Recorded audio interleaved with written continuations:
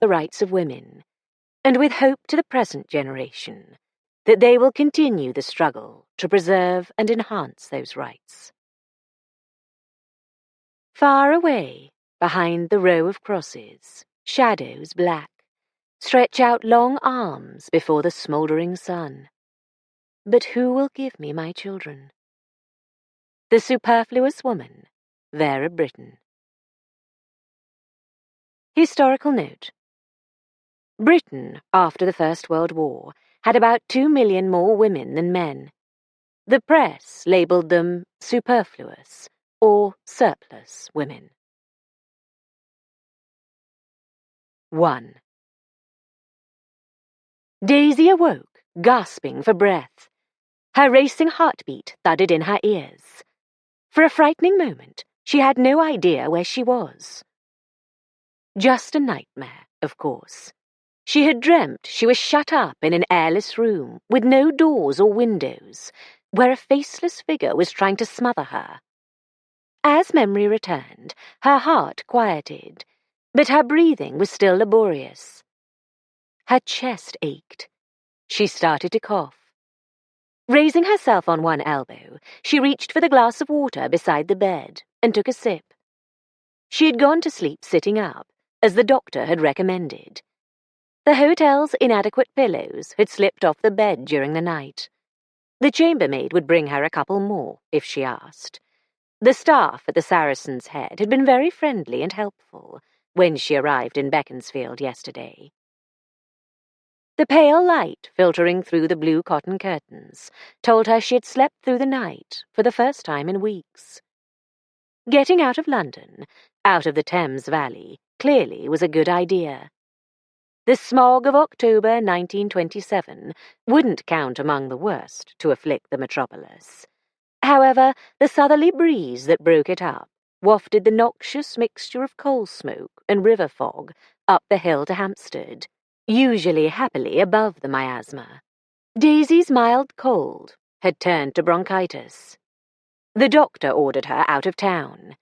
She didn't want to impose her illness on friends, and she felt too rotten for a long journey. Beaconsfield, a small town on the edge of the Chiltern Hills, seemed ideal. The air was clean. She was breathing more easily already. She was about to leave the warm nest of her bed to retrieve the pillows when she heard a tentative knock on the door. "Who is it?" "Your tea, madam." "Come in." Calling out set off another fit of coughing. "Oh, madam, you don't half sound bad." The local speech featured unvoiced final consonants, much easier to understand than some dialects Daisy had encountered. She very soon stopped noticing. "You better have a cuppa, quick." The maid, a sturdy, sandy-haired, freckled young woman of about Daisy's age, set down the small tray and poured. "Here, careful now. You don't want it to go down the wrong way." Daisy managed to stop coughing for long enough to sip, and then to empty the cup. It soothed her throat a bit. "Thanks. Weren't you waiting in the dining room yesterday evening?" "That's right. I'm a waitress, really. I don't do the cleaning and such, but I live in, so it's easy to help out with early morning teas, and sometimes on reception, to oblige. And to earn a bit extra, too," she confided. "I'm saving up to go to London and learn to type. I want to work in an office." "Good for you. What's your name?" "Sally, madam. Sally Hedger. Properly, Sarah. There's another cup in the pot if you want it, and a couple of biscuits. I saw you didn't eat enough dinner to keep a flea alive." "I was too tired, and my throat's a bit sore from coughing. I haven't been very well, so I came to Beaconsfield to breathe the country air. It's already doing me good. Would you mind awfully picking up my pillows? I seem to have knocked them off in the night." "Here you go." Sally plumped them up and put them behind Daisy's back. "That'll be comfier for you.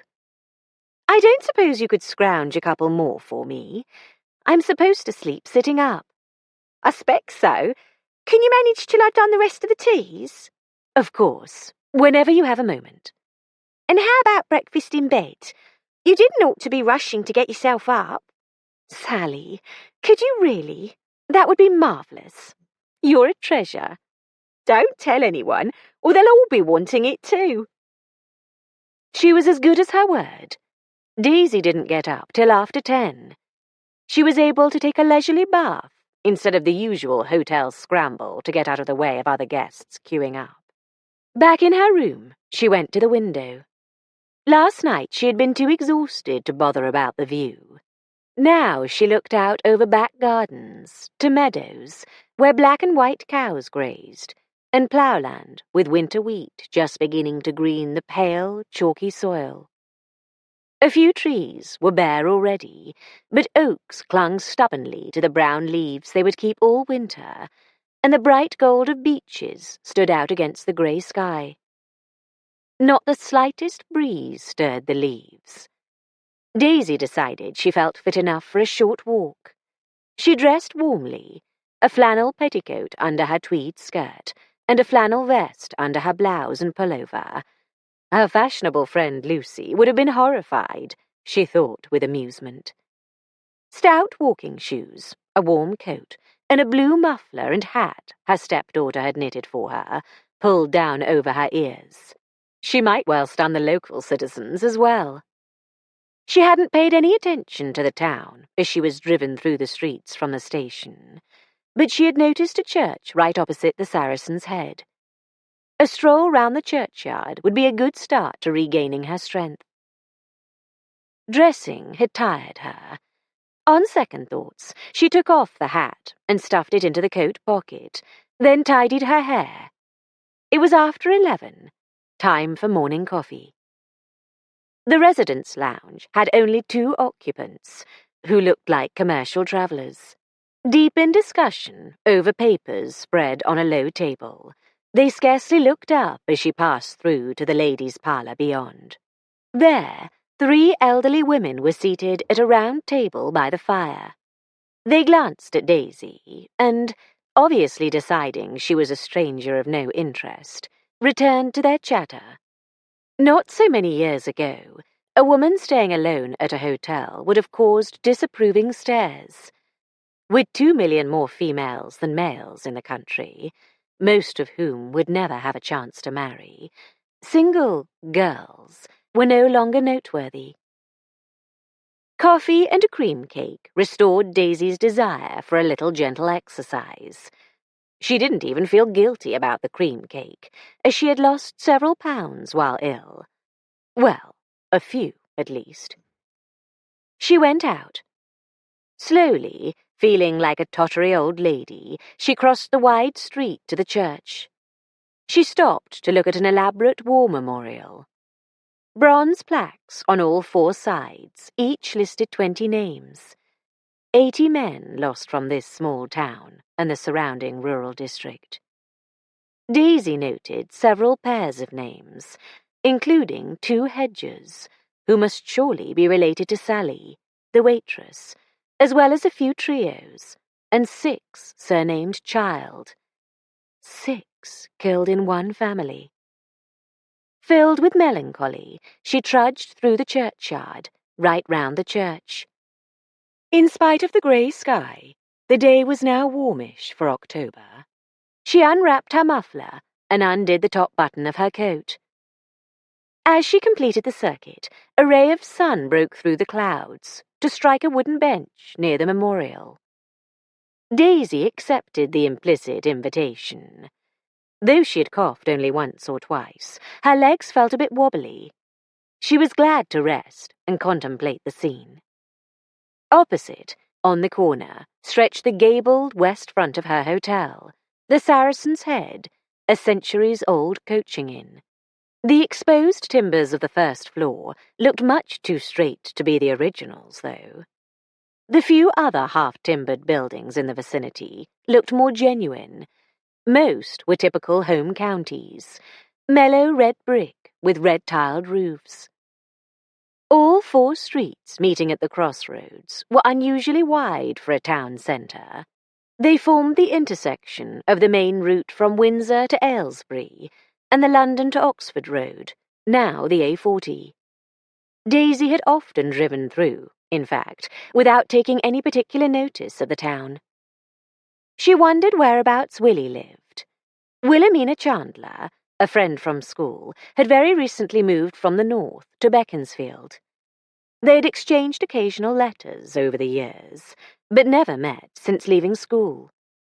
Daisy hoped to call on her and refresh their friendship, once she had recovered a bit more strength and was sure the coughing spells were a thing of the past.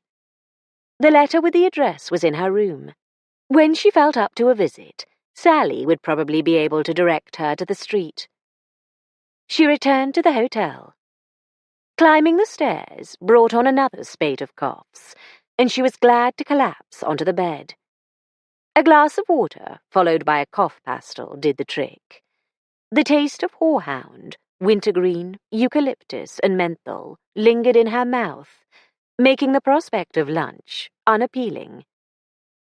In the end, telling herself firmly that she must keep up her strength, she went down to the restaurant just before they stopped serving lunch. Only half a dozen people were there, and most of them were just finishing their meals, so Daisy was able to chat with Sally. The waitress brought a bowl of oxtail soup. "This'll do you good, madam. If I was you, I'd have the shepherd's pie after. Nothing in it to scrape a sore throat. It'll go down a fair treat. Stewed apple and custard for afters?" Daisy assented.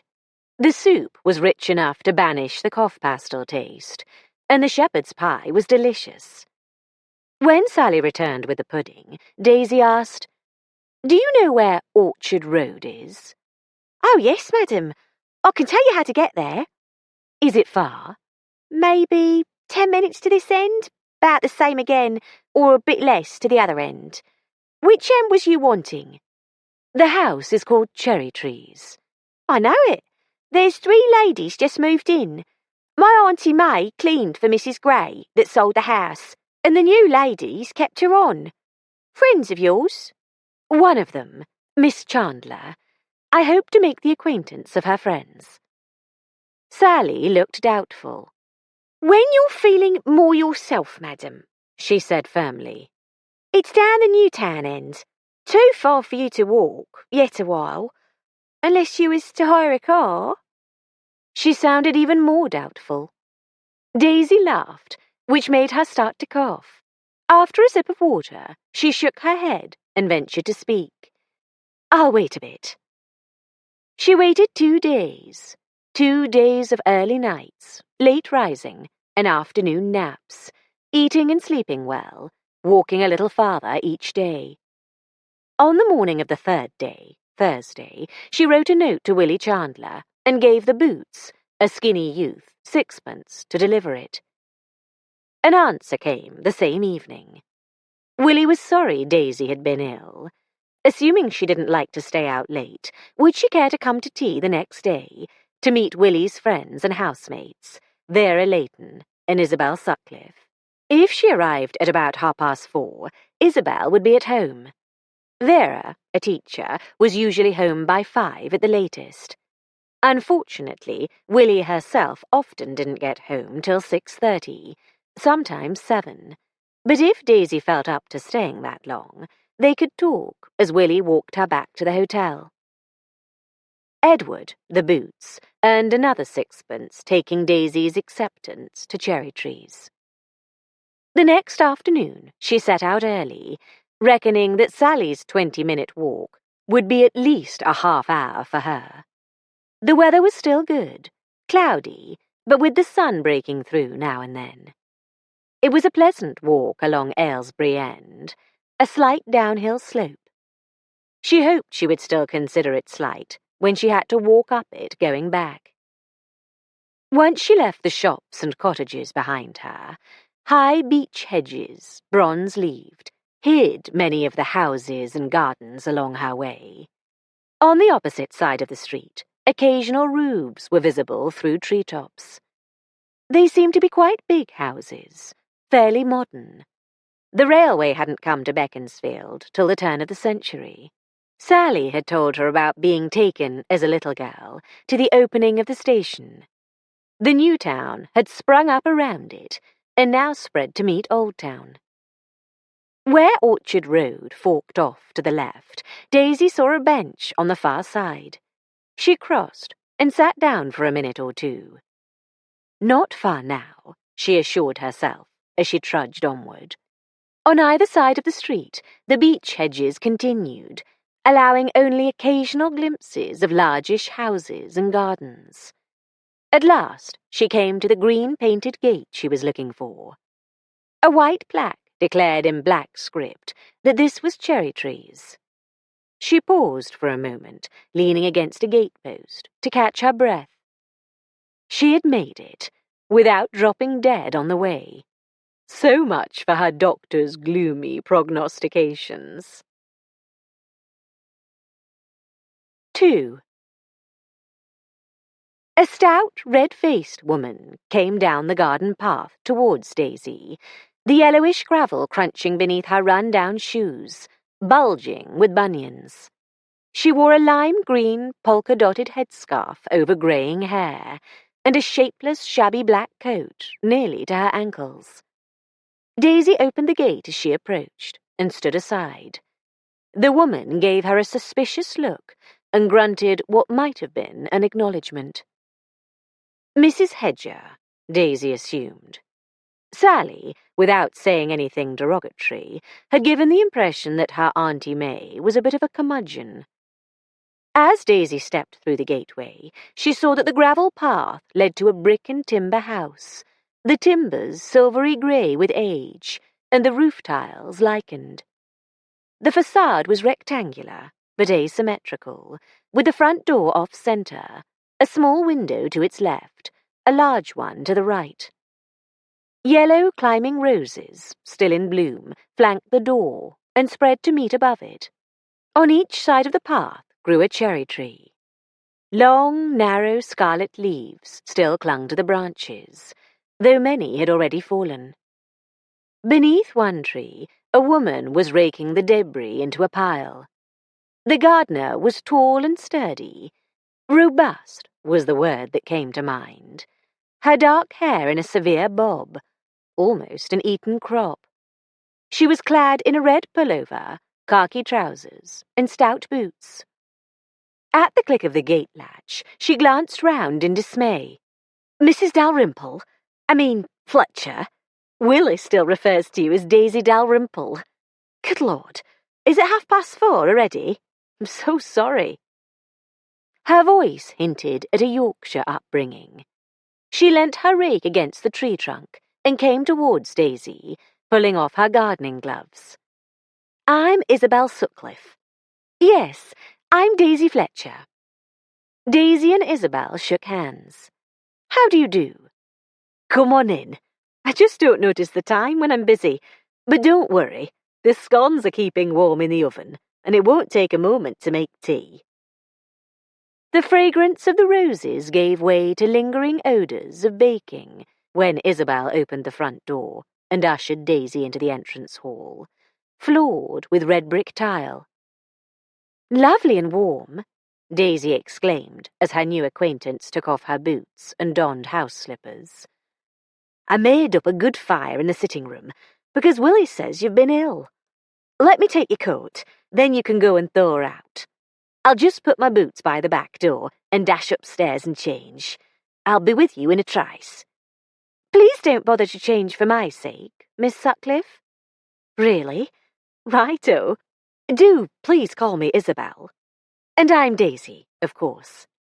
The furniture in the sitting room was craftsman-style beechwood, upholstered in a modern geometrical dark and light blue print, with blue and white curtains drawn across the wide window. Sinking into a large, well-cushioned chair, Daisy held out her hands to the roaring fire. The original fireplace had been huge, surrounded by smoke-blackened beams.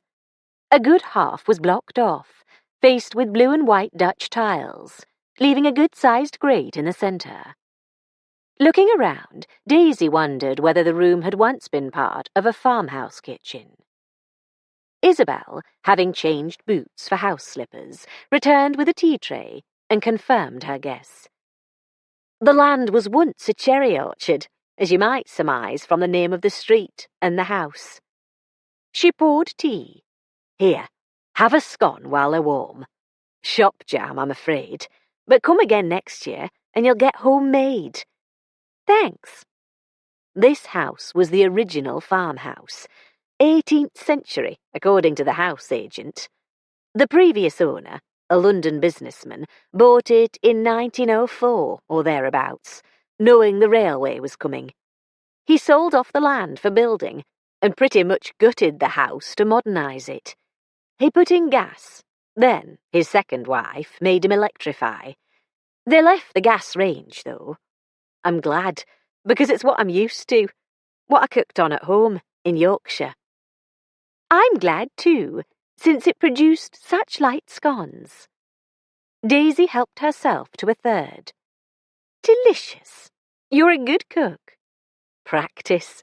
Mother and I turned our house into lodgings when Papa died. That's how I met Willie and Vera. They were among our lodgers. How did you end up here in Bucks? You know Willie went from typist to bookkeeper to chartered accountant. Yes, she was always good at arithmetic at school. We didn't go as far as anything worthy of being called maths. Unsuitable for ladies, and too taxing for our delicate female brains. Willie was probably the only one who actually enjoyed numbers and would have liked to go further. Isabel grinned. Incomprehensible, isn't it? A lot of people at her old firm were green with envy, and one old fuddy-duddy of a partner didn't approve of a woman in that position, so she went looking for another job. She got one in High Wycombe and found digs there. Vera and I decided to follow her south. After my mother died, we sort of became a family. You know the situation. Nearly 1 million men dead, and many more disabled in the war. Superfluous women, they call us. I was lucky, Daisy said soberly. Meeting Alec and us falling for each other, I mean. Vera's a teacher, Willie said. That's right. Luckily, there was an opening in the junior school here in Beaconsfield. She came down in August. I put my house and furniture up for sale and joined them when it sold. We were in horrible lodgings in Wycombe while I hunted for a place to buy. They'd both saved a bit of money, so we went in together. But of course my share is by far the biggest, which is just as well, as I have no skills except housekeeping and gardening. Sorry, I'm talking your ears off. No, you're not. I'm interested. Besides, talking still makes me start coughing sometimes, so I'm much better off listening. Yes, I'd love another cup, please, she added, as Isabel lifted the teapot in her direction. And is that Parkin? I adore Parkin. It is. Let me cut you a slice. The thing is, we haven't been here long enough to make any friends, so I'm pretty much alone all day, except for the shopping and our cha 3 days a week. And she's not exactly chatty. Mrs. Hedger? How on earth did you know? Her niece is a waitress at the Saracen's Head. Sally's chatty, all right. Very friendly and helpful. Oh, yes. She came over to give her aunt a hand one day. Mrs. H is the grim-faced sort. Never 2 words when one will do. But she's efficient. It wouldn't be easy to replace her in a small place like this, so I'm glad she was willing to stay on when Mrs. Gray left. She already knows things like how to cope with the cranky boiler and how to open the desk drawer that always sticks. Very handy. We bought the furnishings with the house, you see. Mrs. Gray was going abroad and wanted to get rid of everything. She's recently widowed, poor thing, though I can't say she seemed exactly grief-stricken when she showed us round the house. Mr. Vaughan, the house agent, told us her husband was 30 years older. A lot of us surplus women grasp anything in trousers they can catch. Isabel grimaced. No, that was catty. I don't know anything about their marriage. I know what you mean, though. I expect I shall turn into a catty old maid. Isabel seemed unconcerned at the prospect. The others have careers to occupy their minds, but I—" She raised her head, as if listening. "The front door. That'll be Vera. If you'll excuse me, I'll just go and put on the kettle. She'll be dying for her tea." Daisy heard voices in the hall. Then Vera Layton came in. A wiry woman, she had mousy, frizzy hair pulled back in a knot, with exuberant wisps escaping. It was the only exuberant thing about her. She looked tired, and her dark grey skirt and jacket and prim white blouse did nothing to enliven the picture, though doubtless proper for a schoolmistress. She introduced herself in a low, pleasant voice. Perching on the arm of a chair, she said, "I'm glad you're recovered enough to come to tea. Isabel and I have been longing to meet you. We read your articles in Town and Country, of course, and Willie has told us so much about you." Daisy wondered how much Willie could find to say about her writing. She was sure she had asked her friend not to mention that Alec was a police detective, and she certainly hadn't disclosed her own unorthodox activities in the detecting line. If that was what Vera was talking about, Willie must have heard through the old girl's bush telegraph. "Well," she temporized, "one should never say that." Vera smiled, lighting up with amusement, so that she became quite attractive, almost pretty. "It always makes me want to ask, what exactly did she tell you? Nothing but good, I assure you." Laughing, Daisy agreed. "I've never found a response that wasn't either discourteous or defensive. I'll just have to reciprocate in kind. Isabel told me you found a job here just when you wanted it. You must have had excellent references from your last position." "I was lucky that there was an opening. But yes, I'm a pretty good teacher, though I don't like to boast." "How do you like your new school?" Vera's face clouded. "The children are marvellous. 2 or 3 naughty ones. There always are. None as bad as the little toughs I had in Huddersfield." She hesitated, then decided not to utter the "but" Daisy was sure hovered on her lips. "Willie is our great success story, of course. The first woman chartered accountant, qualified in 1919, and there still aren't many. Where on earth is Izzy with the tea? I'm parched." "Do go and change if you want to. Don't mind me." "Are you sure you don't mind? Teachers are expected to look so boringly respectable, which I dare say I am, but I like to wear a bit of colour at home. I'll be back in 2 ticks."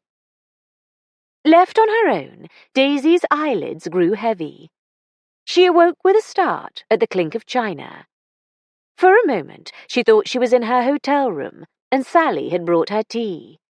She started to thank her, then, blinking, recognized the room and the 2 anxious faces looking at her over the teacups.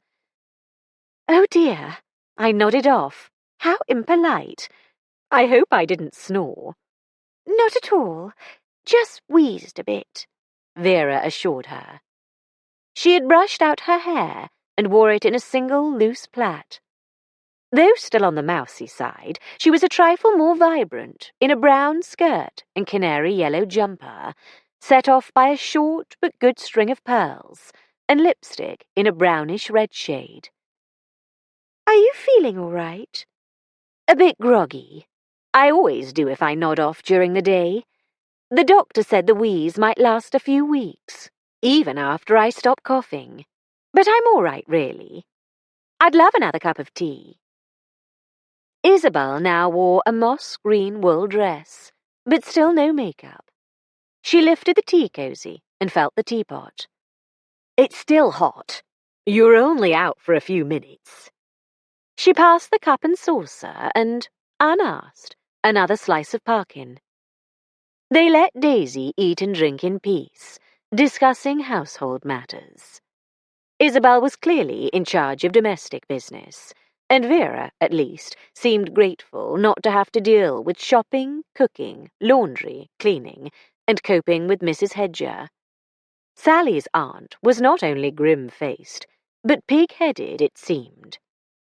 "She has her own way of doing things," said Isabel, "and nothing I say can make her stop straightening the stuff on your desk, Vera. You can try talking to her yourself. If that doesn't work, you'll have to put up with it, or do your own room." I could have killed her when she stacked those books on top of the one paper I needed urgently. I spent half an hour hunting through the other papers, then biked back to school to look for it. "Perhaps it's revenge for the Kirby grips you lose all over the house. I found a couple myself today and put them on the mantelpiece." "Oh, thanks. Sorry, they will fall out, no matter what I do." Vera went to the fireplace, found and pocketed a couple of hair grips, and returned to her chair. "Well," Isabel sighed, "I'll keep checking the notices in the newsagent's window, but chars are hard to come by here, as I was telling Daisy earlier. We were lucky to inherit her." "I inherited my treasure of a cook-housekeeper from my mother-in-law," said Daisy, and instantly regretted her words. She hoped she didn't sound as if she were bragging about her marriage, her treasure, or being able to afford a cook-housekeeper, not to mention other servants. "Mrs. Hedger seems to be a mixed blessing," she added quickly. Perhaps the woman had been soured by losing a close relative in the war, one or even both of the two Hedgers on the memorial. But that was another topic best avoided. The chances were that Vera or Isabel, or both, had lost people they loved. Kind and friendly as they were, Daisy had only just met them. They were still strangers. She didn't know what subjects they were touchy about. Vera sighed. "I suppose it'll teach me to keep my desk clear. I'm glad you're the one who has to deal with her." "She's more of a holly hedge than a beech hedge," said Isabel, "but I'd rather cope with her than a classroom full of children. Daisy, you have twins. They must be a handful. Do they go to school yet?" "No, they're just toddlers. I have help with them, thank goodness. And talking of prickly, their nanny qualifies as a gorse thicket. My stepdaughter is 14 and away at school except for the holidays. She's a darling, though, not at all difficult." "I seem to remember being at my worst at 15. That's why I trained for primary teaching, not secondary." "My mother claims I was always difficult," said Daisy, "and still am, come to that." Vera laughed. "Tell us about your babies, Daisy, if it won't set you coughing." Daisy was always ready to talk about Oliver and Miranda, and both women seemed genuinely amused by stories of the twins' antics. Given that Vera and Isabel had little chance of becoming mothers, Daisy included a tale or two of naughtiness and illness, to remind them that having children wasn't all sunshine and roses. "I miss them," she said. "I haven't seen them for weeks, except for blowing kisses from the door, for fear of infection." Vera shook her head. "Believe me, I'm pretty good at judging when a child with the sniffles is going to spread them to the whole class. I doubt you're infectious still." "That's what my doctor told me before I came away, or I wouldn't be visiting you." "Is Daisy here?" Willie breezed in, bringing a breath of cold air. "Daisy, old top, it's good to see you. How are you?"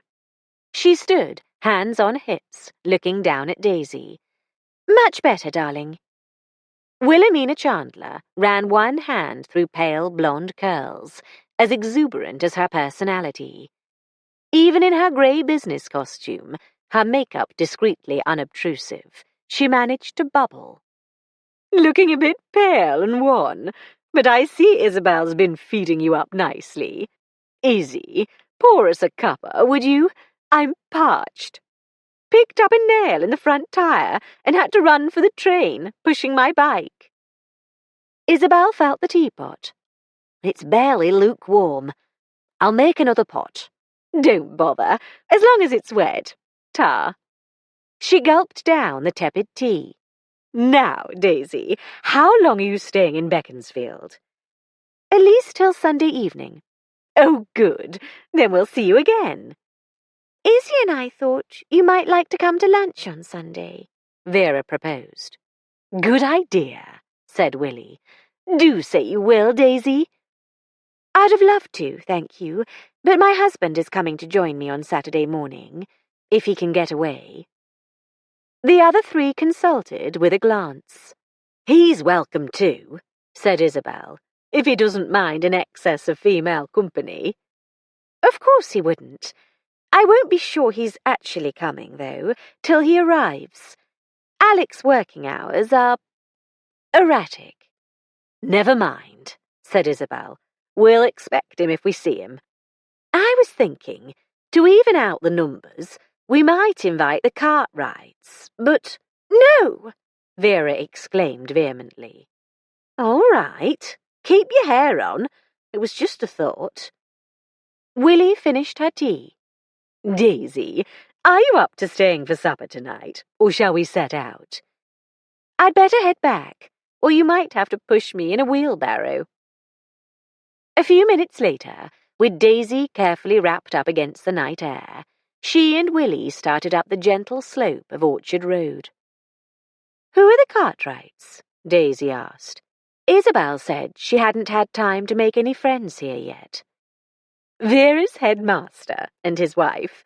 They invited her over for drinks one Sunday, soon after the beginning of term, and we haven't returned their hospitality, partly because we've only just got the house sorted out.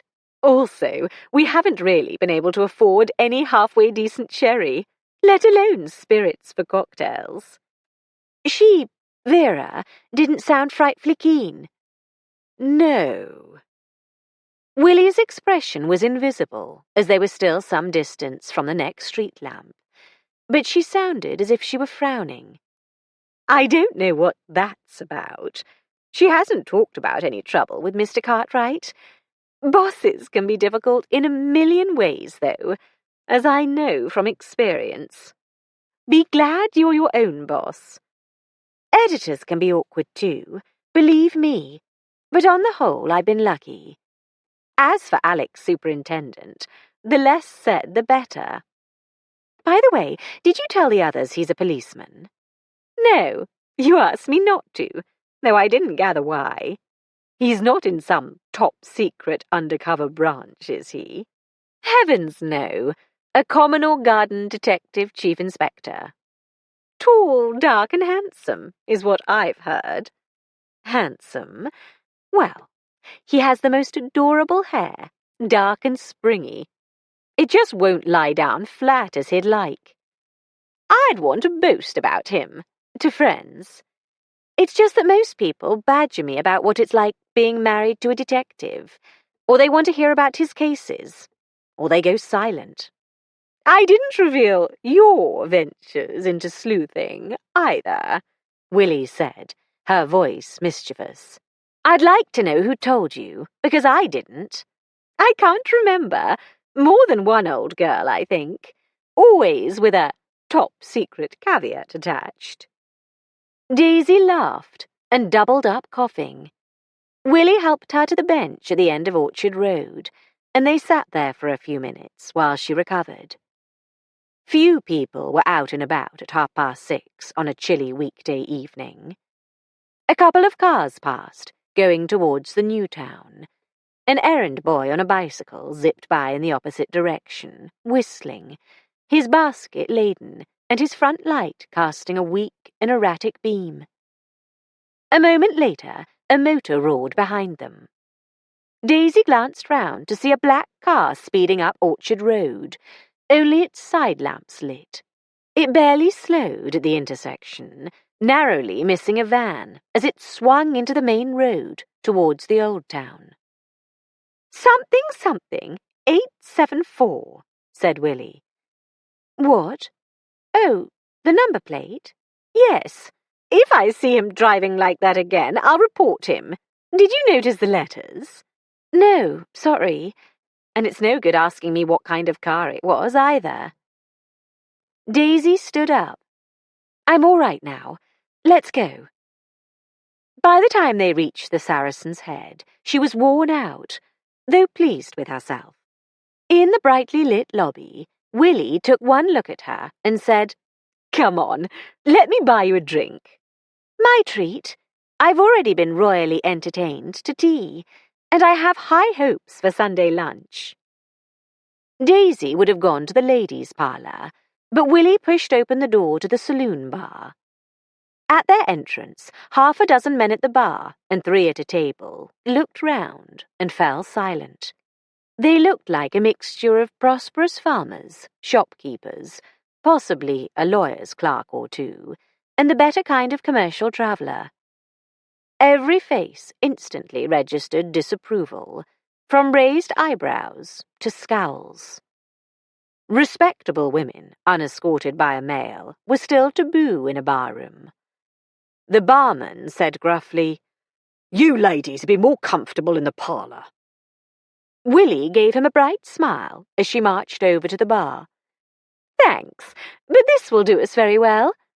What's yours, Daisy? A hot toddy?" "Vermouth and soda, please." She delved into her bag for money. "And I'll have a half of draft, mild." Stony-faced, the man poured and siphoned Daisy's drink and drew Willie's.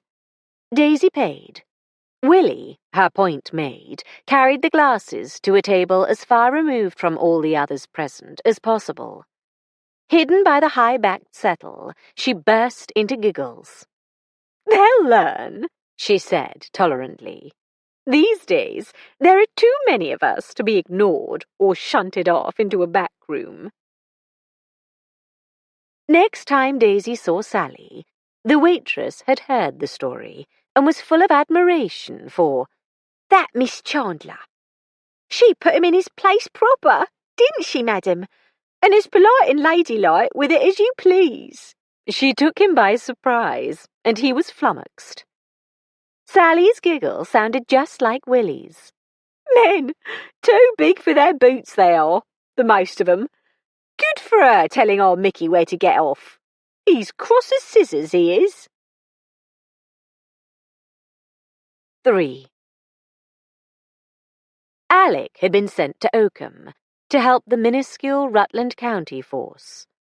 2 simultaneous investigations had overwhelmed their meagre resources.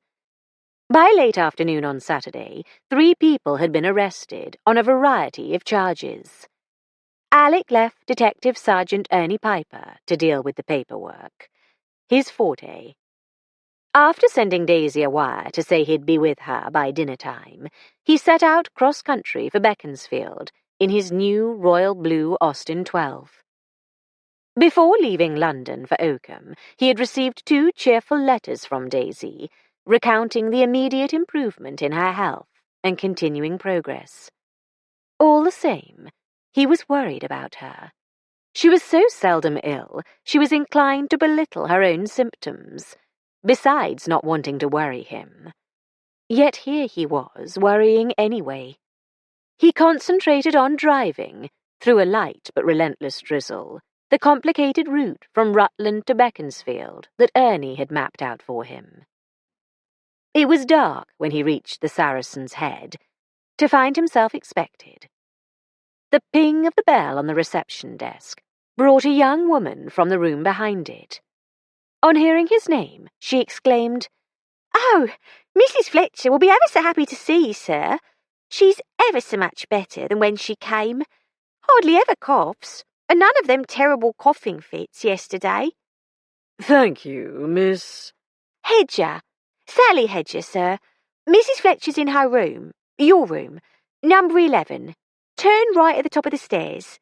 She has a key, and here's another one for you, in case you need it." "Thanks." "Any bags to be brought in, sir?"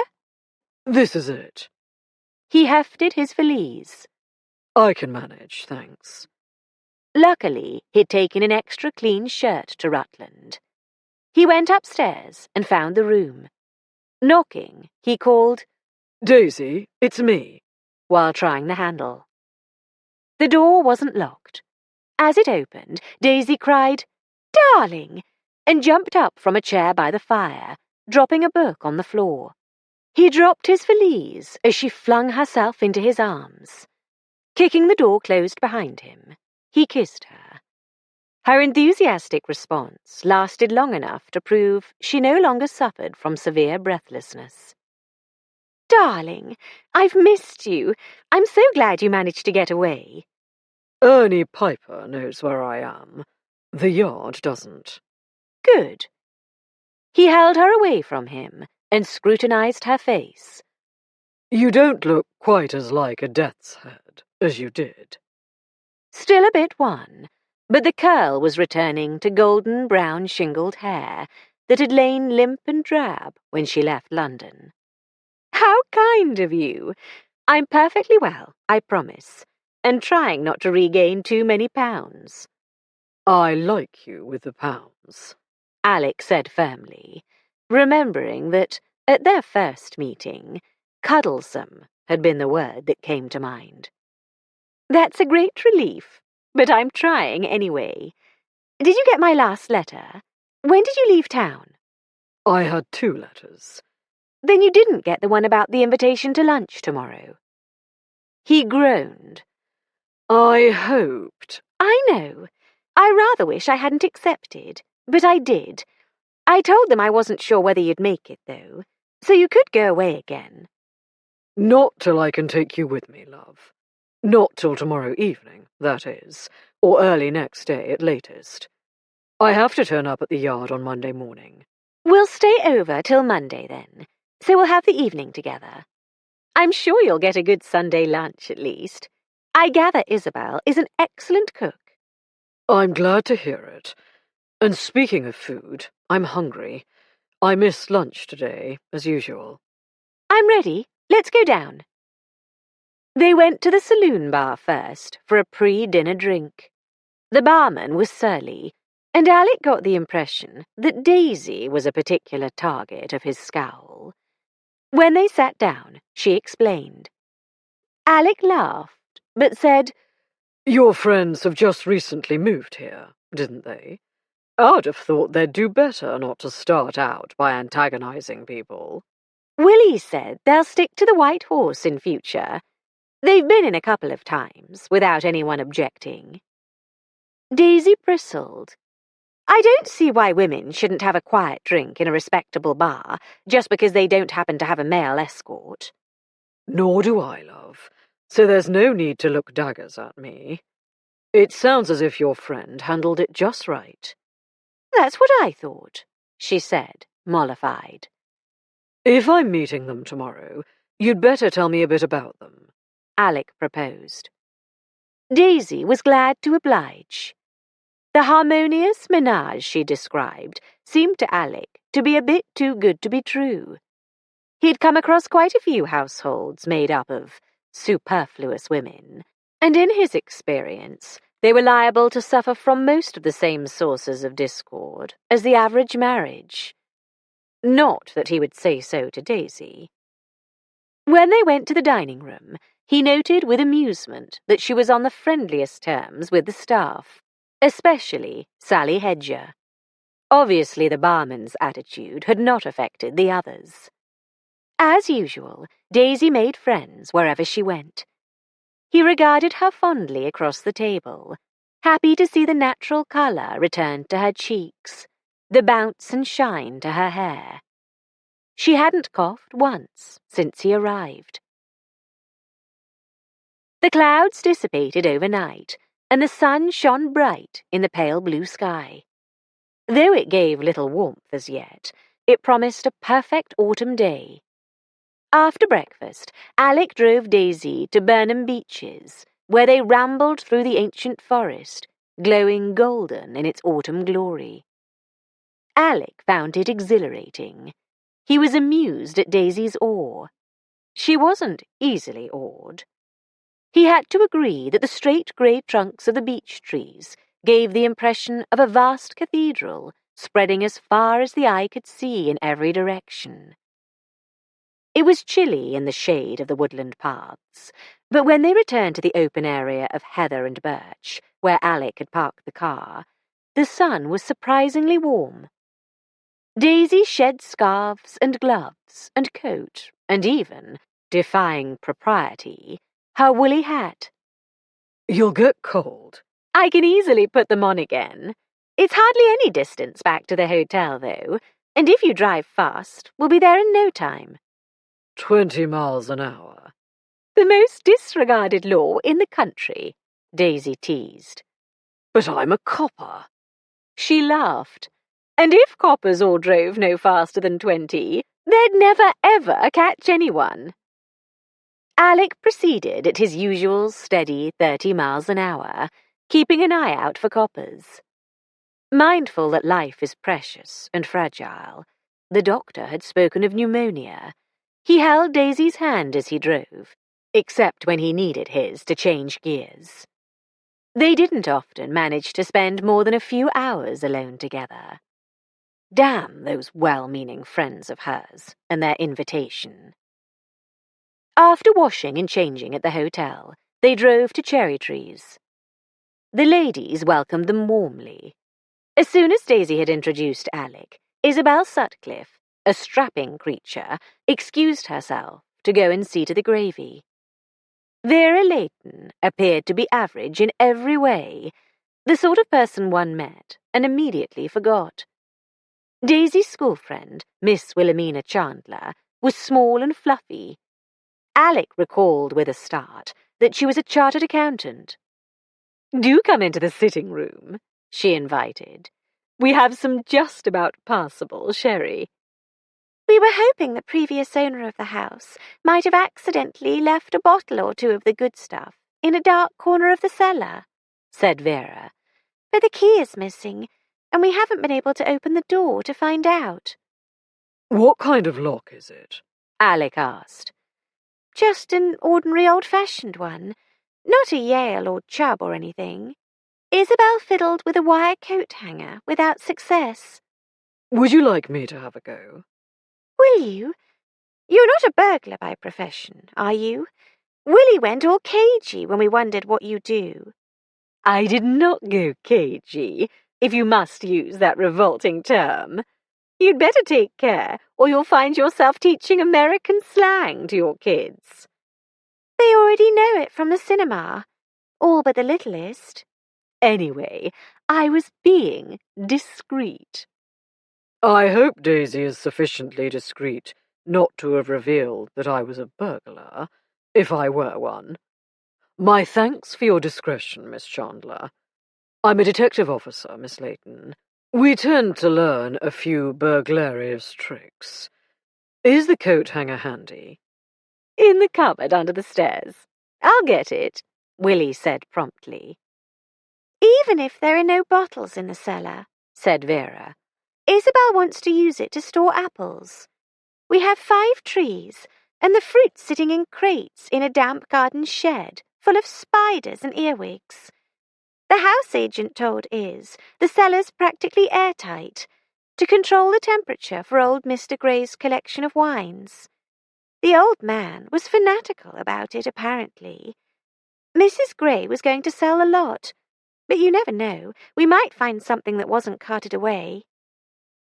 Willie reappeared with an unravelled coat hanger and a torch. "I'm not sure if there's electric light down there. This way." Alec followed her across the hall, Daisy and Vera trailing behind. At the rear, an open door revealed a dining room, the table set for lunch. Willie turned into a narrow passage, with a staircase on the right leading up to the first floor. A door in the left-hand wall also stood open. Daisy peeked in and saw the kitchen, with Isabel stirring something on the stove. An appetizing smell of roast beef wafted out. At the end of the corridor was a half-glazed door to the outside. Beside it, on the left, a row of pegs held coats, with a shelf above for hats and a row of rubber boots beneath. Willie gestured at a door on the right, under the stairs. "This is it, Mr. Fletcher. May I watch?" "Really, Willie?" Vera exclaimed. "I promise I won't take up burglary." You're welcome to watch, but you won't learn much. It's mostly a matter of feel. Alec bent the wire to the angle most likely to be helpful. The keyhole had a hinged draft excluder.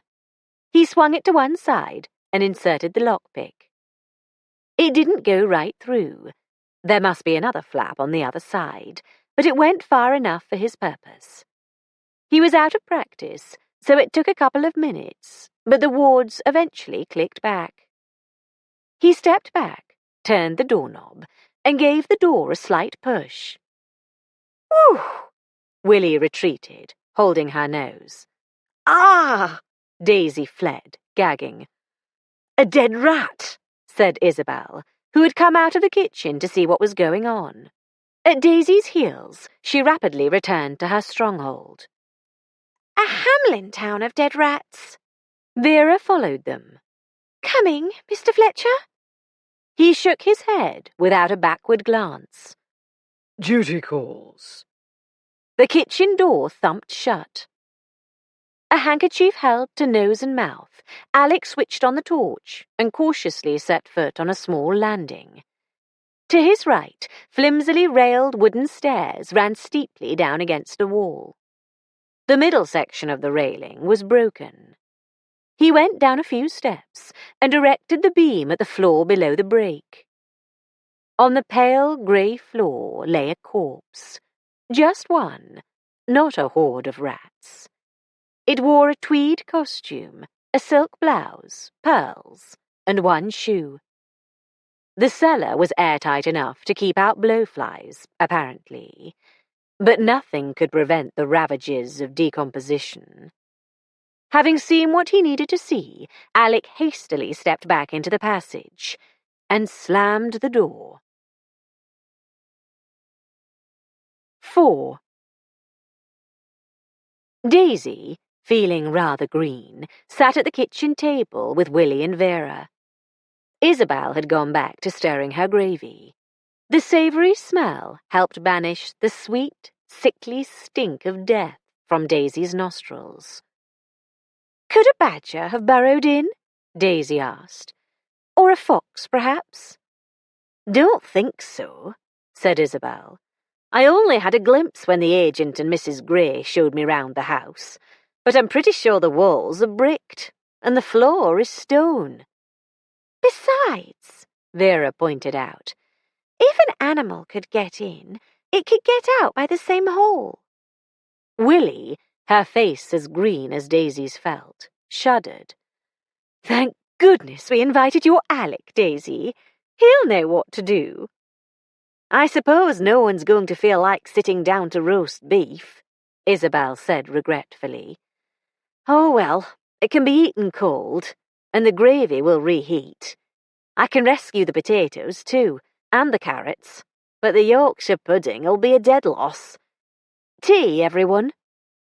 She filled and plugged in an electric kettle. "So, let's face it," said Vera, her eyes filled with horror. "It's a person. But who on earth?" Alec came in, opening the door as little as possible to squeeze through and closing it sharply behind him. In spite of these precautions, a nauseating whiff accompanied him. His clothes were probably permeated, Daisy thought in dismay. I've opened the side and front doors and all the downstairs windows to air the place out. I checked that all the doors upstairs are shut. I suggest you stay in here for the moment, all together. Are you on the telephone? "No, we're waiting for them to connect it," Isabel told him. "There's a phone box just round the corner in Station Road, outside the post office. 3 minutes' walk." Where's the police station? "I think it's in the old town." "Yes," Vera confirmed. "Wickham End. Practically next door to your hotel." I'll ring then, unless I meet your beat Bobby on the way. Not rats, as you'll have guessed. "Would you like one of us to go and phone?" Willie asked reluctantly. No, thanks. I'd better. There's nothing to be done until the local force takes over. I haven't attempted to relock the cellar door. I assume none of you is likely to open it. "No fear," they chorused. Darling, are you going to tell them you're from Scotland Yard? Alec grimaced. I'd rather not. They won't like it. But on the other hand, they're pretty well bound to find out, and then they'll be offended. Best policy is to reveal all up front. He looked round the table.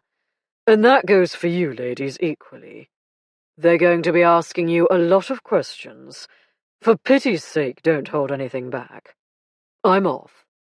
Turn right at the gate, Isabel directed him. Then left on Station Road, and it's on your right. Thanks. Thank you, and thank goodness you're here. With a wave, he departed, once again letting in the horrible stench of death. Damn and blast, said Daisy. Only Vera appeared slightly shocked. Why? Asked Isabel, making tea. We're the ones who are going to be interrogated. At least, I imagine it must have been there since before you even came to Beaconsfield. Probably. It's not a subject I've studied intensively, but considering the cool, dry conditions in the cellar, I should think it must have been there quite a while. Ugh! Willie shivered. But Alec found the body, so he's a witness. He can't possibly keep it from his superintendent, and Mr. Crane will blame me, as usual. Blame you for what? Vera demanded. He has no reason to blame you for anything. He doesn't need a reason. Whenever I'm within 100 miles of a case Alec's involved with, he's convinced I'm interfering. That's not fair. Fairer than you might suppose, Willie put in, a trifle maliciously. But never mind, Daisy said hurriedly, to forestall any questions from the other two on the fairness, or otherwise, of Superintendent Crane's strictures. It's not likely Alec will have anything to do with the case, apart from giving a statement about finding the body. The local police almost always want to run things themselves, and he can't just butt in without being invited. Their first question's going to be, who is it? They won't get very far without identification. Any ideas? Except you, Daisy. We haven't had any visitors since we moved in. Isabel had been stowing away the unwanted meal in the larder. Now she came to sit with the others, pouring herself a cup of tea. Not even the vicar, though Vera goes to church. He's a rector, not a vicar, Vera said. He did drop by once, one evening when you two had gone to the cinema. I didn't mention it, because I didn't think you'd be interested, and you were so busy telling me about the films. I gave him a cup of tea. He didn't go anywhere near the cellar door. Anyway, he hasn't gone missing, said Willie. No one else has called, Isabel continued. I'm here most of the time. Do you lock all the doors when you go out? Well, no, not if I just pop round to the shops. But why would anyone come into the house uninvited? To snoop, Vera suggested. Or burglars, of course. In daylight, when I might return any moment. You ought to get a watchdog, said Daisy. Anyway, nothing's gone missing, and no bag of swag found lying about the house. Not to mention, said Willie, that to get into the cellar, a burglar would have to have a key. Not if he had a lockpick, Daisy pointed out, or a picklock, or whatever it's called. Alec easily managed with a coat hanger.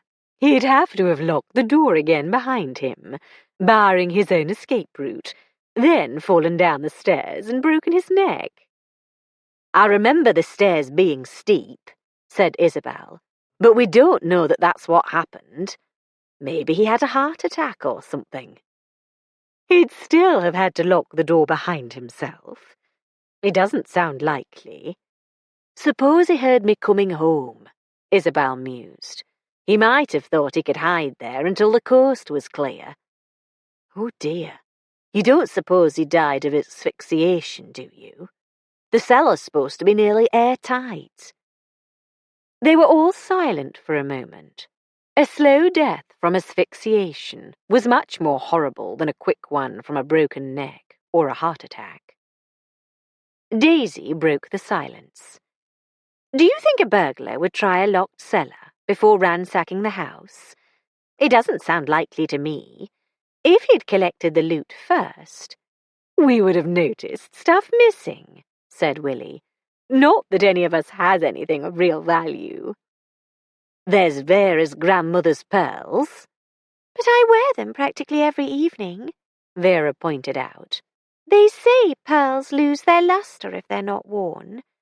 And Isabel's silver. It's all present and correct.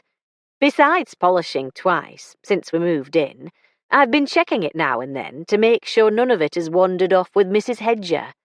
So far, so good. She has her faults, but dishonesty doesn't seem to be one of them. And she hasn't got a key to the cellar? Daisy checked.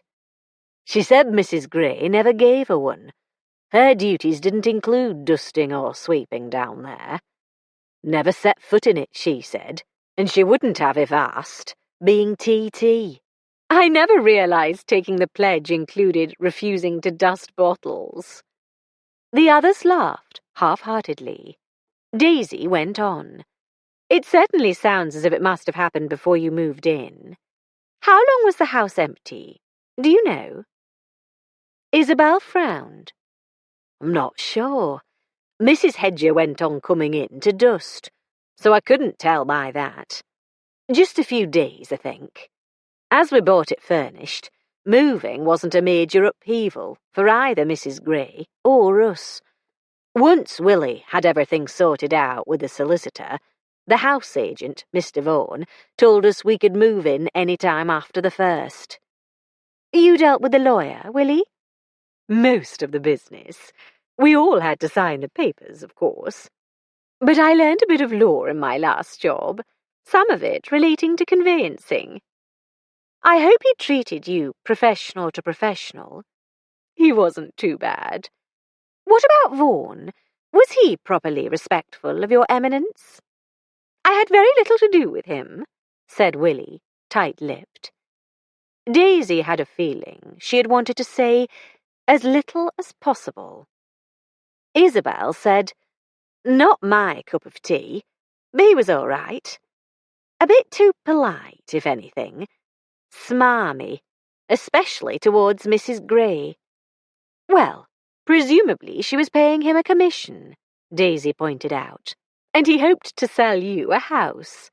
I expect it's a job that calls for a bit of smarm. Isabel and Vera laughed. Then Vera said guiltily, We shouldn't be laughing. What if the police arrived and heard us? I wish they'd hurry, said Willie. Meanwhile, as Alec hurried up Orchard Road and crossed Station Road to the telephone box, he was in two minds as to whether to ring the Beaconsfield police, probably a sergeant and a couple of bobbies, or County HQ. Also, since sooner or later he'd have to reveal his credentials, should he do so at once, on the telephone, or wait until he spoke in person to a detective? It wouldn't make much difference in the end. Some local coppers were happy to have help from Scotland Yard, official or unofficial. Some bitterly resented the implication that they couldn't cope on their own. Might as well tell them right away. He'd better not disgruntle the local bobby by going over his head, he decided. He asked the operator for the Beaconsfield police station. Inspector Neal's on holiday, sir. Sergeant Harris is in charge. He'll be at home this time of day. This is urgent. If he's on duty, or even if he's off, come to that, I don't care where he is. Yes, sir. A woman answered the phone. Alec asked for Sergeant Harris. He's just sat down to his dinner, she said crossly. I'm afraid it's urgent, madam. The next sound that came to Alec's ear was a repressed belch. His own stomach rumbled sympathetically, and he thought with longing of roast beef and Yorkshire pudding. Now then, Harris grumbled. What's so urgent a man can't be left to eat his dinner in peace? A body, Sergeant. The ensuing pause somehow conveyed disbelief rather than shock. After a few seconds, the voice came laden with suspicion. And who might this be as I'm speaking to? My name's Fletcher. Alec Fletcher. As it happens, I'm an officer with the Metropolitan Police. No need to announce his rank, nor to mention Scotland Yard. Let me make it clear. I'm not on duty. My wife and I are visiting friends. It's pure chance that it was I who discovered the deceased. Pure chance, was it, sir? Just where exactly was you when pure chance led you to this dead man? Woman. Alec was beginning to feel as if he'd swapped roles with Daisy. She had more than once complained of scepticism on the part of authorities when she dutifully reported having happened upon a body. Oh, a woman, eh? And I suppose you're going to tell me you've never seen her before in your life. I think it extremely unlikely that I've ever seen her before, far less made her acquaintance. But in the circumstances, it's impossible to make a positive statement either way. Perhaps you'd better come and see for yourself. I'll do that, sir. And you just stay put till I get there, if you please.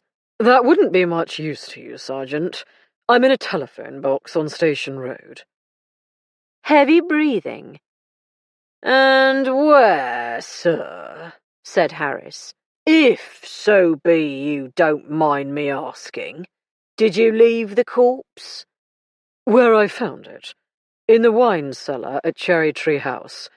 No, just plain cherry trees. Orchard Road. Cherry trees. New people. 3 old maids, isn't it? I don't think they'd appreciate that description. I'm going back to the house now. I'll see you there shortly. Striding back up Orchard Road, he hoped the foul stink had cleared from the house.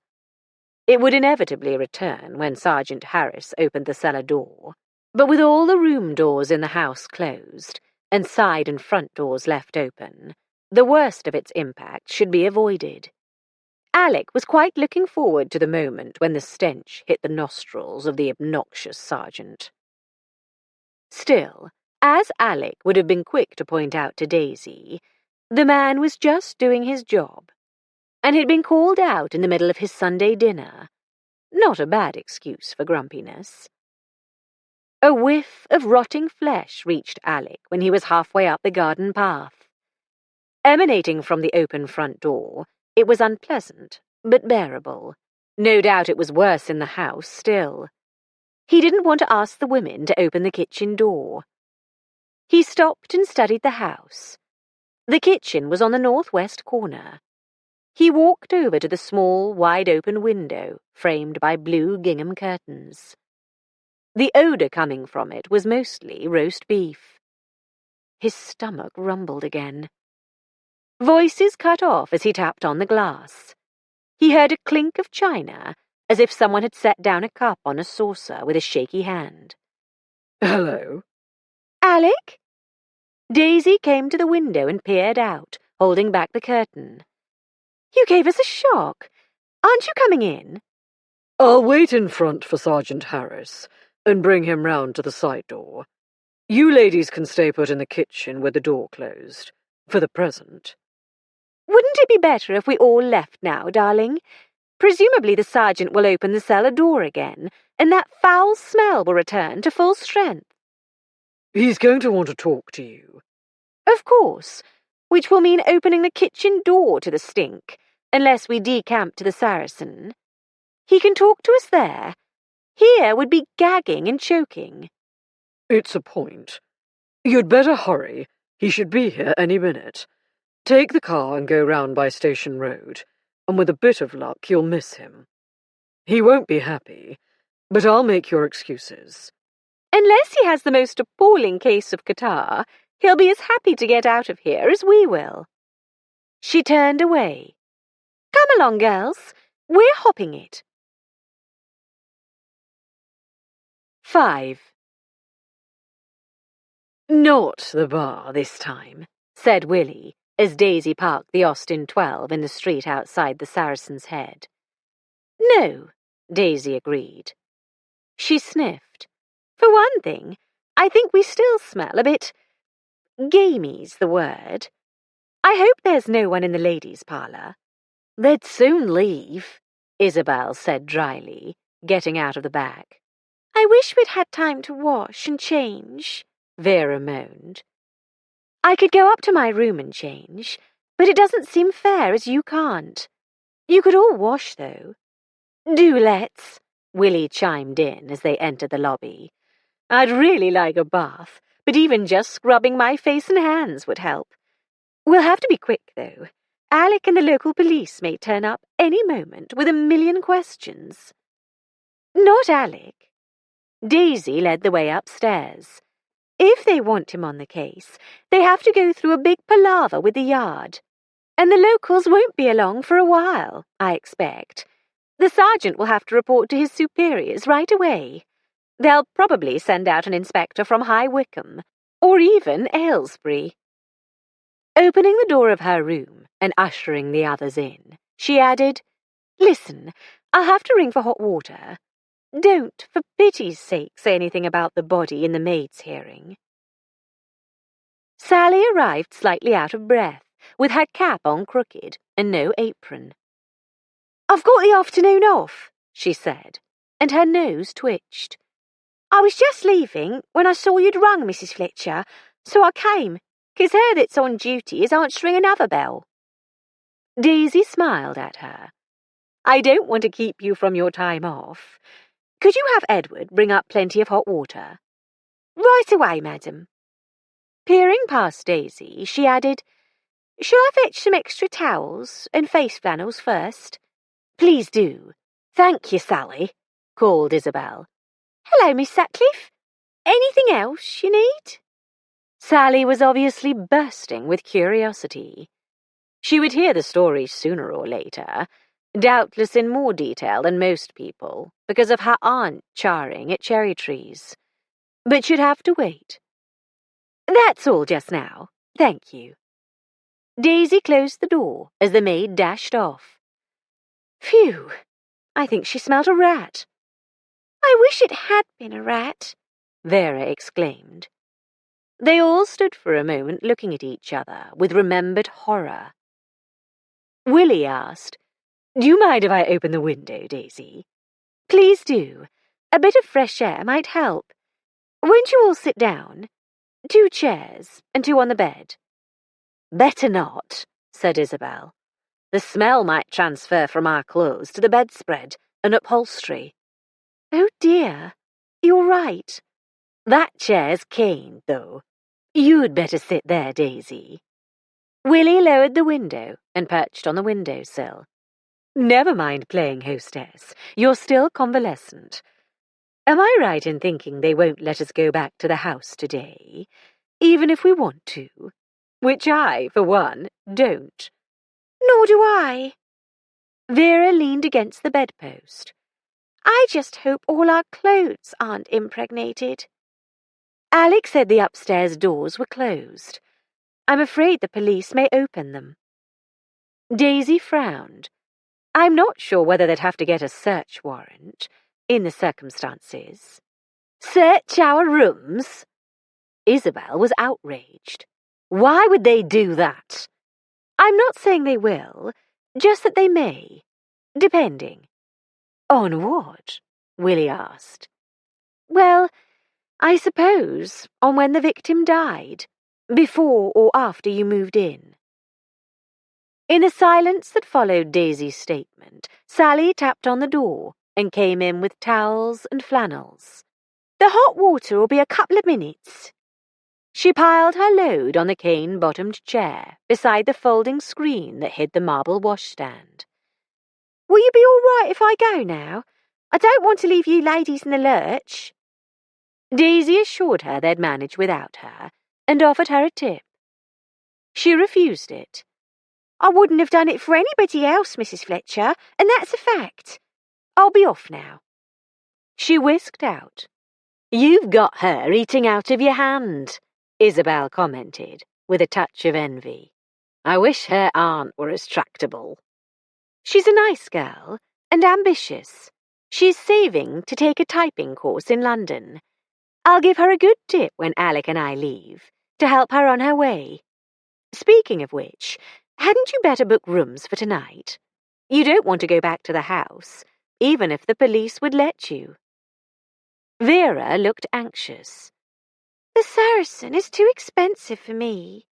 We'll see if we can share a room with 2 beds and a truckle, Isabel suggested.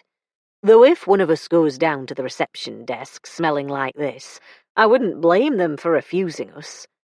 Daisy has clean clothes she can change into, Willie reminded them. Daisy, would you mind? Of course not. Here's our hot water. She opened the door to admit the boots, struggling with several steaming water cans. Thanks, Edward. He disappeared behind the screen, and the metal cans clinked on the marble. Unlike Sally, he didn't appear to notice any untoward effluvium. Also, unlike the maid, he had no qualms about accepting a generous tip. He went off whistling. If I'm to put on clean clothes, said Daisy, I think I'll have a bath.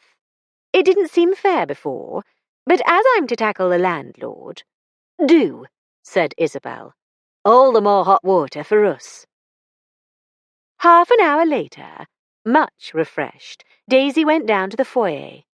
The proprietor himself came in response to the bell. Mr. Whitford was short, round, rubicund, and smiling, like an idealized innkeeper straight out of Dickens. He continued to beam as he affirmed that he had a vacant room that would suit Daisy's friends down to the ground, with the addition of a remarkably comfortable folding cot that the boots would fetch down from the attic. And the names of your friends, madam? He asked, pencil poised over the register. Miss Wilhelmina Chandler, Miss Isabel Sutcliffe, Miss Vera Layton. He looked up, eyebrows raised. Miss Layton? That'd be the new teacher? Yes, that's right. Summit wrong at the house? The truth, and nothing but the truth, but not by any means the whole truth. There's a nasty smell. Drains. That's an old house, that is. The last people were always having trouble with the drains. My cousin, he's a plumber, and he knows them drains inside out, backward and forward. Here, let me write down his name for the ladies. Not but what May Hedger will tell 'em he's the one they want. Thank you, I'll give it to them, but they already have someone looking into the matter. Never mind, eh? They'll end up wanting his help, I don't doubt. Now, here's the key to the room. 2 of 'em's all I've got. I'm sure they'll manage. And I'll see the cot set up within the hour. Thank you very much, Mr. Whitford. The landlord leaned across the counter and lowered his voice confidentially. Truth is, I wouldn't do it for just anyone, but my daughter's boy, as wasn't any too keen on learning his letters, he likes going to school since Miss Layton's come. He nodded and winked. Not at all sure what his manner was intended to convey, Daisy smiled in response and returned upstairs. Opening the bedroom door, she took a shallow breath as she stepped in, then sniffed. It's not half as bad as it was, she announced. I can still smell it, Vera said unhappily. I wish I had a change of clothes. I could lend you and Willie frocks, though you'd flounder in them. You're both much slimmer than I am, and Willie's shorter. It wouldn't be fair. Izzy's too tall to borrow from you. I expect I can persuade Alec to go and pick up some clothes for you when he gets here. We haven't even got our handbags, Willie pointed out, and I have to have my briefcase for work tomorrow. Alec will sort things out. In the meantime, here's a couple of keys to your own room. They're setting up a cot, which the landlord swears is remarkably comfortable. Isabel looked sceptical. Let's hope we won't have to suffer for too long. Daisy, How long will they keep us out? I really don't know, but I doubt if it will be longer than you'll want to stay away. I wonder whether Mrs. Hedger will be willing to clean the cellar. We may have to hire, I don't know what sort of person or company. Isabel's domestic mind had already returned to the practicalities of their situation. Vera shuddered. "You'll find someone said Willie.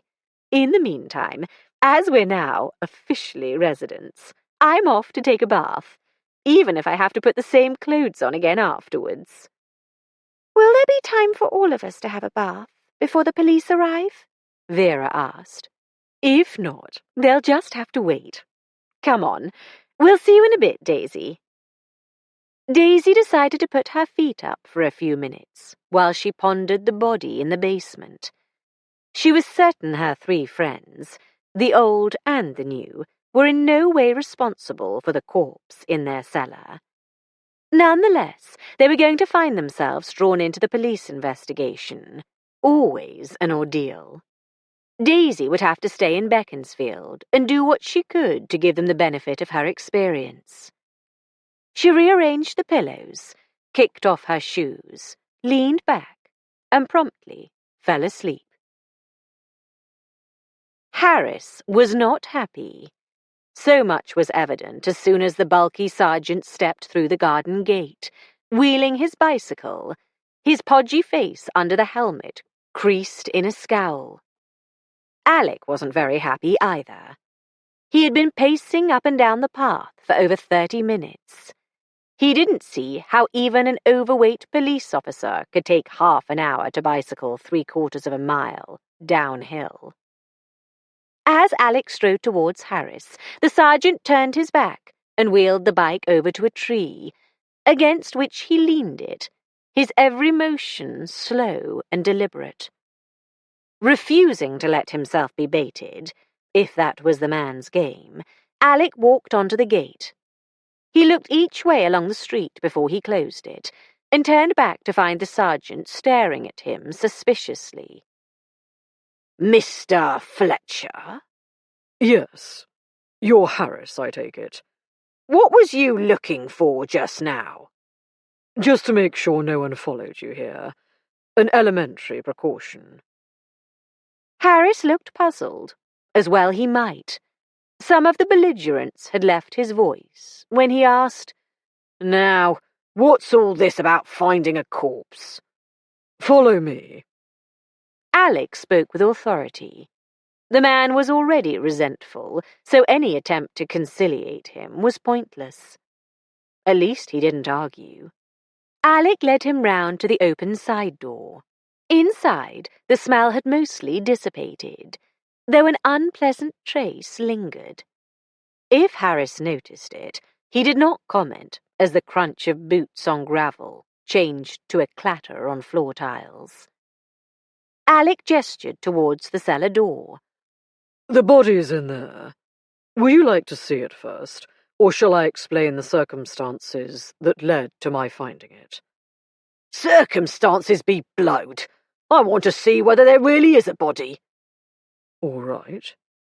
Alec held his handkerchief to his nose as he reached for the door handle. Harris gave him a scornful look. "I thought you Met people were tough." The door swung open. Before he had even cast a glance downwards, the sergeant gagged, his ruddy complexion taking on a ghastly grey-green tint. At top speed, he lumbered to the open side door and disappeared. Having slammed the cellar door shut, Alec went after him at a slightly more leisured pace. Sounds of retching came from the right, so he turned to the left and moved a few feet away to stand with his back to the unhappy sergeant. "I would offer to fetch you a glass of water, Sergeant, but I don't intend to go back into the house for a while. Are you ready to hear how it came about that I—" "Save it for Inspector Underwood," Harris snarled. He smirked as Alec swung round. "He's expecting my call." "I wondered whether you'd rung in. Underwood, is it? High Wycombe or Aylesbury?" "High Wycombe. He'll be here in no time. Where are you going to telephone from? Harris took a step towards the house, shuddered, then hawked and spat. Not in there. They aren't connected yet, as it happens. What are you going to tell Underwood? Why, that it's no false alarm. There really is a body. You haven't actually seen it, though. How do you know? Anyway, there's no need to tell the inspector. I smelled the reek, all right. That's enough for me. I'll stay and guard the house while you go and phone. No need for that. Just lock the place up before you go. Wait, where are you going? Don't leave Beaconsfield till the inspector's seen you. If I were to go, I'd join my wife and the ladies at the Saracen's Head. Unfortunately, they left in rather a hurry and didn't hand over any keys. I can't lock up. Besides which, the house needs airing. Well, don't go mucking about inside. If I had any desire to do so, I had half an hour on my own here before you turned up, Sergeant. I'll be here when you return. Have it your own way. Sulky-faced, Harris trudged past Alec and round the corner of the house. Alec wished he could overhear Harris's report. He wondered whether Underwood would press the man about the appearance of the body.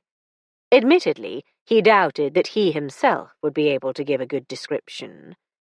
The stench had been so overpowering it befogged his memory, obscuring the scene in spite of his deliberate attempt to fix it in his mind. No blowflies. That was a mercy. But it was odd. The cellar was not absolutely airtight, and carrion flies were exceptionally good at seeking out the smell of death. Although they couldn't find a way in, he'd have expected them to cluster at the keyhole. He tried to recall the moments before he had swung the keyhole cover aside and inserted his pick. Had he been aware of a faint odour, or was it his imagination, in hindsight? No, there had been something, but his olfactory memory insisted it had been the smell of disinfectant, not decay.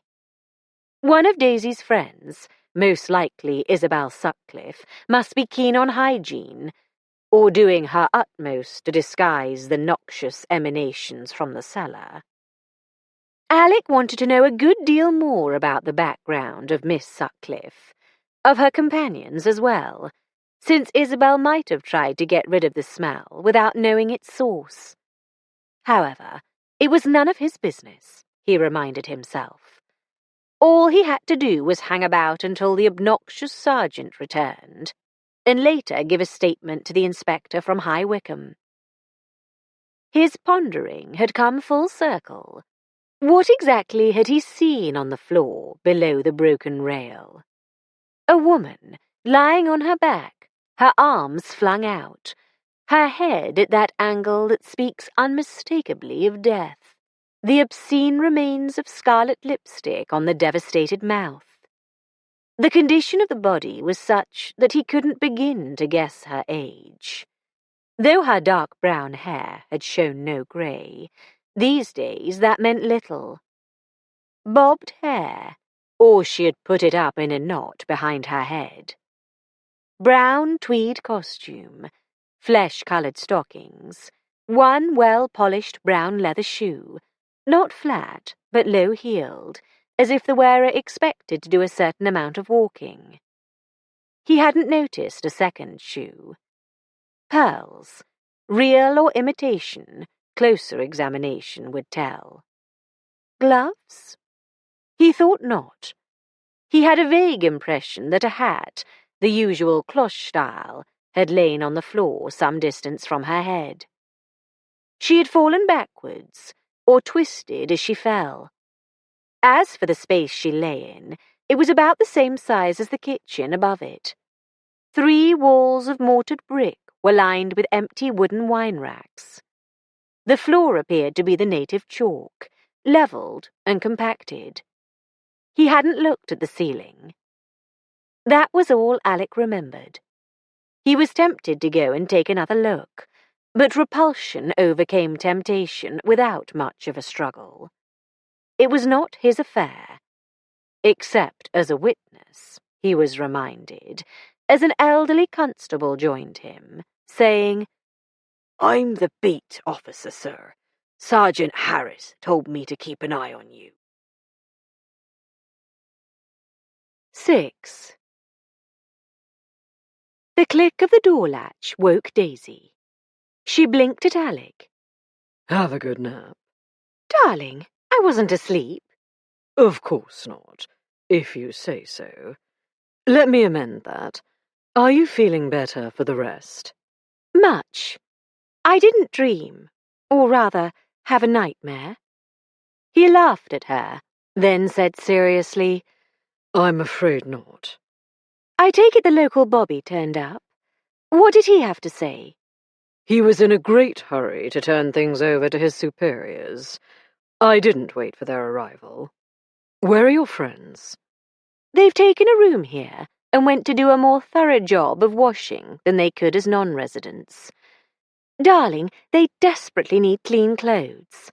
I don't suppose you could fetch something for them?" "Not, at least, until Inspector Underwood gives the say-so. In any case, they won't want me rooting through their drawers." "I wouldn't be so sure, especially if the alternative is letting the locals pour through their undies. Or going into the house before it's been fumigated. Goodness, is that the time? They're probably downstairs by now. Will you go and knock on their door while I splash my face and powder my nose?" Daisy had to go to the bathroom to wash the sleep from her eyes, as every last driblet of water in the cans had been used. When she returned to their room, Alec was back, having found the others' room empty, gone downstairs, and found out they were in the parlour. "Whither I dared not venture." "There's a residence lounge, too. I'll get them to move so that we can have a confab." He groaned. "Do I want a confab?" "Of course. I'm sure you've got dozens of questions you want to ask." "That's as may be. Allow me to remind you, it's not my case." "Yet," said Daisy. "Unless you altogether avoid Willie and company, you won't be able to avoid discussing it." "We'd better go back to town as soon as I've given my statement to Inspector Underwood. I'm due back to work tomorrow, remember?" "Oh, blast." Daisy coughed experimentally. "I think I'd better stay on for a few days to make sure I'm completely recovered." "The air in Hampstead is perfectly good now." "Perhaps I should go up with you and see what my doctor advises." "Don't bother. He's completely under your thumb. If you asked him to advise you to go to the Riviera, he'd comply without hesitation." Daisy laughed. "Luckily, I don't want to go to the Riviera. I might go up with you tomorrow just to see the babies. But I do want to be here to support Willie. You must admit, I have plenty of experience of surviving police interrogation." "Which is nothing to boast of. All you can do is advise them to tell the truth." "The whole truth and nothing but the truth." I wonder how many times I've heard that. She kept her reservations on the subject to herself. "Come on, let's go down. It's tea time, and I'm ravenous." "I wonder how many times I've heard that." Downstairs, they went to the residence lounge. Alec flipped on the electric lights as daylight was fast fading. Overstuffed horsehair chairs and a small sofa covered in once maroon rep formed 4 or 5 groups round low beechwood tables. On each were several coasters advertising drinks. A mauve hearthrug with a pattern of orange triangles clashed horribly. Elsewhere, the polished floorboards showed the scratches and scuffs of centuries that no amount of polishing could hide. Inevitably, fox-hunting prints adorned the walls. Daisy continued through the connecting door to the ladies' parlour. Here, flowered cretonne reigned. The prints were of old roses, and the floor boasted an inadequate square of emerald green carpet. Her friends were the only occupants. "Daisy, where have you been?" Willie greeted her, jumping up. Sorry, I fell asleep. Alec's back. He can't come in here. Let's have tea in the residence lounge. I didn't think I'd ever be able to face food again, said Vera. But I admit I'm hungry, and a cup of tea would be bliss. "We must keep our strength up," Isabel said bracingly. "When the police turn up to pepper us with a lot of questions, we'll be glad of it. Pity we didn't eat the roast beef first, and look for a bottle of liqueur afterwards." Daisy was turning back towards the other room when Willie stopped her with a hand on her arm. "We wondered if it's all right to talk to Alec about what happened. To ask him what he saw, I mean, how long the body has been there, that sort of thing."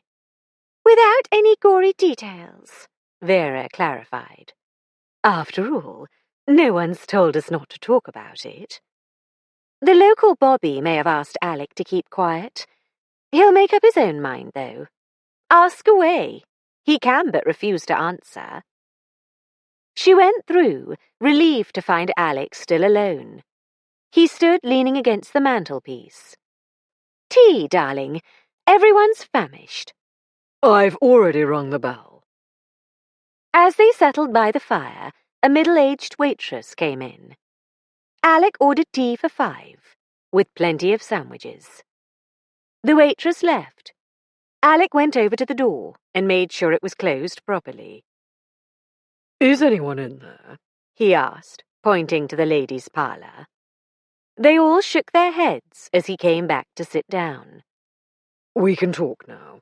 But if someone comes in, including servants, we change the subject." "All right," said Willie. "First, what did you actually see in the cellar? None of us stopped to look. A man or a woman?" "A woman. Dark hair. That's about all I can tell you." "Can or will?" Alec smiled. "A bit of each." "Did the local police tell you not to blow the gaff?" Daisy asked. "Not in so many words, but the only officer I saw was the local sergeant, Harris. He was out of his depth. I didn't wait for the detectives to turn up. I'm treading on thin ice here." "And you don't want to fall in up to your neck? But at least you're not quite mixing your metaphors." "Great Scott, Daisy. I'm trying to explain my position here to your friends." "I've already told them, darling." She gave him a sweet smile in exchange for his exasperated look. "What was Sergeant Harris like?" "Well, let's just say I interrupted him in the middle of his Sunday roast, and things went downhill from there." "Oh, dear." "Sergeant Harris," said Isabel. "That's the man who came round a couple of days after we moved in, to introduce himself. He made it very clear he didn't approve of 3 unrelated single women living together. I doubt if he has a right side to get on." "If he does, I certainly didn't get on it." "He knows who you are?" "I told him I'm an officer of the Metropolitan Police. I didn't mention the Yard, or being a detective, nor my rank. I'll have to tell the inspector, though." "When are you going to notify the super?" Daisy sighed. "I suppose you have to." "Can you imagine the explosion if I didn't, and he found out? Which he'd be bound to. I won't disturb him on a Sunday evening, but I'll send a wire from here before I go into work tomorrow, to give him time to simmer down a bit, with any luck, before I see him." "They'll let us go to work, won't they?" Vera asked anxiously. "I can't think of any reason why they wouldn't. They might turn up with more questions." Vera bit her lip. "I'll get the sack, for sure." "No, why should you?" Willie cried. "You haven't done anything wrong." "The townspeople won't want their children taught by someone who's been mixed up in a murder investigation. I can't blame them. Mr. Cartwright will stick up for you. The headmaster's words must carry a lot of weight. Looking even unhappier, Vera said, Yes, but no, I don't know.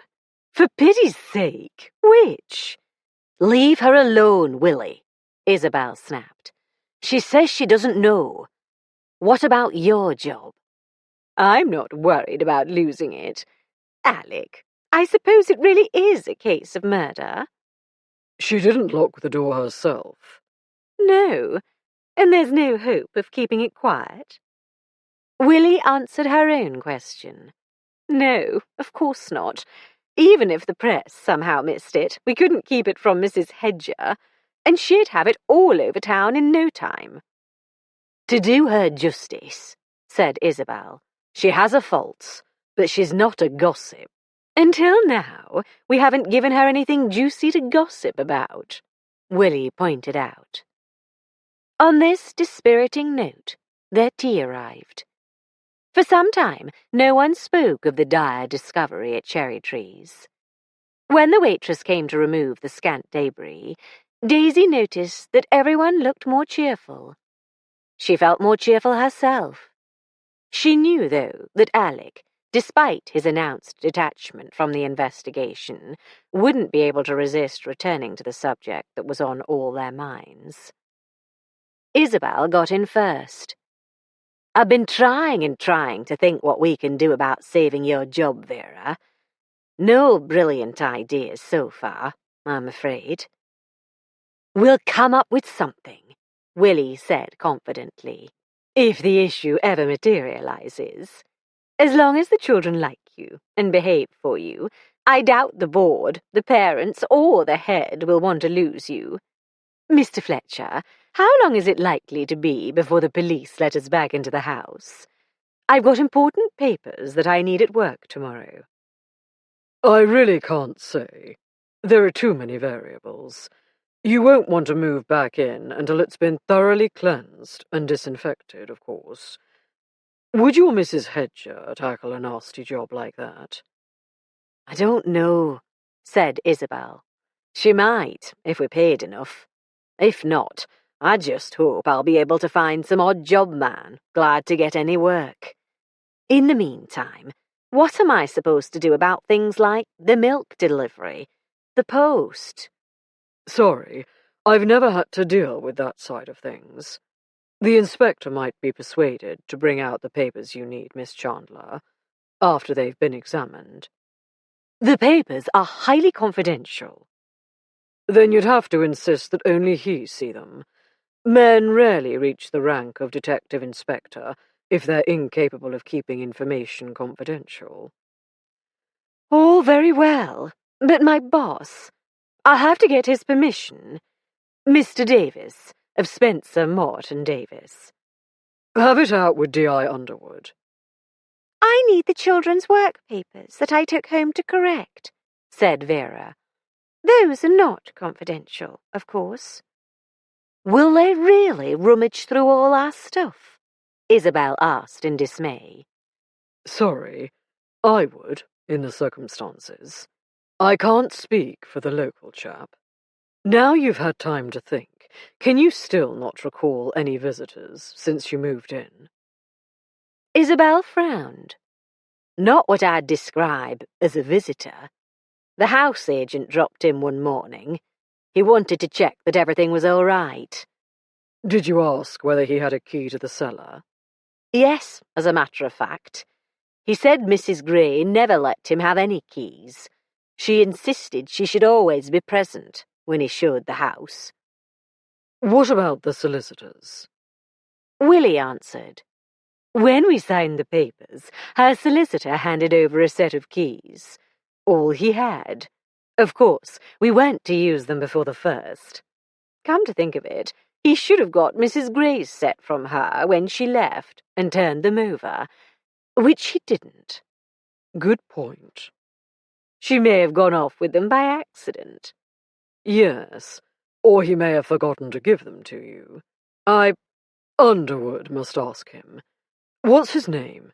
Darling, it's not your case. Daisy reminded him. No solicitors. Right, love. Miss Sutcliffe, are you certain that Vaughan didn't have any keys? I only know what he told me. If Vaughan had had them, said Willie, I wouldn't count on him to give them up. Assuming his claim is true, I don't blame Mrs. Gray for not trusting him. Why? But Willie would say no more. Alec turned back to Isabel. Vaughan didn't offer to write to her to ask about the cellar key, or keys in general. I assume you haven't got her present address. No, and nor did he. He asked me if I had it. In fact, I thought at the time that was the only reason he came. He was disappointed when I said I didn't, and he left pretty quickly after. Presumably her solicitor has an address for her. Alec, Daisy said warningly. He gave her a rueful grin. Solicitors are out of bounds. I got a bit carried away. Forgive me, ladies. I don't mind, said Isabel.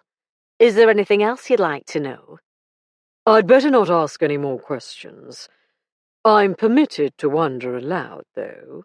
Am I not, Daisy? It's a free country. All right. I'm wondering, now that I've told you the deceased is a dark-haired woman, whether you have any ideas about who she might be, or how she ended up in your cellar. Mrs. Gray has dark hair, Isabel told him uneasily.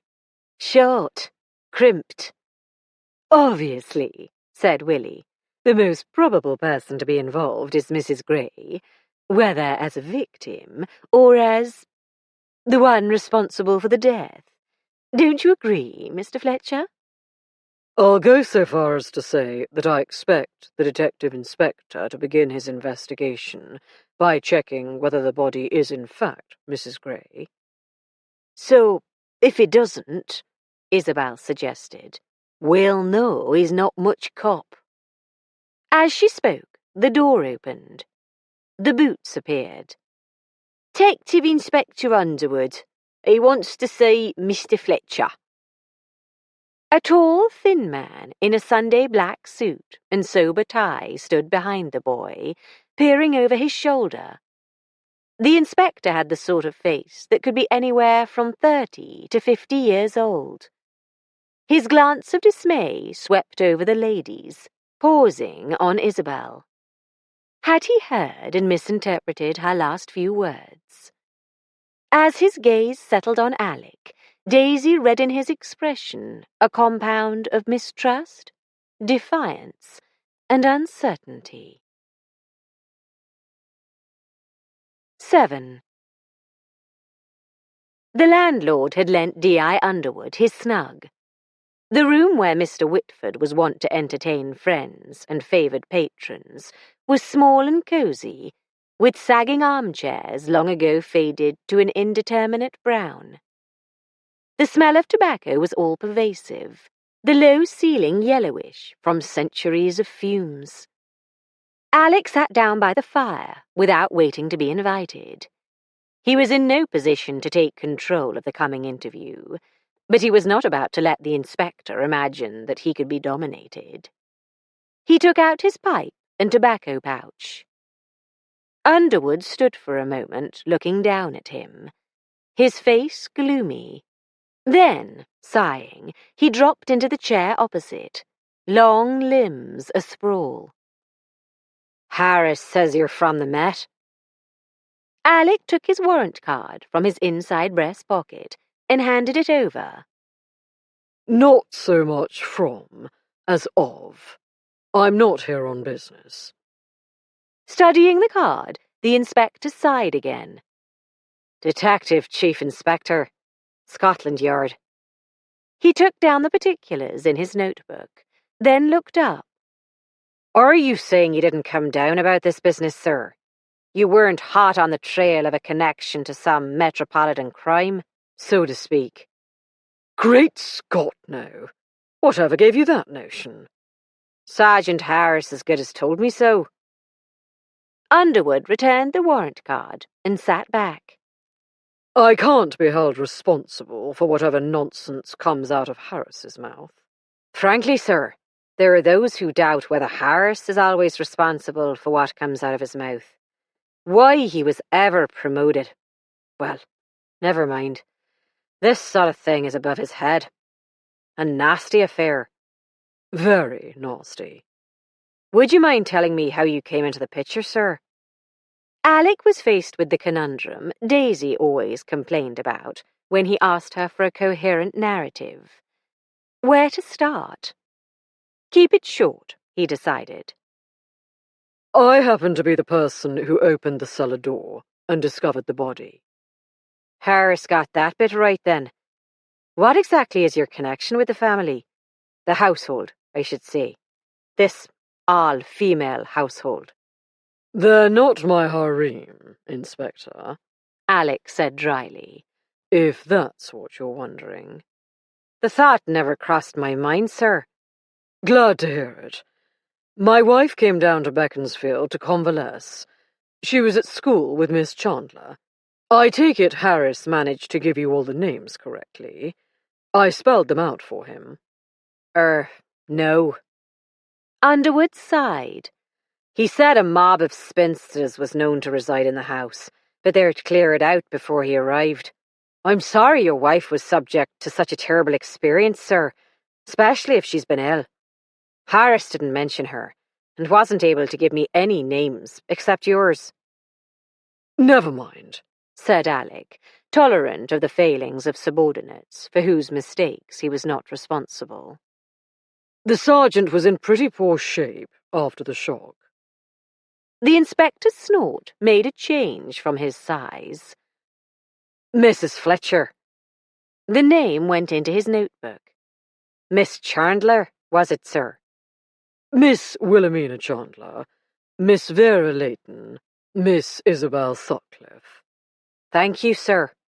Miss Chandler was at school with Mrs. Fletcher. They're not elderly spinsters, then. Some of these surplus women, like they talk about in the papers, they'd be. They wouldn't appreciate the epithet, but yes, I believe that's a fair enough description. Newcomers to the district, Harris said. As to that, I only know what my wife has told me. You won't want third-hand information. You'll have to ask them. Fair enough. Had you ever met any of them before? Never. Not even Mrs. Fletcher's schoolfellow? At your wedding, for instance? We had a quiet wedding, just family. Miss Chandler may have been invited to the reception. I don't know. If so, I'm pretty sure she didn't attend. She lived up north, after all, and not in affluent circumstances, and wasn't especially close to Daisy. It's possible she came, and I somehow missed meeting her. You'll have a good memory for names and faces, no doubt, in our business. I do. However, I can't say my mind was running on those lines at the time. Are you a married man, Inspector? Widower. Lost my wife in the flu. So did I, my first wife. After a silent moment of mutual commiseration, an unexpected grin lit on Underwood's dour face. I'll be blamed if I can't remember a thing about our wedding breakfast. Right. Mrs. Fletcher's convalescing in Beaconsfield, and she calls on her friend. Very natural, even if they weren't close. And you, sir? I came down to see Daisy, and to drive her back to town after a pleasant weekend in the country. No such luck, eh? Your good lady was eager to introduce you to her friends, I expect. Rather the reverse. Oh? Why was that? Alec was half amused, half irritated to have his own techniques used against him. Look, he said, I'll tell you what happened and what I observed. For opinions, wishes, hopes, reasons, you must apply to those concerned. The ladies at Cherry Trees invited my wife and me to Sunday lunch. We reached the house sometime between 12:30 and 1 o'clock. You can't be more precise. No. Miss Sutcliffe was busy in the kitchen. They keep no cook. Miss Chandler and Miss Layton invited us into the sitting room. We were offered sherry. One of them, Miss Chandler, I think, but couldn't swear to, apologized for its mediocre quality. One or the other mentioned that the previous owners were reputed to have owned an excellent wine cellar. The ladies had speculated that when it was cleared out, a bottle of something good might have been overlooked. However, the door was locked, and they had not been provided with a key. They could have sent for a locksmith. I dare say they would have, in due time, when they'd settled in. But that's mere speculation. I offered to take a look and see if I might be able to help. It's a simple, old-fashioned lock, as no doubt you noticed. Easy to pick. For anyone with the slightest knowledge and skill, and a suitable instrument. Miss Chandler produced a wire coat hanger. The ladies, including my wife, accompanied me to the door to watch, Including the cook, Miss Sutcliffe, is it? She was there when I opened it. She saw us pass the kitchen, I suppose, and followed to see what was up. Picking the lock took only a few moments. As soon as I pushed the door open, all 4 ladies fled to the kitchen and closed the door. And who can blame them? D.I. Underwood said feelingly.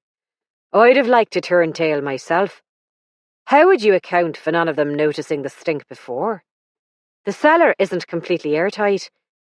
You didn't get a whiff as you approached. Nothing suggestive of decay, but... He flared his nostrils, remembering. Carbolic. I knew it. They did smell it and try to conceal it. Hold on. It's more likely, wouldn't you say, that they smelled something vaguely unpleasant and tried to eliminate it with disinfectant? Speculation, sir. Underwood's face was bland. We'd better get this straight, sir, so we understand each other. I hope you won't take it amiss. You're a superior officer. I'm not questioning that, but this is my patch. Unless I decide I can't cope and my super agrees, this case is my pigeon. I won't say you couldn't be useful to me, but when all's said and done, you're a witness. Even was I to call for the yard to help, chances are it wouldn't be you they sent. For witness, read suspect. You're quite right, Inspector.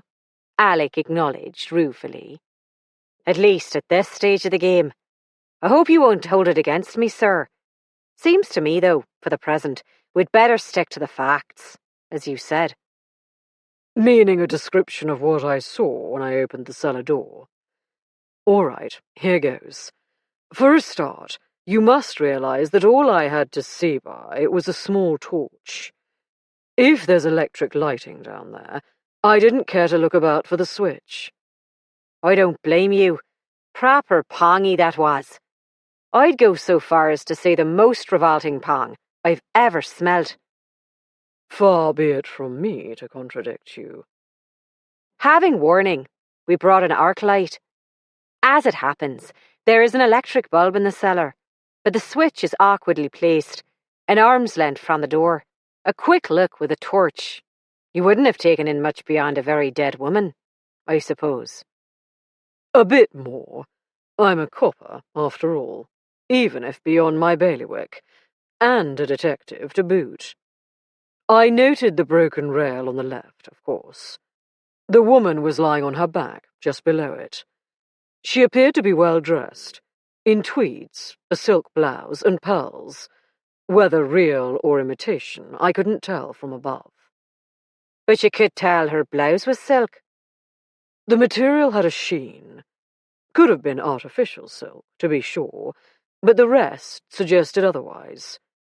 She was wearing one shoe, well polished, again, judging from the sheen. Not much dust down there. No, the cellar is supposedly nearly airtight. I didn't see the second shoe. It was found on the floor, directly below the landing. It must have come off as she fell. Or as she hit the floor. Could be. It's hard to see what could have made her lose her balance, don't you think? You're asking me to speculate, Inspector? No. Underwood paused with a sheepish look. Well, yes, I suppose I am. On second thoughts, it would be a bit silly not to take the opportunity to pick your brains. You've got much more experience in this sort of thing than I do. I've never come across anything quite like this before. I take it you're convinced the death is a homicide. Oh, yes. It seemed obvious at first because of the door being locked. Then I realised she might for some reason have locked it behind her and put the key in her pocket, then stepped back from the door and took dizzy as she started down those steep, narrow stairs. She'd likely have fallen on her face, though. Besides, the doctor checked her pockets, and there's no keys at all. You're quicker than I was. I didn't think of the pocket possibility until just now, when I was describing her clothes to you. It's a bit odd that she was on her back, whichever direction she was going in. My guess is, when she lost her balance, she twisted to make a grab for the rail attached to the wall, and missed it. I missed it too, Alec said ruefully. Missed seeing it, that is. My attention was all in the opposite direction, and in trying not to breathe. Was the doctor able to say how long ago she died? Underwood grimaced. Very vague, given the unusual conditions. Cool, dry, no flies. At a guess, 2 to 4 weeks. The local sergeant says the ladies moved in about a fortnight ago. At the beginning of October. Just so. Lots of coming and going, and general confusion that someone took advantage of. The victim was, you might say, a moving target. Ouch. Sorry, sir. Bad pun. An excellent pun. Underwood looked gratified. I have a go at the Observer crossword every week. Puns are the least of Torquemada's tricks. But wouldn't you agree about the coming and going? The change of residence would account for the long delay before the finding of the corpse, but whether that was planned or was a lucky happenstance for the killer remains to be seen.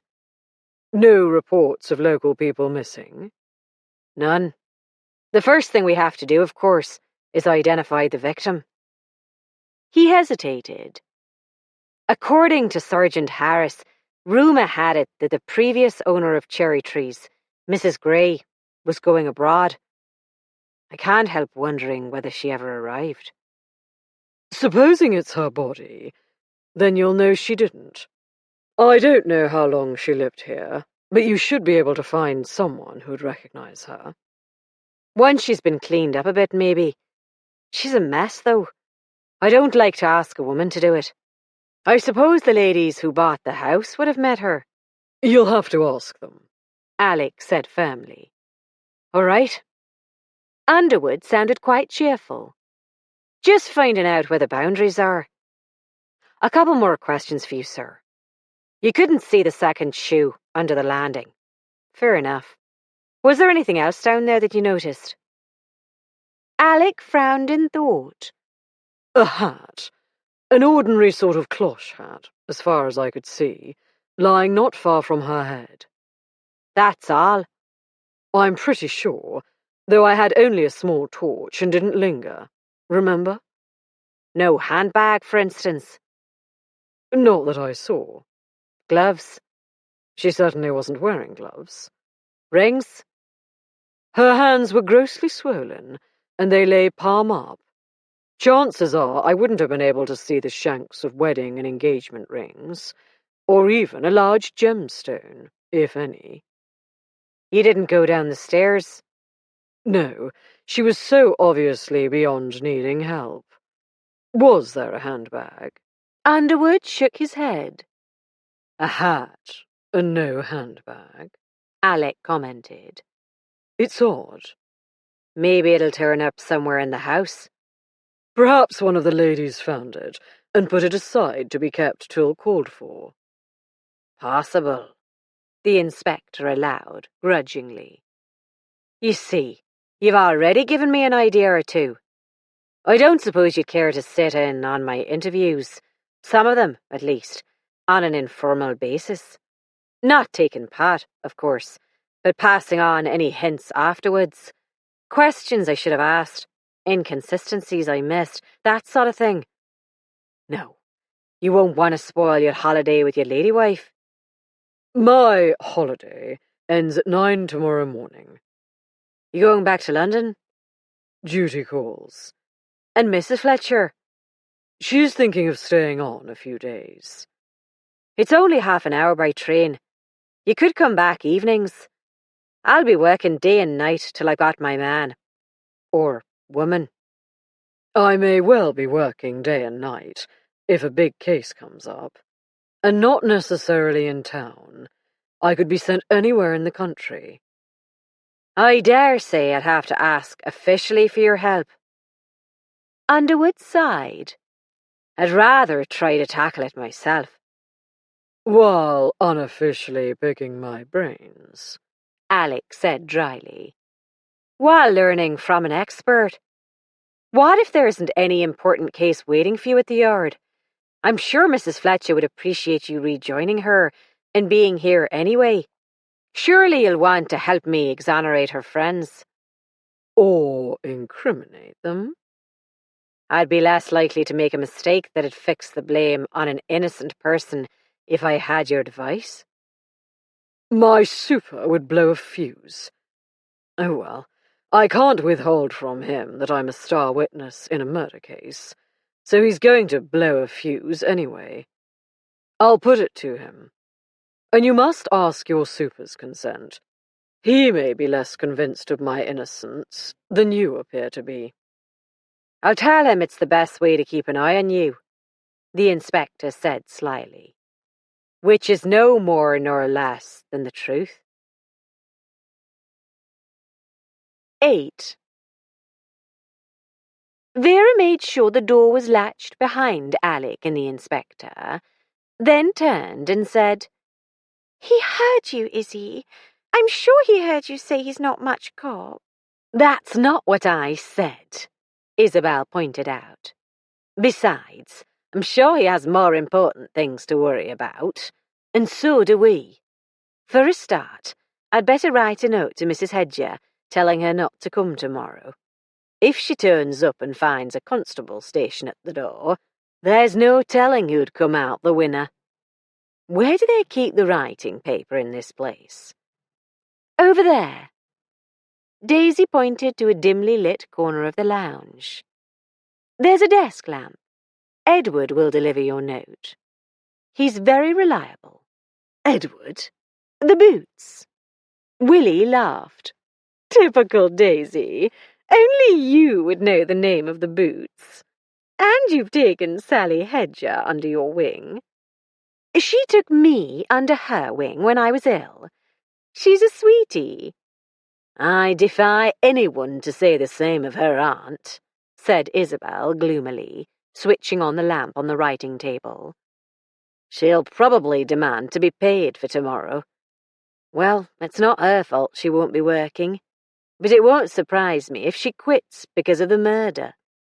Vera shuddered. I wouldn't blame her. I doubt she'll give up the job, said Willie. After all, before we moved in, she went on cleaning cherry trees without knowing whether we'd pay or continue to employ her. Very set in her ways, Mrs. Hedger, Isabel agreed, sounding a bit more cheerful. Let's just hope she'll stay, and agree to clean the cellar. I bet she'll be the first person the inspector wants to talk to. Daisy pondered aloud. After you three, that is. You obviously know very little about Mrs. Gray. Mrs. Hedger must know plenty, having worked for her for years. Did she have other servants? A woman answered the door when Vaughan brought us round to see the house, said Isabel. She was a cook housekeeper, I think. She didn't apply for a job with us. Not that I need a cook or housekeeper. I'm pretty sure there was a lady's maid, though I never met her face to face. The Greys' gardener did ask me to keep him on. He worked for the Greys full-time and wanted to stay, but I had to tell him I'd do all but the heaviest stuff. He didn't want part-time work. He recommended a jobbing gardener, Lassiter, who's available pretty much whenever I need him. I've no idea where the other fellow went, nor the women. He didn't live in, so presumably he was local. Do you remember their names? Haven't the foggiest. I'm sure I never heard the maids. The gardener was Smith, or Brown, or Jones, or something equally unmemorable. Lassiter would know, Willie suggested. Yes, tell the inspector about Lassiter, Isabel. Willie grinned. You've gone into sleuth mode, Daisy. Sorry, I can't help it. It's all right, said Vera. After practicing with you and Alec, it will be easier to face the police. Not that I have anything to tell them. You don't hear any gossip at school? Not really. Vera flushed vividly. There's just Mr. Cartwright. He doesn't gossip. Most men don't. Not with women, at least. As she spoke, Daisy wondered, why the blush? Did Vera have a crush on Cartwright?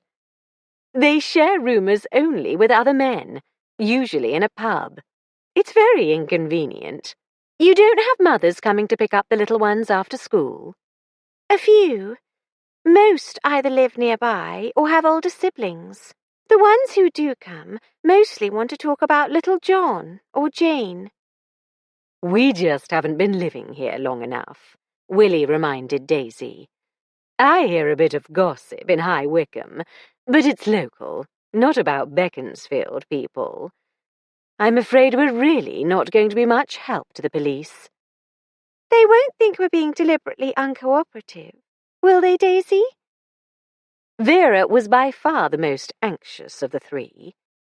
I can't see why they should, but so much depends on what they've found out so far, and the character of the detective in charge. What?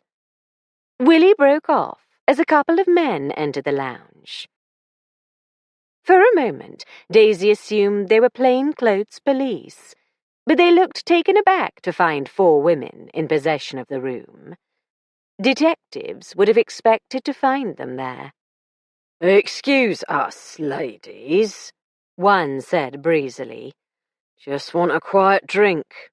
We won't disturb you."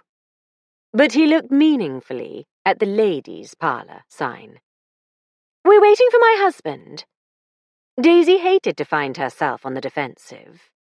She hoped the others didn't often feel they had to excuse their lack of a male escort. "Don't mind us." The second man rang the bell. Then they sat down as far away as they could. The bell ringer had a quiet voice, but from what the other said, they were commercial travellers from London planning calls on local shopkeepers in the morning, before moving on to High Wycombe and beyond. "We can't talk here," Willie whispered. "Should we go through, or up to your room, Daisy?" "No, we'd better wait till Alec or the police come back. In the meantime, we'll just have to talk about our knitting." For some reason, that struck all of them as excruciatingly funny. They exploded in laughter, eliciting curious stares from the 2 men. Daisy had to admit she was no knitter. She attempted it so rarely that she always forgot how to purl. She extolled her stepdaughter's skill, however. The others were all enthusiasts and managed to keep a conversation going. It filled in time and lessened the tension they had all been feeling. The arrival of a hefty young man in a brown serge suit and police boots set them on edge again.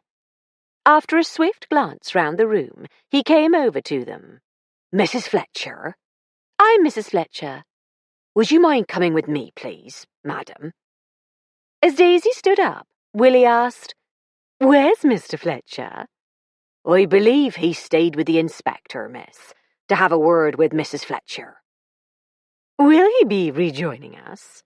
"Not right away, miss, far as I know. If you was to feel more comfortable in the other room, that'd be all right." "You can be writing out lists of what you need from the house," Daisy suggested. She accompanied the officer through the lobby and several twists and turns of passages. "May I ask your name?" He said, as if he wasn't sure whether it would be proper to give such information to a witness. Or a suspect. "Never mind, I'll call you Officer. But I assume there are several officers about, so it would be easier." "Pennycook, madam," he informed her hastily. N-I-C-U-I-K. "I bet lots of people spell it wrong. Hard luck. Detective Sergeant?" His ears turned pink. "Not yet, madam. Detective Constable. Maybe next year. D.I. Underwood thinks I show promise." "Good for you." "Some of the time," he added with painful honesty. Daisy laughed.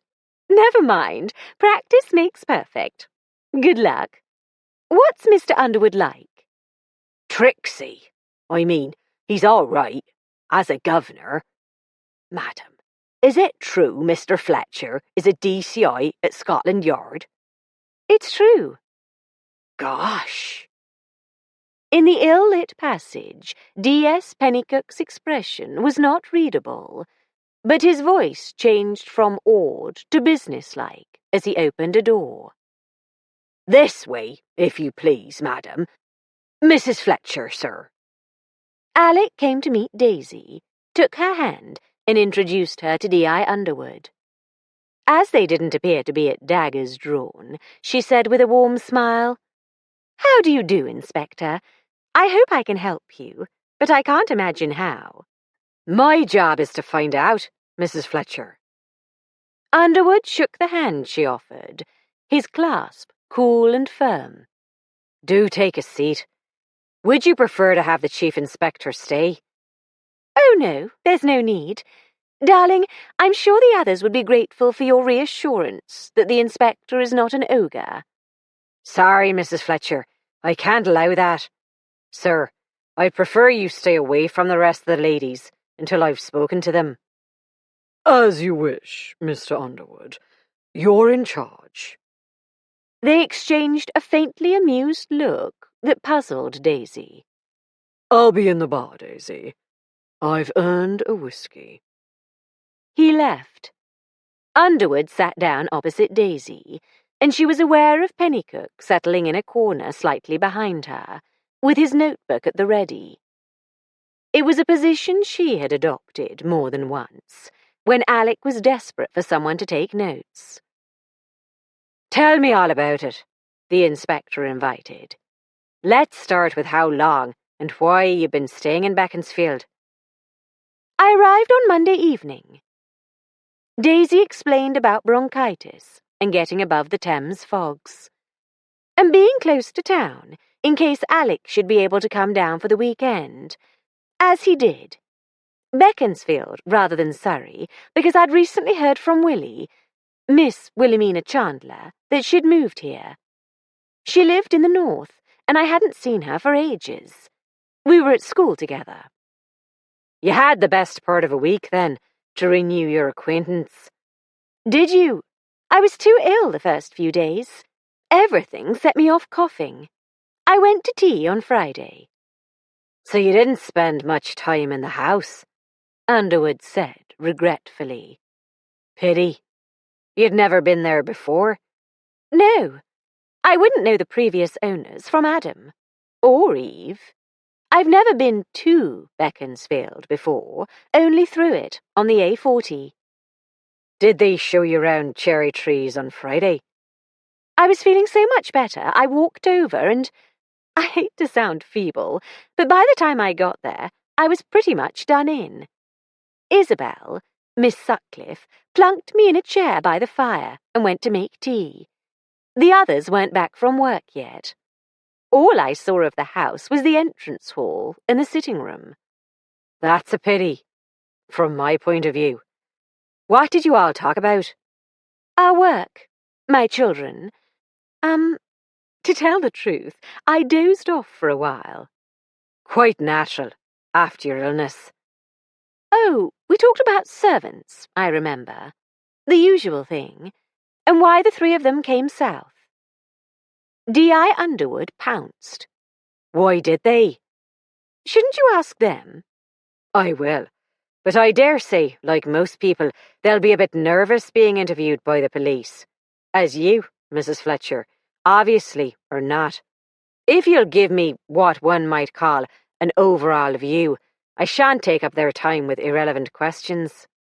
Daisy had a feeling his rationale was somewhat specious, but she was always a bit muddled about what was hearsay, what was speculation, and what counted as reporting her own knowledge and observations. "This is what I remember," she said cautiously. "I couldn't swear I'm getting it right." No swearing involved at present, and it won't go in your official statement. That made her even less certain that she ought to be telling him.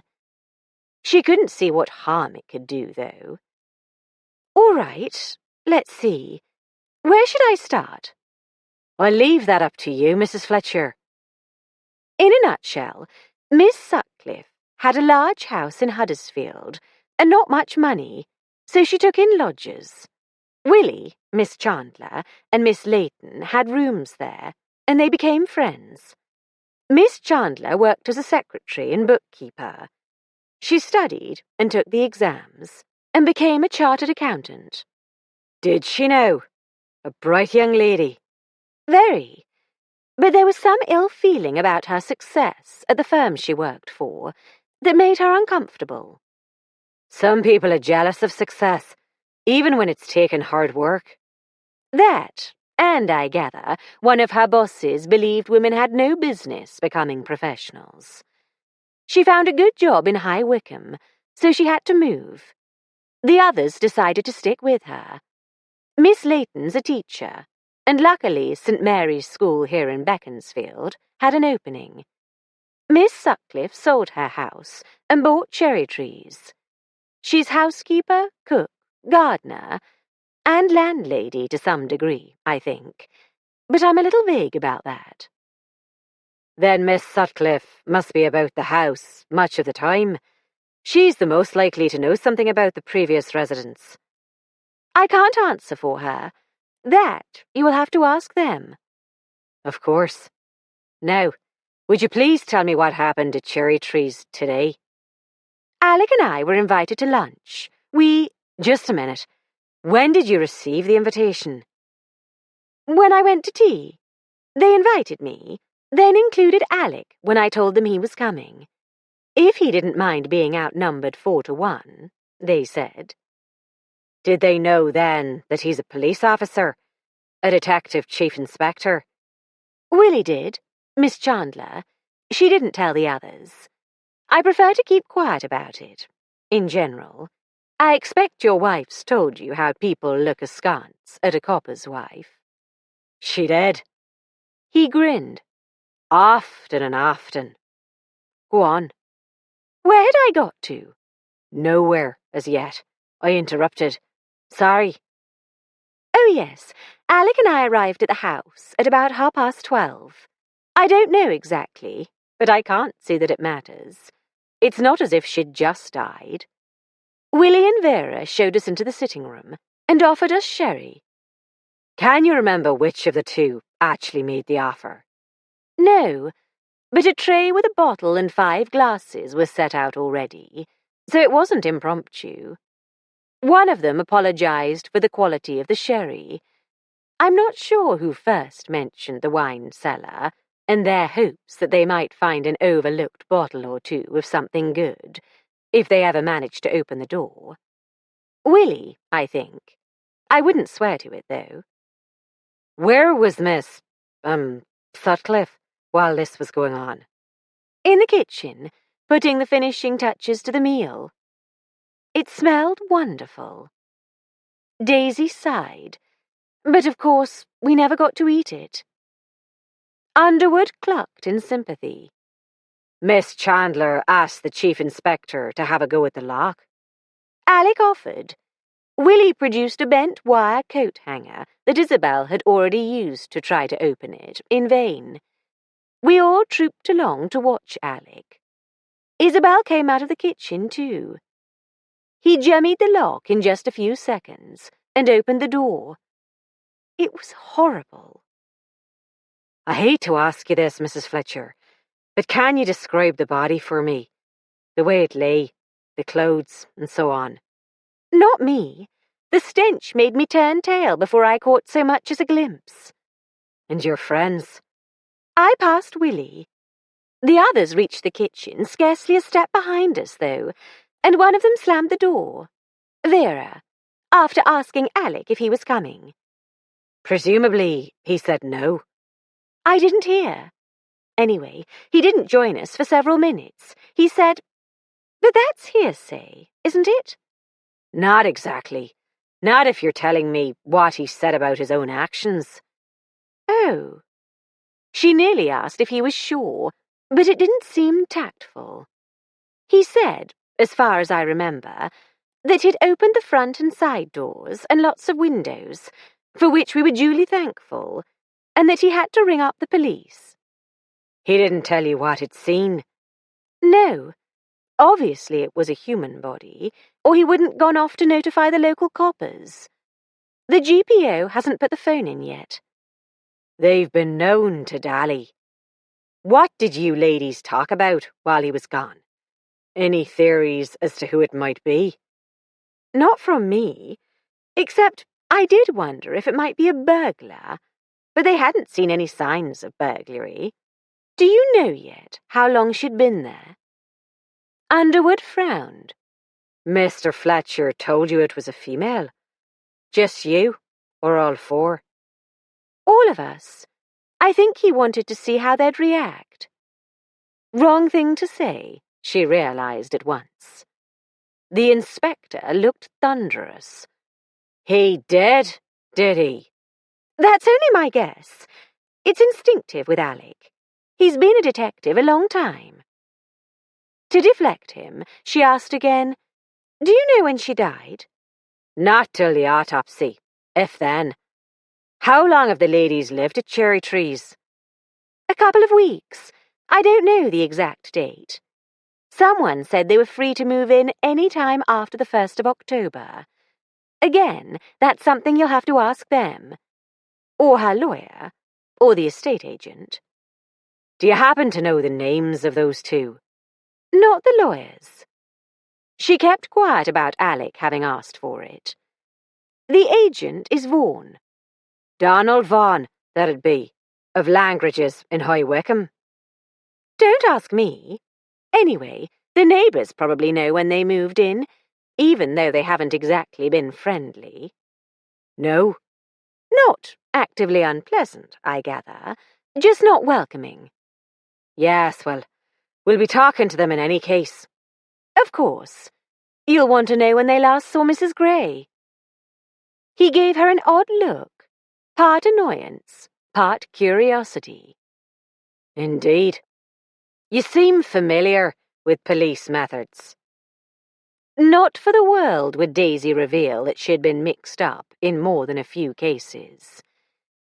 I am married to a copper. A muffled snicker came from D.C. Pennycook. Daisy didn't dare glance his way.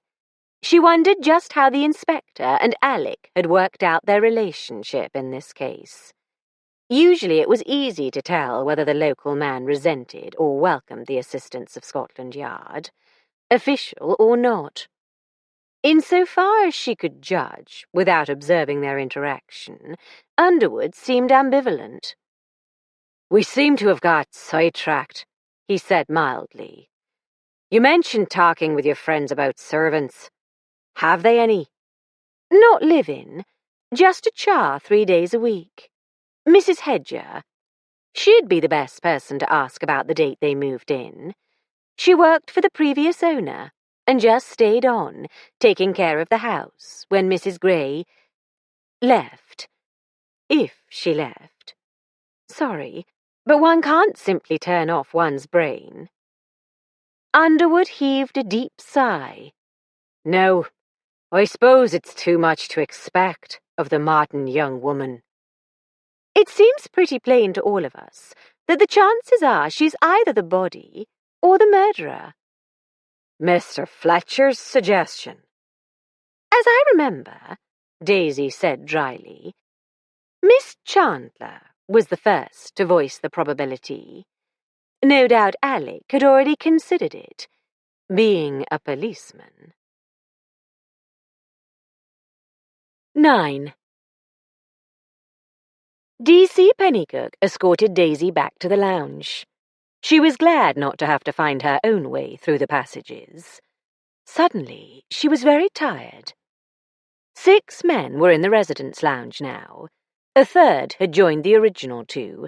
Another pair, one smoking a cigar, consulted over a map spread on a table before them, and one solitary sat hunched over a mug of beer, contemplating his sorrows by the look on his face. Looks like the ladies moved to the other room, Pennycook said uneasily. Unless they've scarpered. Nonsense. They have no reason to run away. Daisy trudged over to the connecting door. If they're not here, they'll have gone up to their room. They're staying at the Saracen's Head, you know. Oh, The young detective turned bashful. Would you mind taking a look, madam? I didn't ought to go into the ladies' parlour, not without it's urgent. Mr. Underwood wants to see Miss Layton next, if you wouldn't mind asking her to come out. She took pity on him. Besides, it would be silly for him to knock and wait for someone to respond when she was going in anyway, and it never hurt to get on the right side of a copper, however junior. Hold on half a mo, then. The 3 looked round as Daisy entered and closed the door behind her. In her absence, they had all acquired drinks, which did not seem to have cheered them up. What's he like? Willie asked. Not bad. Daisy plumped into the nearest chair. He doesn't bite. The feeble witticism made them laugh more than it deserved. We were just talking about whether we ought to get a dog, Isabel explained, thus locking the stable door after the horse has been stolen. I would. Sorry to interrupt, but Mr. Underwood would like to see Vera. Me? Why me? I mean, why me first? I've no idea. A random choice, I imagine. Oh, yes, I suppose so. Couldn't Willie or Iz go first, then? He asked for you. You'd better go. Book up, Vera. Don't be such a drip, Isabel admonished her. Daisy said he won't bite. He doesn't suspect Daisy, and she's married to a chief inspector. Daisy, would you come with me? Please. I doubt he'd let me. What about Alec? If he didn't stay with me, and Mr. Underwood told him not to come and talk to you, so that's even less likely. All right, let's see if he chucks me out. She struggled wearily from her seat. You're worn out, said Willie with concern. Vera, I do think you might. It's all right, Daisy repeated. I don't mind, honestly. Here. Vera picked up the glass beside her. I haven't taken a single sip. You drink it. Daisy didn't ask what it was, just took a couple of swallows. Gin and tonic, which she didn't much like, but the warmth that coursed through her brought a smidgen of energy. Come along. As she opened the door, a mutter of voices in the residence lounge ceased. She noticed that all the residents present were watching P.C. Pennycook, who shifted uneasily from one foot to the other. In a low voice, she introduced Vera. Miss Layton, officer. I'm going with her. I don't know if the governor... He looked round at the avid listeners. We'll talk outside. Their footsteps sounded loud on the bare boards. Behind them, the muttering started up again. Pennycook almost slammed the door behind him. They're talking about us, Vera said despairingly. They're strangers, Daisy pointed out, or they wouldn't be in there. I'm sorry, Pennycook blurted. I wish I didn't look so much like a copper. It'll wear off, Daisy consoled him, the longer you're a detective. She had kept walking fast while they spoke, and they had nearly reached the landlord's snug before the constable realized it. She shepherded Vera in. Mrs. Fletcher? Underwood rose. Did you remember something? Afraid not, Inspector. Miss Layton asked me to come and support her. With your permission, naturally, but I can't see why not. You can't? He gave her an incredulous look and glared at Pennycook, entering after the ladies. Sir, I couldn't. I didn't give him a chance to stop me, so don't berate him. Go on, she said persuasively. Let me stay. I promise not to say a word, just to hold Vera's hand, metaphorically.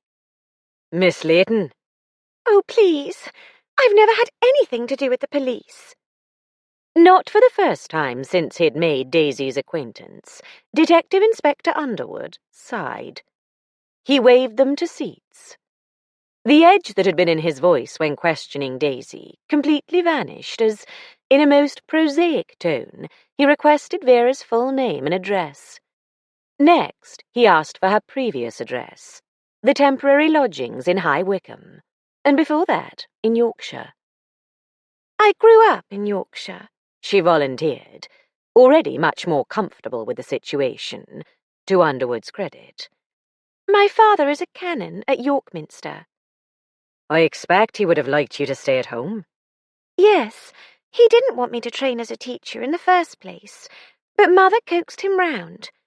I didn't want to spend my entire life in the Minster Close, and I knew I'd end up living at home if I worked in a school in York, so I looked for a position in Huddersfield. You won't have to tell him about this, will you? You're an independent adult, Miss Layton. I can't foresee any reason why I'd have to approach your family, though I can't promise. Why did you, all three of you ladies, choose to move south? Daisy knew he had to ask everyone more or less the same questions, so as to compare their answers. Moreover, so far he hadn't obtained this particular information from those concerned, only from Daisy herself, and possibly from Alec, at one further remove. Hearsay, she told herself. Vera's account was no different from her own. Boring. Her eyelids drifted downward, and the voices seemed to come from a long way off. She wouldn't be much comfort to Vera if she fell asleep. Blinking hard, she tried to concentrate as the inspector obliquely approached the happenings of the day. Vera was distressed, in spite of the kid-glove treatment. Altogether natural, in Daisy's view. She herself would prefer not to talk or think about the discovery of the body. It had been a horrid experience, even though Alec had borne the brunt. But Vera's upset now was of a different nature from her near panic at the prospect of the interview with the police. Puzzling over the difference, Daisy missed another chunk of Vera's evidence. Talking about the murder evoked in the schoolmistress horror, pity, and a certain detachment. There had been nothing detached about her fear of stepping alone into the lion's den. D.I. Underwood had turned out to be not such a lion after all, and Vera seemed quite at ease. So was it just fear of the unknown, her lack of experience dealing with the police, that had sparked her earlier alarm? Or was the cause deeper, something that had happened to Vera? Daisy had a feeling that if she could remember everything everyone had said today and at tea on Friday, she would have a clue to... To what? She must have nodded off for a minute or two, because the next thing she heard was the inspector saying incredulously, "Nothing." Vera's response sounded defensive. Why should they gossip about their neighbours to someone they barely know? All they want to talk about is their children. The children don't tell you things. About their own families, yes. Since I've been here, I've heard nothing I can't handle myself. Nothing that would make me report to the authorities. You don't overhear the mothers talking to each other. I don't listen, Vera said primly, with a hint of rebuke. What they say to each other is none of my business. Underwood coughed, raising his hand to his mouth. To hide a smile, Daisy suspected. Very proper, I'm sure. What about your colleagues? You don't chat with them? No. The single syllable was adamant, but Vera's voice trembled as she explained. The only other teacher is the headmaster. The inspector looked at her with narrowed eyes. His name? Cartwright. Roger Cartwright. Underwood didn't pursue the subject, to Daisy's disappointment. She wanted to know what was going on between Vera and the headmaster. On the other hand, she didn't at all want Vera crying on her shoulder, so it was just as well that D.I. Underwood decided to end the interview. Perhaps he, too, was keen to avert tears, if possible. Alec always had a couple of extra handkerchiefs in his pockets, in case of weeping witnesses, suspects, and even villains. Underwood thanked Vera for her assistance, warning her that he'd probably have more questions for her later. He told Pennycook to escort her back to the others, and return with Miss Chandler. When Daisy started to stand, he said to her, "Just a moment, if you please, Mrs. Fletcher." Daisy examined her conscience. I didn't utter a single word, she said indignantly. Not so much as a word, he agreed. I appreciate your self-control. I wondered whether Miss Chandler, too, is likely to insist on your presence. On the verge of admitting that she couldn't imagine Willie needing support, Daisy bit back the words and said instead, "You'll have to ask her." "There's no point in you leaving and coming back. You'd better just stay. While we wait, Miss Layton's account included a few details neither you nor the Chief Inspector mentioned, as is only natural. Would you say it was accurate? Off the record." I didn't notice any discrepancies. She wasn't about to confess that she hadn't listened half the time. She swallowed a yawn. Did it spark any ideas? Remind you of details you left out before, perhaps? The only noteworthy point was Vera's marked aversion to Cartwright, surely not relevant to the murder. Daisy shook her head. Not immediately. I'll think about it. Something may occur to me later. The brief exchange made her wonder more than ever on what terms Underwood and Alec had parted. Rare indeed were the police officers who recognized that her opinion might prove useful. She was sorry she had no suggestions to offer. The brisk tap of footsteps approached the door. Willie came in, her tread light, and glanced round the room as Pennycook trudged in after her. "Hello, Daisy. Still here? But no Alec." "It's not his case, darling. Detective Inspector Underwood is in charge. He kindly let me stay with Vera." "How do you do, Inspector?" Willie stepped forward with a friendly smile, her hand held out. "I'm Wilhelmina Chandler." Underwood shook hands and invited her to sit. "It was good of you to let Daisy support Vera. I'm sure you did your best, but she's absolutely shattered anyway, poor thing. She doesn't do well under fire." "I assure you, Miss Chandler, in no sense was Miss Layton under fire." "Badly phrased. Vera deals better with children than adults, as I'm better with numbers than words.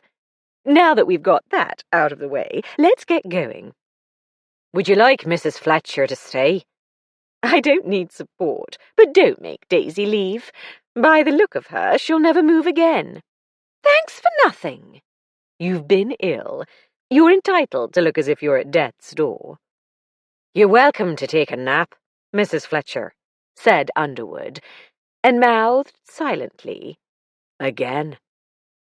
Daisy glared at him. She had hoped he hadn't noticed. While she'd been snoozing, he'd been disconcertingly wide awake, it seemed. "Let's get down to business, Inspector," said Willie. "If you want to know what I saw, you're out of luck. If you want to know what I smelled—" 10. This time, Daisy listened carefully, in case the inspector quizzed her afterwards. It was easier to keep her mind on what was said, because Willie's voice was bright with interest, and she fenced with Underwood, just as Daisy had. "Why on earth do you want to know why the three of us moved south?" she demanded. "The more I know about those involved, the quicker I'll be able to solve the case." "Those involved? We're not involved. Someone took the liberty of using our house to dispose of—" "That's as may be, Miss Chandler. Supposing you have nothing to do with the murder, it was probably committed by someone who knew the house was empty. The neighbours, or the house agent, or someone who was aware of your plans. I'm still asking you to tell me why you moved." Willie grinned and complied. "Not many firms are willing to hire a woman accountant," she finished. "I couldn't afford not to take the position." "I've never had anything to do with accountants," Underwood admitted. "What's the difference between them and bookkeepers?" "We're the ones who check the books to make sure they're properly kept. Accurate arithmetic and accounts balanced. No errors, no fraud. That's my job for the present. Senior partners advise companies on the law and so forth." "Fraud, eh? Anyone in your sights?" "That's confidential." "In other words, yes." "I can't say any more. It's an interesting theory, though." "What is?" Underwood asked irritably. "I assume you're proposing that someone either intended to kill me and botched it, or hoped to intimidate me into botching an audit." "Or just distract you from doing a thorough job," Daisy suggested. "Rubbish!" The inspector frowned at her. "I'm not proposing any such notion, Miss Chandler, especially your second theory. Killing someone just to intimidate a third person may be something that goes on in the East End or in Huddersfield, for all I know, but not on my patch." "Good. Then you won't keep pestering me to disclose confidential information." "Let's see if I have better luck with non-confidential information. What date did you move into Cherry Trees?" "The afternoon of Saturday the 8th. Isabel came over on the 1st and spent the week making sure everything was ready for Vera and me. I don't know how much time she spent at the house, but I assure you she didn't use any of it to push a stranger down the stairs." Underwood eyed her narrowly. "Put like that, it does seem unlikely," he conceded. "But perhaps the victim was not a stranger. I'm not going to be making any headway until she's been identified. You didn't recognize her?" "I didn't see her. To put it crudely, I smelled her, and that was quite sufficient. I can't express how grateful I am that Mr. Fletcher was present to take charge." Willie smiled at Daisy. "Tell me about it. Start with why you invited him to the house." As far as the facts relating to the dinner invitation and the corpse's discovery were concerned, Willie's statement differed little from Daisy's own and what Daisy had heard of Vera's. "When Mr. Fletcher came back," she finished, "he said we could leave. And we did, as fast as possible." "Who can blame you? Mrs. Fletcher says you were the first to suggest that the previous owner of the house is likely to be either the victim or the killer. Is that correct?" "I can't remember whether I was first. It seems a reasonable proposition." "Did you ever meet her?" "Briefly. Twice, actually. Miss Sutcliffe found the house and liked it, but of course she didn't make any decisions without us, Vera and me, looking it over and giving our approval. Mrs. Gray was present when we called, and the house agent, too. I was far more interested in the house than in its owner. She didn't make much impression then, and when I met her again to sign the papers at her lawyer's, I was concentrating on the contract." Do you recall her lawyer's name? Ainsley. Ours is Butterworth. Would you recognize Mrs. Gray if you saw her again? I doubt it. I'm not good at faces. If she's the body, judging by what I've gathered about its condition, definitely not. You ladies didn't find any of her effects in the house when you moved in? A handbag, clothes, suitcase? Nothing at all? I assume Isabel would have mentioned it if she had come across something other than the household effects that were part of the deal. She certainly would if she'd found a handbag with anything of value in it. Does Mrs. Gray have any relatives that you're aware of? For all I know, she could have swarms. I haven't the foggiest. Surely Mr. Ainsley must know. The solicitor? Yes. Underwood asked a few more questions in a desultory way. Where Willie had lived before the Huddersfield lodgings, how long she had lived there, whether she had known the other two previously, the name of her firm in High Wycombe. Having provided the last, Willie begged, "Please don't talk to the partners before I've had a chance to tell them what's happened." We may not have to see them at all. Certainly not before you go to work tomorrow. I'll have more questions for you at a later date. We'll wrap it up for now, though. Thank you. Not at all. It's been interesting. By the way, I really must have my business suit for tomorrow. If you and the other ladies each write a list of necessities, I'll see what I can do. Pennycook, fetch Miss Sutcliffe now, with apologies for keeping her waiting. Daisy was half eager to see whether any new information would emerge, half dying to go and have a drink with Alec. She doubted Isabel would need support any more than Willie had. On the other hand, her chair was much more comfortable than anything in the bar. She had sunk into its embrace to the point where getting out would be quite a struggle. "Would you like me to stay again?" she asked. Why not? Said the inspector sardonically. From the doorway, Willie waved to Daisy. Pennycook followed her out. Underwood cocked an eyebrow at Daisy. "Nothing," she said regretfully. "I hope Alec doesn't hit the roof when he finds out I'm attending your interviews, especially as he isn't." It's highly irregular. Please blame it on your friends, not on me. Don't worry, I will. I just wish I was being more helpful. I'm glad you didn't ask Vera about identifying the body.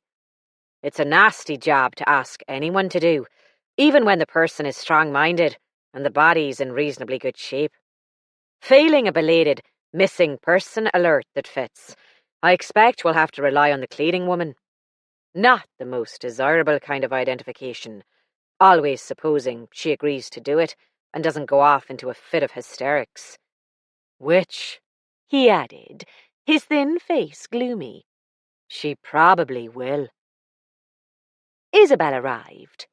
She had no objection to Daisy's presence. "Vera asked me to thank you for staying with her, Daisy. She was too shattered to remember when she was allowed to leave the room." She glared at Underwood. Daisy jumped to his defence. "Not the inspector's fault," she said. Perhaps you can tell me, Miss Sutcliffe, why Miss Layton was upset when I asked whether she had heard any gossip at school. Well, she disapproves of gossip on principle. But she really was pretty upset when she came back, and I've never known her to react so strongly before. Talking about murder and finding decayed bodies isn't exactly soothing to start with, Daisy pointed out. Besides, she's afraid gossip about it will result in her losing her job. Thank you, Mrs. Fletcher. She told you that? She told all of us, said Isabel, while Daisy was examining Underwood's gratitude for sarcasm. In her experience, detectives were sparing of thanks, especially directed to her. He seemed sincere. She decided she rather liked him. All the same, she kept quiet as he went on questioning Isabel. After the formalities of name, past addresses, dates, and so forth, and her description of the afternoon's events, the inspector said, "You've spent a good deal of time in the house for the past 2 weeks. You never noticed a smell in the passage by the cellar door? Yes, but it wasn't the smell of death and decay. Mrs. Hedger, our cha, scrubs it with carbolic every time she comes. I've told her she's overdoing it. She insists that what with the drains and my coming in from the garden with manure on my boots, it's necessary. She's one of those people it's a waste of time to argue with. Stubborn and set in her ways as they come. I wouldn't have chosen her, but she did for Mrs. Gray before, so it was easiest just to keep her on. Not so easy to find cleaning women these days, Underwood sympathised. Mr. Fletcher also smelled carbolic. Which days does Mrs. Hedger oblige? Monday, Wednesday and Friday. Today's Sunday, and the carbolic smell was still evident. No wonder none of you noticed any odour that escaped from the cellar. You have no other servants? No. That reminds me, though. The Greys had a live-in cook-housekeeper and a lady's maid, and a full-time gardener. I can't recall their names, but the gardener recommended a jobbing gardener to me, chap called Lassiter. Presumably Lassiter would know the name of the man who sent me to him, if not where to find him. This Lassiter's a local man. I don't know his address. I've only needed him once. I left a message at the newsagent's in Station Road, as the other man advised, and Lassiter turned up next morning to do some digging for me. We'll find him. Underwood made a note. Miss Sutcliffe, as well as spending more time in the house than either of your friends do, I gather you saw more of Mrs. Gray in the course of buying the house. Tell me about her. Medium height, good figure, dark hair, bobbed but longer than mine, and expensively waved, Isabel said promptly. 35 or so, at a guess, but looked younger. She dressed well, expensively, nothing fancy that I saw, just a bit too smart for a country town, in my opinion. So was her makeup. I don't use the stuff. Not much jewellery, but what she wore looked good. Not that I'm much of a judge. Usually pearls, both necklace and earrings, and a largish ruby on a ring finger. You have an observant eye, Miss Sutcliffe. Running a boarding house, private hotel, if you want to dull it up, teaches you to notice people. I dare say. Have you heard any gossip about her from the neighbours? I take it you're not as unalterably opposed to gossip as Miss Layton. Isabel grinned. Heavens, no. As the neighbours have yet to call, they're no help. I did find out a bit from Mrs. Gray herself, and from the house agent. Oh, what did they have to say? The agent told me she was much younger than her husband, and his second wife. Albert Gray had plenty of brass. She pronounced the word with the short Yorkshire vowel. He was tight-fisted, though. His only extravagance was his wine cellar. He'd pay for her fancies to a point, and then shut the spigot. She wasn't at all happy. Mr. Vaughan had no qualms over gossiping about his client. You didn't like him, Underwood stated. Not much, I admit. I wouldn't have chosen him to deal with, but as it happens, he's a relative of one of Willie's bosses, who recommended him. Ah, nor you didn't like Mrs. Gray? Discontent sours people, don't you think? Even though he'd died, last April I think it was, and she had inherited a fortune, she stayed sour. That was my impression. She told me herself she'd been married to a miser and couldn't wait to get out of the place. A long holiday abroad was her immediate aim, before deciding where to live. Did she mention where, exactly? Abroad is a big place. Paris, to start with. Albert Gray had refused to spring for a holiday in gay Paris. Then she was going to stay with friends on the Riviera, possibly followed by Italy. No names for the friends? He asked unhopefully. Or which Paris hotel? She had no reason to mention them, as there wasn't the slightest chance I'd know them. Cannes? Monte Carlo? Isabel shook her head. Just the Riviera. Boasting. That sort. Underwood nodded his understanding. If you remember anything else about her destination, I'll let you know, of course. Not likely, though. Did she have any relatives? Not that she mentioned, but why should she? All right. Can you tell me any more about Vaughan? Not about his relatives, other than the one I mentioned, who's in Willie's firm. He's Donald Vaughan's brother-in-law, I think she said. Vaughan married his sister. Vaughan's pushy, but I suppose house agents have to be. Flashy and full of himself. A bit of a bounder, perhaps. I don't want to traduce him. You'll talk to him yourself, Inspector? Most certainly. You may decide I'm talking through my hat. She hesitated. It seemed to me there was something between them, Vaughan and Mrs. Gray. Something more personal than his finding a buyer for her house. Indeed. Nothing definite, nothing I could swear to. A place for me to start. You're a detective's dream, Miss Sutcliffe. They smiled at each other. At once, Daisy wondered if there was a possibility of something between them in the future. Not much chance. At Underwood's age, he was probably married, and Isabel would remain a surplus woman. Had Mrs. Gray been a member of the superfluous ranks? Had she, like Daisy, beaten the odds to find a husband?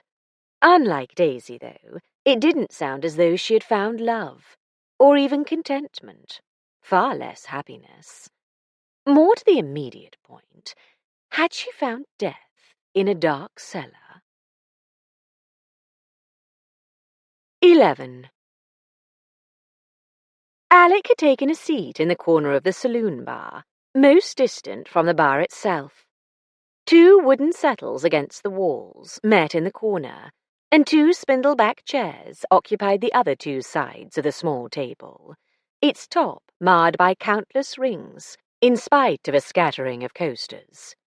Like most police officers, Alec preferred to sit where he could see the whole room, especially the entrance, whether or not he was expecting someone, or trouble. He had opted for a pint of home-brewed bitter rather than whiskey. He might be glad of a clear head later. D.I. Underwood was sure to want to talk to him again. After a gulp of the excellent brew, he nursed his beer and sat back to watch and listen. His fellow imbibers looked to be a moderately prosperous lot, from various walks of life. Tradesmen, clerks, farmers, commercial travellers, a professional or 2. There were 2 women, staid matrons obviously out with their husbands. Nowhere appeared the excitement, inevitable if any were aware of the murder. Sergeant Harris had struck Alec as a man not to be trusted to hold his tongue, but these were not the sort of people to whom he'd chatter. His friends would be in the public bar, where Alec would stick out like a sore thumb. Tom Tring, his sergeant of many years, would be the perfect man to find out what was being talked about there. But Tom had retired just a month ago. Not to mention that this was Underwood's job. Alec was finding it deuced difficult to keep the fact in mind. The saloon bar drinkers were not likely to be the sergeant's confidants, but they were the sort the Greys might have consorted with. Alec, in his oft-assumed guise as a civil servant, was more one of them than D.I. Underwood was likely to be. Chatting to them, he might learn something useful about the Greys. So Alec was welcoming when a newly arrived couple, after greeting 2 or 3 people and glancing round the room for seats, came over to his table. "Do you mind if we sit here?" the man said. "Quite a crowd tonight." "My pleasure." "Thanks. The usual, Alice. What's yours?" he asked Alec as he pulled out a chair to seat his companion. "Bitter, thanks, but I'm not in need." He hoisted his half-full tankard. "Get it while you can. A few more crammed in here, and you won't be able to catch Mickey's eye for love nor money. Well, money might work." He went off to battle the swarm at the bar, shaking hands here and there as he went. "I'm Alice Barnes," the woman introduced herself. She was 50-ish, round-faced with smile lines, dressed in good but well-worn clothes. "That's my husband, Brian, that was. He won't be back for at least 20 minutes. Fletcher, it's obvious Mr. Barnes is on good terms with everyone here." "It's Doctor. Most of them are Brian's patients, or their wives and children are," Mrs. Barnes said dryly. Alec wanted to ask whether the Greys had been Barnes's patients. However, if he gave in to temptation, the inspector would have every right to be incensed. The doctor's wife continued. "You're not from these parts, Mr. Fletcher?" "London. Just visiting.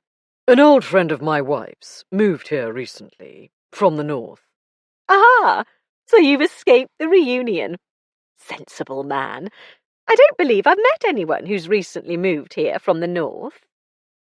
She paused invitingly. Alec saw no reason not to oblige. "Miss Chandler. She and 2 friends have bought cherry trees in Orchard Road." "Oh, yes. Someone did mention that 3 ladies had moved in. About a fortnight ago, wasn't it? You'll think it disgraceful, Mr. Fletcher, that I haven't called on them yet. I'm afraid I'm very bad about introducing myself to newcomers. I tend to wait until I meet them at someone else's house. I'm a nurse, you see, and though I don't work full-time, I'm kept pretty busy in Brian's practice." 2 of them are working women, so they'll quite understand. "Now I remember. Teachers, aren't they?" One is. Miss Chandler is an accountant, duly chartered." "Is she? How enterprising. One is reminded that until the Crimean War, nursing was not considered a suitable occupation for a respectable female. It seems a pity that it takes war to persuade men of our capabilities. I really must make Miss Chandler's acquaintance." Hoping he had been helpful in breaking the ice for Daisy's friends, Alec was afraid he was merely meddlesome. As a policeman, he ought to know better when they might yet prove to be involved in the murder. But he'd taken a liking to the 3 women, bravely making their own way in what was still a man's world. It was one of Daisy's attributes that had first drawn him to her. The doctor returned, 2 tankards in one hand and a sherry glass in the other. He set them down as his wife introduced Alec, and they shook hands. "From London," Mrs. Barnes added. "Then you won't be interested in the latest local rumour?" "Brian, you can't say that and just stop there," she protested. "Mr. Fletcher won't mind." She cast a questioning glance at Alec. "Not at all," Alec said, hoping he looked politely resigned, not all agog. The subject of the rumour was not difficult to guess. "Apparently the police have taken over Whitford Snug." "That bumptious Sergeant Harris? What's wrong with the police station?" "It's an inspector from High Wycombe, dear. He's interviewing witnesses." "Witnesses to what?" The doctor shrugged. "No one seems to know." "A decent rumour should have more meat to it," Mrs. Barnes complained, laughing. "Don't you agree, Mr. Fletcher?" "Some rumours are best fleshed out," he said cautiously, thinking of those that aid the police. "Others are better left to die." "Unmourned," Dr. Barnes agreed. "This one, I suspect, is true, and when the details are revealed in the fullness of time, we may well wish it wasn't." "A police investigation is bound to bring bad news to someone." His wife firmly changed the subject. "Now that's enough of that. Mr. Fletcher has been telling me about his wife's friend who recently moved here. Miss Chandler. She sounds like an interesting—" "And here she comes," Alec interrupted, standing and waving as Willie entered the bar and looked round. "Oh, good!" Mrs. Barnes exclaimed. You will introduce us, won't you? Willie's face lit up as she saw Alec. She started to come over, but hesitated as she realized he was not alone. It was not the best time for her to meet the Barneses, but once she had appeared, it was inevitable. Alec waved again, wondering where Daisy was and what she was up to. He couldn't ask Willie in the presence of the others. The doctor stood up as she arrived. Alec made the introductions, and Barnes asked, "What are you drinking, Miss Chandler?" "My turn," said Alec, seating Willie, though he didn't really want to leave her alone with them. "Not at all. It's still my round." Willie looked as if she was in need of a brandy, but she glanced at Mrs. Barnes's glass and opted for sherry. The doctor went off. He wouldn't be gone long. The crowd was thinning as dinner time approached. With luck, the Barneses would soon join the exodus. The ladies were making small talk. Willie careful of what she said, Mrs. Barnes with apparently genuine friendliness. "I hope you'll enjoy living here," said the latter. "You and your friends. I'm looking forward to meeting them, and to making your wife's acquaintance, Mr. Fletcher." She turned back to Willie. "Mrs. Fletcher will be joining us, I imagine?" I'm not sure. She's rather tired. "Thank you," she added, as Dr. Barnes returned with her drink, saving her from further explanation. Or further evasion, Alec thought, trying not to show his misgivings. "What a pity. Some other time, perhaps. London's not far, and we have excellent train service. It's very easy to get up to town for concerts and the theatre." "Not to mention shopping," the doctor teased. "Well, the choice here is very limited," Mrs. Barnes said indignantly. "And not much better in High Wycombe. I don't go shopping in London very often. Have you had a chance to look round our shops here, Miss Chandler?" "Not much.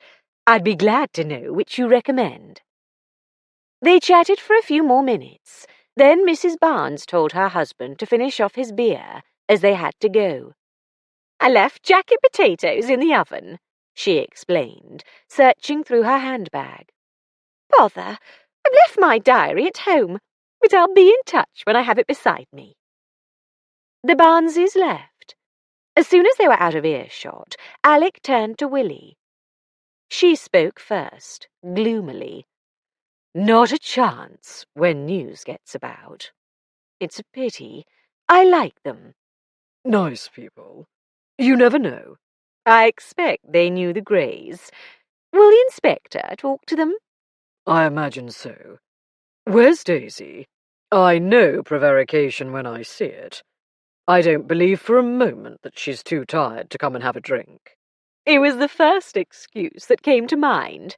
And true, besides. Vera said she kept nodding off, though she seemed quite alert when I was interviewed. Alec groaned. "Great Scott! How the deuce does she do it? And what the deuce is Underwood thinking of to let her?" "Does she make a habit of sitting in on police interrogations?" "Yes. Give her an inch. My fault, I suppose. When I first met her, I was short of men, and I let her help me. She took shorthand notes and typed them up for me." Nothing so formal for Inspector Underwood. Vera wanted her hand held, which he allowed. Then she stayed to see if I needed support. I didn't, but she looked so comfortably ensconced in her chair that I couldn't bear to oust her. Not that I minded her being present. She must have stayed with Izzy, too, or she'd be here by now. "Where's Vera?" She went upstairs. She was pretty upset, in spite of Daisy's support. "Not everyone can be as blasé about a police interrogation as you appear to be." It's not just that. Willie frowned in thought. She's been— "Hold on a minute. Someone's coming over." A corn-blonde young man had just walked in, scanned the room, and spotted Willie. After a moment's hesitation, he headed for Alec's table. In spite of his cocky stride and a gleaming smile, he looked worried. As he came closer, Alex saw that he wasn't as young as he'd appeared through the haze of smoke in the bar. 30, or even 35. Nonetheless, he was extremely good-looking. His navy suit was in the latest style, double-breasted, with pencil stripes, wide trousers and sleeves, slightly tailored waistline, and wide lapels with rounded tips. His tie was striped with a hideous shade of mauve. Alex said in a low voice, "A secret admirer?" "Certainly not," Willie snapped. "Miss Chandler, I've been hoping to run across you." "Hello, Mr. Vaughan," she greeted him, coldly polite. The estate agent, Alec recalled. "Sorry to butt in, old chap. I won't be a moment. How are you liking the house, Miss Chandler? No problems?" "None that we can blame on you," Willie said sarcastically. "Oh, good. Heard from Judith yet, Mrs. Gray?" "No, and we hardly expect to." "She might send her address, so that you could forward anything she left behind." "She didn't leave anything that wasn't included in the contract of sale, and she hasn't sent her address. Sorry." Willie didn't sound in the least apologetic. "Sorry to bother you. You will let me know if you get her address?" She sighed. "I'll tell Miss Sutcliffe you're asking for it. She's the one who sorts the post." "Thanks ever so. It's just, I'm sure you want to go and join your friends, Mr. Vaughan. Goodbye." He went off at last, disconsolate. "What was that all about?" Alec asked. "I'm not sure. He came to the house one evening. I was the only one at home. I was tired, and the others went to the cinema. I didn't invite him in." "You don't like him, do you?" It was more of a statement than a question. "I don't think you should ask me that." "You're right. I apologize." Willie waved away his apology. "I forgot to tell the inspector he called. Does it matter?" "Shouldn't think so. But do tell him when you get a chance. Vaughan asked the same questions at that time." "Yes, but I don't remember that I bothered to mention it to Izzy. For all I know, she did find something from Mrs. Gray in the post and chucked it away, not having any use for it." I'll suggest that Underwood ask her.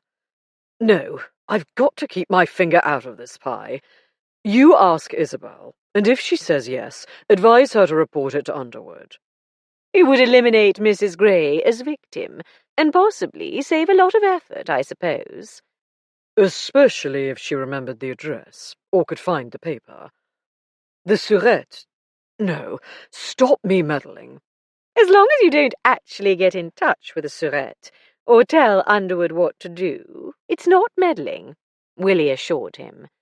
One can't help thinking about it. But I shouldn't be talking about it. Let's talk about something else, then. When do you think we'll be able to move back? I don't think you should ask me that. He quoted her own words. She laughed. Oh dear, there really isn't any other topic of conversation at the moment, is there? Would you like another sherry? What I'd like is a large B&S. I'm not sure mixing the two is a good idea, though. It won't hurt you. One B&S coming up. While he was at the bar, Daisy and Isabel came in. Daisy did look tired, as Willie had claimed. Barely convalescent, yet she couldn't keep her nose out of a murder investigation, he thought, with exasperated fondness. No point in trying to exact her promise not to get involved, but he would make her promise to take care of herself. He hoped her friends would keep an eye on her when he went back to London, if she insisted on staying. Isabel saw him, and they came over. What would you like? He asked. Sherry, please, said Isabel. Not something stronger. She grinned. I was brought up Methodist. I still feel slightly guilty drinking sherry. I never developed a taste for cocktails, and beer is unladylike. I hope their sherry is better than what we offered you. Mrs. Barnes, the doctor's wife, seemed to find it acceptable. Daisy, the usual. Yes, please, darling. But let's take our drinks to the dining room. I asked them to reserve us a table.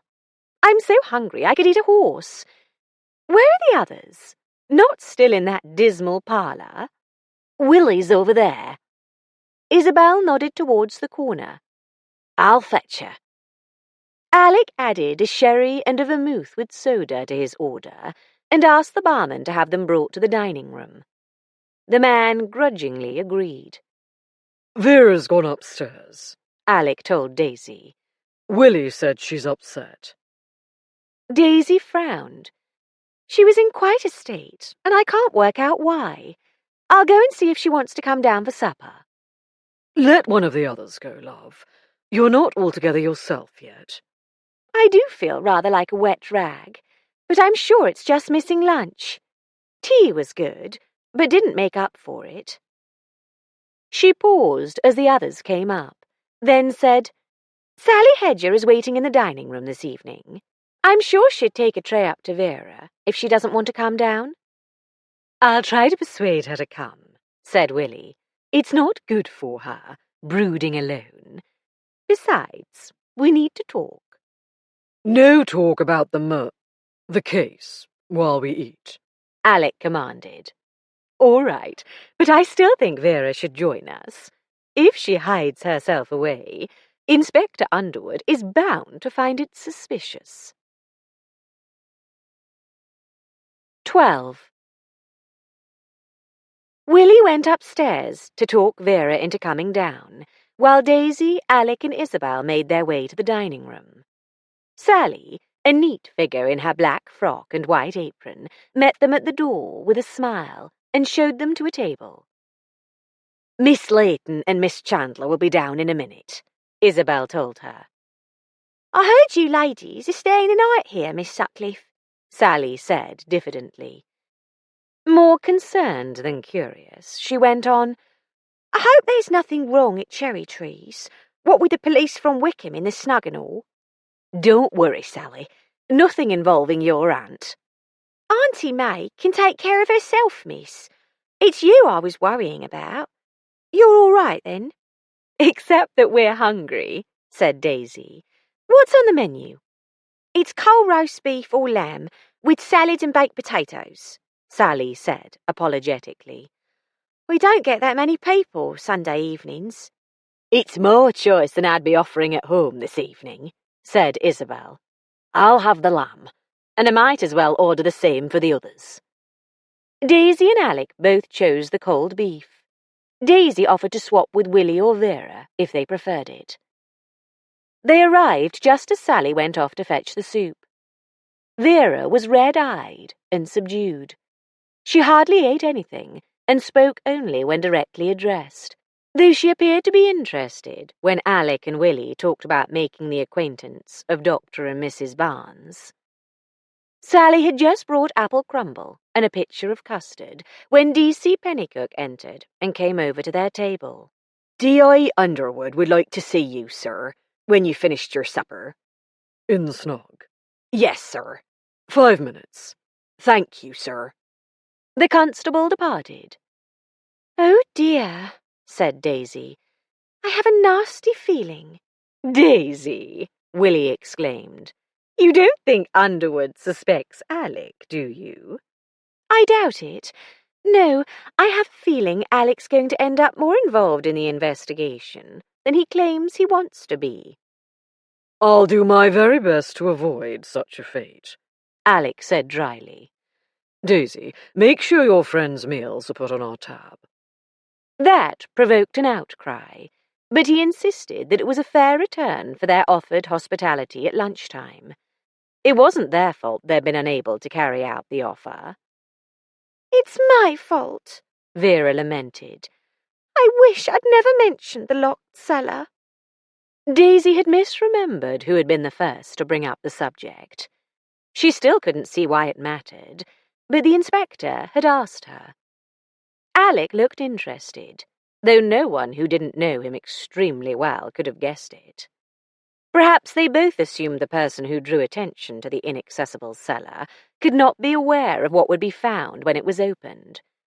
On the other hand, whoever had shoved the victim down the stairs, assuming that was what had killed her, must have been on tenterhooks, waiting for the body to be found. So perhaps she'd prefer the inevitable discovery to be hurried up. Daisy could imagine Vera being unable to stand the suspense. However, she could not imagine Vera doing the shoving, unless the victim had died of poison, or stabbing, or something else, and had then been dumped in the cellar. Of course, only Willie had had the slightest idea that Alec's skills might include picking locks. Yet she was the one who had blithely fetched the wire for him to make the attempt. Even given her fundamentally cheerful disposition and the inevitability of eventual discovery, Daisy found it inconceivable that she would have shown no signs of uneasiness. The likeliest culprit of the three was Isabel, without question. She spent more time in the house, so had more opportunity. Tall and sturdy, she was physically capable of the deed. Her choice to sell her family home in Yorkshire and move to Buckinghamshire showed her decisive and resolute. Daisy hadn't witnessed her losing her temper, but it wasn't difficult to envision. Angry, Isabel would be formidable. But Daisy had no idea what, if anything, would make her angry enough to resort to violence. Not that it mattered. Far more likely was that the murder had occurred before the friends moved in. Daisy hoped Detective Inspector Underwood was of the same mind. At this point in her musings, Alec excused himself and stood up to leave. Daisy realized she had consumed half her crumble without tasting a bite. "Eating in your sleep, love?" Alec teased. "Better not stay up late." How long do you think Underwood will keep you? Your guess is as good as mine. How annoyed is he about your being on the spot? Your guess is as good as mine. Darling, you must have some inkling. Ambivalent, if you insist. That's no help. Sooner or later he'll come down on one side or the other. I mustn't keep him waiting. He departed. Daisy, is there any chance Alec will be put in charge? Willie asked. I very much doubt it, whether the inspector wants him or not. Underwood can't suspect him. You never know. He's a witness, at least. He can't very well investigate himself. Willie giggled. No, it sounds ridiculous and unethical, if not actually against the rules. The press would have a heyday. I wonder how long it'll be before they arrive. Vera quailed. Oh, no, not tonight, surely. People must have seen the police at Cherry Trees. Someone will have notified the local paper by now. Vera heaved a sigh of relief. The Bucks Free Press doesn't come out till Friday. Thank heaven. If they have a single enterprising reporter, he'll sell a tip to one of the nationals. But they'd have to get here tonight to publish the news in tomorrow morning's papers. Let's go and have coffee in the parlour, Isabel proposed. Nobody can bother us there. Except a female reporter. But Daisy kept quiet, not wanting to sow further alarm and despondency. If she were a newspaper editor, she'd consider the story of a murder in a house inhabited by 3 single women to call for the feminine point of view. Sally arrived to clear the table. Will you have coffee? She offered. Could we have it in the parlour? Said Isabel. Yes, of course, Miss Sutcliffe. As the others trailed out, Daisy said, Sally, put everyone's dinner on our bill, please. All right, Mrs. Fletcher. That's ever so nice of you. She lowered her voice to a whisper. That Sergeant Harris is in the public. He's telling everyone the detective that's in Mr. Whitford's snug won't let the ladies go home. Has he said why? Not outright, just nasty hints. That's his way. Oh, dear. Thank you for telling me, Sally. Daisy hurried after her friends. As soon as the door of the ladies' parlour shut behind her, she warned them that rumours were already flying, no doubt growing more shocking with every repetition. "Inevitable," Isabel said. "We're the obvious suspects. In fact, the only ones, as far as I can see." "Oh," Vera moaned. "We've got to face the facts, Vera. There isn't anyone else." "I'm not so sure of that," Willie argued. "What about Donald Vaughan?" "Methinks the gentleman doth protest too much," said Daisy. "Yes, and he wasn't his usual bumptious, obnoxious self this evening. All that show of inquiring after her could be a ruse to divert suspicion." "Could be. As far as the investigation is concerned, it's very early days yet. The police don't know yet what they're looking for or whom to ask. For a start, we seem to be taking it for granted that the remains are Mrs. Gray's. Admittedly, she doesn't sound like a particularly pleasant person, though I don't know enough about her to judge. When they begin to dig into her background, they may find she has dozens of enemies." Willie grinned. "Dozens? All right, several. Not to mention friends who would know when she left town. And whether she left town. If they saw her off, or have heard from her since. When did you see her last?" "We signed the papers on September the 16th. I didn't see her after that." Vera nodded agreement. "Neither did I," Isabel confirmed. "Nor hear from her. I was a bit surprised. I'd expected a few last-minute adjustments to what she wanted to leave for us." "Such as?" Daisy asked. "Oh, for instance, in the linen cupboard there's a set of initialed silver-plated napkin rings that look like a family heirloom. She might have forgotten those and decided she wanted to keep them after all. I didn't really think too much about not hearing from her. Just assumed she was satisfied." "From what little I saw of her," said Willie, "she's the sort who's never satisfied." "That's why I was a bit surprised. She was impatient, too, and liable to make up her mind without due consideration." "In any case, she's not necessarily the victim," Daisy reminded them.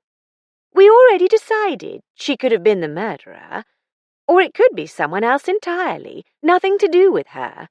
Someone taking advantage of the house being empty to dispose of an inconvenient body." "Do you write fiction as well, Daisy?" Isabel inquired. "That sounds like a plot for a thriller." "No," Daisy said crossly. "I feel as if we're stuck in a shilling shocker." Vera's voice was shaky. "I don't know how you can be so calm about it." "Getting all het up doesn't help," Isabel pointed out. "In fact, it makes everything seem 10 times worse than it really is." Willie stuck up for Vera. "She can't help it. You have nerves of steel, and I can usually see the funny side. Daisy, do you think the police will seriously consider the theory of the empty house used as a dumping ground by strangers?" "It's not a theory, only a vague hypothesis. What Alec would call wild speculation. But they have to take all possibilities seriously, especially when they have so little to go on." Sally came in with a tray of coffee cups and a pot. "I brought a cup for Mr. Fletcher, too," she said, "just in case." "He's still with the inspector?" "Yes, madam." "Thank you, Sally." Daisy heaved herself out of her chair. "I'm going to tell Underwood about Sergeant Harris spreading rumours. The sooner that's put an end to, the better. Not to mention trying to find out what's going on between Underwood and Alec." "Sit down and drink your coffee first," said Isabel. "You don't want to fall asleep in the middle of your sleuthing." "I'm not sleuthing." Daisy subsided and took the cup Isabel handed her. "Not really. And don't you dare suggest to Alec that I am. He hates to admit that sometimes I'm helpful, not just interfering." 13. "What's yours, sir?" D.I. Underwood greeted Alec. A promising beginning. Alec decided to reward his earlier abstemiousness. "Whiskey and soda. A small one, thanks." "Off you go, Pennycook." Alec took a seat. "What can I do for you, Inspector?" "For the present, nothing, sir. Nothing official, that is. I've spoken to my super on the telephone, and he says he can't make any decisions till he's talked to your Superintendent Crane, I told him. That's right." "That's the man." "Have you informed him of the situation, sir?" "I thought I'd wait till the morning and catch him at the yard. He gets a little testy when disturbed on a Sunday evening." "I persuaded Mr. Parry to wait till tomorrow." Underwood and Alec exchanged a smile of complicity. Managing superior officers was part of being a copper. "What did he have to say when you told him about me?" "Blast," followed by "damn," as he absorbed the implications. Those weren't the actual words he used, mind you. He was in the Navy, and he has some salty profanity at his command. But once I'd got him to consider my plan calmly, he was all in favour. "Somehow, I'm not surprised. In essence, your plan is to use the services of the yard without the county having to pay for them." Underwood grinned. "Yes. Do you think your super will go along with it?" "It's not impossible, if I'm not urgently needed elsewhere. You'd have to stop the nonsense about keeping your eye on me as a material witness. Save it for Mr. Parry, if you must. Crane wouldn't like it a bit. Casting aspersions on one of his officers isn't going to win his cooperation." "I already dropped that line. What would help?" Alec eyed him appraisingly. "Can I trust in your discretion? And Parry's?" "If we can trust in your innocence." "Touché. May I take it you're prepared to extend the same belief to my wife?" "Unofficially, by all means. I'd be astounded if Mrs. Fletcher played any role in the crime. But I'm sure you realise that officially she can't be dismissed so easily, as accessory after the fact, at least.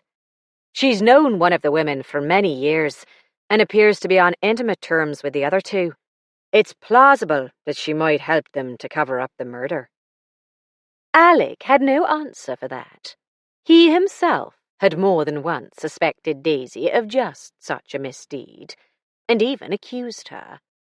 In at least one case, he knew full well she had helped a killer to escape. She always had what she considered an excellent reason. "Yes, I suppose it's plausible," he said cautiously. "I'm sceptical, though, about the ladies being involved in the death." "I have my doubts," Underwood admitted. "I'm afraid Mr. Parry was on about spinsters going peculiar and getting funny ideas into their heads. I tried to explain they're too young for the change, but he's not convinced." "Pity.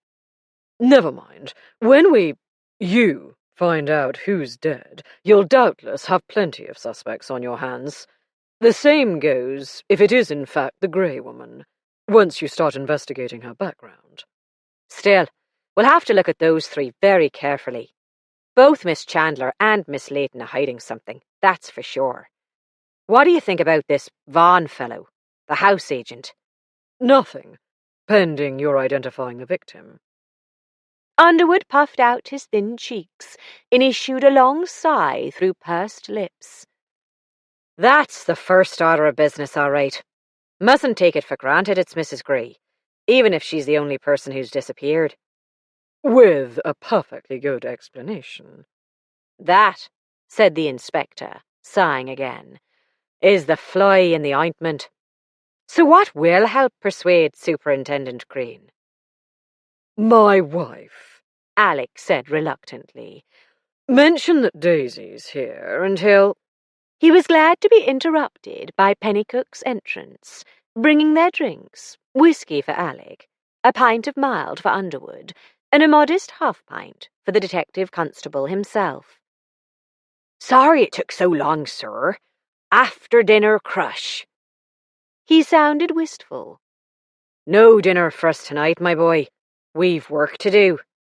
They've got Scotch eggs and pickled onions at the bar, and potato crisps." Underwood turned his eyes ceilingward and rolled them. "Is he under the illusion that he's still a growing lad?" he demanded rhetorically. The constable's ears reddened. "All right. I dare say we'll think better with something in our stomachs. Here." He handed back the change Pennycook had just given him. "But don't take so long about it. You need to cultivate that air of authority. Yes, sir. Thank you, sir." The young man departed at a trot. The inspector shook his head. "I have high hopes for Pennycook, but sometimes— Where were we?" Contemplating Mrs. Gray's proposed travels, pondering the odds of tracing her to an unknown hotel in Paris, and thence to unknown friends in an unknown part of the Riviera. Let's hope it doesn't come to that. Not that I wish her dead. Let's hope she has friends we can unearth to whom she's given details of her plans. If it becomes necessary. How do you propose to go about identifying the body? The char, don't you think? Not necessarily to view the corpse, but she should know something about who her friends were, or are. And she might be able to pin down the date, if we're really lucky." Alec nodded. It was just the sort of job his retired sergeant had excelled at. D.S. Tom Tring had been at his best with servants, especially female servants, and labourers, and in public bars, in a way that Ernie Piper was unlikely ever to emulate. Ernie was brilliant at organising information, though, and at remembering details. But unless Alec was officially called in, D.S. Piper would not be coming down to Beaconsfield. "Going to approach her yourself?" he asked. "Unless you think she might succumb to Pennycook's boyish charm." As Underwood spoke, the constable came in again, bearing 2 plates. His beetroot-red ears made it plain he had heard. Without a word, he set one plate beside the inspector, then turned to Alec. "I didn't bring any for you, sir, saying you had dinner. I hope that's right." "Yes, thanks. That's not a bad idea, Inspector. From everything I've heard, Mrs. Hedger is an awkward customer. Any sign of coercion, and she's liable to dig in her heels. You might do worse than to send in a junior officer. If she doesn't come across, you can always bring in the heavy guns." Maybe I should have a word first with that niece of hers who works here. Fetch her here, Pennycook." The constable bolted a bite of Scotch egg and resignedly set down the remainder on his plate. "Yes, sir." He tramped out. "What do you bet she asks Mrs. Fletcher to come with her?" "I'm sorry. Daisy assures me she doesn't do it, whatever it is, on purpose. It just happens." "This isn't the first time. That's a relief. I was afraid I was somehow encouraging her." Alec thought it politic not to point out that Underwood had in fact done so, by letting Daisy stay after he had let Vera go. He very much doubted that either Willie or Isabel would have claimed to be unable to cope without her. "I do wonder what's making Miss Layton so touchy," Alec said. "We'll find out in due course." "And very likely it will have nothing to do with your case." "And digging into it will upset her more. Can't be helped. It's part of the job." Pennycook returned sooner than expected, his face as studiedly impassive as the best of detectives, or butlers. "Miss Hedger, sir, and Mrs. Fletcher." He held the door open for them. Rising, Alec and Underwood exchanged a glance of resignation and sighed, quietly and simultaneously. "Thank you for coming, Miss Hedger. We won't keep you from your work for long." "They can manage without me, sir." If Sally was perturbed by the summons, she didn't show it. "The worst's over." "Do sit down, Mrs. Fletcher."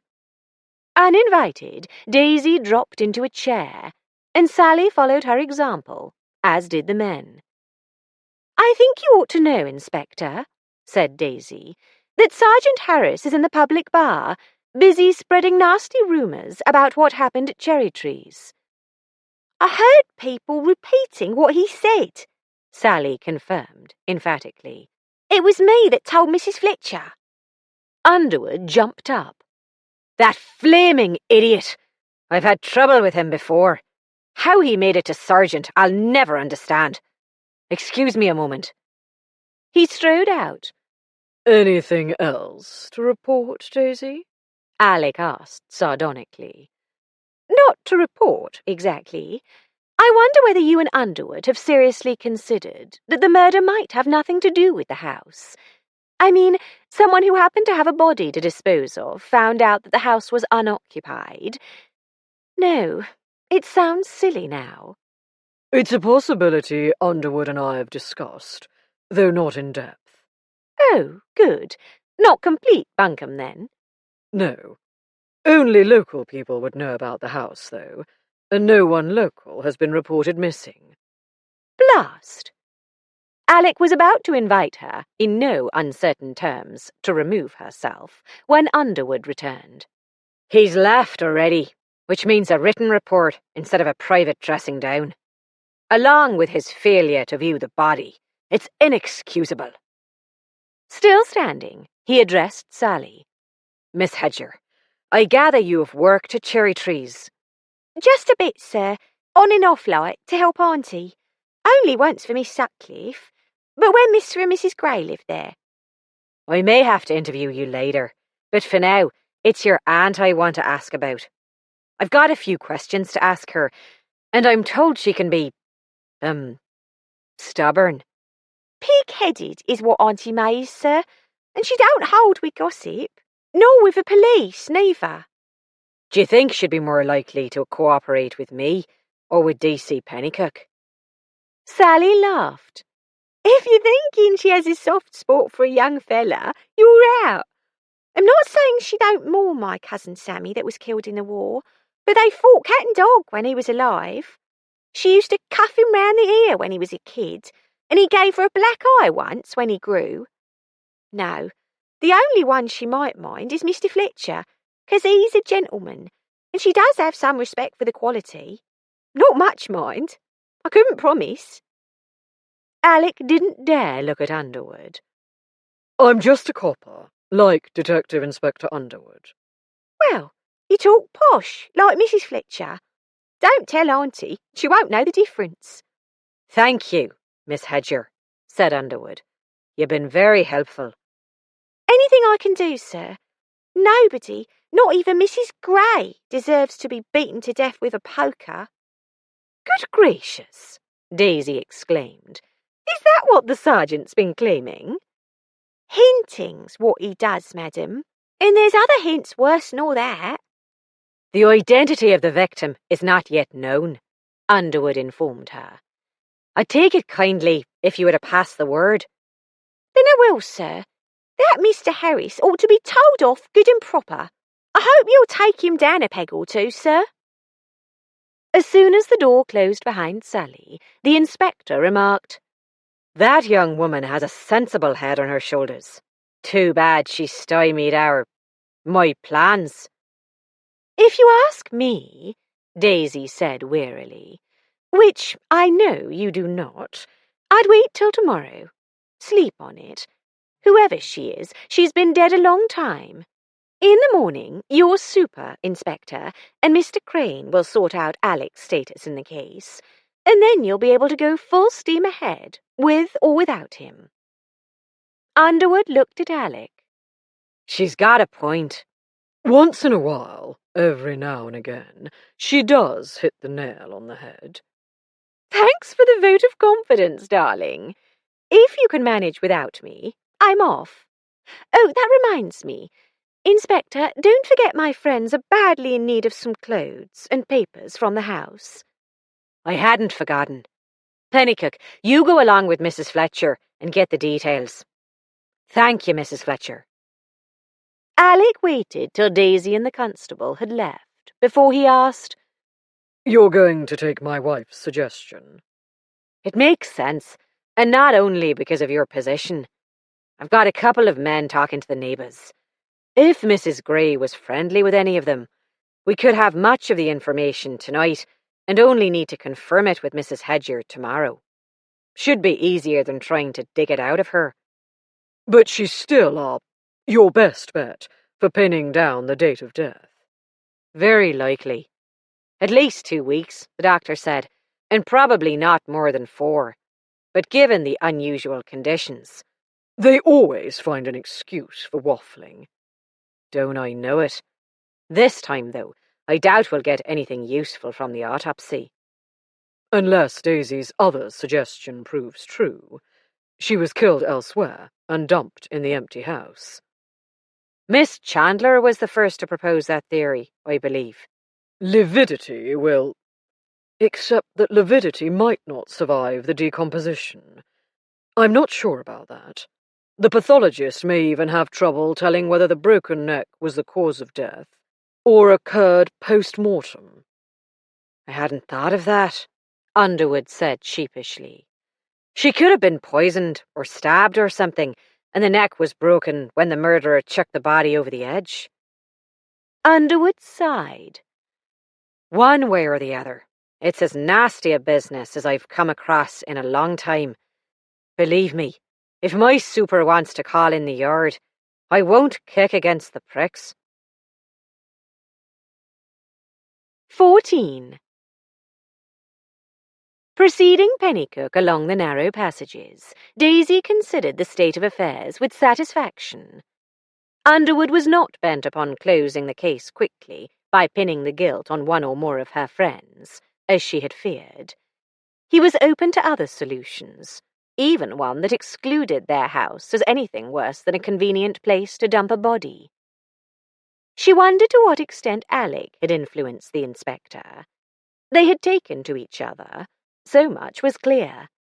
If they had not been on friendly terms, Alec would never have teased her in the other man's presence. What was more, he had admitted that she was helpful, even if he had qualified the statement in wholly unnecessary terms. Such an acknowledgement was rare enough to be prized. They found Willie in the residence lounge, glancing through a somewhat tattered copy of the News of the World. She dropped it when they entered. Daisy glanced round the room. The rest of the residents must be at dinner still, or in one of the bars. Where are the others? Vera decided to go back upstairs. Iz went with her. D.C. Pennycook has come for your lists of stuff you need for tomorrow. Did they leave theirs with you? Willie produced 3 lists from a pocket, and Pennycook went off. All right, said Daisy, sitting beside her. What's up with Vera? That's what Izzy's hoping to find out. Given that Vera's more sensitive than either of us, and a body in the cellar is enough to upset anyone, it doesn't seem to be the murder, per se, that's upsetting her. It seems to be something to do with Cartwright. The headmaster, right? She wasn't upset about him before the murder. All we were aware of was that she didn't want to invite the Cartwrights for a drink. She doesn't talk about her troubles much, just stews over things. So she sees or suspects some connection between Cartwright and the murder? Daisy mused. So it would appear. Let's hope Iz gets it out of her. She's far more sympathetic and patient than I am. If she fails, the inspector will have to start digging, and he won't be half as sympathetic and patient. He didn't miss much. You can count on it. And if Isabel succeeds, will Alec listen to her and advise as to whether Underwood needs to be told? I'm sure he'll listen. If there's anything in it, I'm sure he'll insist on telling the inspector. Alec has no standing. I should have thought by now the inspector would have asked for his help. It's not up to Underwood. Didn't I explain the chain of command? Willie sighed. Don't bother. I can't wait to go to work tomorrow and have something to concentrate on other than murder. Some nice, solid, straightforward numbers. Though she didn't pursue the thought. Daisy did. Though, there's something going on at work, isn't there? This isn't the first time you've hinted. I know. I should keep my mouth shut. I'd tell you if I could, Daisy. Honestly. I'm more concerned about your keeping it from the police. It's nothing to do with them. Willie sounded unconvinced and unconvincing. Not yet. What do you mean? The sooner they know. I meant, it's nothing to do with the murder. Are you certain? The door was flung open. "Damn it!" roared the large man in a dinner jacket who appeared on the threshold. "Where's the— Oh, excuse me, ladies. The tapster sent me off on a wild goose chase." He glared malevolently at the connecting door to the saloon bar. "I see I'm right back where I started. Can either of you, by any chance, direct me to the landlord's private room?" "It is complicated," Daisy said sympathetically. "You turn— No, perhaps I'd better show you the way." "My dear lady, I wouldn't dream of disturbing you." But Daisy was already on her feet, ignoring Willie's expression of surprise and doubt. She suspected that the tall, stout gentleman was Underwood's superintendent, and she wasn't about to let him get away without making an effort to hear what he had to say. "That's all right. It's easy to get lost in old buildings like this." As, looking baffled, he stood aside to let her pass, she asked, "You're here to see Detective Inspector Underwood, Mr. "Parry," he said grudgingly. "Superintendent Parry? I thought you must be. I'm Mrs. Fletcher." "Fletcher? You're the yard chap's wife? The one who found the body? Those three ladies are your friends?" he accused her. D.I. Underwood has already sorted out all that. Doubtless he'll be writing a report for you, explaining everything he didn't tell you over the telephone." "Humph." Daisy decided no response was called for. In fact, as the super appeared to be in a bit of a temper already, she might well make things worse. Whether he was annoyed with Underwood, with Alec, or with Daisy herself, remained to be seen. They reached the den. "Here you are." She stepped back to let the superintendent barge in, then sneaked in behind him as the others stood up. Taking a seat in a dark corner, she knew Alec, Underwood, and Pennycook had all spotted her, but as she had hoped, they chose not to draw Parry's attention to her. The inspector introduced Alec. "How do you do, sir?" Parry stared at him. Daisy couldn't see his expression, but wasn't surprised when he said in an exasperated voice, "So you're the man responsible? I suppose you'll want to be responsible for the investigation, too." "Not at all, sir. I'll have more than enough work waiting for me at the yard tomorrow. Besides, it's a matter for your chief constable and my assistant commissioner." "The CC will follow my advice." "I can't say the same for the AC. "Humph." Usually my superintendent would make the decision. However, in the circumstances, I'm certain Mr. Crane will take it to the AC. And even if your CC should ask for the yard's assistance, sir, they could well decide I'm not the right man for the job." "In the circumstances— This time his interjection was a thoughtful sound, not irritable. "Chief Inspector Fletcher has been very helpful already, sir," put in Underwood. Parry rounded on him. "But would you want help if it wasn't Fletcher, eh?" "It depends, sir. As I mentioned on the telephone, there's a chance we may have to ask the yard to request the Surrette's assistance with inquiries in France." All right, I'll... The door was flung open, and a stranger burst into the room. A man in an overcoat, with salt and pepper hair cropped short, and a bristling moustache to match. His hands, one holding his hat, the other a pair of leather gloves, were large, out of proportion to his narrow shoulders. He looked around wildly as Parry swung to face him. "Who the Parry caught sight of Daisy and scowled at her. Who the deuce are you, sir?" Cartwright's the name. Whatever she told you about me, it's lies. All lies. She's a— I haven't the slightest idea what you're talking about.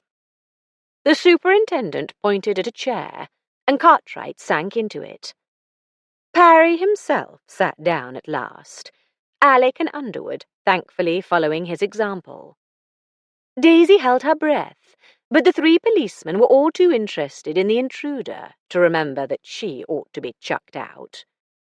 Pennycook, catching her eye, kept his mouth shut. Cartwright, said Underwood. The headmaster. You know of this man? Parry demanded. I've heard the name mentioned, sir. In connection with this case? The inspector gave his superior a warning glance. Not exactly. Tangentially, as you might say. Daisy was delighted with Underwood's unexpected erudition. Her dear friend, D.S. Tom Tring, retired, had an extensive vocabulary and enjoyed displaying it. She warmed still further to Underwood. Parry turned to Cartwright. I am Superintendent of Police. Who do you assume has told us lies about you, and why? Why might she lie? Or why do I assume she has lied? The schoolmaster asked, prissily precise. Either. Both. And why do you think there's a connection with our investigation? I don't. Agitated, he stood up, dropping a glove. Clearly, I'm mistaken. So it would appear. Detective Inspector Underwood will send someone to take a statement. I was mistaken. I have nothing to say that's of interest to the police. All the same, said Underwood. I'm afraid we can't just drop the subject, now you brought it to our attention. I'll need a statement, sir. Not at the school. As you prefer, sir. Constable, escort Mr. Cartwright out and get his address and the hours when he can be found at home. That will be all for the moment. Cartwright practically bolted, forgetting his dropped glove. Pennycook picked it up and hurried after him. He's got the wind up, all right. Parry nodded with satisfaction. One of your spinsters is a teacher, isn't she? That'll be who he's talking about, I bet. They go funny, spinsters. Daisy opened her mouth to object. Alec and Underwood both glared at her. Sir, said the inspector, What? You're still here, Mrs. Fletcher? Thank you for your help. We won't keep you any longer. For once, she didn't mind being chased out. She had managed to stay much longer than she expected, and to learn much more than she ought, thanks to Cartwright's intrusion. What was more, her dismissal had been so abrupt, no one had ordered her not to talk about what he'd said. With any luck, by now Vera would have told Isabel her side of the story. Putting the two parts together, they might work out whether it had anything to do with the murder, or at least bring some comfort to Vera, in that whatever had happened troubled him just as much as her. More so, in fact. She hadn't been driven to make wild accusations to the police. The residence lounge was inhabited solely by men. Several stared as Daisy walked through to the parlour to see whether Willie had been driven to take refuge there. She had, and Isabel was with her. "Who was that?" Willie asked. "The superintendent, as I guessed. That's why you were so keen to show him the way. They let you stay in the snug." I sat down in a corner and stayed quiet as a mouse. Parry forgot me, and Alec and Underwood weren't keen to draw his attention.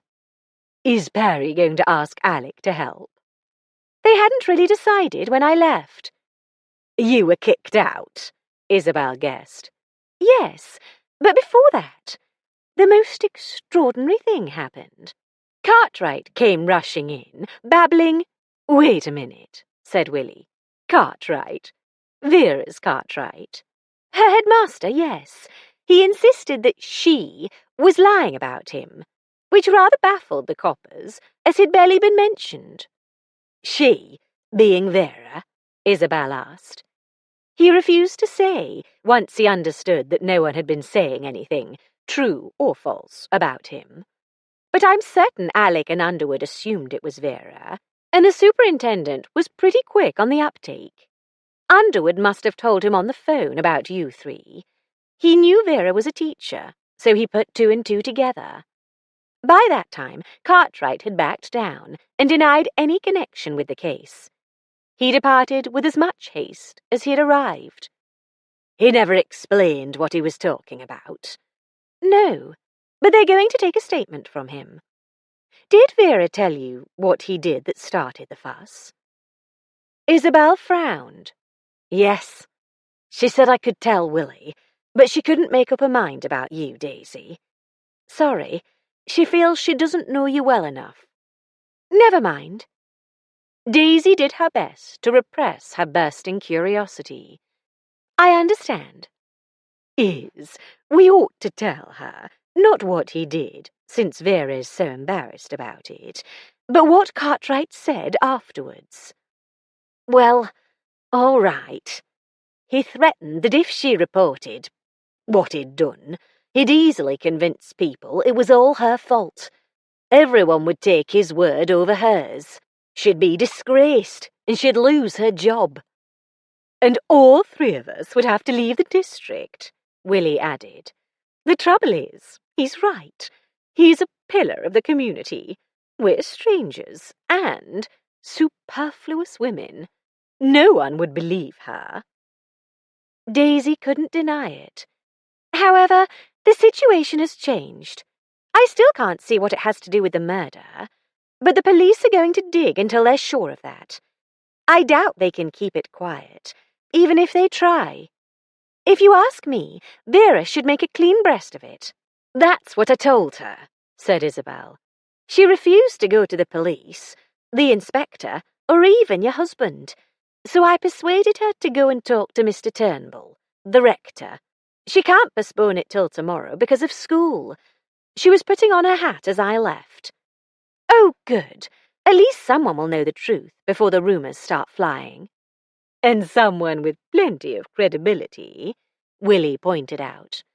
One would hope so. What's more, it's a church school, for what that's worth, so the rector is probably on the board of governors. What still baffles me, said Daisy, is why Cartwright assumed the police were investigating his misbehaviour towards Vera. I suppose he walked or drove past cherry trees, fortuitously, or because he's been keeping an eye on her. He hasn't got a car.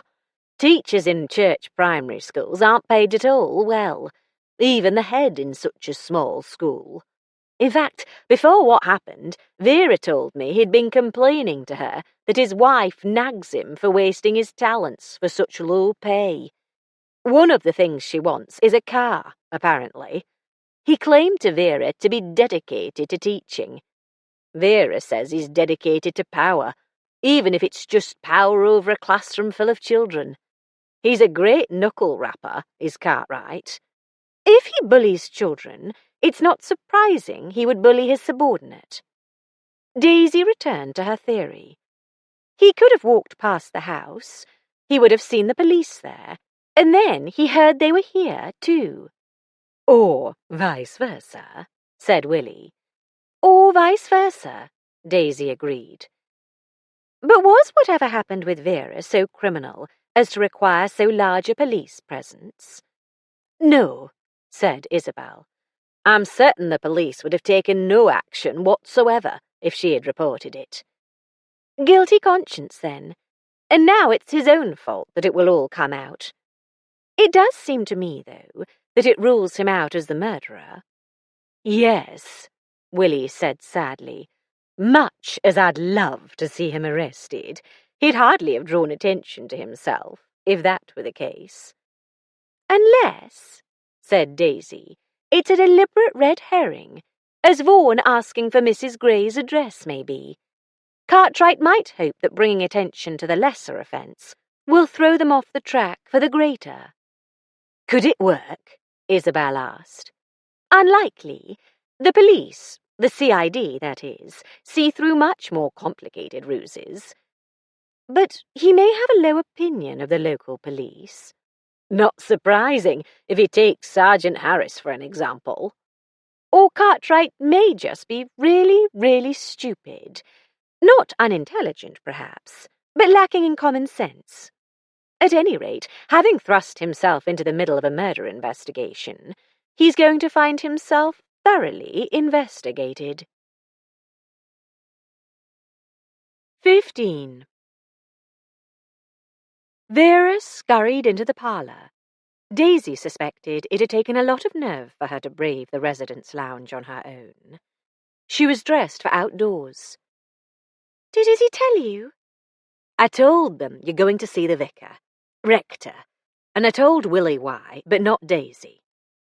Oh. Isn't that what you wanted? Yes, but... Vera dithered. But what? Asked Willie, with a hint of impatience. Daisy, are you CV? Yes, at least. Would you mind awfully coming with me? Izzy's Methodist, and Willie never goes to church. I hardly ever go, Daisy admitted. But you're not Mr. Turnbull's parishioner. Willie is. As Daisy actually wanted to occupy Vera, she stopped raising objections. I'll get my coat. It's very kind of you, Daisy, said Isabel. But are you sure you're not too tired? Not at all. Curiosity outweighed weariness every time. It's just across the street, Vera pointed out. Beyond the church. I'll run up and fetch your coat and hat if you like. I'll go, Isabel offered, and she hurried out. Taking her cue from Willie, Daisy didn't tell Vera about Cartwright's eruption into the middle of things. It might well change her mind about confiding in the rector. 5 minutes later, Daisy and Vera crossed the road, free of traffic on a Sunday evening.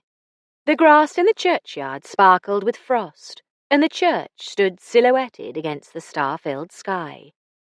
Daisy started to turn left towards the old rectory, an ancient building she had noticed on her peregrinations. Vera put a hand on her arm and gave a little tug to the right. It's this way. The new rectory is to the north. Not that it's very new. Mid-18th century. Much more comfortable, I expect. Look, there's a light in the church. Could it be the rector? I doubt it. Not so long after evensong. Probably the sexton clearing up. What sort of person is the rector? Is he married? A nice, sympathetic clergyman would be an ideal match for Vera, Daisy thought. He reminds me of my grandfather. Too bad. In what way? He looks like him. Grandpapa was a clergyman. They run in the family. But he was also a hard-headed, practical Yorkshireman. He spent all his life as vicar of a poor parish in Bradford, and he was more concerned with alleviating poverty than climbing the church hierarchy, like my father. He was the kindest man I ever met. And Mr. Turnbull is kind? Well, I don't really know, but he looks kind, and he was very nice when he called. Daisy crossed her fingers for luck. Vera's optimism seemed a bit premature, but at least she had cheered up. A frowning maid opened the door of the rectory and asked their business. Daisy gave their names and asked to see Mr. Turnbull. Grudgingly, the woman invited them to step into the hall, then went away to ask her master if he could see them, muttering audibly about people who never give the poor man a moment's peace. Should I offer to come back in the morning, before school? Vera whispered. Or after school? No. Daisy was adamant. Given time to worry, Vera would not easily be brought back up to scratch. Besides, delay would give Cartwright a chance to get his story in first. The maid returned, with a martyred air that Daisy hoped was not a reflection of the rector's. She led them to a pleasant, shabby living room, Daisy with a firm grip on Vera's arm to prevent backtracking. The man who came to meet them was short and plump, with a broad pink face and thick, wavy silver hair. He had changed his clerical black for an ancient blazer with the threadbare crest of a Cambridge college on the pocket. My dear Miss Layton, what can I do for you? He turned courteously to Daisy. "I'm afraid I didn't quite catch your name, Mrs. Vera seemed tongue-tied, so Daisy said, "Fletcher, a friend from London. We're sorry to disturb you so late on a Sunday evening." "Not at all, not at all." He beamed at them benevolently, then glanced behind him, where a plump, grey-haired woman was gathering up her knitting. "My wife." No hope for Vera, then, even if he weren't 30 years too old. Daisy exchanged polite murmurs with Mrs. Turnbull. "Don't move, dear," said the rector. "I'll take the ladies to my study." "There's no fire, dear. It will be icy." "No matter, no matter. They are young and dressed for out-of-doors, and you know I don't feel the cold." Vera found her voice. "Mrs. Fletcher has just recovered." "Come and sit by the fire, Mrs. Fletcher," said Mrs. Turnbull placidly. "I'll make cocoa." She went out. When they were all seated, the rector asked Vera how he could help her. She looked pleadingly at Daisy, beside her on a sofa. Daisy knew only half the story.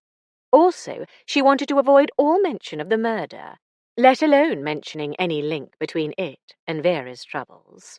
She opted for brevity and candour. "I just happened to be in Beaconsfield for a few days.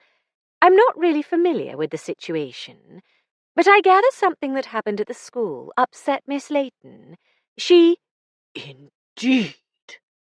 The rector leaned forward, fixing an intent gaze on Vera.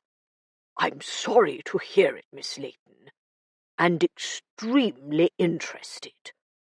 Alarmed, Vera faltered.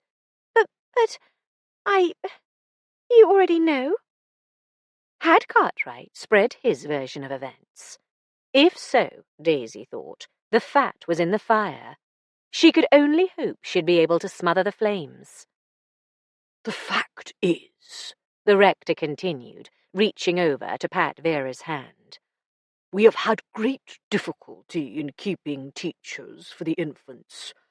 It is some time since any have stayed longer than a single term. Naturally, we, the board and I, suspect a common factor. However, not one of the young women has been willing to speak out, to give any but the vaguest of reasons for resigning. Without facts, we cannot act." "Go on, Vera," Daisy urged. "It was last month," she began hesitantly. "A couple of weeks after the beginning of term, before we moved to Beaconsfield. The children had left, and I was tidying the room, preparing lessons for the next day. I was at the blackboard, copying out a poem from When We Were Very Young. Children respond so well to Mr. Milne's verses. They want to learn to read them for themselves." She fell silent. "My little ones love them," said Daisy. "You were writing one on the board when—" "When the headmaster came in. I assumed he wanted to make sure I had everything I needed, to ask if I had any questions or wanted advice, as he had once or twice before. I said hello and went on writing on the board. He came up behind me and put his arms round me, and he... She shuddered. I'd rather not describe." "No, no, by all means," exclaimed the rector. "I broke away from him and ran to the door. I told him I was going to report his advances. He said I was a typical frigid old maid, and it was no wonder no one had ever loved me. It's not true. I was engaged. It's different when someone you love kisses you, when you want to be kissed." Her voice cracked. "He didn't come back from the war?" the rector asked gently. Vera nodded. Daisy couldn't speak, a lump rising in her throat, as she relived the moment when she had heard that Michael wasn't ever coming back. She took Vera's hand in hers. As if taking strength from her clasp, Vera went on. "Mr. Cartwright threatened that if I told anyone, he'd say I tried to to seduce him, and had hysterics when he wouldn't cooperate. He said I'd lose my job and never teach again. Darling, that's a threat that would only work if he had done it right away. Telling his version now will lead to his having to explain why he let you go on teaching innocent children after your misbehaviour. Wouldn't you agree, Mr. Turnbull? Why, yes. I hadn't thought about it in precisely those terms. But yes, I see your point, Mrs. Fletcher. He would be most unwise to come forward now. Daisy realised it was pointless to try to keep Vera's personal troubles separate from the murder. That seems to be just what he's done. What? He hasn't come to me? He went to the police. Surely this is not a matter for the police. I doubt it. But the wicked flee when no man pursueth. Daisy was pleased with herself for producing an apt biblical quotation. You've heard about the police investigation in Beaconsfield? I have heard a doubtless garbled version of something of the sort, the rector said severely. More than one, in fact, so one or the other is necessarily inaccurate. Yes, well, the details are not important just now. As to what brought Mr. Cartwright into the picture, I can only speculate. My theory is that he was passing the house where Miss Layton lives, saw the police there, learned that she was helping with their inquiries, and jumped to the conclusion that she had reported him. At any rate, I witnessed his bursting into the inspector's room, declaring wildly that an unnamed she was lying. When the inspector obviously didn't know what he was talking about, he withdrew his words. And his person. Good gracious! The clergyman exclaimed. Daisy, you didn't tell me. No, you weren't there when I told the others. And as you'd already made up your mind to report him to Mr. Turnbull, I decided his antics might scare you off. They might. I'm such a coward. Some of us, myself included, would be scared stiff to face a classroom full of children. The rector asked, You say Cartwright's not going to pursue the matter? The police will. He has no choice. One can't make wild accusations to an officer investigating murder and expect... Murder? Then that part of the story was true. I didn't want to believe it in our quiet little town. Daisy was about to speak, but he bowed his head in silent prayer over his clasped hands. She was wondering whether she too ought to pray, and if so, for whom, when he looked up. What should I do, Mr. Turnbull? Vera asked desperately. Sit tight, my dear. Go to school in the morning. Have as little to do with the headmaster as is consonant with courtesy and the necessities of your profession. I'm going to do a little investigating myself. I have the addresses of 2 of your predecessors who left unexpectedly. I shall write at once and ask them to reveal why they felt unable to stay with us. It might be better to look them up in person, Daisy suggested, if they are within reach. They may not care to put the experience on paper. Why should they speak up now? Said Vera, when they wouldn't before. Daisy thought fast. Because before, they would have just put their reputations and careers in danger. But now they'd be helping you, who find yourself in the same position. Or so we can reasonably assume. You're right, Mrs. Fletcher. One is in Croydon, I believe, and the other also south of London. Surbiton? I'm sure there are buses, he added vaguely. Oh, Mr. Turnbull, I'm sure writing to them will be enough. I can't ask you to traipse about. My dear Miss Layton, you are not asking. I'm offering. I keep Mondays as clear as I can, in case anything should come up. Traipsing about, as you put it, will be a pleasant outing. I'll drive you, Mr. Turnbull, Daisy proposed. "I'm going up tomorrow to see my babies. I'll pick you up at Marylebone Station in my car." That would be most enjoyable, Mrs. Fletcher, if you can spare the time. Let me find my address book and the train timetable. He toddled off to his fireless study. It's very sweet of you, Daisy, but "Don't worry, darling. It shouldn't take long. And besides, I have an ulterior motive. You've probably already realized that my besetting sin is curiosity. I'd like to see your predecessors for myself.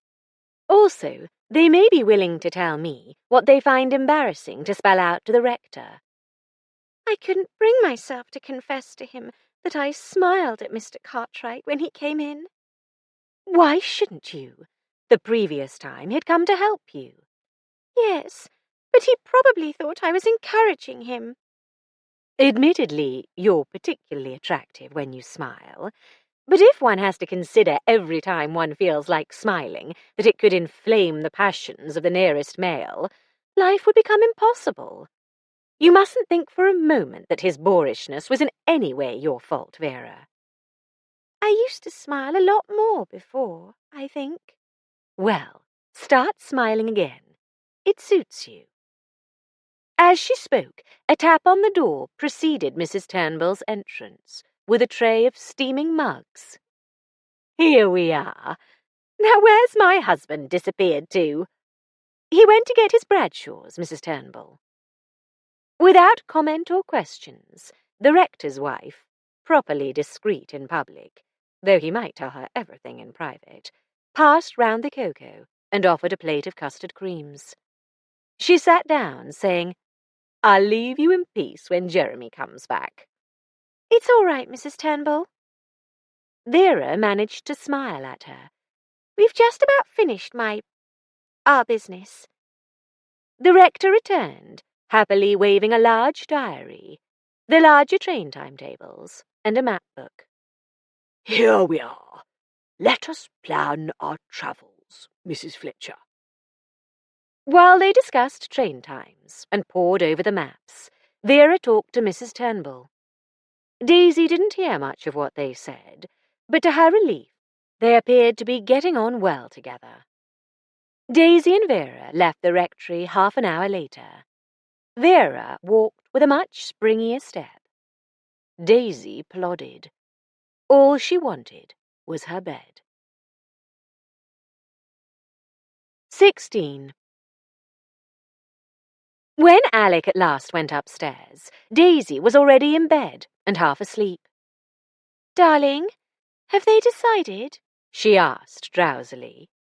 Decided what? Whether they want your invaluable assistance. They want me, if they can get me. Go back to sleep, love. We'll talk in the morning. For once, she obeyed orders. When, having donned his pajamas and brushed his teeth, he slipped in beside her, she didn't stir.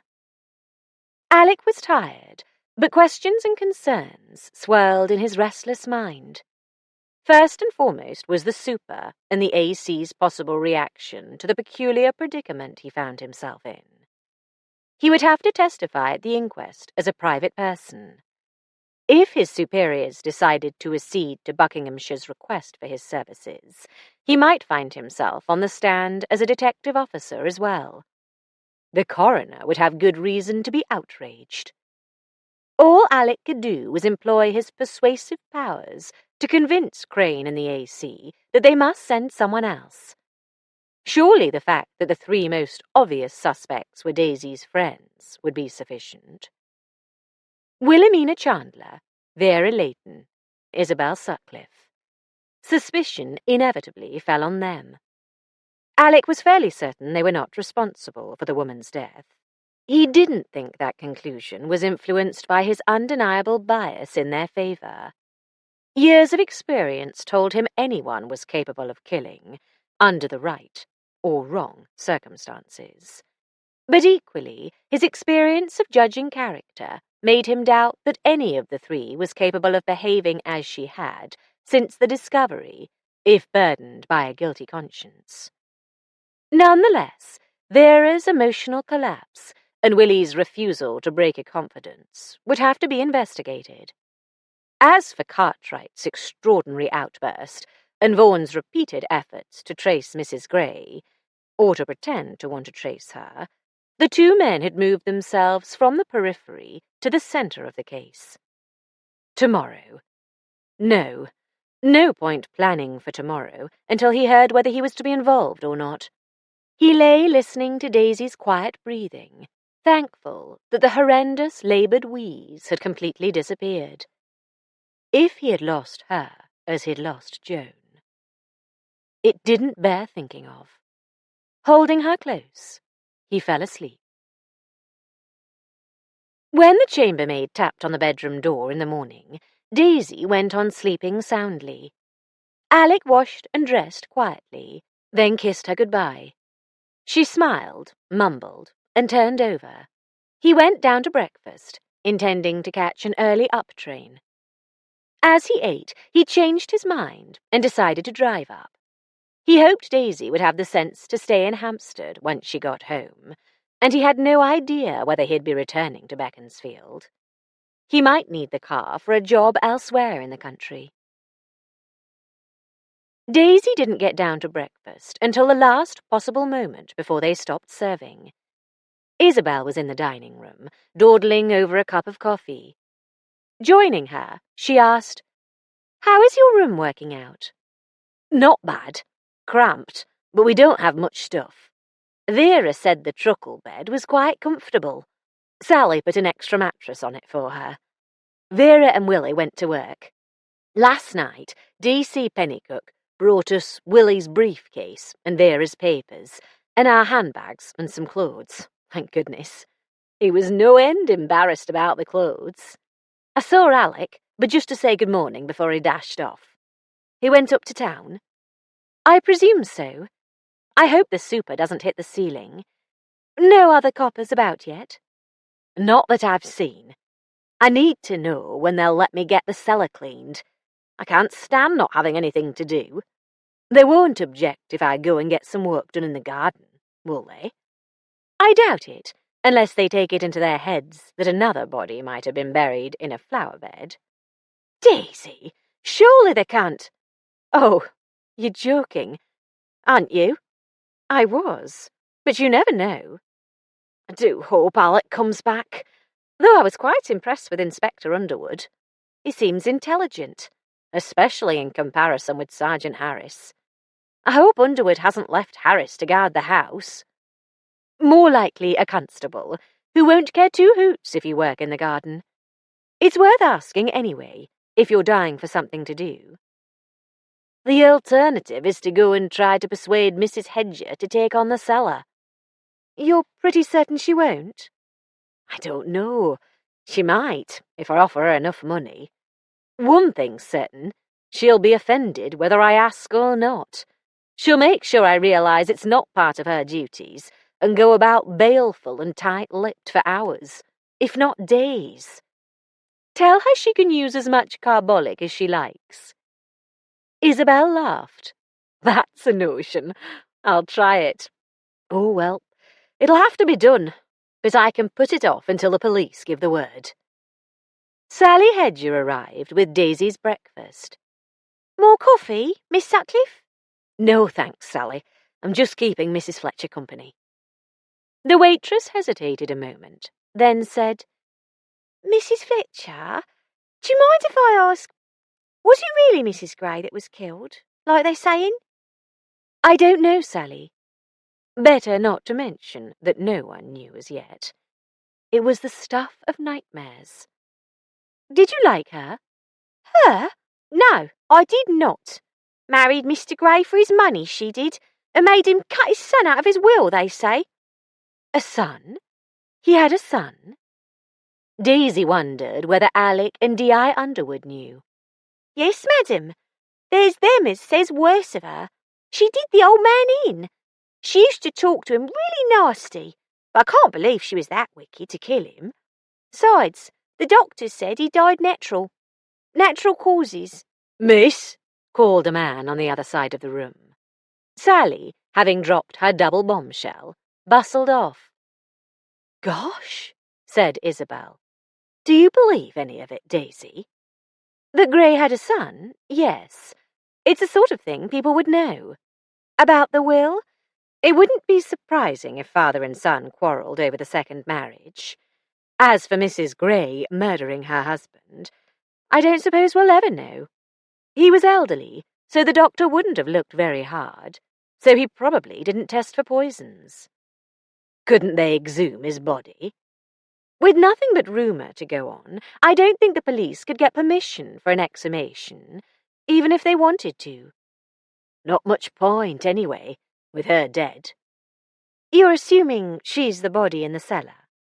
Aren't you? Well, yes. I dreamed last night that it turned out to be someone else, and Alec was sent to France to find her, and I went with him. She sighed. Too much to hope for. I wonder whether Inspector Underwood is aware of the son. Ought I to tell him? He can hardly fail to find out. The lawyer must know. You're right. Alec would say it was unwarranted interference. Besides, I haven't time. I'd better stop talking and finish my breakfast, or I'll have to run for the train. Alec reached the yard at 9. On his desk was only routine paperwork. How's Mrs. Fletcher, Chief? His sergeant, Ernie Piper, inquired. Much improved, thanks. What's up? I dotted all the I's and crossed the T's in Rutland. Inspector McKinnon took care of everything that came in here over the weekend. There's nothing new to hand. That's what you think, said Alec, but he didn't explain. Time enough for that when he found out what his position was. He read reports, signed a few letters, initialed memos, all the while waiting for a summons. It didn't come till shortly before 11. Ernie answered the internal phone. His end of the brief conversation consisted entirely of, "Yes, sir." He hung up. "The super wants to see you, Chief. He sounds unhappy." For once, he has cause. Crane's secretary said only, "Go straight in, Chief Inspector." But her moue and her eyebrows told Alec to watch out, as if he needed a warning. He stepped through the door. As he approached the desk, the super regarded him in stony silence and did not wave him to a seat. Alec remained standing, trying his best not to come to attention. Explain. Alec explained. His story did not change with repetition, but it sounded more and more unconvincing to his own ears each time he told it. At least the super had no interest in the details, only in the broad picture. His face brought to mind a dormant volcano preparing to erupt. In due course, he erupted. "It's the devil of a mess your wife has dragged you into now." He grabbed a fistful of papers from his desk and shook them at Alec. Sir, she didn't exactly— "Don't quibble, Fletcher. Her friend's house, her friend's invitation, her friend's cellar." Alec let the flow pass over him unanswered. It trickled to a halt. Yes, sir. "It's a pretty kettle of fish. I trust Mrs. Fletcher is back home with no intention of venturing to Beaconsfield again, unless her presence is officially required." I'm not sure exactly what her plans are, sir. "Damn it, man! She's your wife! Can't you control—" "Sir?" The secretary's voice came over the inter-office phone. "The Assistant Commissioner will see you and the Chief Inspector now." The AC was not given to lengthy or intemperate speech, and he didn't put up with it from his subordinates. Be seated, gentlemen. Mr. Crane, I have received a brief wire from the Chief Constable of Buckinghamshire requesting the informal assistance of Mr. Fletcher in a murder investigation. Please explain." "Mr. Fletcher was visiting friends, sir, with his wife." The super kept his tone even, but the AC winced perceptibly at the mention of Daisy. "He discovered a body hidden on the premises, so he is a vital witness. Nonetheless, the detective inspector in charge has been treating him more like a colleague than a witness, let alone a suspect. You confirm that, Fletcher? Yes, sir. And has the inspector good reason not to regard you as a suspect? I've never in my life been near the house before, sir, nor met the ladies. Ladies? The super fielded that one. 3 spinsters sharing lodgings, I gather, sir. These suppless females turn up under every stone, the AC commented. Alec held his peace, with a mental apology to the ladies in question. In the circumstances, said Crane, Buckinghamshire hesitates to put in an official request for DCI Fletcher specifically. But as he's already familiar with the case, they won't have to waste time briefing him. True. The AC thought for a moment. Mrs. Fletcher is also a witness, I take it? Yes, sir, Alec admitted reluctantly. I doubt she'll be called at the inquest, though. And does the local chap consider her a suspect? Not seriously, sir, I'm pretty sure. He can't disregard her altogether. She was in Beaconsfield for a week, and had previously called on her friends.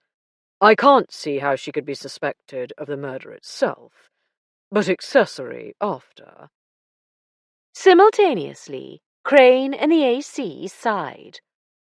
You'll have to go, said the AC. As unofficially as I can manage it, which means the local man remains in charge, and you are helping him, not running the investigation. Understood? Understood, sir. See to it, please, Mr. Crane. The AC nodded dismissal. Alec felt he'd got off lightly.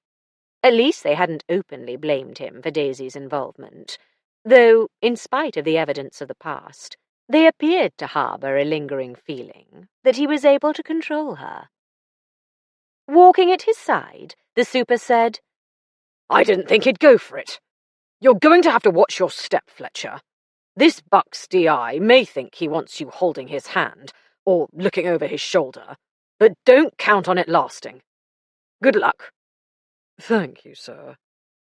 Recalling Underwood's blushing, baby-faced detective constable, he ventured, I'd like to take my sergeant, if I may.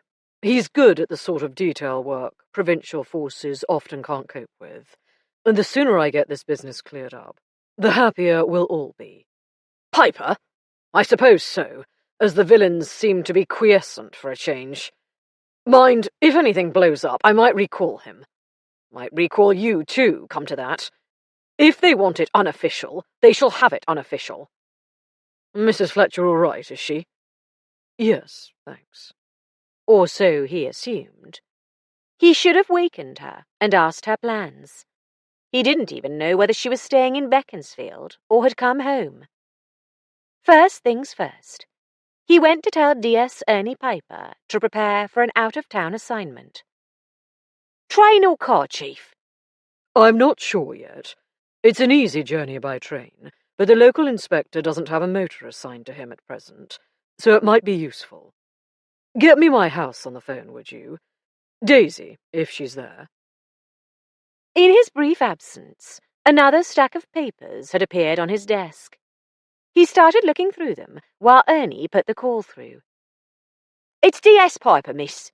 The Chief would like to speak to Mrs. Fletcher if she's at home. He listened for a moment, then covered the mouthpiece with his hand. Mrs. Fletcher's just leaving, Chief, halfway down the front steps. Alec picked up his receiver. Elsie, he said to the parlour-maid. Ask Mrs. Fletcher to come back, please. She's in a bit of a hurry, sir, but I'll tell her. A moment later, Daisy was on the line. Darling, I can't stop to chat. I promised Mr. Turnbull I'd meet him at Marylebone. Who? The rector. What? Why? That's what we're trying to find out. Are you being sent back to Beaconsfield? Yes. I hope you're staying here. Daisy laughed. I got a day return. You don't have to use the return half. They're expecting me. I can't let them down, nor Mr. Turnbull. Oh, by the way, did you know Mr. Gray had a son? Daisy, how the— I must run, darling. I'll see you at the Saracen. Toodaloo. 17. Miranda had greeted Daisy with, "Is Mamma all better now? Kiss Mamma better." Oliver had suited action to his words, and they both smothered Daisy with kisses. Nurse Gilpin grudgingly admitted that they had missed her while she was ill, but they didn't seem to realize how long she had been missing from their lives. It was nearer 3 weeks than a fortnight since the doctor had forbidden any contact. She read to Miranda, who absorbed books like a sponge, helped Oliver put together his wooden train tracks, and played hide-and-seek with both of them. Then she took them and the dog for a walk on Hampstead Heath. On the way back, they stopped at the garage in the alley to get her Gwyn 8. The twins were thrilled to ride in the car for the 20 yards back to the house. Daisy turned them over to Mrs. Gilpin and made ready to depart, only to be called back to speak to Alec on the phone. After talking to him, Daisy drove down the hill to Marylebone, the smallest of the great London terminals. The rector came out just as she pulled up in front. Spotting her, he waved away a hopeful cabby and hurried over. "My dear Mrs. Fletcher, this is very kind." "Hop in, Mr. Turnbull. We mustn't dawdle if we're going to catch both our targets during their lunch hour. Miss Perry and Surbiton first, I think, and then Miss Mason and Croydon. They're quite close to each other." They crossed the river by the Hammersmith Bridge and soon reached Surbiton, so quintessentially suburban that it was sometimes referred to as Suburbiton. Daisy stopped at a newsagent's to get directions to the school. They arrived at 10 to 1. Perfect timing. The building was much larger than the Beaconsfield School. With more people about, Miss Perry ran little risk of finding herself alone and cornered in her classroom by an objectionable superior. The clergyman went in search of the head teacher, leaving Daisy to wait on a chair in the entrance hall. She hoped she'd be sent for, but doubted it. Miss Perry was unlikely to desire the presence of a complete stranger at what must be, at best, an awkward interview, even a stranger who was young, female, and sympathetic, as Mr. Turnbull would surely inform her. A couple of minutes passed, then the din of feet and childish voices came from somewhere beyond the hall. Gradually, the noise faded. A couple more minutes passed. Evidently Miss Perry didn't need Daisy. She got up and went to study the row of portraits on the other side of the hall. The local dignitaries hanging there were notable only in their fondness for a wide variety of beards and whiskers, and the lack of any trait other than worthiness in their expressions. At last, the rector returned. He, too, looked worthy. He also looked worried, yet with a touch of complacency. "You were right. Miss Perry had the same experience." "Yes, I wish I'd been wrong. How could I be so blind?" "How could you guess if she didn't tell anyone?" Daisy consoled him. She took his arm and gently steered him towards the front door. "I presume, like Vera, she didn't think she'd be believed?" "She left us at the end of the spring term. Even now she's very upset and was reluctant to speak out. I had to tell her about Miss Layton, in strict confidence, of course, and point out that she might save future victims from the same unpleasantness." He stood by the car, lost in thought. "Do get in, Mr. Turnbull, or we'll be late." Climbing in, he observed, "The two are rather alike, Miss Perry and Miss Layton. Both diffident, timid even, though they cope well enough with children." Daisy pressed the starter. The Gwyn obligingly started on the first try.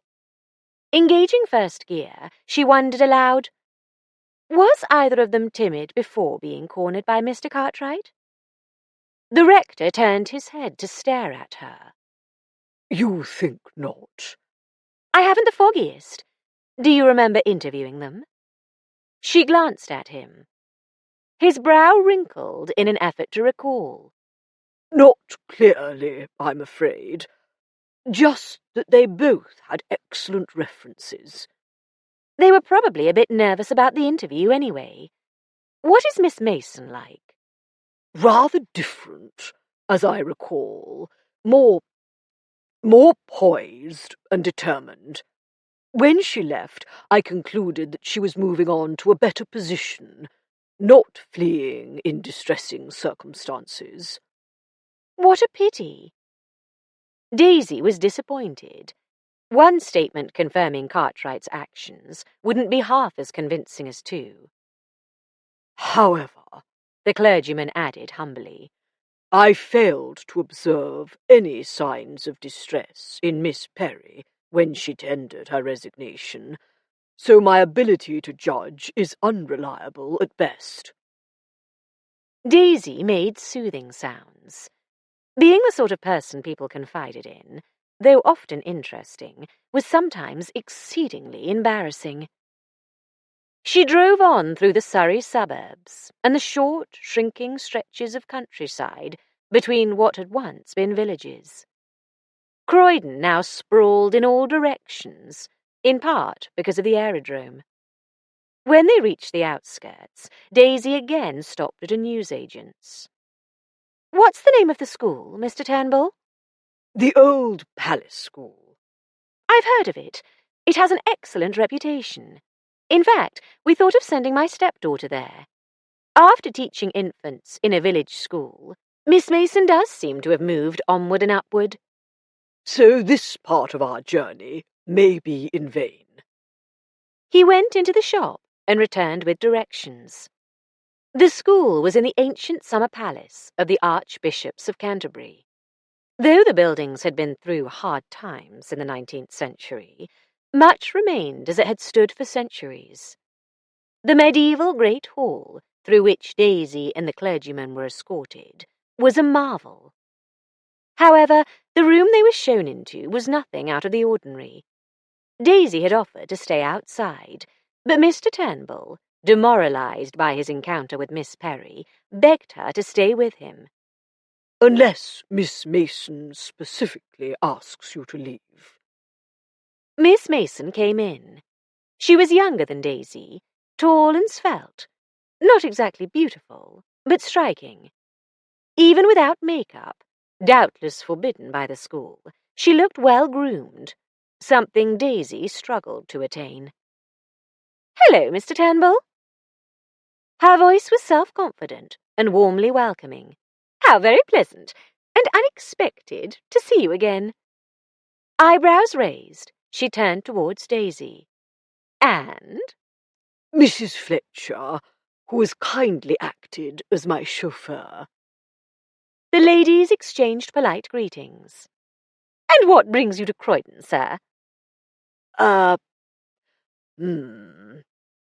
Mr. Turnbull sent Daisy a pleading glance.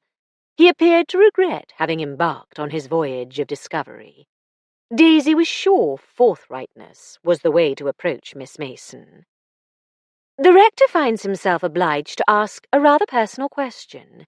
If you'd rather I wasn't present, I'll take myself off, but—" The schoolmistress's eyebrows rose again, almost as expressive as Alec's. "But how intriguing! Do ask, Mrs. Fletcher, and then I'll decide whether to answer the question and whether to answer in your presence." "Fair enough. Mr. Turnbull, that is, has just found out that both the infant teachers who succeeded you at St. Mary's suffered harassment." Daisy glanced at the rector to make sure he approved of the word. He nodded. "By a certain person." "That snake Cartwright," Miss Mason said calmly. "I should have known if I didn't report him he'd try it again. I rapped his knuckles for him, you can be sure. And that's another thing I dislike about him. He's too free with the ruler and the cane for my taste." It was because of him you left, the rector ventured. "Partly. I could handle him, but the young man I was seeing at the time was insanely jealous. I shouldn't have mentioned it to him. He took to following Cartwright. The old goat started making up to a youngish woman married to a rich old man, I gather. So my young man stopped worrying about him. Daisy wanted to pursue the subject of the youngish woman, but Mr. Turnbull was so appalled she didn't like to. Scandalous, he gasped. I can hardly believe my ears. She sent him packing, apparently, as I did my young man. I didn't like his possessiveness. Another reason to move on. I always intended to end up here eventually. My aunt is the head mistress, and she promised me a place once I had some experience. When she heard what had happened, she hurried things along. My dear Miss Mason, I'm so very sorry. Don't be, Mr. Turnbull. I'm quite happy here. Is there anything else? My children will be returning to the classroom at any moment. We won't keep you. Allow me to thank you most sincerely for your frankness. I regret not having spoken at the time. In a low voice, for Daisy's ears alone, she added dryly, I hope I shan't regret having changed my mind at this late date. Daisy felt guilty. Some, at least, of what she had heard, she must pass on to Alec. And once in the hands of the police, one could never be sure where information would lead. Miss Mason hadn't been warned that she was on the periphery of a case of murder. Warning her, Daisy was sure, would have constituted interference from the police point of view. Already it was going to be touchy, deciding what she had to tell them and what could be decently suppressed. Mr. Turnbull preceded the ladies to open the door for them. Behind his back, Daisy whispered, I don't suppose you'd like to tell me the name of the youngish woman. Oh, something very ordinary. Grove, or Green, or Grey, that's it. Daisy hoped she didn't look too obviously triumphant. And your friend who saw Cartwright visiting her? Miss Mason shook her head. No, we may have parted brass rags, but that wouldn't be fair. Sorry. All the same, Daisy mused as she and the rector returned to the car. She had news for Alec. She could explain why Vera had been evasive when questioned, and whom Cartwright had in mind when he asserted that she was lying about him. She could also offer a motive for Cartwright to have killed Mrs. Gray. If necessary, the police should be able to trace Miss Mason's jealous boyfriend and get his evidence that the widow had rejected the schoolmaster. Cartwright was apparently a singularly unsuccessful would-be philanderer. He had a propensity for violence.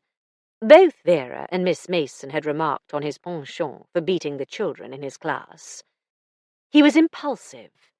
He hadn't waited to find out what the police were investigating before he rushed to try to exculpate himself.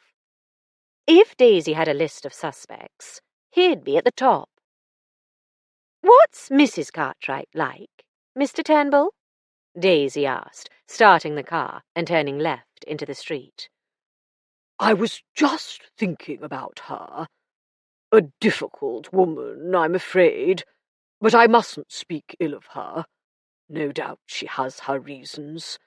And besides, it's no excuse for Cartwright's shocking behaviour. Very true. Oh dear, I think we're going the wrong way. I'd better concentrate on driving. They had to circle around to get onto the right road. From that point, it was fairly straightforward. Daisy's thoughts wandered again. Her whole edifice, she realized, was based on the premise that the body was Mrs. Gray's.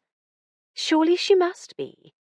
After a fortnight or more, anyone else would have been reported missing. Unless... Could Mrs. Gray have had a prospective travelling companion?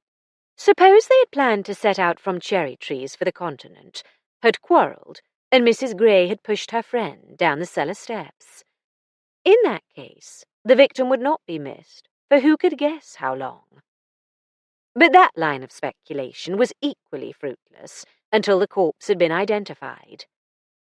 Daisy was going round in mental circles, and if she didn't watch where she was driving, she'd be going round in literal circles again. 18. As Alec was leaving the yard, He heard Tom Tring's voice and glanced into the room he was passing. Tom! Hello, Chief. I just popped in for a chat. The officer with whom he was chatting developed a sudden diligent interest in the papers on his desk.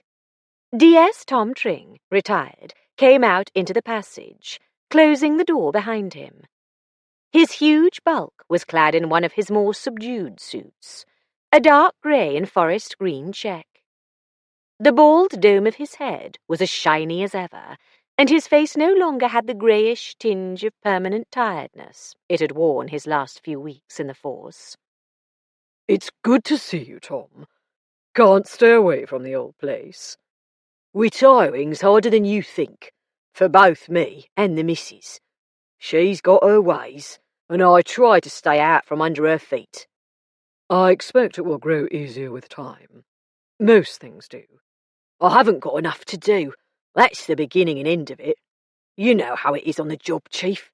You can't start an allotment garden or join a bowling team or such like, because you may be called away any moment. How are my godson and Miss Miranda? Flourishing. You and Mrs. Tring must come and see them one of these days. Any time, and give my best to Miss Belinda when Mrs. Fletcher writes to her at school. I write to Belle too. But not as often, I bet. I know who writes most letters in my family, and it isn't the men. What's you working on these days? A murder in Bucks. I found the body, which has complicated matters. I'm sort of officially unofficial on the case. Oh. Mrs. Fletcher involved, by any chance? Well, yes. Tom grinned. Oh. You know, I was thinking about you last night. What we needed was someone not obviously a cop to mingle in the public bar. Come to that, he added thoughtfully. We still do. Also, someone to chat with servants in hope of tracing a gardener and a maid. But no, that wouldn't be at all according to Cocker.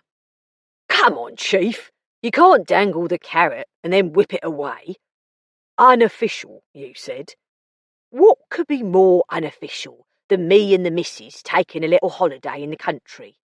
Wouldn't it be a coincidence if we ended up in the same place as you and Mrs. Fletcher? Alex turned to grin. I can't stop you, Tom. We're at Beaconsfield. Pretty country. Come on up to the office. No, better not. Too official looking? Much too. It's just on opening time. Let's go over to the Feathers. I'll buy you a pint and explain the situation. When Alec and Ernie Piper reached the Saracen's Head, Sally Hedger was at the reception desk. Mrs. Fletcher isn't back from London yet, sir, she said to Alec. You're staying on? For the present. I'm not sure how long. I'll see if you're still in the book. She opened the big ledger. No, Mr. Whitford wrote you down as checked out. Here's your key. And Mr. Piper, said Ernie. Ernest Piper, Detective Sergeant, miss. I don't know how long I'll be staying, neither, sorry. Likely as long as Mr. Fletcher. I'll put you in 12, Mr. Piper, next to the Fletchers. Sally smiled at him. Stay as long as you want. You're from London too? That's right. I'll see the boots takes up your bags, gentlemen. By the way, Mr. Fletcher, Inspector Underwood has set up at the police station today. It's just down the road. Turn left outside the door and go on round the corner into Windsor End. Thanks. Miss Sutcliffe spent half the morning there. Mr. Underwood asked her not to see Auntie May about cleaning the cellar till after he's talked to her. Miss Hedger, I know you sometimes help your aunt. Please don't offer to do so on this occasion. Is it as nasty as they're saying, then? Who's saying? Everyone. But it was Sergeant Harris who started it. Today? No, sir, last night, like I told the inspector. I haven't seen hide nor hair of him today. Good, Alec said grimly, hoping Underwood had put the sergeant firmly in his place. It's quite as nasty as anything I've ever seen. Stay away. If my wife comes in before I return, please tell her I'll be at the police station. He almost added, "And she's not to join me." but decided that was carrying familiarity a bit too far. As he and Ernie turned left into Windsor End, Ernie said, "That young woman seems to know a lot about our business." "Rumours have been flying, as you heard. But more to the point, Daisy has taken a liking to her." "I see." "Sally was very good to Daisy when she was ill." Alec tried not to sound defensive. "Well, that's different then, isn't it?" Ernie had always been a staunch admirer and defender of Daisy, even after he at last realised that she wasn't always right. "A nice young woman. Miss Sutcliffe is not the lady Mrs. Fletcher was at school with, right?" "Right. She's the one who runs the household. But they're all Daisy's friends now." "If that isn't Mrs. Fletcher all over. This is an odd position we're in, and no mistake, being unofficial. What are you going to do if this D.I. Underwood starts ordering you about, Chief, and telling you to do things you don't agree with?" Alec had told Ernie all the facts of the case, but hadn't attempted to explain his tenuously amicable relationship with the local man. "Let's not borrow trouble," he temporised. "Here we are." Beaconsfield's police station was an ugly brick building that also housed the magistrates' court. D.I. Underwood had appropriated a good-sized room with a couple of desks. He was the sole occupant, seated at one of the desks, gloomily reading the top page of a neat pile. When Alec and Ernie entered, he sprang up. "Chief Inspector, glad to have you back, sir." He looked inquiringly at Ernie. "D.S. Piper, my right-hand man. Superintendent Crane suggested he might be of assistance." "Happy to meet you, Sergeant." "Likewise, sir." They shook hands. "I hope I can help." Underwood waved them to a couple of rather battered wooden chairs and sat down on a similar one behind his desk. "The two of you have doubled my detective force, though I have a few PCs and a uniformed sergeant at my disposal." "Not Sergeant Harris, I hope," said Alec. "Lord, no. My super gave him what for gossiping, and he's lying low. Sergeant Levin and his men are talking to neighbours who weren't at home when they called yesterday or this morning. They'll try the shops on Station Road too. You never know. Someone may have seen her with an identifiable companion, or been given an address to forward a final account." "Delivery people may even be able to put a date to her demise, or departure. Any luck with the neighbours?" "So far, nothing. With those damned high hedges all along the street, nosy neighbours are scarce. Not one of the residents of Orchard Road admits to having been better acquainted with Mrs. Gray than to say good morning." "Too soon to give up," Ernie observed cheerfully. "You never know what they'll remember with a bit of digging." "True, Sergeant. Maybe I'll set you onto them. 2 or 3 did say they think she's spent a good deal of time in London since her husband died. So far, we haven't found a local doctor or dentist. They're cagey about giving information about their patients on the telephone. So DC Pennicook called on all the Beaconsfield practitioners. Both, rather. One of each. Dr. Barnes was her husband's practitioner, but not hers. I sent Pennicook to High Wycombe to make the rounds there. If she went to a London doctor or dentist, though." Underwood looked thoroughly discouraged. "Her dentist could be all-important," said Alec. "Dental records may be the only way to get a positive identification of the victim. Have you seen her lawyer yet? He's in Beaconsfield, isn't he?" "Mr. Ainsley, yes." The inspector glanced at the wall clock. Standing, he took his hat from the knob of his chair. "I've got an appointment with him in 15 minutes. He was away for the weekend, his secretary told me, and wasn't expected back till after lunch. You'll come with me, won't you, Mr. Fletcher? Solicitors are always tricky to deal with, and he might be a bit more forthcoming to a high-ranking Scotland Yard man." "I'll come. In the meantime, I suggest Piper go through those reports you have there. He's a demon for spotting easy-to-overlook details." "Go right ahead, Sergeant. I wish you better luck than I've had." A chilly breeze from the north had arisen. As Alec and Underwood passed the Saracen's Head, Alec was tempted to drop in to find out whether Daisy had returned already. But Underwood was walking briskly, so he resisted temptation. They crossed the main road and continued down Aylesbury End toward Station Road and the new town. The thought of Daisy reminded him of her inexplicable errand. Was Mrs. Gray a churchgoer? He asked. I don't think so. The pastor of the Congregational was sure she'd never attended his services. The rector of St. Mary's wasn't at home when I called, but his wife was pretty sure Mrs. Gray wasn't a member of the congregation, even on an occasional basis. The rector is the Reverend Mr. Turnbull. I ought to tell you that he was picked up at Marylebone Station this morning by my wife. Don't ask me why. I haven't the slightest idea. She wouldn't tell you why?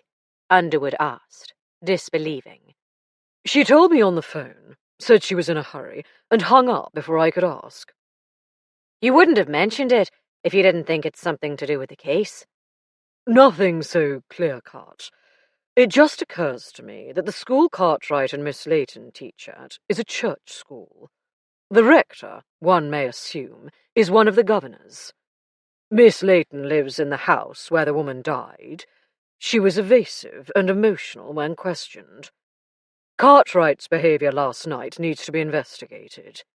Who does he think told us lies about him, and why? And today the reverend gentleman enlists Mrs. Fletcher to escort him about London. There may be absolutely no connection with the case.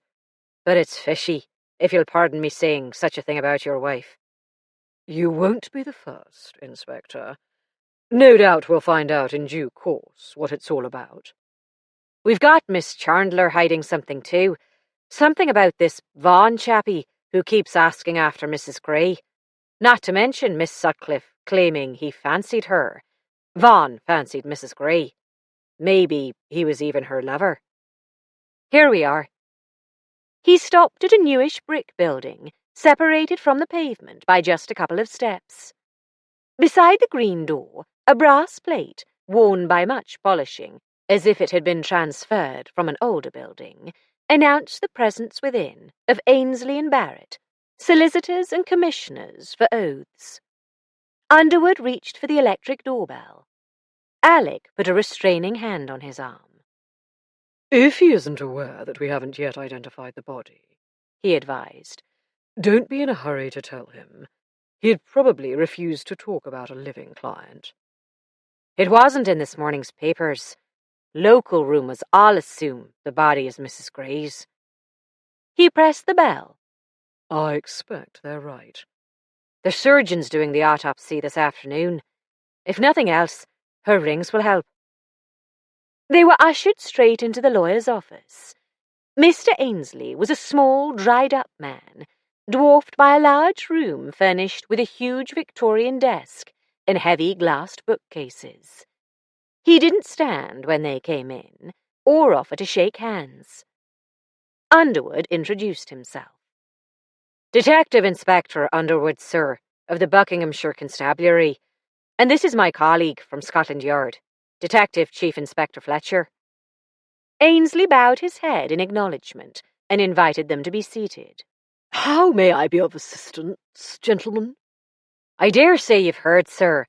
My secretary informed me that Mrs. Albert Gray's lifeless body has been found. Is it true that she was murdered?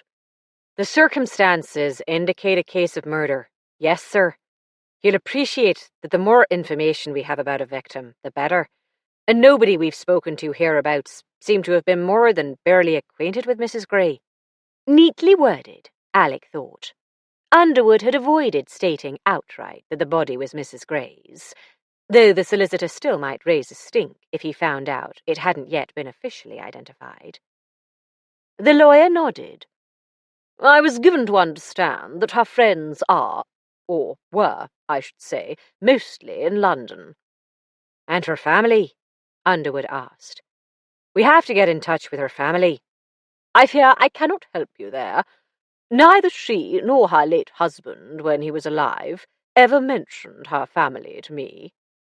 She left them nothing in her will. Ainsley steepled his fingers and studied the two detectives over this barricade, not inconsiderable for one of his stature. Strictly speaking, I am not at liberty to discuss Judith Gray's will until it is probated. I can tell you this. When I drew it up after Gray's death, I asked her if she wanted to leave any little remembrances to family members, and she refused without explanation. She has had little enough to leave. Really? Everyone says Albert Gray was wealthy. He was. How long were they married? About 5 years. Judith Gray was certainly entitled to provision for life. However, acting on my advice, Albert left most of his property in trust to her, as long as she remained unmarried, with reversion to his son by his first wife, and his son's descendants, per stirpes. Underwood looked baffled. You mean, Alec intervened, she enjoyed the income for her lifetime, but couldn't touch the capital? Precisely. But she was able to sell the house? Oh, yes. Gray foresaw that she'd want to move to a flat in London. Or to an unknown address in France? That neither of us foresaw, I regret to say. Nothing in Gray's will disallows such a move, so I was obliged to authorize a letter of credit to a French bank for almost the entire proceeds of the sale. Drawn on what bank, sir? Alec put in. The local branch of the county and Midlands. Retrieving the sum from France is going to be complicated, to say the least, Ainsley added peevishly. And I have several personal letters waiting for her to send her address. I suppose I'll have to open them. Underwood's eyes gleamed. They'll probably give us the addresses of some of her friends.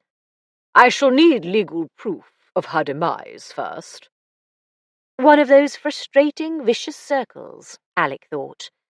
They needed a close friend to confirm the identification of the body, but they couldn't find a friend until— Does the estate include Mrs. Gray's ruby ring? It does, though not her pearls, which she left to a friend. To a friend? Underwood exclaimed. Then you must have that friend's particulars. I'll have my clerk look out the name and address for you. Thank you, sir. Also Albert Gray's son? Of course. Robert's the name, though you may not find him at his London flat. He's in the Foreign Service, a diplomat. He's often abroad. Does he know the provisions of the will?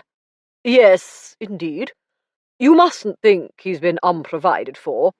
His father bought the flat for him and set up a small trust so that he will never starve. However, Albert felt a young man should make his own way in the world, as he himself had.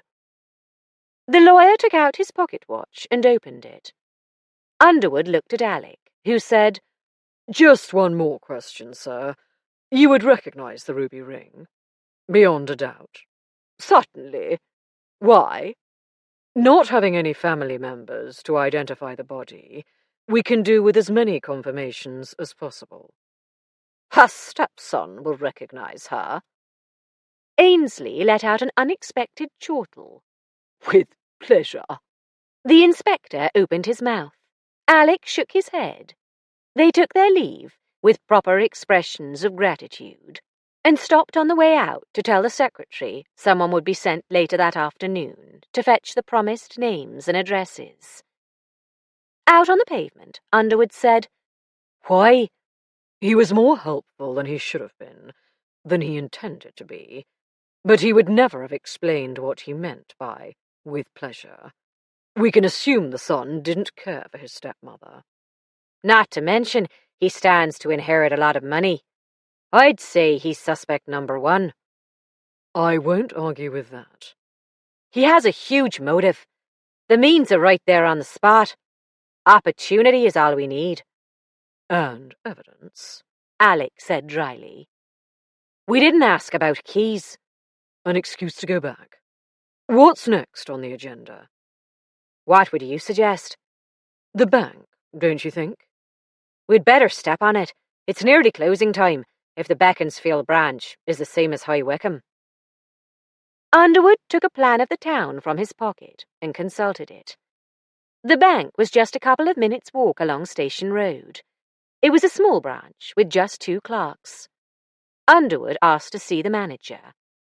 Over his half spectacles, the clerk frowned at them. We close in 10 minutes, he pointed out. The manager won't be seeing any further customers today. Police. Underwood showed his warrant card. Though he spoke quietly, the second clerk and the 3 customers present turned to stare. The frown became a scowl. No need to announce. Catching sight of Alec's raised eyebrows, an expression known to stop even Daisy in her tracks, the clerk pursed his lips. Very well. I shall ask Mr. Torrance whether he is able to assist you. He took his time closing down his station, then disappeared into a back room, from which he quickly reappeared. Please come this way. Mr. Torrance was stout and red-faced, with bulging eyes. What do you want?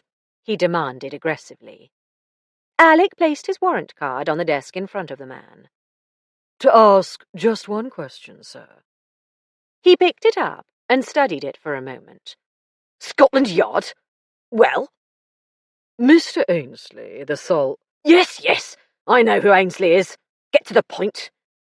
Mr. Ainsley, as trustee of the estate of the late Albert Gray, provided his widow with a letter of credit for a large sum, drawn on this bank. Has it been presented at a bank, here or abroad? And if so, where? That's 2 questions, and now I've one of my own. What business is it of yours?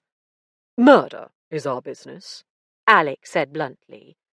Your evidence could prove that the victim is not Mrs. Gray. Torrance's eyes popped more than ever. Mrs. Gray murdered? Alec left it to Underwood to explain. He was still uncertain of his colleague's abilities. This was a good test. The inspector passed, giving the bank manager just enough information, but no more. Oh, very well, said Torrance petulantly. Such a large transaction would have landed on my desk. As it has not, you can take it that the letter has not been presented for payment or deposit at any bank in the United Kingdom within the past 2 or 3 days. A continental bank should have notified us immediately, or inquired about the validity. But of course no one can count on them, and it would take longer. How long, sir? Any of the more civilized countries, no more than a week. If that's all, the bank may close to the public, but I still have work to do. You'll let us know if and when the letter of credit is presented, of course, sir, Alec said, in a tone that took for granted a positive response. Emerging onto the pavement, Underwood blew out an emphatic breath.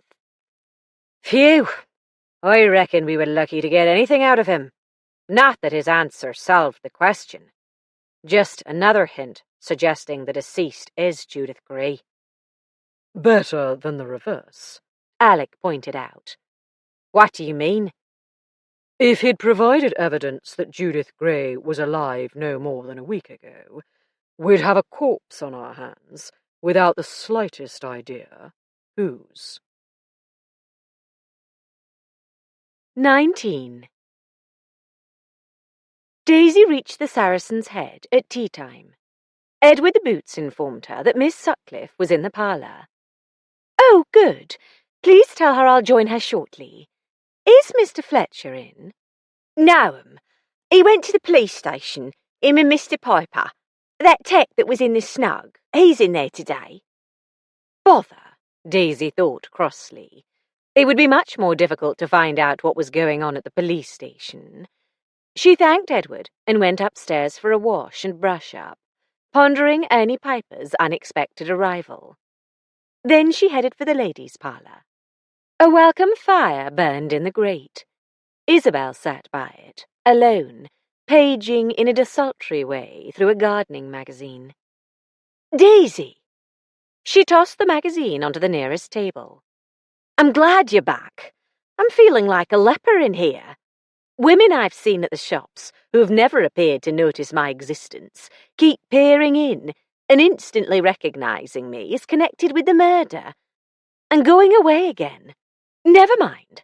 Don't let them stop us ordering tea. I'm parched. She rang the bell. I'll tell you about what the rector and I found out as soon as I've wetted my whistle. Sally came. Edward said you're back, Mrs. Fletcher. Tea? Yes, please, Sally. We've got lots in for tea, so it may be a little bit. The ladies are all going in the dining room, though. You've got it nice and peaceful here. They're all talking about us, aren't they, Sally? Isabel asked. About the murder, miss? Yes. I'm listening out for anything about Mrs. Gray, being as I know Mr. Fletcher needs more information. That's Sergeant Piper, madam. Do you know him? Oh, yes. I regard him as a good friend. He's staying here. That he is. Seemed like a nice young man. He is. And not married. Oh, madam, that's not what I meant at all, Sally said, rosy-cheeked. I'll fetch you tea, ladies. Daisy waited till the door closed to say with a laugh, Annie's made quite an impression there. Do you really? Isabel fell silent as the door opened again. Two women came in, all the way in, and closed the door behind them. As the pair came over, Daisy recognized Mrs. Turnbull. May we join you, Mrs. Fletcher? Please do. This is Miss Sutcliffe. Mrs. Barnes. The rector's wife introduced her companion. Everyone murmured, How do you do? I met your husband last night, Mrs. Fletcher, said Mrs. Barnes. And Miss Chandler also. Your mutual friend, I believe. She looked from Daisy to Isabel. As is Miss Layton, of course, Mrs. Turnbull added. Miss Sutcliffe, I must apologise for not having called at Cherry Trees. I was away when you moved in, and then I got swamped with catching up. I'm afraid the three of you are going through a time of troubles. That's one way of putting it, said Isabel. If there's anything I can do to help or advise. I don't suppose you have any influence over Mrs. Hedger, the cleaning lady? None whatsoever, the rector's wife admitted tartly. She's not an Anglican. But I doubt the congregational pastor can help you either, said Mrs. Barnes. She's a thoroughly cross-grained old woman. Isabel laughed ruefully. She seems to be notorious. I dare say she's done the odd job now and then for just about everyone in town. She's a hard worker, but she does things her own way. She's not refusing to work at Cherry Trees, is she? She's been there forever. I wouldn't have expected her to give up one of her regular jobs like that. She's not, but I'm going to have to ask her if she'll clean up the... Well, I won't go into distasteful detail. I doubt she'll agree, even for extra pay. I couldn't really blame her, but if she refuses, I don't know where to turn. My dear, the Labour Exchange in High Wycombe. These days there are so many young men looking for casual work. Since the war, you know. They don't seem to be able to settle to anything. And some of them must have seen things as bad as what you need cleaned up. You don't think it would bring back terrible memories? One can but ask. How does one go about it? As Mrs. Barnes explained the system, Sally came in with tea for 4. Mrs. Turnbull took on the task of pouring. Daisy handed round cups and saucers before settling herself with a plateful of watercress sandwiches. Mrs. Fletcher, said the rector's wife, I want to thank you for shepherding Jeremy about London this afternoon. Daisy couldn't very well admit she'd been motivated as much by curiosity as any benevolent impulse, the latter in any case being directed towards Vera, not the rector. She muttered something deprecatory. Whatever he found out, Mrs. Turnbull went on, has disturbed him greatly. He can't make up his mind what to do about whatever it is. If Daisy correctly understood the situation, the rector had only two choices. He could confront Cartwright himself, or he could consult the Board of Governors and make them share the dirty work. For either alternative, he'd have to work out how to present his case persuasively. But persuasion should be a clergyman's forte. "I hope he decides soon," she said, thinking of the uncomfortable position poor Vera was in. "It's something to do with Miss Layton, I take it, as you and Jeremy laid your plans when she came to consult him." Mrs. Turnbull's tone was non-committal, but Daisy realized she was being genteelly pumped. "It was a great relief to Vera to be able to talk to Mr. Turnbull," she said. "His sympathy gave her hope." Hope of what? She didn't specify. "Vera's much more cheerful since seeing the rector," Isabel confirmed. "And I'm much more cheerful since Mrs. Barnes has told me how to hire workers to clean the cellar. Daisy, pass those Shrewsbury biscuits, would you?" Mrs. Turnbull offered refills of tea. Daisy took a Bakewell tart and ate a bite of the almond paste-topped pastry before succumbing to a different kind of temptation. "Did you know the Greys?" "Not well." Mrs. Barnes exchanged a glance with Mrs. Turnbull. "At least, Albert Grey and Ruth, his first wife, were sociable enough. But after she died, he withdrew rather, stopped entertaining, and refused most invitations. As his doctor, my husband must have seen more of him than I did." "We were all glad when he remarried, though a woman so many years his junior. Younger than his son, in fact. Well, that was none of our business, of course." "When was that? 2 or 3 years ago?" "Nearer 4, said the rector's wife. "They didn't get married at St. Mary's, a registry office in London, I believe." Daisy instantly felt guilty for having done the same, chiefly to dodge the worst of her Dowager Viscountess mother's recriminations for marrying a middle-class policeman. "Judith Grey wasn't at all interested in mixing with local people," Mrs. Barnes elaborated. "Not even the younger crowd. She has friends in London, and it's so quick and easy to get into town from here."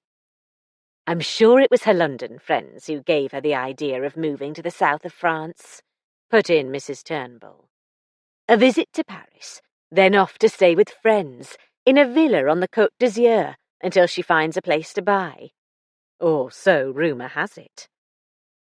Daisy was dying to ask whether rumour ever spoke of the possibility of Judith Grey having deliberately hastened her husband's end.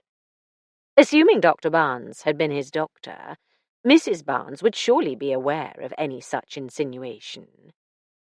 Such a query would be crass, however, much worse than just asking whether they had been acquainted with Mrs. Grey. How neatly they had all avoided mentioning that the subject of their gossip had more than likely been murdered. Mrs. Turnbull regarded the scant remains of their tea with a sigh. "What an excellent tea the Saracen's Head does, and how lucky I come here rarely. I must be going. Jeremy will be wondering where I've got to." With much goodwill expressed, the older ladies prepared to depart. Scarves were knotted, hats straightened, gloves donned, handbags gathered. As they moved towards the door, Sally entered. "Are you going? I'm ever so sorry I didn't come and ask if you want more hot water or anything else. We've been that busy. I've been run off my feet." "We had all we needed, thank you, Sally," said Mrs. Barnes. "And more," Mrs. Turnbull added ruefully. Sally saw them out, then turned back to Daisy and Isabel and started collecting the tea things.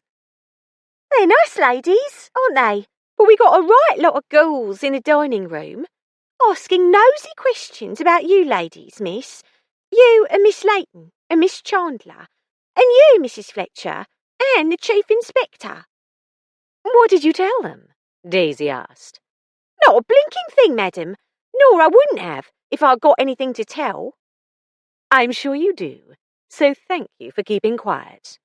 Happy to oblige, madam. Grinning, she picked up the tray and left them. She must have enjoyed foiling the busybodies, said Isabel, adding ruefully, Is that why Mrs. Barnes and Mrs. Turnbull were so pleasant? Just to persuade us to pass on the details? I don't think so, though it was a bit of a fencing match at times. At least, I'm pretty sure they wouldn't have asked any awkward direct questions.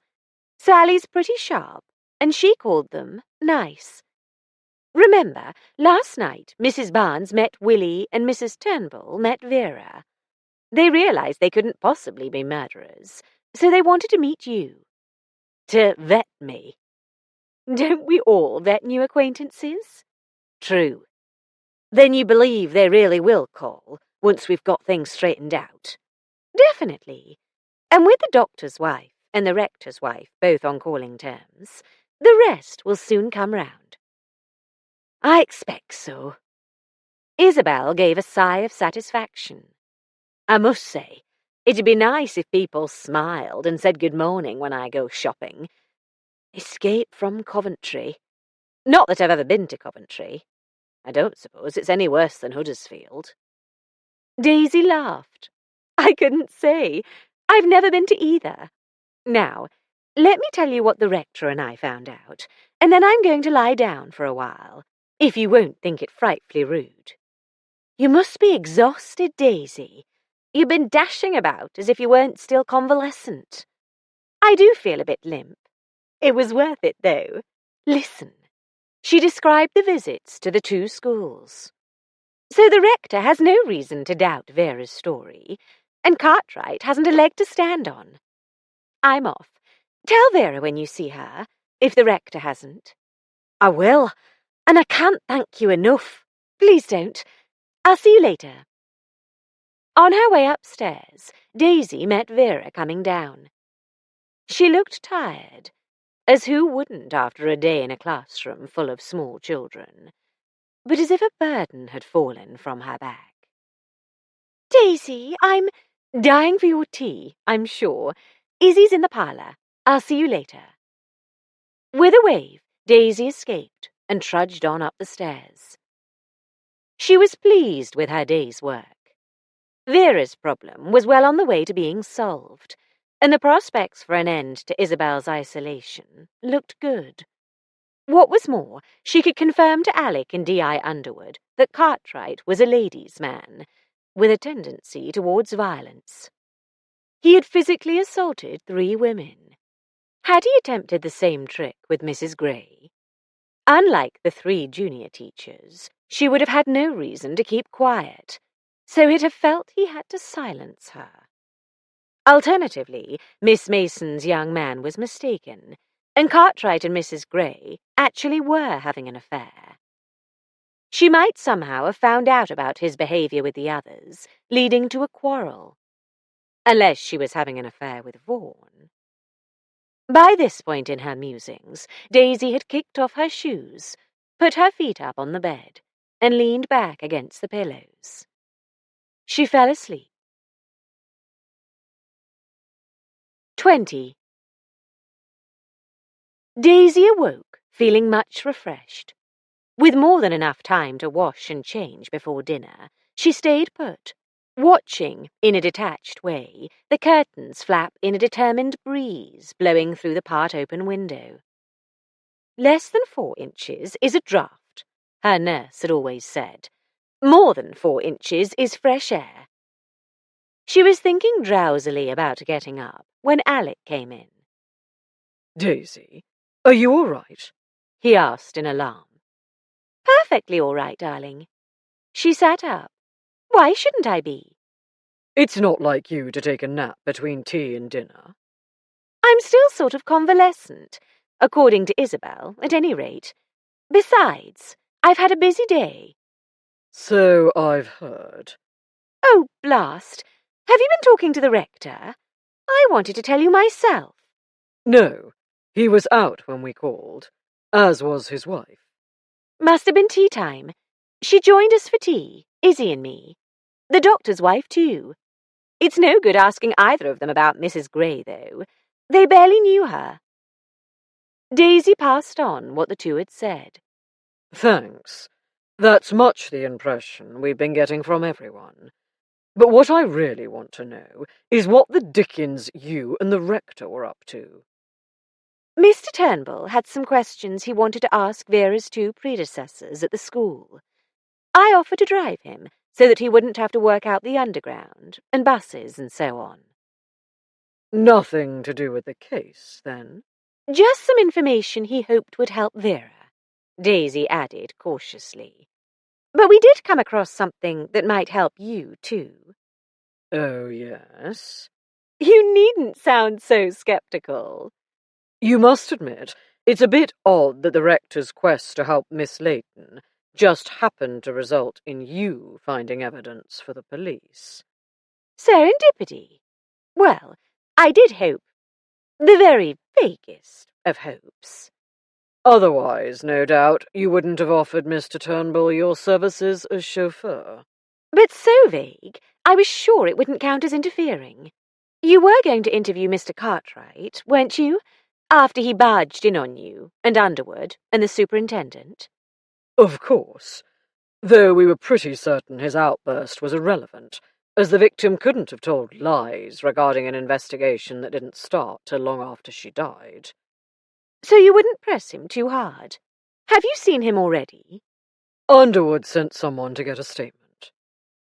Alec considered for a moment. I can't see any reason not to tell you.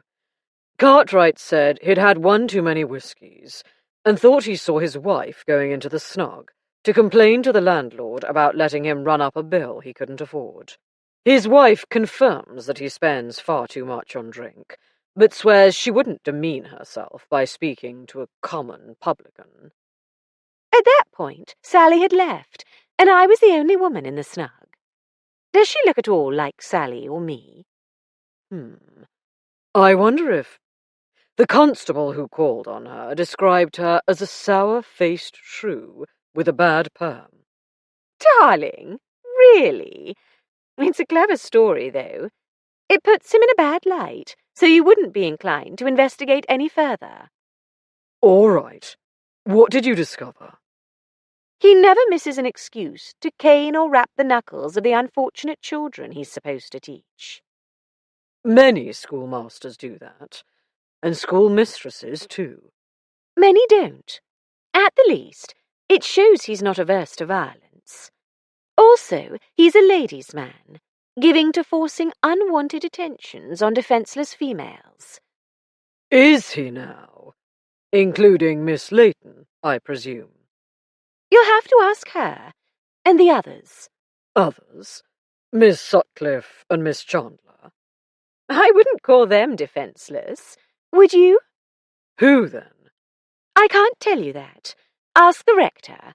But Mrs. Gray could have been one of those he approached.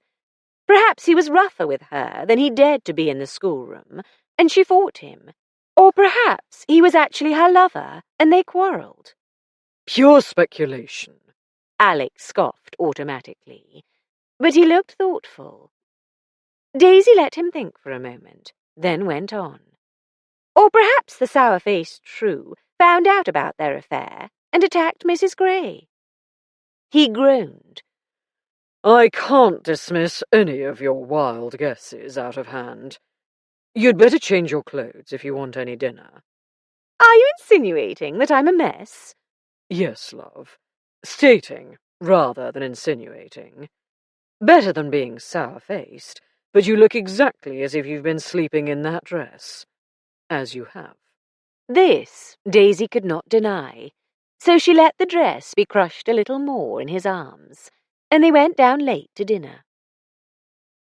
Willie, Vera, and Isabel were already on the main course, so Daisy and Alec waved, but didn't join them. The room was packed, but Sally had saved a table for the Fletchers. She brought steaming bowls of soup. Mulligatawny, I hope you like it. Then there's veal and ham pie, or Dover sole. I heard you went and saw Auntie May this afternoon, Mr. Fletcher. Did she snap your head off? Alex smiled at her. I have a tough head, don't worry. Daisy, what will you have? The sole, if it's really fresh. I wouldn't offer it to you, Mrs. Fletcher, if it wasn't.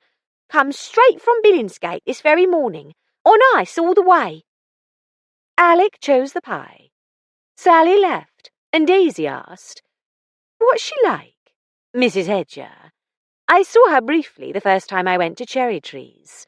She was just leaving." Typically, he tossed the question back. What did you think of her? Morose, suspicious by nature. That's just from her looks, and I saw her only in passing. I didn't chat with her. She didn't look as if she wanted to be sociable. I can't comment on what Isabel said about her being hard-working, but I can well believe she's obstinate. Obstinate, obdurate, and obstructive. Apparently my accent isn't posh enough to impress her. She just kept repeating that her job is cleaning, not spying on her ladies, nor paying attention to their looks or their comings and goings. She doesn't hold with carryings on, and wouldn't have stood for anything of the sort. She doesn't live in, so that doesn't mean much. When did she last see Mrs. Gray? She can't remember. She pays no attention to her ladies' comings and goings. I'd expect her to remember when she was last paid. I dare say she does, and is just being difficult. Perhaps Mrs. Gray gave her a farewell bonus. She refused to attempt to identify the body, I take it? Her job is cleaning, and one lady looks much the same as another. Daisy laughed. Oh dear, what a pity she isn't one of those chars to whom their employers' lives are of all-absorbing interest. What about Vaughan? He was out of the office all day, showing houses, inspecting houses, dealing with tenants of houses the agency manages. Alec shrugged. Whatever house agents do. Underwood made an appointment to see him tomorrow, in case we can't catch him this evening. Miss Chandler hasn't dropped any further hints about him. Never a murmur. He must have spent quite some time with Mrs. Gray, going over the house and showing it to prospective buyers. Surely ought to be able to identify her, even if they weren't having an affair. Are you any closer to proving it's her body? Not to proving, but the odds are improving. They had finished the mulligatawny soup, tasty, but a bit heavy on the curry powder. Sally brought the main course. Mr. Piper's just come from the police station, sir, and he'd like a word when you can. I'm giving him his supper in the kitchen. He said he'd rather. Was that a touch of pink on her cheeks? Daisy wasn't sure. The waitress was a very self-possessed young woman. "That's kind of you," Daisy said. Did the pinkness intensify? Tell Piper I'll be with him as soon as I've finished eating. Alec sounded morose. Thanks. Mr. Whitford says you can use the snug again, sir, if you need to. You're bringing in a lot of new customers. Sally whisked off to serve another diner. Were you expecting the rest of the evening off, darling? Not really. I just hoped to dine in peace. Did I tell you Tom Tring is coming down to Beaconsfield? He may be here already. But he retired. He's missing the job. I happened to run into him at the yard, chatting with an old crony. He asked after you and the children, of course. Then he wanted to know what I was up to. I told him my presence on this case was strictly, officially unofficial. Naturally, he immediately guessed that you were involved. Darling, she protested. So we hatched a plot whereby he would go undercover, even more unofficially. His missus won't appreciate that a bit. She's coming too, I hope. Just a city couple taking a few days' holiday in the country. They'll stay elsewhere, and he'll patronize the public bars, here and elsewhere, keeping his ears open. I'm sure his pub crawling will reconcile Mrs. Tring to the business, Daisy said ironically. We'll see. If you happen to come face to face with her or Tom, pretend you don't know them. I'll try. I suppose there's no way you can introduce him to Sally's Auntie May. I bet he'd get her talking. Probably. That's a good idea, if I can come up with a way to get them together. I'll try too. Alec's face expressed severe misgivings. Daisy, you are absolutely not to— Oh, I won't try to bring them together, darling. Just think of a way for Tom to do it himself. If you come up with a suggestion, don't approach. You've already told me not to show I know them. I presume you have a way to contact him in secret. Signs and passwords. Leave a message in the hollow oak at midnight. This is beginning to sound like a children's adventure story. Alec grimaced. For pity's sake, don't say that to Underwood. Does he know about Tom? No. If Tom comes up with anything useful, I'll find a way to feed it to the inspector without letting on where it came from. I'd better skip pudding and go and see what Ernie wants. I may very well end up back at the police station, so don't wait up for me. He rose, bent to kiss Daisy's cheek, and departed in the direction of the kitchen. Half the people in the room stared at Daisy. Sally hurried over to her. Would you like me to serve your afters in the parlour, madam? Miss Sutcliffe and Miss Chandler are having their coffee in there. Yes, please, Sally, if it won't be too much trouble. Not a bit of it, madam. It's treacle tart tonight, or plum compote. In a whisper, she added, That's cook's fancy name for bottled plums. Daisy opted for the plums and made her way to the ladies' parlour. A stout elderly woman and a younger one who addressed her as Mamma had taken the sofa by the fire. They displayed no interest in Willie and Isabel, so Daisy guessed they were not locals. She joined her friends. "Where's Vera?" she asked in a low voice. "There was a note for her from the rector," said Isabel. "She went to see him." By herself? "By herself," Willie confirmed. "She's a changed woman. Thanks to you, Daisy." "Oh, nonsense. You went with her to see Mr. Turnbull. You went with Mr. Turnbull to see the other teachers. And now," Isabel said, "if you've recovered from your strenuous day, I'm hoping to persuade you to come with me to talk Mrs. Hedger into cleaning the cellar." Me? Why not Willie? Sally said her aunt is impressed by posh accents. Willie has a posh accent. Not any longer. I used to when we were at school, but it didn't survive a few years in Huddersfield. When I listen for it, I can hear odds and ends of Yorkshire creeping in, Daisy admitted. She didn't bother to tell them Alec had had no luck at all with Mrs. Hedger. He spoke the King's English as well as anyone, but her own voice, though not as acutely upper-class as Lucy's, she hoped, definitely retained the timbre of her upbringing. And she was quite good at putting on her mother's almost majestic hauteur when it seemed called for. "Never mind," said Isabel. "You must be shattered after all your running around." Not really. I had a good snooze before dinner. All the same, couldn't we put it off till the morning? "I'd rather not. Mrs. Hedger will be off early to whoever she works for Tuesdays. And if I have to go to the Labour Exchange, Mrs. Barnes says it's better to get there early, before the most respectable workers is snapped up. It's not far. Her cottage is just off the Wickham Road." "All right, I'll go with you." Willie laughed. "Confess, Daisy, you're dying to meet her." "Not dying, but I must say I'm curious to find out if she's really as impossible as I've heard." What's up?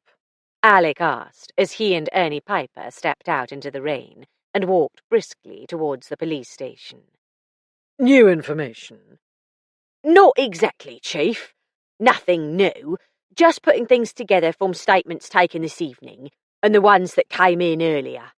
And Mr. Underwood wants to talk to you about who interviews who tomorrow. It sounds as if I'm going to be glad I decided to drive down. They turned in at the door beneath the blue lamp. As they entered the room, Underwood stood. Thank you for coming back, sir. I'm sorry to disturb your evening. Comes with the job, doesn't it? He tried not to sound grumpy. The poor bastard wasn't married, and very likely had nothing better to do with his evening than pore over his case, though no need for haste was apparent. The trail had been cold before the starting point was discovered. Alec sat down. Ernie went to the desk and produced from his pocket a wax paper wrapped packet. Veal and ham pie, sir. Miss Hedger put it up for you. She said all you had for supper yesterday was pickled onions and crisps. And a couple of Scotch eggs. But it's very thoughtful of her. Please give her my thanks. I will. And what can I do for you, Mr. Underwood? Alec asked, suppressing his impatience over these courtesies. He'd gone without dinner often enough to know how much it was appreciated if it turned up unexpectedly. While waiting for Underwood to finish his mouthful, Alec debated internally whether to tell him about Daisy's unsanctioned outing with the rector. The inspector was bound to find out, if he hadn't already. Better to get it over with. But perhaps he could keep Daisy out of it. While you're eating, let me tell you what I've just heard. It seems the rector has spoken to 3 young women, unknown to each other, all of whom describe Cartwright as a ladies' man, giving to pressing his attentions where they're not wanted. Miss Layton told you? No, and my source refused to give names. Miss Layton's a fair bet, though. Dead cert. That sort of bully always picks on those in a position of weakness. Which makes an attempt on Mrs. Gray's virtue less likely, however. True, Underwood admitted reluctantly. It calls for a second interview, though, with a bit more to go on than his story and his wife's. And, of course, I'll have to talk to the rector. And Miss Layton. After we found out what the rector has to say, and after school's out. Alec nodded. What else is on the agenda? Your sergeant here has turned up a couple of points that need looking into. 3 of the neighbours have mentioned seeing a black closed saloon car parked outside cherry trees several times in the past few months, and at least once in the last fortnight. And a couple who take a stroll every evening have twice seen a similar car drive up the street, pause outside cherry trees, and then drive on quite fast. The man thinks it was a Jowett. They noticed it because of your behaviour, Chief, but didn't think to mention it until they were asked specifically about a car of that appearance. No licence plate number, I suppose. The letters BH, which is Bucks. No surprise. They contradict each other on the numbers. Too much to hope for, said Underwood. It's pretty good luck to get that much, considering the high hedges. Not the sort of street where every neighbour knows everyone else's doings. I haven't actually seen the street or house yet, Ernie reminded them. Nor you have, Sergeant. You'd best take a walk over there first thing tomorrow, so that Miss Sutcliffe can get on with the cleaning. You've read the reports. Take a look round, see if you think we've missed anything. Then you can go and show the rings to Mr. Ainsley. The rings! Alec exclaimed. Mrs. Gray's rings? Underwood grinned. Who else's? They were delivered by a motorcycle officer while you were at dinner. From an envelope, he shook out onto the desktop a plain gold wedding band and a rather flashy ruby ring. Picking up his piece of pie, he took a large bite. Alec reached for the rings, but held back. They've been checked for dabs. And cleaned? His mouth full once again, the inspector nodded. The rings smelled faintly of formalin. Inside the band were engraved initials, APG and JJG. Albert Gray and Judith Gray. What were their middle names? Albert Peter and Judith Jane, Ernie said instantly. Not much doubt there. And the ruby is distinctive, in the heart-shaped setting, with those diamond chips. Underwood swallowed his mouthful. Not ruby. It's paste. Well, he was known as a skinflint. Mr. Ainsley should be able to make a positive identification of the ring, don't you think? Oh, yes, which means we're close to certainty on the identity of the deceased. Did they say what killed her? Broken neck, as far as they can tell. Dislocated vertebrae caused by a fall.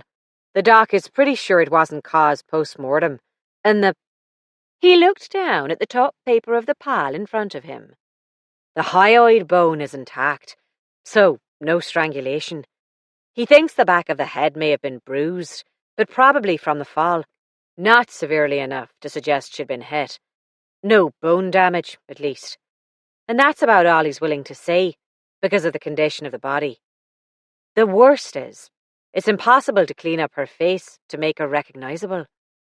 Damn. Time of death? Still 2 to 4 weeks. Probably the middle of that range.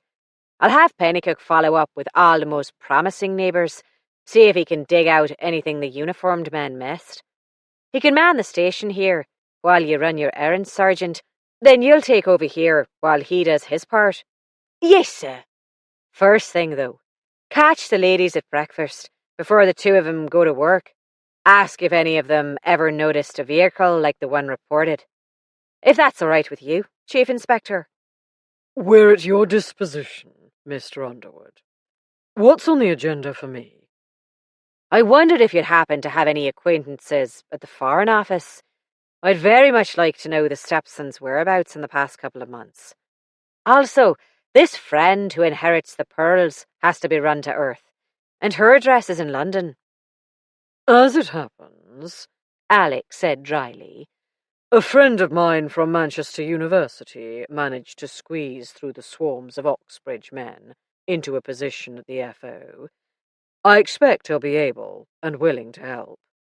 Anything else to be done while I'm in town? Not that I can think of. I don't suppose Mrs. Fletcher would like to go with you. And stay there? I'll put it to her, but I doubt it. She seems to be comfortably settled at the Saracen's Head, and determined to support her friends, though she might pop up for a few hours to see the twins. Ah, well. At least Underwood apparently didn't delude himself that Alec was able to control Daisy's movements. Myself, I'm going to start in High Wycombe. I'll send someone up to the county offices in Aylesbury to get a list of owners of cars with the BH registration. You never know. If it's not too long, it may be useful. Then I'll call on Mr. Butterworth, the lady's solicitor, and what's his name? Miss Chandler's boss.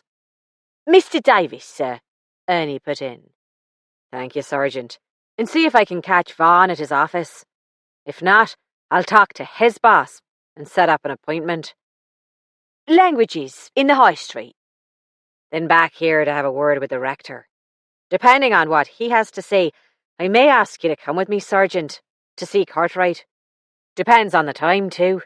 I won't fetch him out of his classroom if he turns out not to be a serious suspect. Have I covered everything?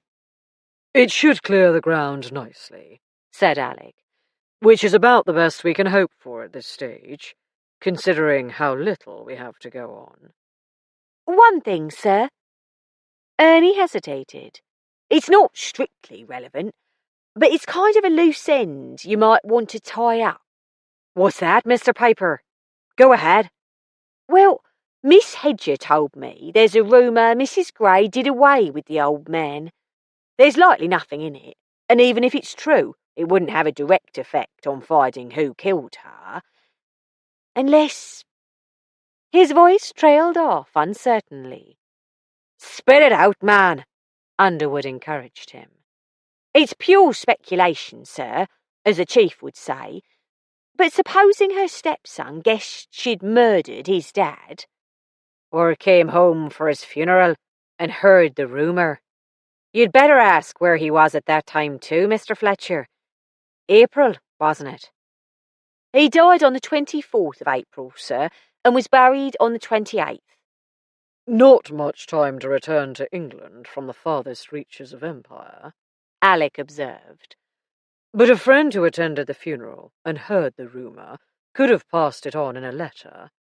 In any case, I'll check the dates. Because, said Underwood, it would give him a whopping great motive, on top of the money, for doing in his stepmother. 21. Umbrellas raised, Daisy and Isabel made their way along the Wickham Road. They passed the fire engine house, then turned off into a narrow, muddy alley. Sally had told them her aunt's cottage was the fourth on the right. The drizzle, scarcely pierced by the lamp on the far side of the main street, made it difficult to tell one tiny cottage from the next. Lath and plaster, ancient and ramshackle, they opened directly onto the mud. At one front door, a pale paving stone caught a glimmer of light.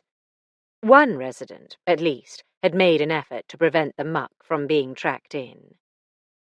That will be it, Isabel guessed. Daisy stood back, peering, and counted. Yes, that's the fourth. It seems to be completely dark, though. She probably goes to bed early. Isabel, closer, said, No, there's an oil lamp, or a candle burning downstairs. I can just make it out through the curtain. Come on. Failing a door knocker, she used her hand. Her glove muffled the sound, so she took it off and rapped with bare knuckles. After a moment, a suspicious voice asked, Who's there?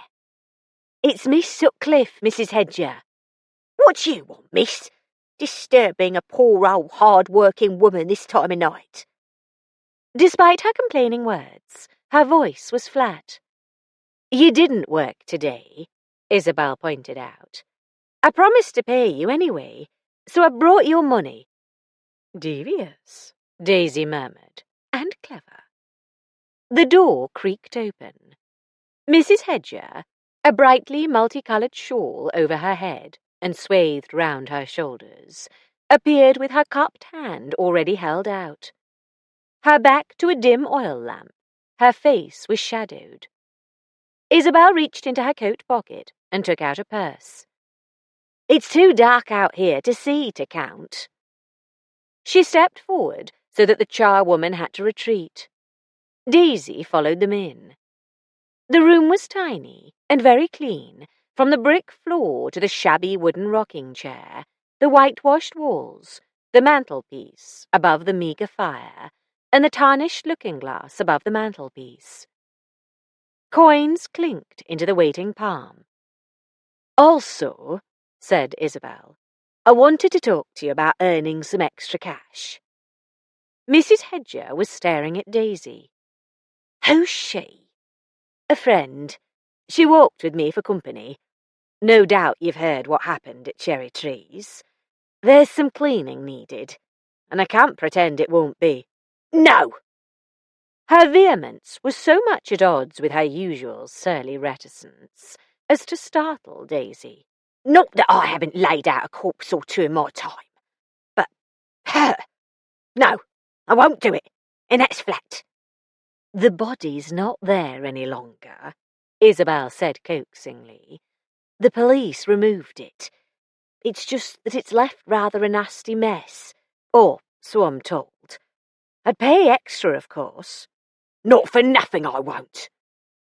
Daisy didn't blame her a bit, but she said in her mother's tones of utmost displeasure, You may regret disobliging the next time Miss Sutcliffe has a job to be done for extra pay. Mrs. Hedger was unmoved. I've said all I has to say, miss, and I'll thank you to leave me in peace. I'll be in Wednesday, same as usual, to do my usual. That depends on the police, said Isabel. I'll let you know. Good night. They walked in silence to the end of the alley. Daisy was piqued by her failure, but she laughed. It would seem my voice isn't posh enough. It was worth a try. Perhaps I'd have had more success as myself, not my mother. Never mind.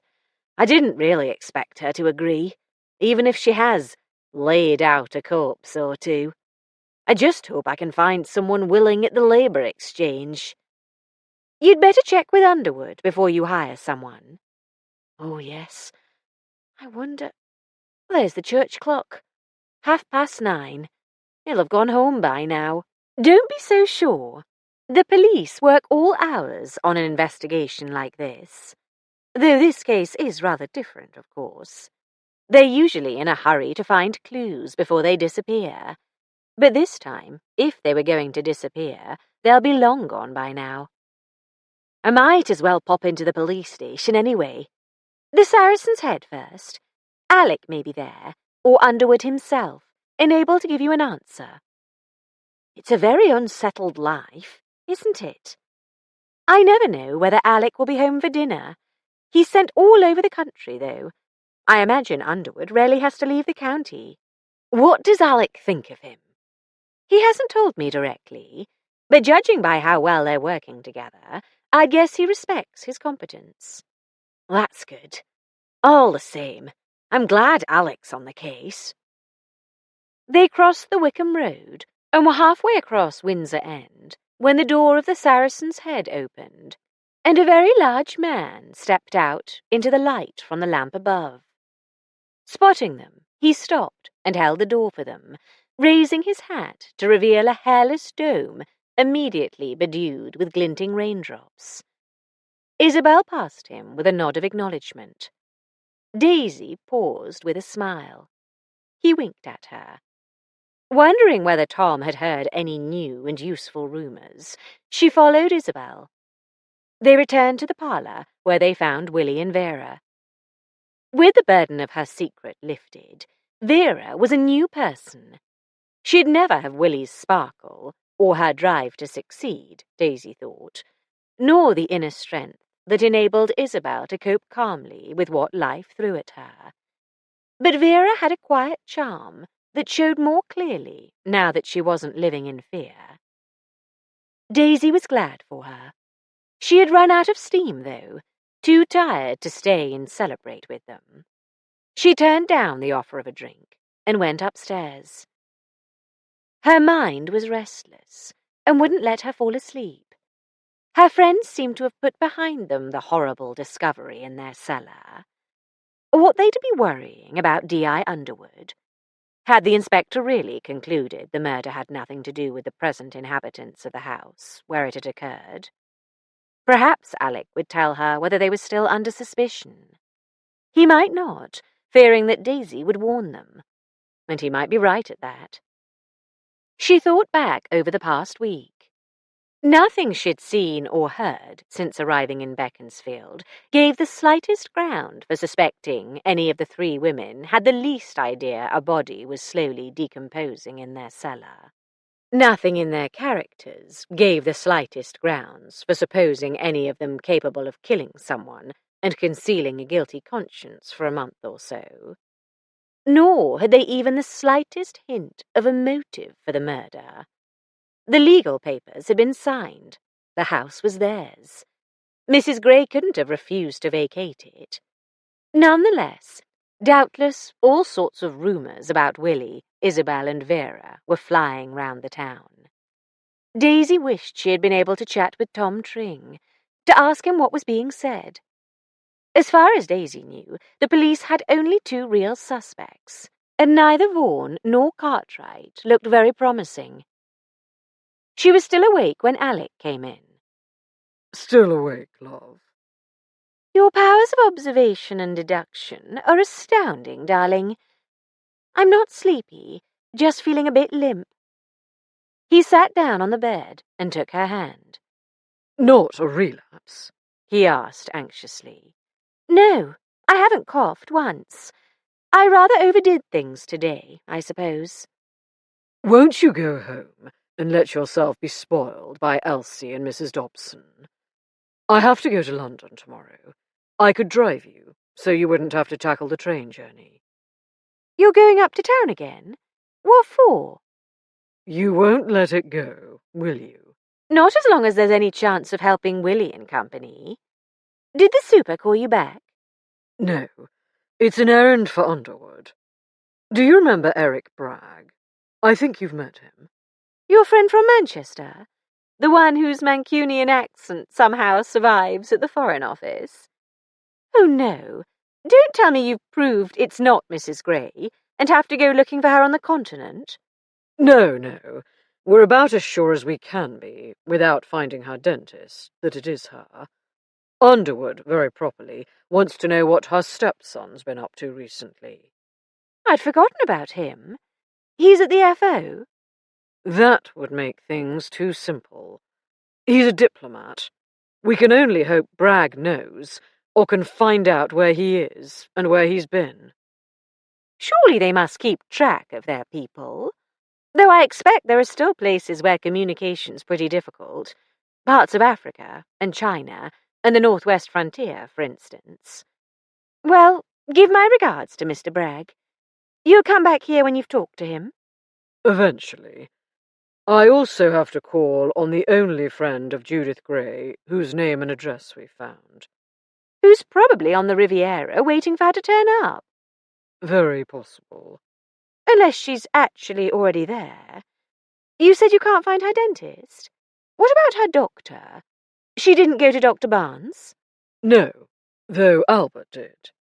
Have you talked to Dr. Barnes about her? Mrs. Barnes didn't know her, but the doctor might have discussed her husband's illness with her, at least when he was dying. He might have a better idea of what she was like than anyone else you've found. Could be, Alec said thoughtfully, taking off his jacket and tie. He struck me as pretty shrewd. As far as I'm aware, Pennycook was told only to ask whether he was her practitioner. We ought to find out whether he saw enough of her to gain an impression of her character. You see, Daisy crowed, I am sometimes helpful. Before he could retort, she went on. I saw Tom this evening. You didn't? Of course not, darling. He was coming out of the hotel, this hotel, as Isabel and I were going in. Where on earth had you been? Isabel had to tackle Mrs. Hedger about cleaning the cellar. Don't tell me she needed your support to make a request of her own char. Well, no, not Isabel, though she is a fearsome old woman. She is indeed. You wanted to see for yourself. And Sally did say her aunt respected people with posh voices. So when she adamantly refused Isabel, I tried Mother's voice on her. It didn't work. Meeting her made me very thankful for Mrs. Twickle, who's good-natured, even though Mrs. Dobson has to stand over her to keep her going. I still think Tom would be able to get round Mrs. Hedger. You could be right. Any ideas yet on how to bring them together? I've been too busy to think. Or thinking about other things. Do you still need her evidence? At least as to the date she last saw Judith Gray. I should have pressed her harder on that question. You'd think she'd remember, if only because she can't have been paid after that. Unless... I wonder whether Isabel paid her for the days she worked when no one was in residence. Damn it, Daisy. I wish you'd thought of that before I started to undress. He unbuttoned his pyjama jacket. I hope she's still up. Darling, for pity's sake, it can wait till the morning, can't it? If Isabel paid, and if she remembers for how many days, she won't forget overnight. I bet her household accounts are in perfect order, with Willie looking over her shoulder. Bound to be. Daisy recalled with guilt her own accounts, left in Mrs. Dobson's hands, competent, fortunately, for close to a month now. So if Izzy's forgotten, she'll be able to look it up for you. In the morning, or as soon as she can get back into the house. Good point. I'll pass it on to Underwood. You're in good form tonight. Daisy smiled smugly. Thank you, kind sir. What else have you been mulling in that overactive brain? Whether D.I. Underwood, and you, for that matter, still suspect Willie and friends. You know they can't be crossed off our lists until we have far more information. As far as I'm concerned, they're at the bottom. I can't speak for Underwood. Who's at the top? Cartwright and Vaughan? And the stepson? Yes, but we have nothing definite on any of them. What we need is a few good suspects. He crossed to the window, opened the upper sash a few inches, and peered out into the darkness, as if he might spot the murderer lurking outside. It's early days yet, darling, Daisy consoled him. Come to bed. 22. Daisy was up in time to have breakfast with Alec, if only because arriving at the Foreign Office before 10 was pointless. None but lowly clerks and typists started work before that hour. The dining room was half empty, so Daisy and Alec had their choice of tables. Most of the occupants were already eating. Sally came in with a laden tray, delivered heaped plates to 2 solitary men, more toast to another, and hot water to a couple's teapot. Then she hurried over to say good morning to the Fletchers and take their order, as well as that of someone who had entered after them. On her way back to the kitchen, she cleared dirty dishes from 3 tables. I'm glad I'm not a waitress, said Daisy. She never stops running, and with those heavy trays. No wonder she wants to train as a typist. But by the time Sally returned with their food, the rush was over. She served the last comer first, so that she could talk for a few moments with Daisy and Alec. Miss Sutcliffe said to tell you, Mrs. Fletcher, she went to High Wycombe with Miss Chandler. She's got to find someone to clean up the cellar. I'm sorry Auntie is so disobliging. I don't blame her. Daisy looked at Alec. I hope the inspector said she could go ahead. He dropped in last night on his way to catch a train to tell her in person. The cellar can be dealt with, once Ernie's looked over the place, but the rest of the house is still out of bounds. Miss Hedger, have you seen Sergeant Piper this morning? He's already had his breakfast, sir, and a word with Miss Sutcliffe and the others. He asked me to tell you Miss Chandler gave him a number the inspector wanted. The number of a car, he said, that might be the one you've been looking for. A car? Daisy recalled Willie memorizing the license plate number of a vehicle that had passed them at a dangerous speed the other evening. If I'd known you were looking for it, I could have told you she knew. Might be, said Alec. Whose car is it, darling? That's what we want to find out. Sally said hesitantly,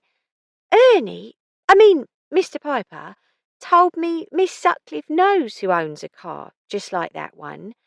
I can't tell you, though, because he wouldn't tell me. I'm glad to hear he has so much discretion, Alec said dryly. He's gone off to the police station already. He's a hard worker. Yes, he is. Thank you, Miss Hedger. Sally went off to answer a call from another table.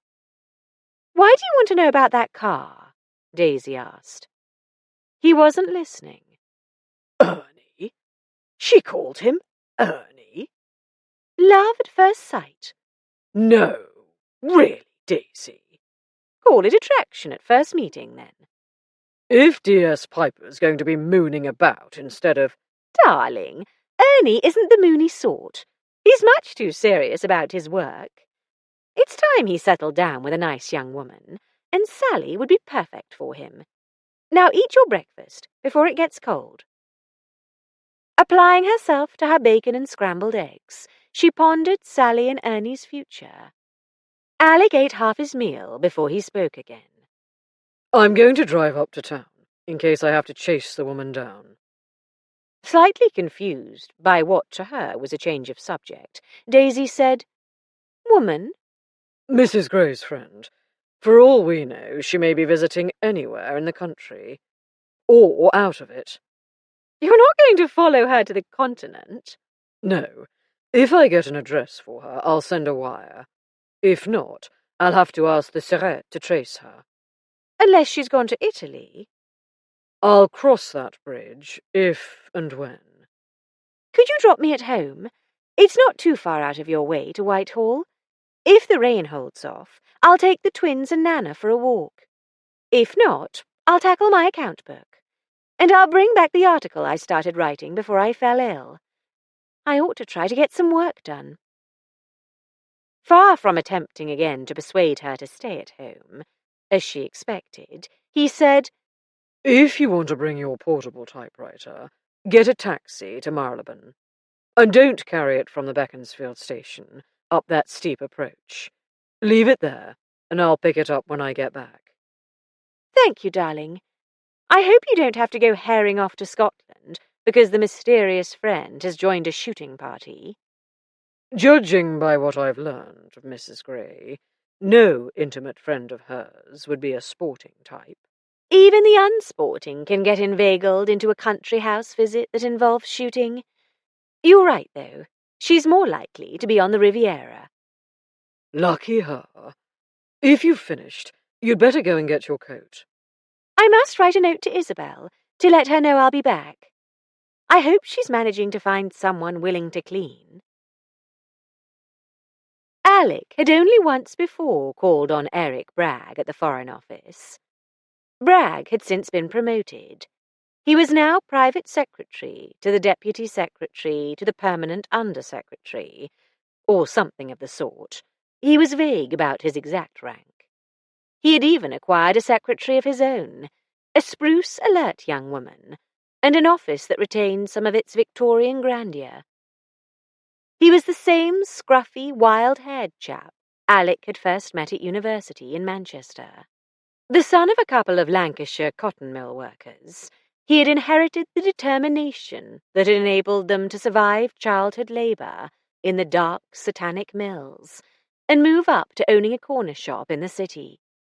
In Eric's case, he had made good use of the help of a teacher who recognised his abilities.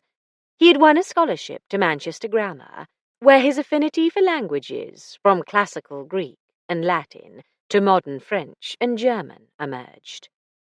A second full scholarship to the Victoria University of Manchester added several more languages to his repertoire.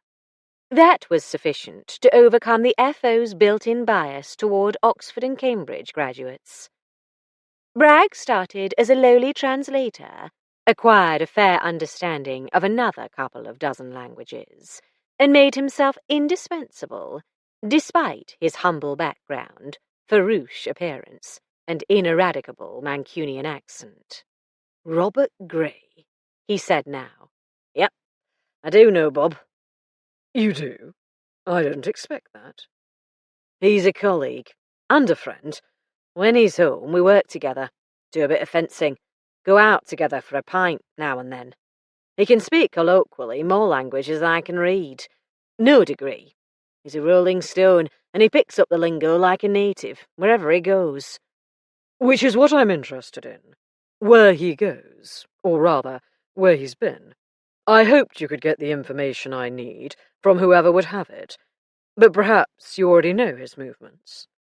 No one knows Bob's movements. He's sort of extracurricular. A spy? A seeker of information, like you. What are these inquiries of yours about? I don't see how he can be in serious trouble. In this country, he doesn't spend enough time here, especially since his father remarried. It is an official criminal case, I presume. Sort of extracurricular, but that's beside the point. It's a murder case. The victim is Robert Gray's stepmother. Oh, Lord. You said he has avoided England since his father married her. Yes, he referred to her as the witch, sometimes with a different initial letter, depending on the company. When he was in England on leave, he'd meet his father in town, rather than risk coming face to face with her. Why did he so dislike her? He never really talked about her, just the odd mention. The usual thing, I suppose. She was on the hunt for a wealthy husband, and old Grey was the sap she got her claws into. If she made him happy. Do you know, I'd swear Bob never talked about his stepma, but I definitely have the impression that she made his pa very unhappy. Don't quote me on that. I won't, but it adds to the opinions we've heard from others. When did you last see Robert Grey? You know his father died in April. April, was it? Bob turned up in June, a couple of months later. He'd been in, well, I better not say, even to a high-up copper. It was several weeks before the news reached him, and it took him several weeks to get home. You saw him then? Oh, yes. He was in and out of the office for a fortnight or so, though he came back only to see his lawyer. Damn! I knew there was something else we should have asked Ainsley. Lawyers have a way of getting rid of unwelcome visitors. If Ainsley's in Beaconsfield, Bob didn't see him.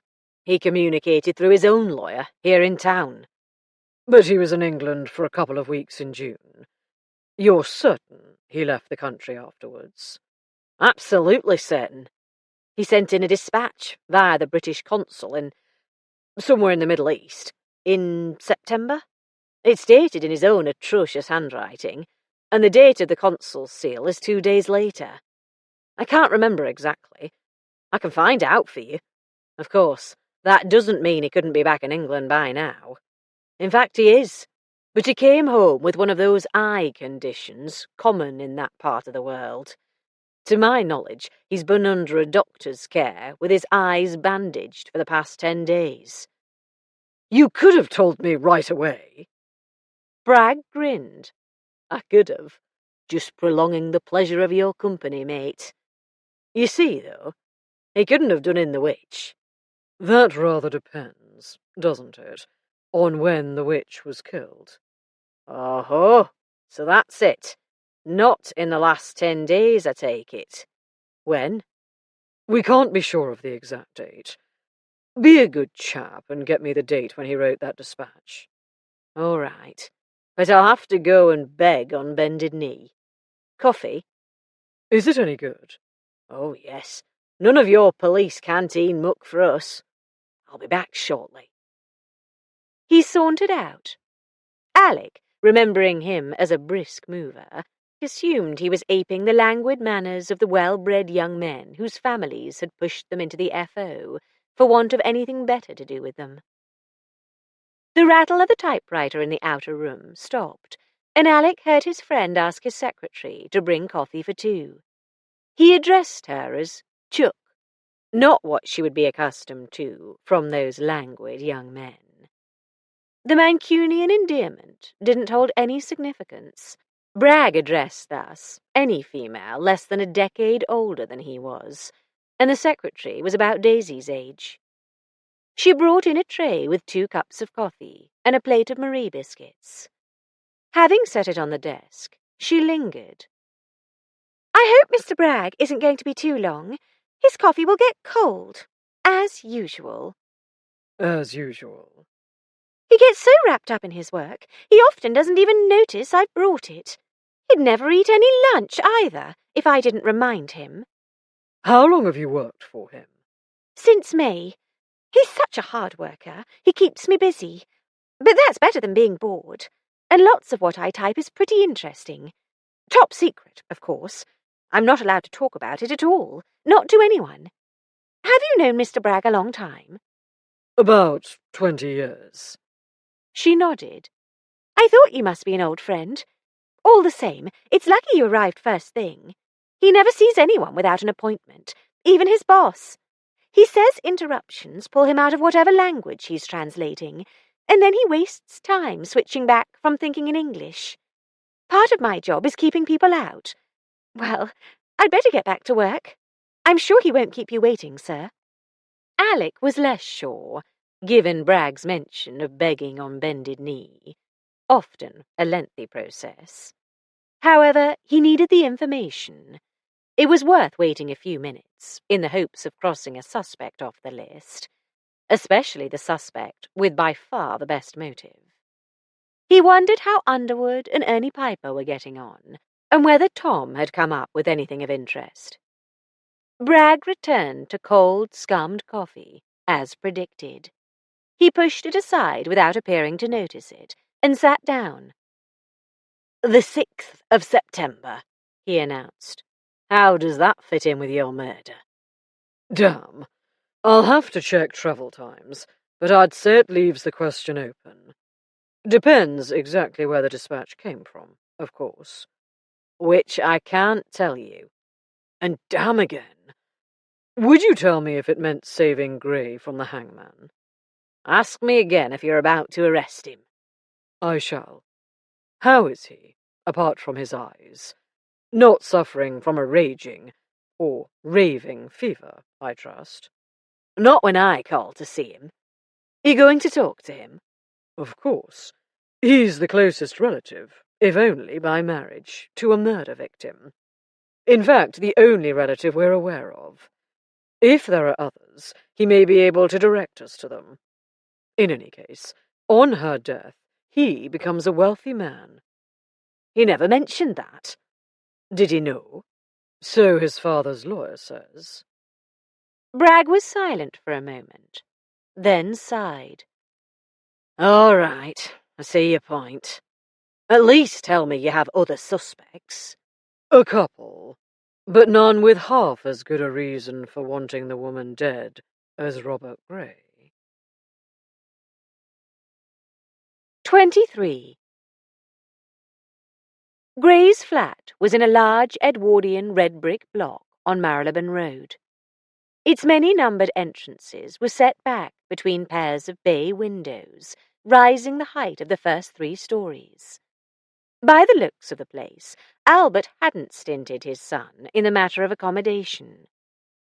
As he climbed the stairs, Alec reflected that dates and the distance travelled didn't tell the whole story.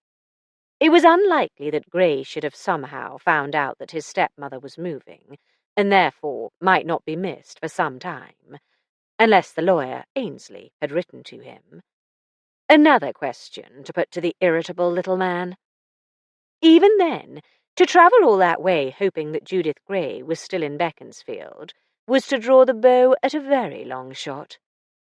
Yet the man was a spy, presumably used to improvising on the spur of the moment and to taking chances for far less personal reward than a sizable fortune. If circumstances did not conspire to favour him, he might have reckoned to be able to trace Judith and rid himself of her in her new abode. Alec reached the 3rd floor. The passage leading back into the depths of the building was ill-lit, narrow, but carpeted and clean. Several doors opened onto it, each bearing a letter. He found Gray's and pressed the electric bell. Nothing happened. He waited a minute, then rang again. This time he heard a male voice within calling, though he couldn't make out the words. Again he waited. No footsteps, but his patience was rewarded by the click of the Chubb lock. The door opened to reveal a diminutive cleaning lady in carpet slippers and a flowery overall. "Was you wanting Mr. Gray?" Yes, please. I'd like a word with him. Would you give him my card, madam? "Oh, madam, is it? I'll give him your card, but it won't do him a lot of good, seeing he's got a bandage over his eyes." Perhaps you could read it to him. "I got me glasses, didn't I?" Tell him I'm a police officer. Who is it, Mrs. D? "A Rosa, sir," she called back. "Leastways, so he says. But he ain't wearing no uniform." Even without his uniform, I dare say he'll relieve the tedium. Show him in. The voice was educated, though not, Alec thought, at the best schools. Gray and Eric Bragg must have been drawn to each other because neither sported a public school tie or accent. Mrs. D stepped back, and Alec followed her over the threshold. On his right, a door stood open to a pleasant masculine sitting room, well lit by the tall bay windows. The charwoman led him the other way, down a corridor even narrower than that at the stair-top, its left wall being shared with the common passage beyond. A comfortable flat, but not extensive. The next door was ajar. She tapped and pushed it open. "Here he is, sir." The room was darkened, illuminated only by a lamp concealed behind a folding screen, and what little light came from the corridor. Alec made out a bed against the far wall, with a man's figure lying on his back on the top of the counterpane. His upper face was hidden by a folded napkin. Mr. Robert Gray. That's me. You're the Rosa, I take it? Detective Chief Inspector Fletcher. May I come in? Please. You'll excuse me for not getting up. Doctor's orders. Find a seat and tell me what a high-up copper wants with me. I'm already intrigued. It's as boring as hell. Don't you think hell must be the ultimate eternal boredom? None of those raging fires. It's certainly a possibility, if you believe in hell. Not really, Gray admitted. All the same, the tedium is driving me mad. I have to lie here for a couple of hours twice a day with this damn lotion-soaked cloth swathing my eyes, and I'm not allowed out of the flat at all, for fear of getting grit in the irritable orbs. What's the trouble? Keratoconjunctivitis. Aren't you sorry you asked? It's quite a common ailment in the Middle East. Dry air and blowing sand. I suppose you know I've been in the Middle East? Eric Bragg told me. Eric? He didn't specify where. Then neither shall I. Is this an interrogation? I have some questions I'd like to put to you. You're at liberty to refuse to answer, though your refusal will be noted and may be used in evidence against me. He sounded amused. What am I supposed to have done? Not a traffic accident, I assume. Rather more serious. Before I explain, would you mind telling me when you reached England? About 10 days ago. The 5th, I think. I was rushed straight to the hospital for tropical diseases, in case my eyes were infectious, which, I'm thankful to say, they're not. Was your passport stamped? I've no idea. At that point, I couldn't see at all. My eyes were bandaged very thoroughly, whenever there was the slightest chance of light reaching them. How did you manage? I can't tell you how I reached a consulate in a port city, nor which city, come to that. But they had someone help me aboard, and then the steward took good care of me. The purser had one of the crew deliver me to the passport people, who sent me to the hospital. We'll check with the hospital. I wasn't travelling under my own name, Gray said dryly. As I arrived under the auspices of a passport official, I was admitted. Alec sighed. I suppose in your profession you have several passports. The man on the bed grinned. An odd sight, with the cloth hiding the rest of his face. And they've all been turned into the FO pending my next assignment. Abandoning that line of questioning as unprofitable, after all, he didn't really need to know about Gray's most recent arrival, Alec asked, And your previous trip home? When was that? The spy's mouth hardened. June. As soon as I heard of my father's death in April. I still can't believe your lot didn't think there was anything fishy about it.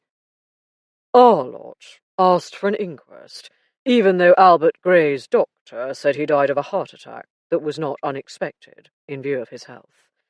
The coroner's jury ruled his death natural. In the light of the verdict, the police had no grounds on which to proceed. What grounds have you for suspicion? What grounds had the police for requesting an inquest? He parried. Nothing but gossip. The better safe than sorry principle. People were saying Mrs. Gray fed him arsenic. That always resounds in the public's imagination. But there were no symptoms of arsenic poisoning, and no significant trace in the body. He had a weak heart. You knew that? Yes. He was taking some sort of pills that kept it beating. The other prevalent rumour was that she'd substituted dummy pills. Difficult, if not impossible, to prove. It didn't take rumour to make me suspicious. The bitch he married led him a dog's life. The pun was unintentional, Alec thought. Certainly not intended to amuse. Why did he marry her? He missed my mother. They'd hardly been apart for a day all their lives. Even as children, they'd grown up in the same street. And he was lonely. I was away too much. Your stepmother was very much his junior. But reaching the age when she'd begin to be regarded as a spinster, not a bright young thing. His voice was full of scorn. She was too desperate for a husband, to be particular. Except where money was concerned. She wouldn't have married a poor man. She had expensive tastes, had my stepmamma. So I've heard. Gray's grimace was wolfish. What she hadn't realised was that Dad grew up quite poor, and he regarded extravagance as a sin. He didn't stint on clothes or housekeeping, but he refused to dissipate what he'd worked so hard for to buy useless baubles or expensive cars, let alone to throw house parties for people he didn't even like. You disliked and despised her? From the moment we met. That was several months after the wedding, because I'd been out of touch. She cajoled him into tying the knot as soon as possible, though Dad said he wanted to wait for my return. I could have saved him if I'd been here. I doubt it. Or if you had somehow prevented the marriage, he would always have resented your interference. You remained on good terms. Oh, yes. He was still infatuated with her, but it was too late to open his eyes, so I was polite to her in his presence. What made you dislike her instantly? I suppose it was her manner towards him, Gray said slowly. There was nothing I could pin down. I tried to persuade myself it was the instinctive mistrust that's essential to my job. Yours too, I would imagine. Then I overheard her talking to a friend about my father, and that dispelled all doubt. She despised him, and I hated her. So you ceased to be polite? I ceased to meet her. Dad came here, or we went to my club. He was completely disillusioned by the next time I was in England. Why am I blabbing to you? To deflect suspicion, or because he didn't know Judith was dead? You tell me. Gray was silent for a moment. I haven't been able to talk about it to anyone else. No one else has shown any interest, of course. Maybe some of his friends in Beaconsfield cared, but I don't know them. My parents moved there long after I'd left home. He paused. Partly it's because I can't see you. Damn my eyes. When can you take the bandage off? Permanently. A couple more weeks at least, the doctor expects. Depends on progress, which is why I obey orders. This session, you tell me. I set the alarm for 11:30. He gestured at the clock on the bedside table. Should be soon, but it always feels like forever. Just a couple of minutes. Alec wanted to see the man's whole face. In general, the eyes were far less capable of concealing emotion than the mouth. The hell with it! He sat up, taking off the cloth and dropping it with a slight splash in a basin beside the clock. His eyes were reddish, half open. He blinked and raised his hands with forefingers crooked, then froze. Damn! It's so hard not to rub them. Make me think about something else. Why are you interested in my father's second marriage anyway? Through slitted eyes, he stared at Alec. Your father's second wife is dead. Gray's eyes opened fractionally wider. Dead? Good riddance. But she was my age, a year or two younger. What did she die of? Motor smash? Wait a minute. You came to bring me the news. A detective chief inspector, didn't you say? She was murdered, and you presume I did it. I don't presume you did it. I have to consider the possibility. You have a very strong motive. Are you aware of how your father left his affairs? He told me he felt obliged to provide for his widow, if that's what you mean. He apologised, poor old chap. But everything was to come to me if she remarried or died. At the time, the former seemed far more likely. Did the solicitor, Mr. Ainsley, write to tell you Mrs. Gray proposed to sell the house, Cherry Trees, and did in fact do so? He may have. My letters are held for me when I'm abroad, and I haven't been able to read anything since I got back. It doesn't surprise me, though. She was never cut out for life in a village. I expect she's bought a flat in town. Alec chose not to enlighten him. You don't mind? Gray shrugged. As I mentioned, I didn't grow up in that house, and I haven't even visited in years. I have no emotional attachment. I do see what you mean about motive, though. I assure you, I've been unable to leave the flat since I was discharged from the hospital. I'll give you my doctor's name. Thank you. That won't be necessary. You see, she died a month ago. A month? Mid-September? I was a long way from England, and a long camel ride from the nearest port. I've heard camels aren't the easiest ride in the world. They're not, particularly when you can't see. The alarm clock rang shrilly. Alec took it as his cue to leave. He returned to Whitehall, but not to the Foreign Office. They weren't going to give him an answer unless he called in the heavy guns. The question was, in view of his unofficial status in the case, would the super cooperate? Several colleagues greeted him on his way up to Crane's office. Word of his present situation had spread, inevitably. Some were inquisitive. Some teased him about his penchant for odd cases.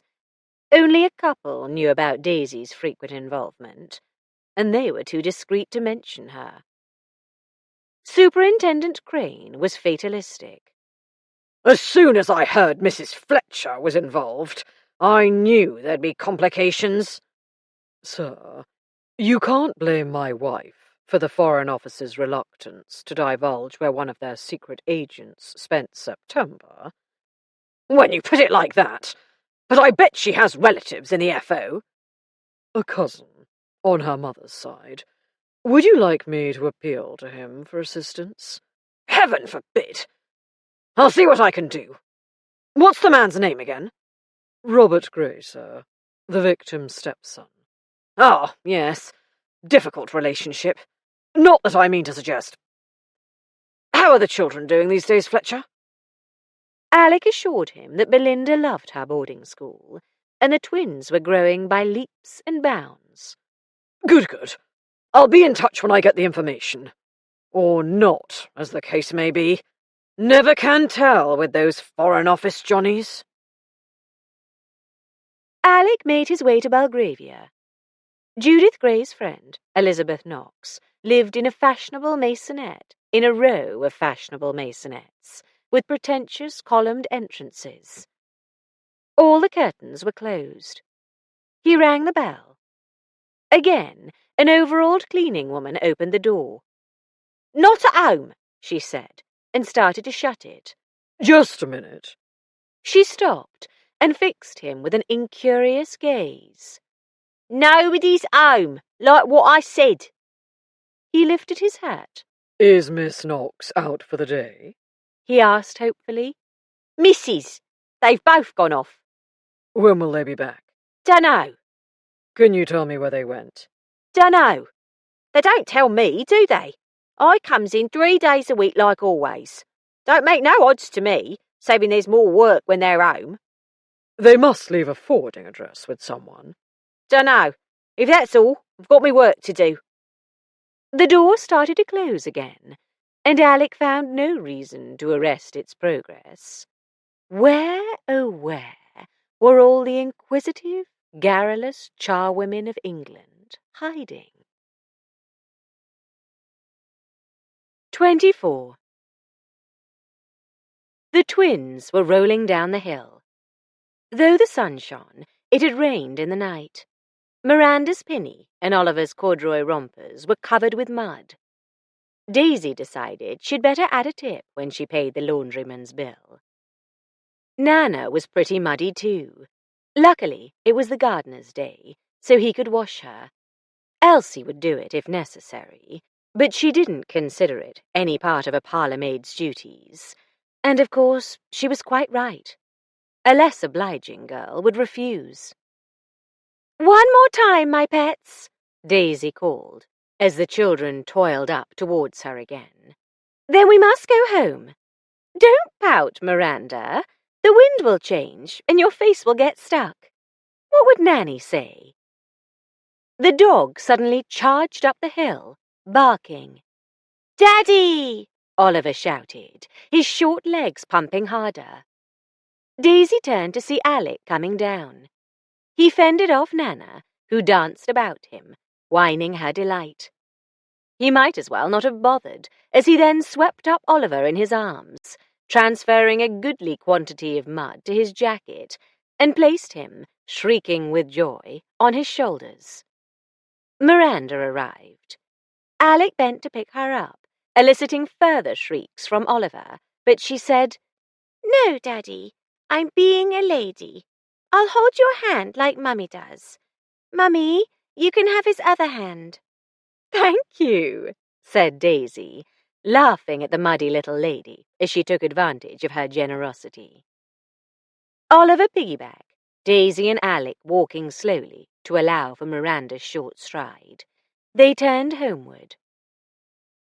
The children chatted about the fun they'd had. Oliver's speech was still unclear, but his sister understood every word and interpreted when necessary. Back at the house, they went off with Bertha, the nursery maid, happily repeating their story, which doubtless would be told a third time to Nanny Gilpin.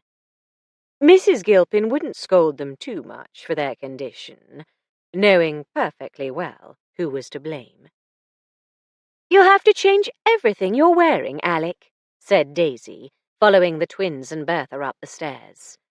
"Oliver even got his grubby little hands on your collar." Your skirt isn't exactly what I'd call pristine. Daisy glanced down and laughed. Mrs. Dobson had lunch waiting when they came down. Alec was in a hurry to get back to Beaconsfield, so they didn't linger over the meal. He carried her Remington portable typewriter out to the car, and they set off. "Did you talk to Mr. Bragg this morning?" Daisy asked. "How is he?" Flourishing. It turns out Robert Gray is a friend of his. "So he was able to tell you all about him?" Alec shook his head. Not much more than he's in England. His travels are strictly hush-hush. "He's a secret agent?" I didn't say so. "No, but really, darling, a hush-hush diplomat can hardly be anything else.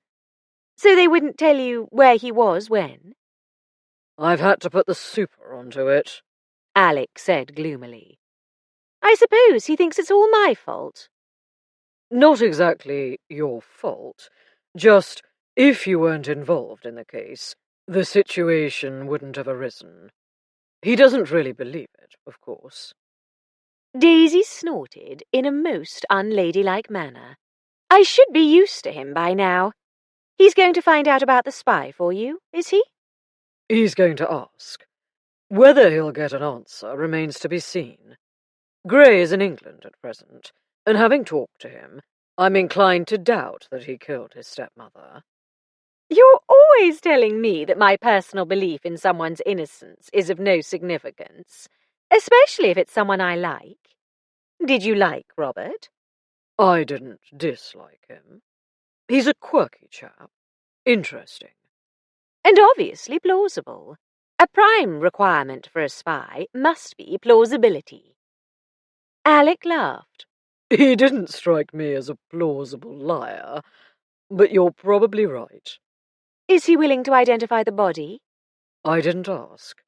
The doctor who did the autopsy said it would be impossible to make her face presentable. Sorry, I shouldn't have told you that. You're not going to be sick, are you? He slowed down, prepared to stop. No, I'm all right. I just need to shut down my imagination. Sure. Sure.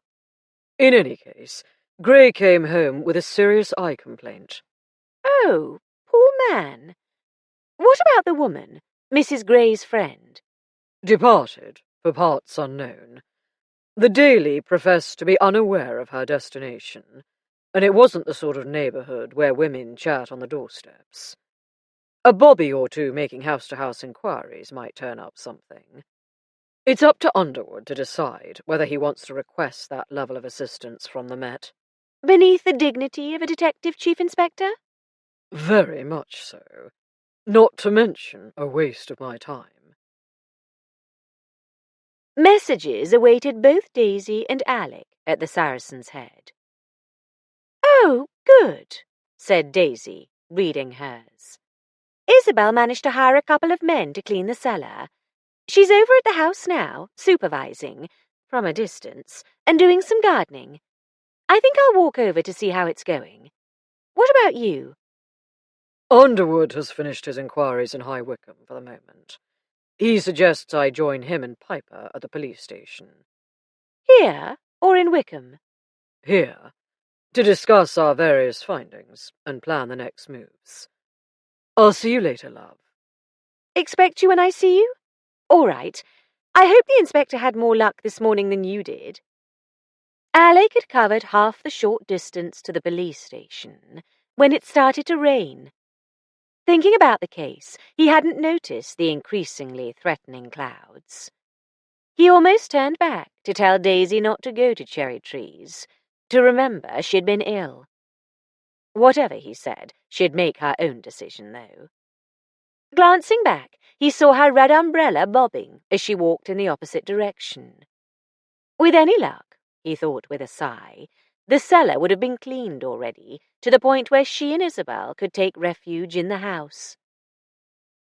He found Underwood dictating his report to Ernie, who had studied shorthand before becoming a detective officer, with the aim of attaining that branch of the service. Pennycook was laboriously writing his own report longhand. They all looked up as Alec entered, Pennycook with an air of profound relief. "Any news?" Underwood asked. Alec told them the indecisive results of his morning's travails. The inspector grunted. "Good job we don't want him to take a look at her face. Nor the friend neither, if she wasn't traipsing about on the other side of the channel, in any case." How about you, Mr. Underwood? Any luck? What about the rings? Underwood gestured at Ernie, who said, "Mr. Ainsley recognised the fake ruby right away as Mrs. Gray's. Not a doubt in his mind. Thank goodness. While I was there, I asked him about the stepson, whether he'd come back after his father's death. I didn't know you were going to see him yourself, Chief." He did come back to England, in June. I didn't ask him whether he'd come down to Beaconsfield. I slipped up there, though Bragg said all communication about the will was through Gray's own London solicitor. "That agrees with what Mr. Ainsley said," Ernie confirmed. "I can't see it matters, Mr. Fletcher," said Underwood, "because he told you he's thought his father's death suspicious, even without hearing local rumours. I reckon he's still got the best motive by a mile and a half." So it still comes down to what the FO will reveal about his whereabouts. Let's hear the rest of your news, Inspector. I'll start with the last item, so that Sergeant Piper can finish taking down my report. In official language, please, Mr. Piper. I called on the rector, the Reverend Jeremy Turnbull, regarding inquiries about Cartwright.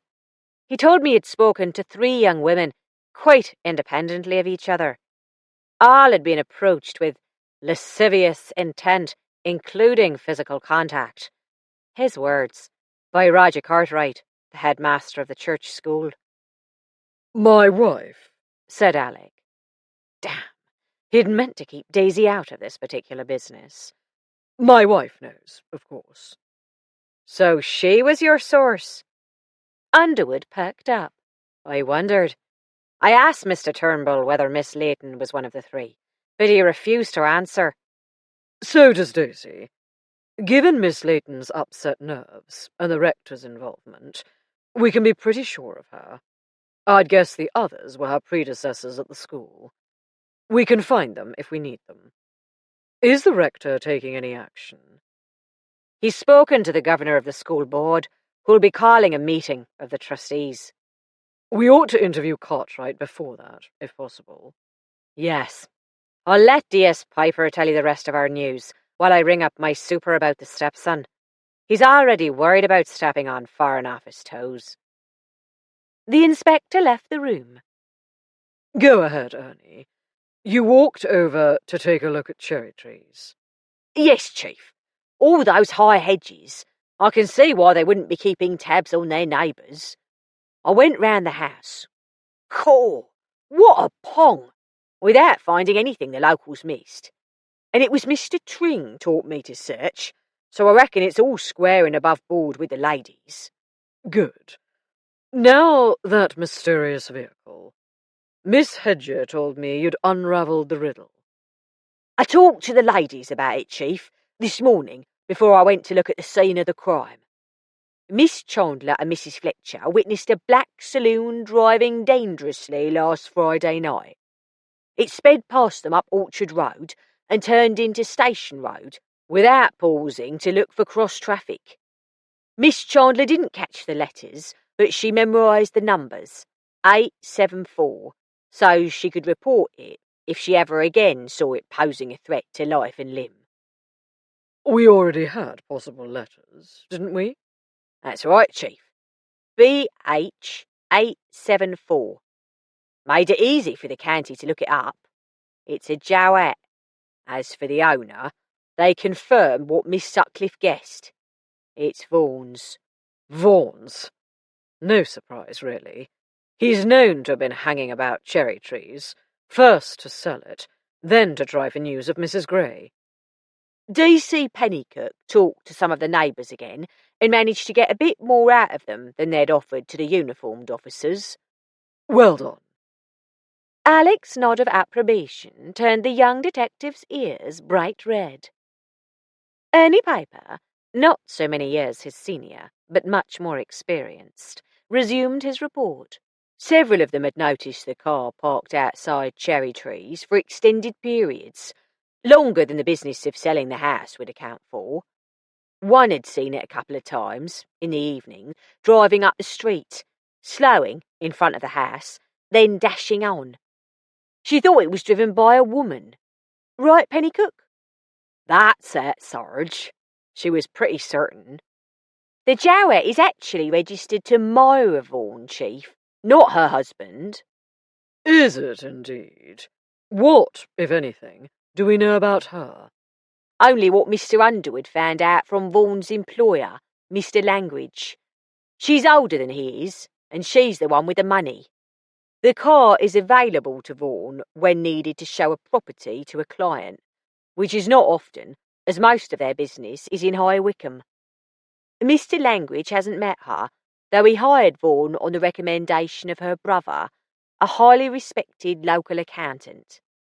That would be the partner in Miss Chandler's firm, correct? What's his name? Ernie, as always, had the information at his fingertips. Or rather, on the tip of his tongue, as he didn't have to consult the notes in front of him. Mr. Spencer, of Spencer, Mott and Davis. Davis is the partner Miss Chandler answers to. So the inspector talked to Davis? Yes, Chief. You're getting ahead of me. Sorry. Do it your way, or we might miss out something vital. D.I. Underwood asked Mr. Langridge whether Vaughan was a satisfactory employee. Langridge said, on the whole, yes. Mr. Underwood thought he was being evasive and pressed a bit, but he wouldn't say any more except that Vaughan is very good at hooking buyers and tenants, which is, after all, their business. What sort? Alec paused as the inspector returned. I got through right away, he grumbled, only to find Mr. Parry's gone to a meeting in Aylesbury. At least he can't say I didn't try. What were you asking? Piper said you thought Langridge wasn't telling the whole story about Vaughan. I wondered what kind of man he is. Hail fellow, well met. I should think he was good at the business in his time, but he's now too stout to budge from behind his desk without much huffing and puffing. In fact, while I was there, his secretary brought in a paper that urgently needed signing, and simply leaning far enough forward to put his name to it was a hard job of work. Langridge sounded like an easy job for Tom Tring, Alec thought. He and his missus could go in with vague inquiries about looking for a place in the country and move on to the shortcomings of the younger generation. He refused to explain his reservations about Vaughan. I didn't push it. We can always go back. But as it happens, I got a clue to Vaughan's feelings at Miss Chandler's firm. I talked to her boss, Mr. Davis. He speaks very highly of her, incidentally. They wouldn't have hired her if she hadn't had an excellent reference from the partner in Yorkshire who encouraged her to qualify as an accountant. Did Davis say why her previous boss didn't keep her on? He couldn't talk his partner into it, partly because she'd started there in a lowly position, so he didn't think she'd have the authority, partly just what Davis described as typical northern stick-in-the-muddishness, just as the ladies told us. Mind you, I gather Davis had trouble with his own partners, but he persuaded them it was the forward-looking, go-ahead way to get a march on their competitors. Full of clichés, our Mr. Davis. Alec and Annie Piper laughed. Pennycook ventured a tentative smile. And what did he have to say about Vaughan? Alec asked. Nothing direct, though I was pretty direct with him, given Miss Chandler's hints of a connection. He admitted that Langridge is a client, who's presently having his books audited. He wouldn't confirm that Miss Chandler is handling the audit, nor that Langridge requested the audit, because he suspects the books have been cooked. They're trying to keep Vaughan in the dark, Ernie suggested. That's how it looks to me, Underwood agreed. Maybe trying to keep his wife's brother in the dark as well. Assuming he's been cooking up the books, could Mrs. Gray have found out? You're thinking blackmail? Alec suggested. Conceivable, though I can't imagine how she'd have found out. It might have been obvious, Chief, from what he said when they talked about the price of the house. I don't know how it'd work, but if he's skimming a bit off the top, Miss Chandler's the one to ask. If she'll answer, I'm more inclined to consider an affair gone wrong. You haven't interviewed him yet, I take it, Inspector? No, sir. His work is the perfect excuse to keep him out of our way. His wife was out too when I called at their house. I left a note with the maid, setting an appointment for 6 this evening. I hope you'll join me, unless you'd rather do it yourself. No, the two of us should impress him with the necessity of cooperation. What about Mrs. Vaughan? We'll need to talk to her as well. I hope she'll be there. If not, we'll have to catch her tomorrow. But if he doesn't turn up, we'll find him one way or another and bring him into the station. We need to have a chat with Mr. Vaughan. Good enough. Which leaves Cartwright. How about all 4 of us waiting at the school gate when the children get out? Underwood grinned. I don't mind giving the slimy bastard a bit of a scare. It's an attractive thought. Alec considered. But on the whole, better not. We don't want all the children hanging about asking questions. If we lurk behind the yews in the graveyard, we can watch the school until they have left, and then go in. 25. Daisy hurried along Orchard Road through the rain. By the time she reached Cherry Trees, it was coming down hard, with no signs of letting up. At the gate, An elderly bobby was buttoning his cape. "Is Miss Sutcliffe in, officer?" "Are you press?" he countered. "A reporter?" "No, a friend." "They told me to watch out for girl reporters. Ho! I never seen such a thing." "Have you had many reporters turn up?" "Yesterday. Just the one today. Not much interest in a body in a cellar since Dolores Wendover, the actress, shot that lord yesterday." "Good heavens! What lord? I've been avoiding the newspapers." "Can't rightly remember the name, madam, but I dessay he deserved it. Anyways, if it keeps them news hands away from here, I'm right grateful to Miss Wendover." "You have a point," Daisy agreed. Her ankles were getting wet. "I hope you don't have to stand out in the rain much longer." She stepped forward and, with a gloomy mutter about Sergeant Harris, he moved aside to let her through the gate. Isabel couldn't possibly be gardening in this downpour. Daisy hoped the house had been disinfected enough to be bearable by now. She rang the bell. From the open kitchen window to her right came Isabel's voice. "Daisy, just a minute. It's locked, and I'm just scrubbing the soil out of my fingernails." "Weeding? That's right." A minute later, the door opened. Daisy couldn't restrain herself. She sniffed as she stepped across the threshold. "Sorry, that's rude, but it's much better, isn't it?" "I'm glad to hear it. I wasn't sure if it was wishful thinking. It's more disinfectant than anything else. Better enough for a cup of tea, if we go into the sitting room and close the door?" "Definitely. Can I help?" "No, go and sit down. I already put the kettle on. It won't take a moment." Only 5 days had passed. 4, if one didn't count Friday itself, since last time Isabel had gone to make tea, while Daisy waited in the sitting room. She chose the same chair by the fireplace. No fire burned in the grate now, though the room was chilly. She kept her coat and hat on. Isabel still wore her gardening jacket and a woolly hat when she came in with tea and biscuits. "I think they're all right," she said doubtfully. "They were in a tin with a tight lid, but don't eat any if you're suspicious. I'll light the fire." "Not just for me." "It'll help freshen the air. Besides, we'll probably move back in this evening. The hotel's getting a bit expensive." "Will Inspector Underwood let you?" "Yes, he popped into the Saracen's Head at lunchtime to tell me we can come home as soon as we're ready. I don't think he really suspects us. Do you?" "I don't think so.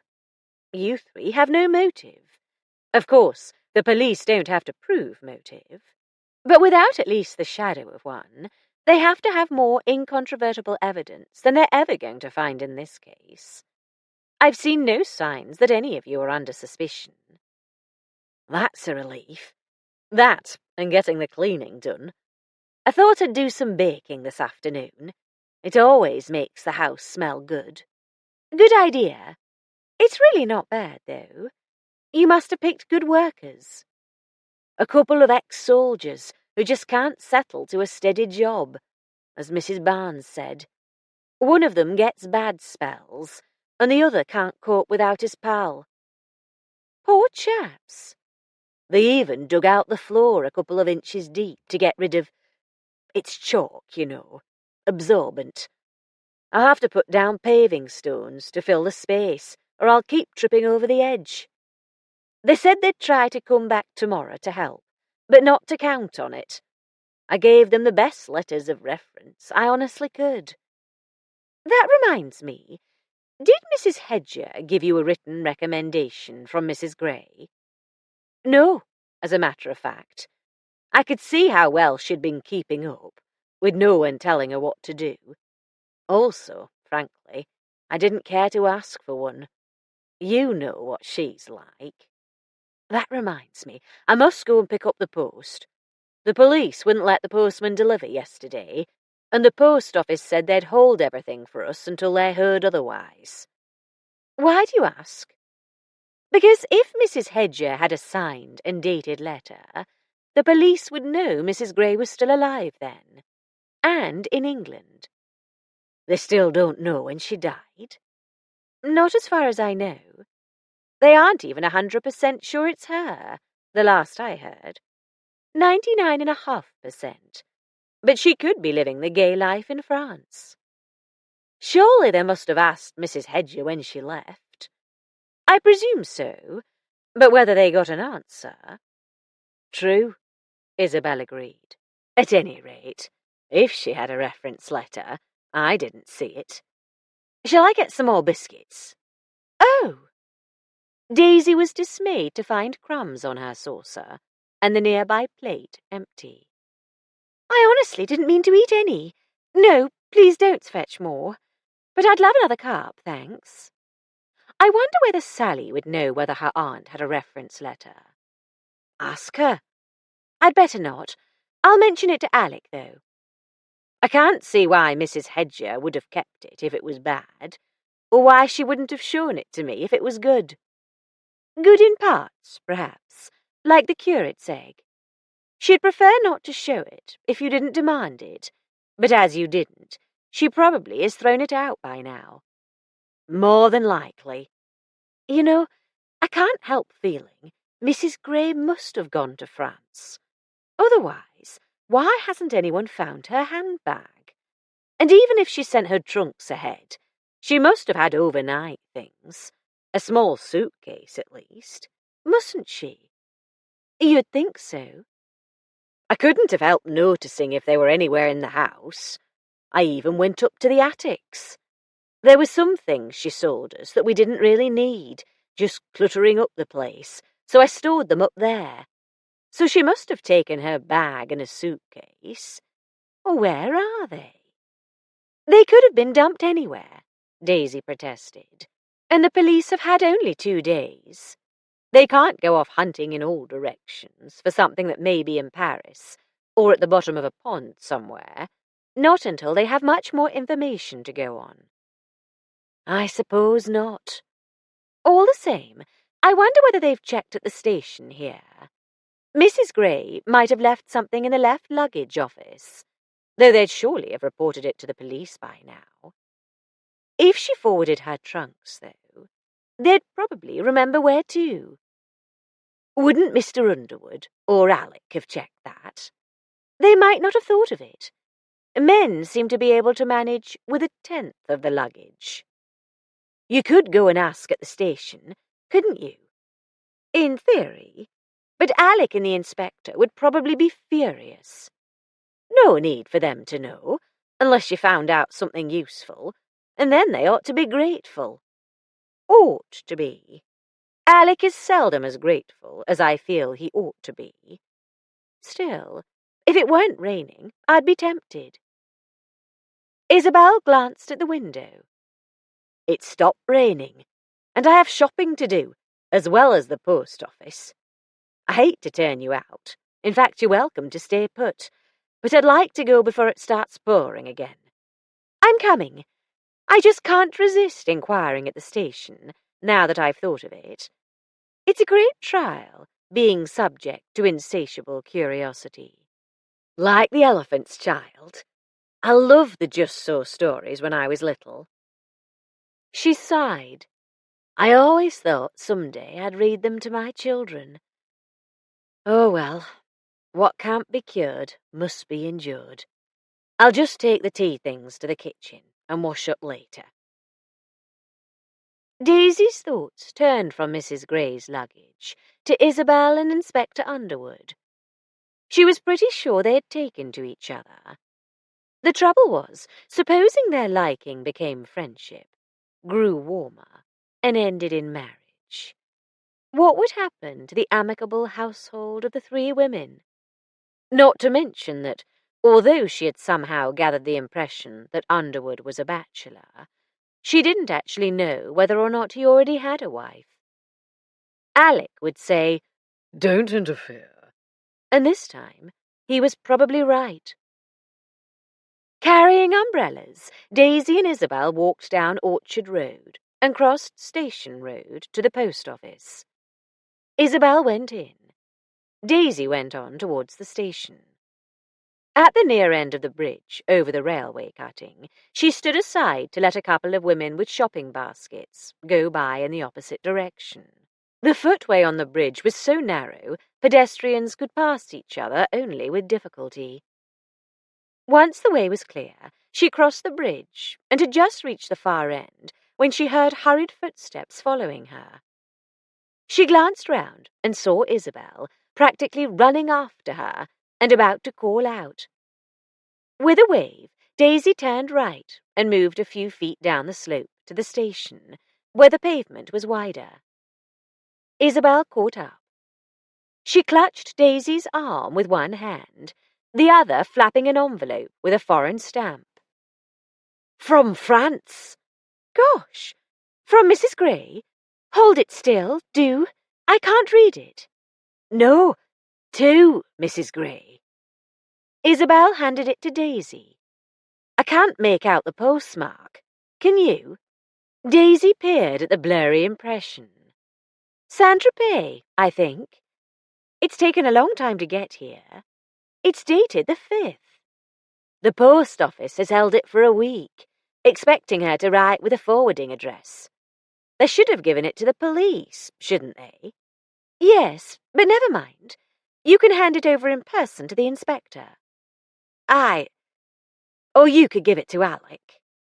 He'd be bound to think there was something fishy about my having it. Better that it goes straight from your hand to Mr. Underwood's. I'll go to the police station with you, if you like. But first, I want to ask about her luggage. All right, I'll come too. Isabel tucked the letter into her string bag, and they set off down the hill. The station master is in charge of left luggage, and he knows me from when I was constantly dashing back and forth to Wickham. I bet he knows I bought the Greys' house, so he won't be surprised if I ask about her trunks. Whereas if I do, he'll either guess that I'm just being nosy, or assume the police sent me to ask, if he knows about Alec, which could lead to trouble when he finds out they didn't. Isabel grinned. It sounds as if you're often in trouble with the police. Only because they regard any attempt to help as interference. I don't know why I bother. Insatiable curiosity? There's the station master now, looking portentously at his watch. Must be a train due. The burly man in the smart uniform frowned at his gold pocket watch and peered down the line towards High Wycombe. The wail of a whistle came to Daisy's ears.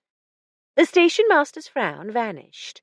He stowed away his watch and prepared to welcome the up train to his station. Daisy and Isabel waited until the train had made its brief stop, allowing two women, laden with loot from the Wickham shops, to alight. As the station master turned back towards his lair, Isabel accosted him. Good afternoon, Mr. Jenkins. Afternoon, miss. Something I can do for you? I hope so. I'm Miss Sutcliffe. I dare say you heard I bought Mrs. Gray's house recently. That I did, he responded cautiously. And I heard Mrs. Gray was foully done to death in that same house. Isabel turned to Daisy. Is it all right if I explain? You'll be Mrs. Scotland Yard? Asked the station master. I am. I'll tell you what happened, if you promise not to pass it on. I won't. The company don't put gossips in charge of stations. We see things, and we hear things, and we keep our mouths shut. Not like the county police. That's Sergeant Harris. He's in a mint of trouble on account of not holding his gab. So I believe. Daisy wanted to give him as little information as was necessary to persuade him to help. The thing is, the death occurred before Miss Sutcliffe and her friends moved in. The body was in the cellar, and they didn't have a key. Because it's been several weeks, it's not easy to identify, so the police are not absolutely certain It's Mrs. Gray. Is that so? I'd recognise her, surely. Always popping up to town, she was. Come through this very station 4 or 5 times a week, sometimes. Do you think you would? Of course, you'd be willing to try, a responsible person like you. Shall I mention it to the inspector? Best to keep Alec out of it as much as possible, though his profession had given her a chance with Mr. Jenkins. Happy to help, madam. I wouldn't put myself forward, but if they was to request, I wouldn't say no. Now, what is it I can do for Miss Sutcliffe? Isabel retrieved the letter from her shopping bag. I just picked this up at the post office. It's addressed to Mrs. Gray. It ought to be sent on to her, if she's alive, or returned to the sender with an explanation if not. But there's no return address on the envelope. I'm sure you'd have told the police if she'd left any bags with you. I would. Natural. I wondered, though, whether she forwarded a trunk from here, and if so, whether you remember the address it was sent to. There was 3. Mr. Jenkins visibly went through an internal debate. Reckon it can't hurt to tell you ladies. Not that I remember the addresses, mind, just the towns. She sent 2 trunks to some place in France with a saint's name. Not one of our English saints. I suppose the frogs have their own saints. A saint on the Riviera? Saint-Tropez? Daisy asked. Like that, but with a Z on the end. Tropez, he buzzed. That's it. What the street was, I can't tell you, after all this time. 6 weeks, must be, or more. The company'd have records, though. I hadn't thought of that. Of course they would, in case the trunks didn't arrive, or were damaged in transit. The station master nodded sagely. Happens. T'other trunk, that one, went to Paris, a fortnight or so later.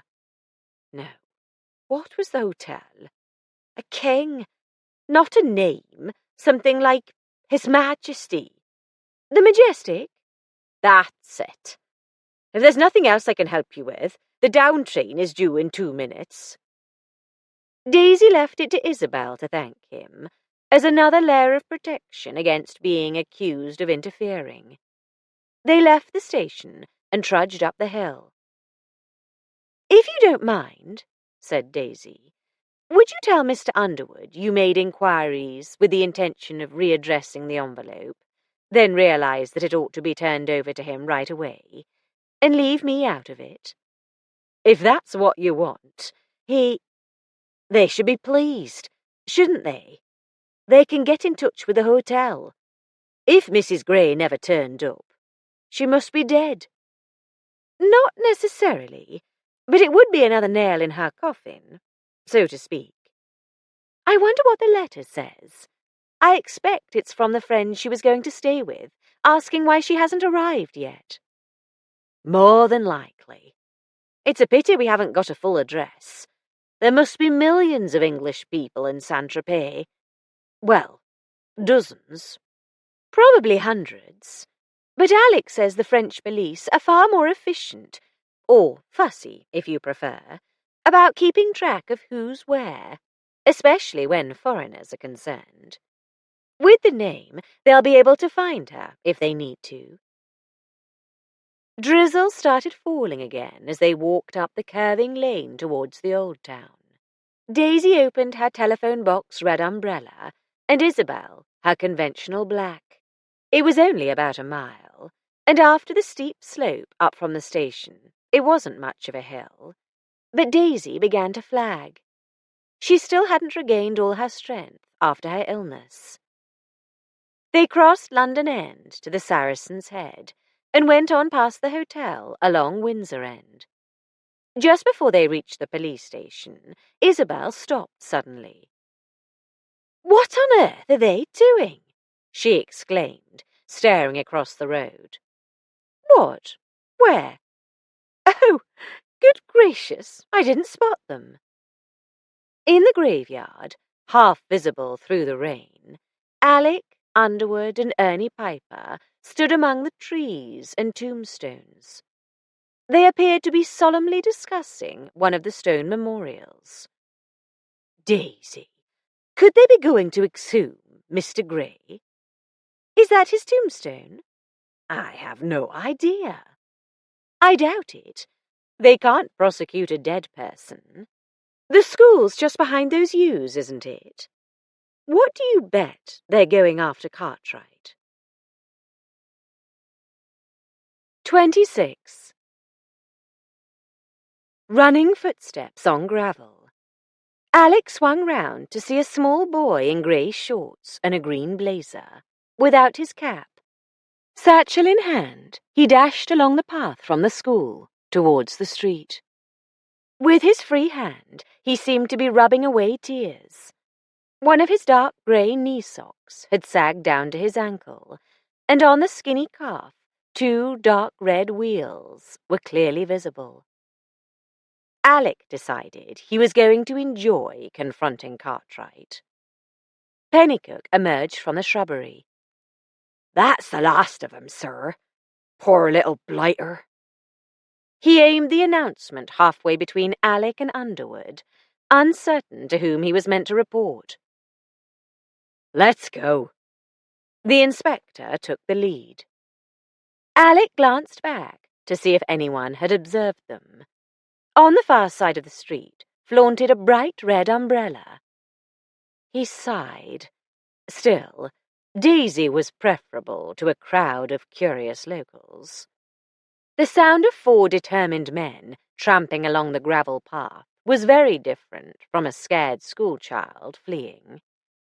Intimidating, Alec thought with pleasure. He reminded himself that they had no first-hand evidence against the schoolmaster, nothing to justify a charge of indecent assault, far less one of murder.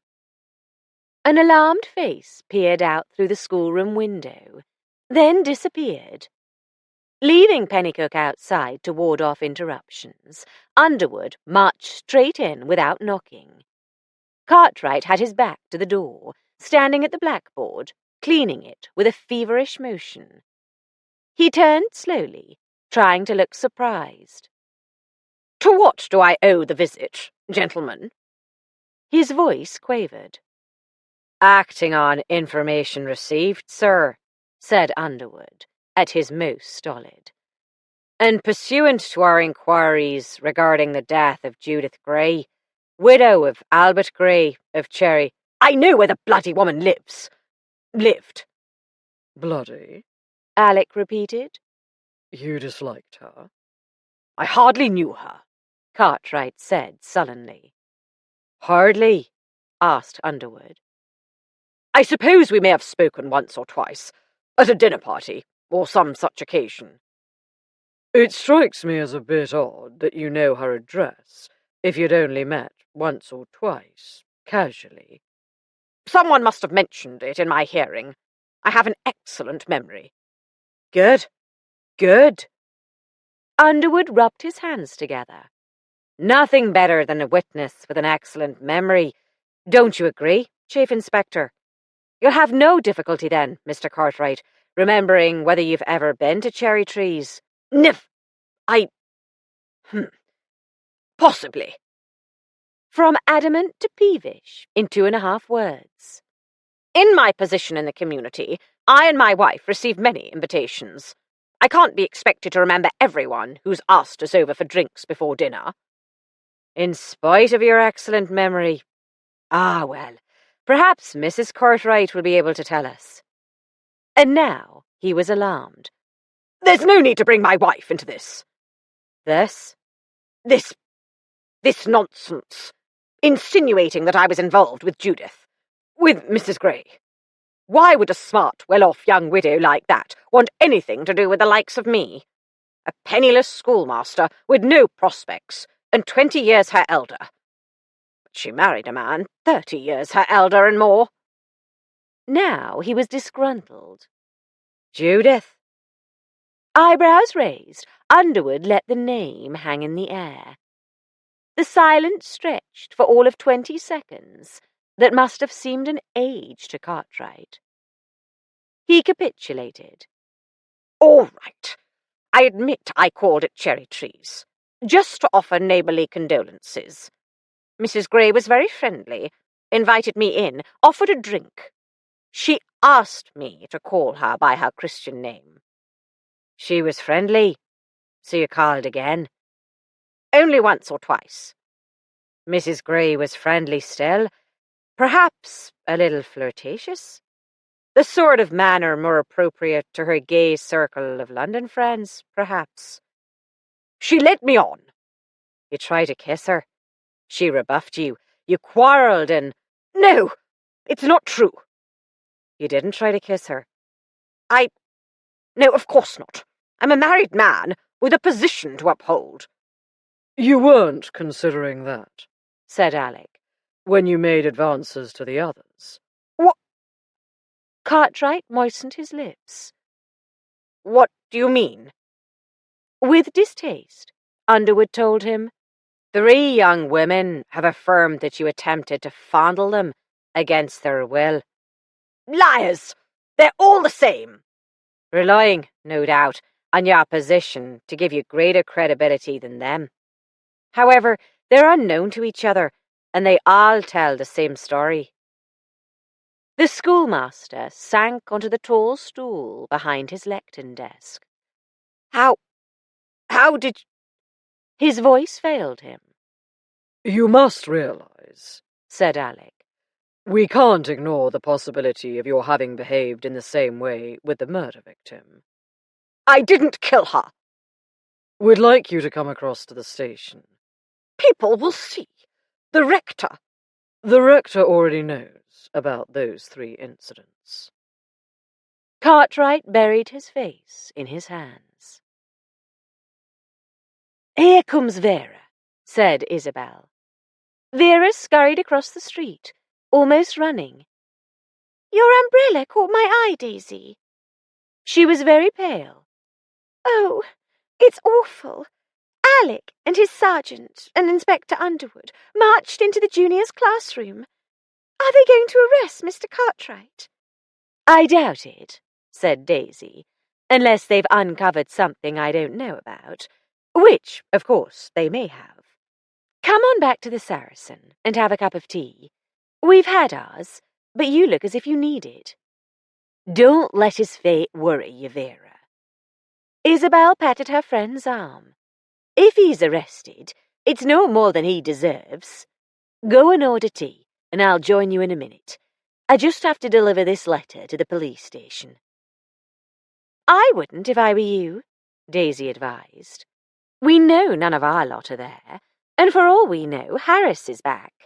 I wouldn't trust him not to lose it, or even open it. That's the point.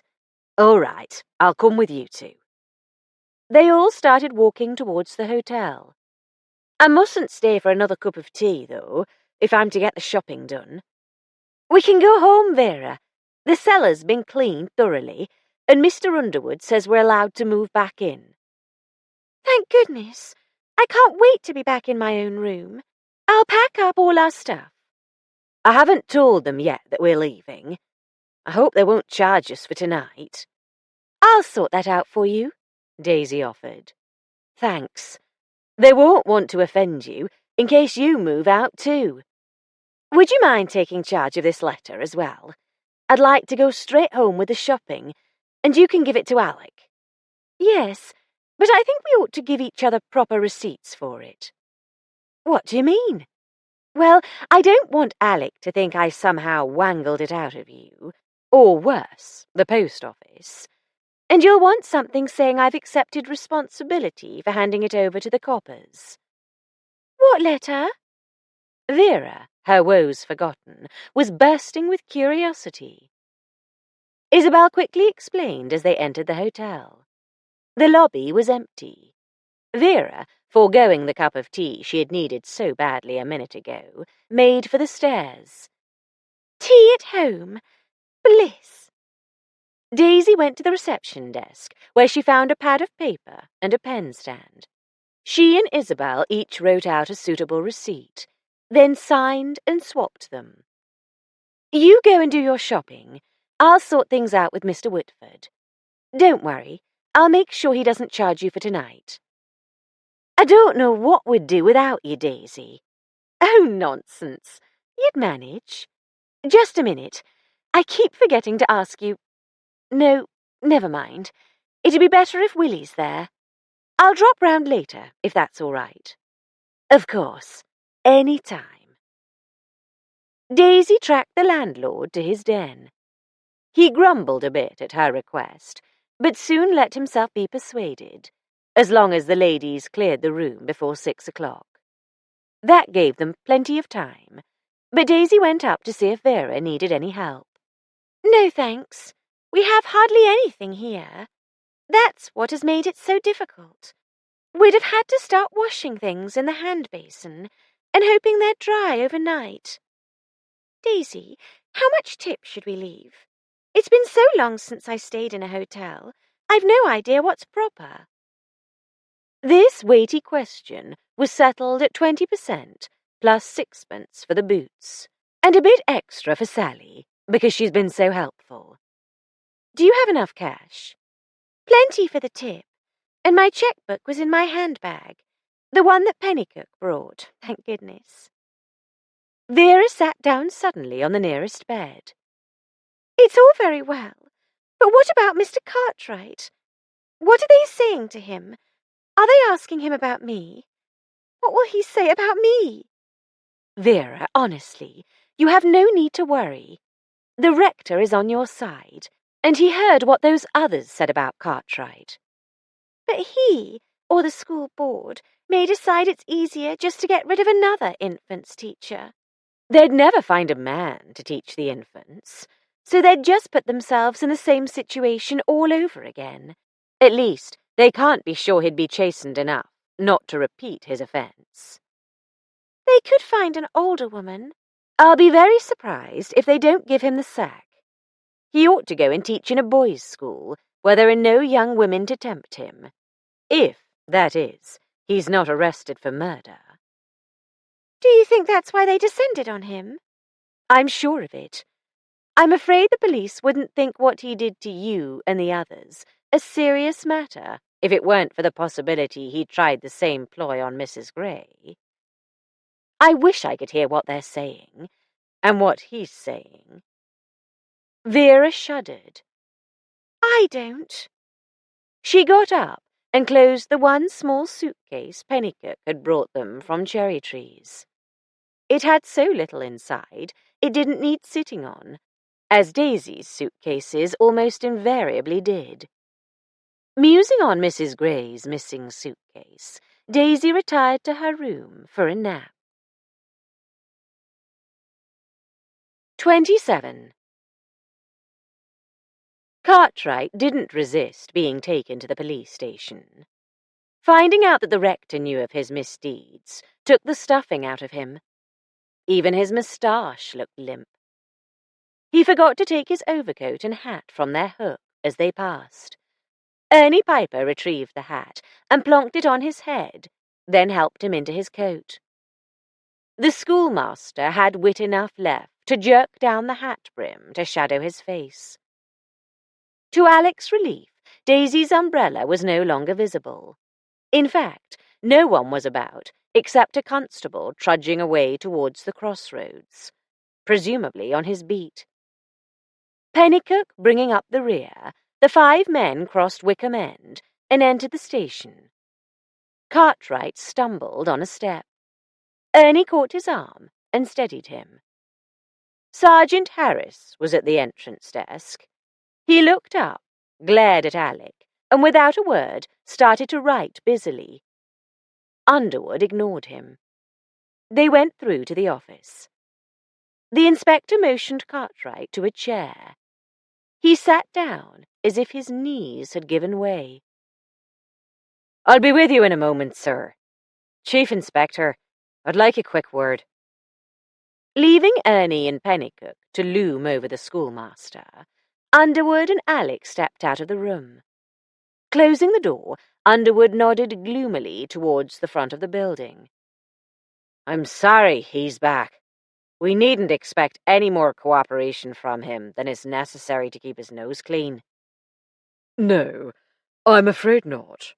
With luck, we won't need much from him. Piper and your chap are good men. And then there was Tom, busy behind the scenes. Pennycook's still wet behind the ears, but he tries. Quite quick on the uptake. I was thinking someone ought to catch Mrs. Cartwright while we've got hubby here. And you're wondering whether Piper could handle it? I take it you're not ready to stick Cartwright in a cell to cool his heels. No, and nowhere near ready to arrest him. I'm glad we agree. Ernie could handle it, but on the whole, I'd rather you or I did. You. We've already impressed him with your rank. Oh, is that my function? Underwood laughed. Among others. Pity to waste it. Do you want to take Piper? I'll leave him for you. Better just one person for the first interview, especially with a woman. Do you want to take your wife to hold her hand? I think I'll manage without, Alec retorted, grinning. The inspector nodded. Right. You know where they live? Ernie found the address among your reports and told me how to get there. That's the sort of detail he excels at. It's just 5 minutes' walk.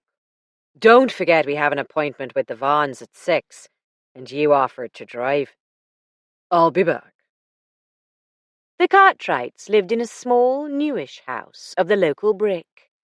The small front garden with its white picket fence was very neat, the lawn closely mowed and dandelion-free, the 2 beds well weeded and still colourful, boasting chrysanthemums, Michaelmas daisies, and a couple of rose bushes bearing a few late blooms. On one side of the house, a hawthorn flaunted its crimson berries.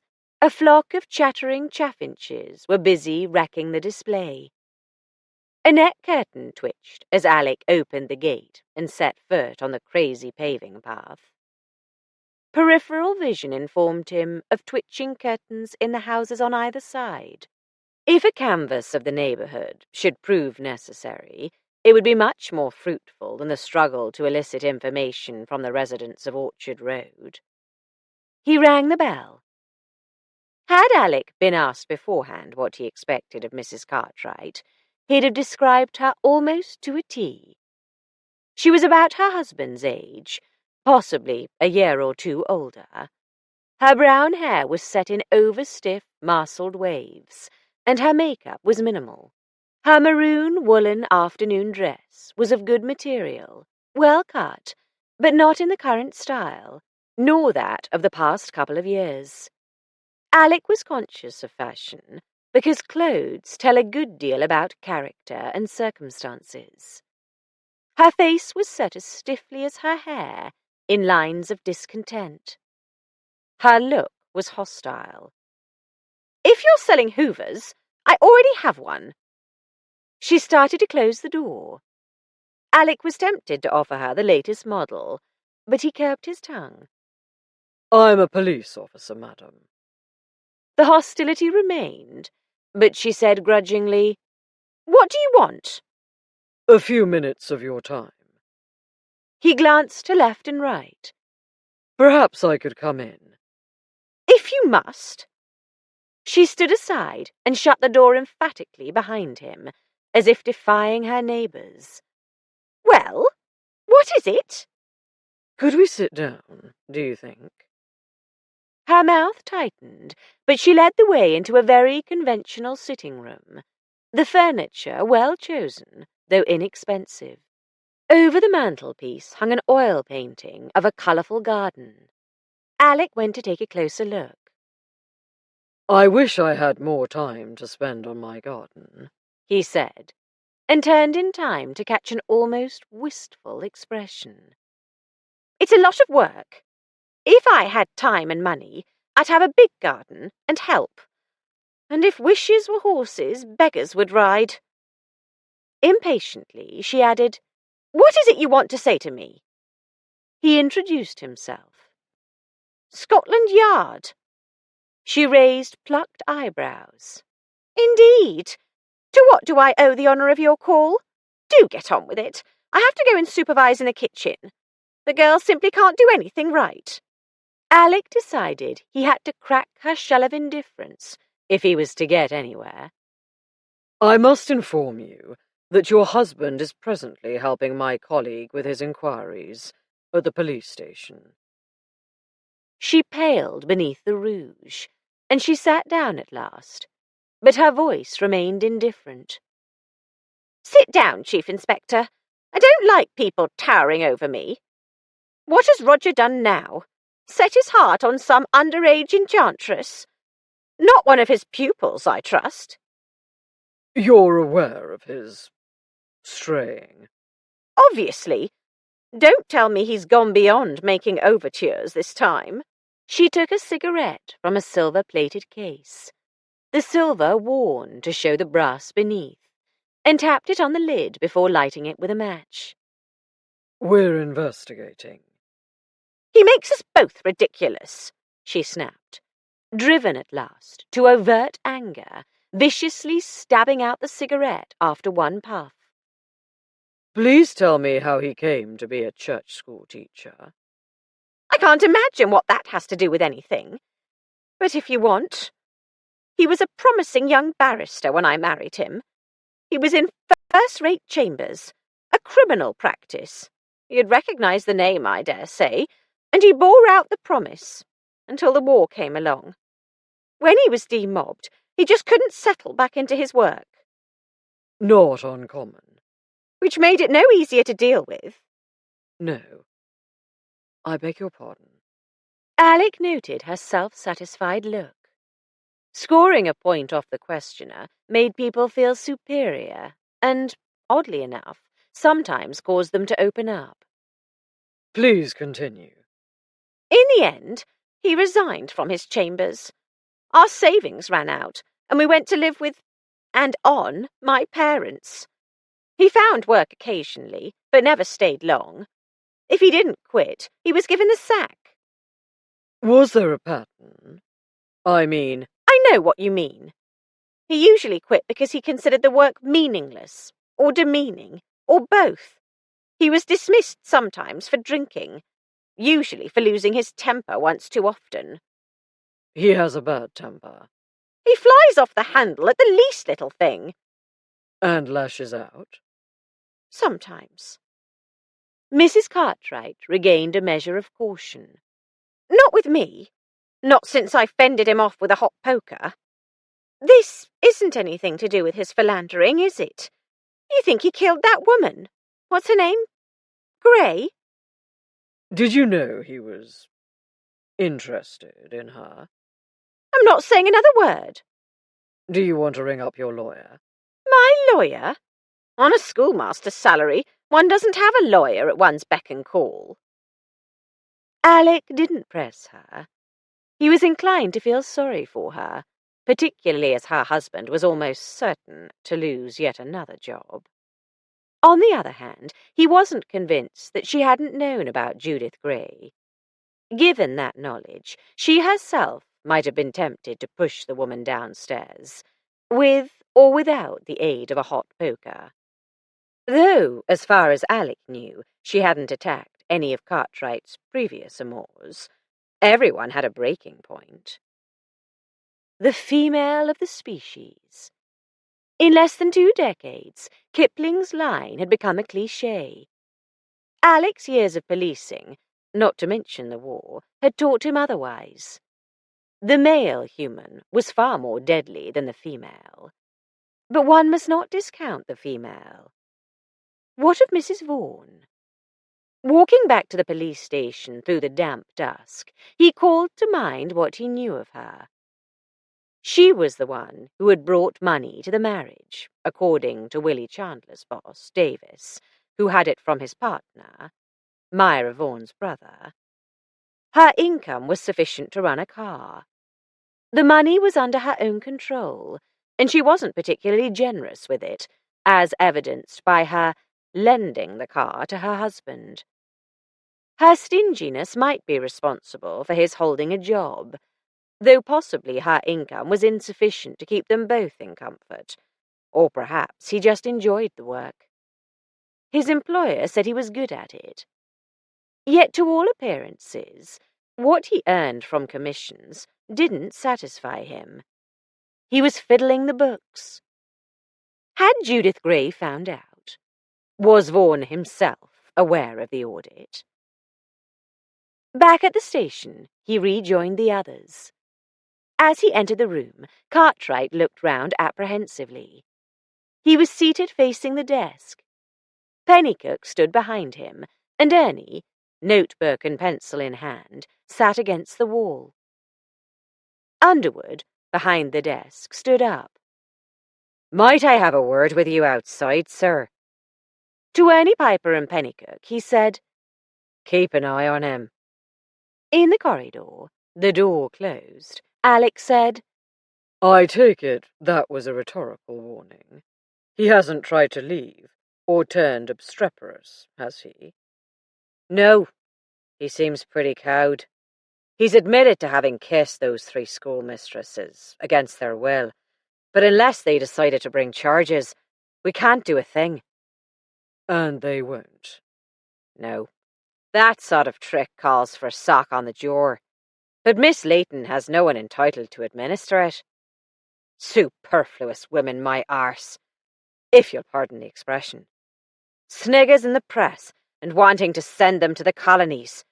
They're victims, like the boys who should have lived to marry them, aren't they? Not quite as final, Alex said mildly. What else did Cartwright have to say? He repeated that they led him on, and all he wanted was a bit of affection. Pathetic, really. His wife sounds like a right. I wouldn't be too quick to judge. A question of the chicken and the egg. Anything more? Not much. He still denies having anything to do with Judith Gray beyond a call of condolence. That would be more credible if he was a clergyman, or if he hadn't referred to her as Judith. And if he hadn't the history with the other women. Possible witnesses to his visiting her would be Mrs. Hedger, or her niece, or Vaughan. Vaughan can't deny having been in the house himself, whether his calls were all business or not. Or Miss Sutcliffe, Underwood reminded Alec. She was in and out of the place while deciding whether to buy it, and then going over the inventory with Mrs. Gray, though I would have expected her to mention it to me if she'd seen Cartwright there. Not necessarily, given Miss Layton's emotional reactions to his name. Now that we've cleared that up, though, you can ask her. The inspector looked a little self-conscious. I will. I don't know how much point there is in asking the charwoman, though. Might as well talk to a brick wall, from what you and Miss Sutcliffe say. If Sally Hedger hasn't seen Cartwright there herself, she may be able to get an answer from her aunt. D.I. Piper can talk to Miss Hedger, said Underwood, getting a little of his own back. Now, what's this about chickens and eggs? Alec told him what Mrs. Cartwright had related of her husband's sorry history. So impossible to tell who was reacting to whom, but I'm inclined to blame the wreck of their marriage on the war. Very likely. Not that we need to worry about that, only about the effects. But it's time we were off to see the Vaughans. They live out in Hazelmere. We'd better get moving. I'll have to let Cartwright go. Underwood sighed. Cartwright, warned that if he left Beaconsfield, he must provide an address where he could be found, scuttled out. Pennycook was left holding the fort. The other 3 detectives walked to Alec's Austin 12, on the way seeing the schoolmaster dive into the Saracen's Head, doubtless to find a meagre solace in alcohol. Alec drove, with Underwood beside him, and Ernie Piper behind, leaning forward to offer directions. He had, as a matter of course, studied the appropriate map. Though the hedged lanes wound hither and thither and crossed each other at frequent intervals, without benefit of finger-posts, Ernie was never at a loss. They reached Hazelmere. They found the correct street. It was less a street than another lane, winding downhill. Turning into it, Alec could see lights indicating several large houses at considerable intervals, set well back from the road. "And no numbers," Ernie said apologetically. "It's a dead end, with a manor at the end." "I imagine the lord of the manor sold off the land for building," said Alec. "Sorry, Ernie. You're going to have to hop out every time we come to a gate." Ernie had to hop only twice. Most of the gateways had signs readable from the car, set where headlights illuminated them as they crawled by. The Vaughan's Manor Lodge was the last on the left. Its position close to the lane, with a minuscule front garden, suggested it had, in fact, been the Manor's lodge. Alec turned into the drive, which led along the side of the house to a wooden garage at the rear. The old house was built of brick and flint, 2 stories with low ceilings. No lights showed in the front or side windows, only a dim light bulb over the front door. "Damn it," said Underwood. "I left a message with his boss, and both message and note with the secretary. Pennycook rang here and left a message with a servant." He checked the luminous dial of his watch. "It's past 6. Don't tell me he's done a flit." "Ernie, go and check round the back." Piper returned after just a minute. "Just one light on. I think it's the kitchen. It has a window at the back and door onto the drive. There's a new wing back there, but it's completely dark. At the far end, it has French doors to the garden." Underwood marched ahead to the front door and rang the electric bell. After what seemed a long wait, he rang again and knocked as well. This time, the fanlight above the door lit up. The door opened on the chain. A youthful face, half excited, half apprehensive, appeared in the gap. "You the police?" "Yes, miss. Detective Inspector Underwood. I have an appointment with Mr. and Mrs. Vaughan." "They aren't here. Mrs. Walker, that's the housekeeper, said to tell you they've gone off to London. With an obvious effort, Underwood said pleasantly, "Then we'll just have to have a word with you and Mrs. Walker." "And Mr. Grissom, too? Dilly isn't here. She went to the pictures with her young man." "And Mr. Grissom, too. Open the door. There's a good girl." "I'll have to ask." "Very proper. You go ahead and ask." The next face to appear was male, elderly, and truculent. "Where's your helmets? That's what I want to know." The inspector explained that they were detectives who seldom wore uniform. When Grissom closed the door to take off the chain, Underwood said quickly, "If we can separate them without making it too obvious, will you take the housekeeper, sir? Sergeant, the girl for you, and I'll tackle this fellow." He stopped the manservant in the tiny entrance hall to ask a question. Alec and Ernie followed the sound of female voices to the kitchen. Here they were in luck, as Mrs. Walker promptly sent the girl to the scullery to peel potatoes for their supper, whither Ernie unobtrusively slipped out to join her, leaving Alec with the stout housekeeper. The kitchen smelled of roasting mutton. A vivid flash of olfactory memory took Alec back to the smell of roasting beef in Isabel's kitchen and the revolting sequel. Banishing it, he introduced himself. "You can't blame me," said Mrs. Walker. Alec raised his eyebrows. Elucidation followed. "I told the mistress myself, I did. Dillis, she's parlour maid, she took the telephone call as is her duty, and she told me, and I told the mistress. 'The police are coming to see you and the master,' I said. 'They rang up on the telephone,' I said, and made an appointment for 6 o'clock this very evening. And you know what she said? We're going to the theatre in London. That's what. And it's no use arguing with the mistress. Difficult, is she? Alec sympathised. Mrs. Walker considered this proposition. Not difficult, I wouldn't say. It's just her growing up in the manor till her pa died. She knows times has changed, but she don't rightly feel it inside her, if you know what I mean.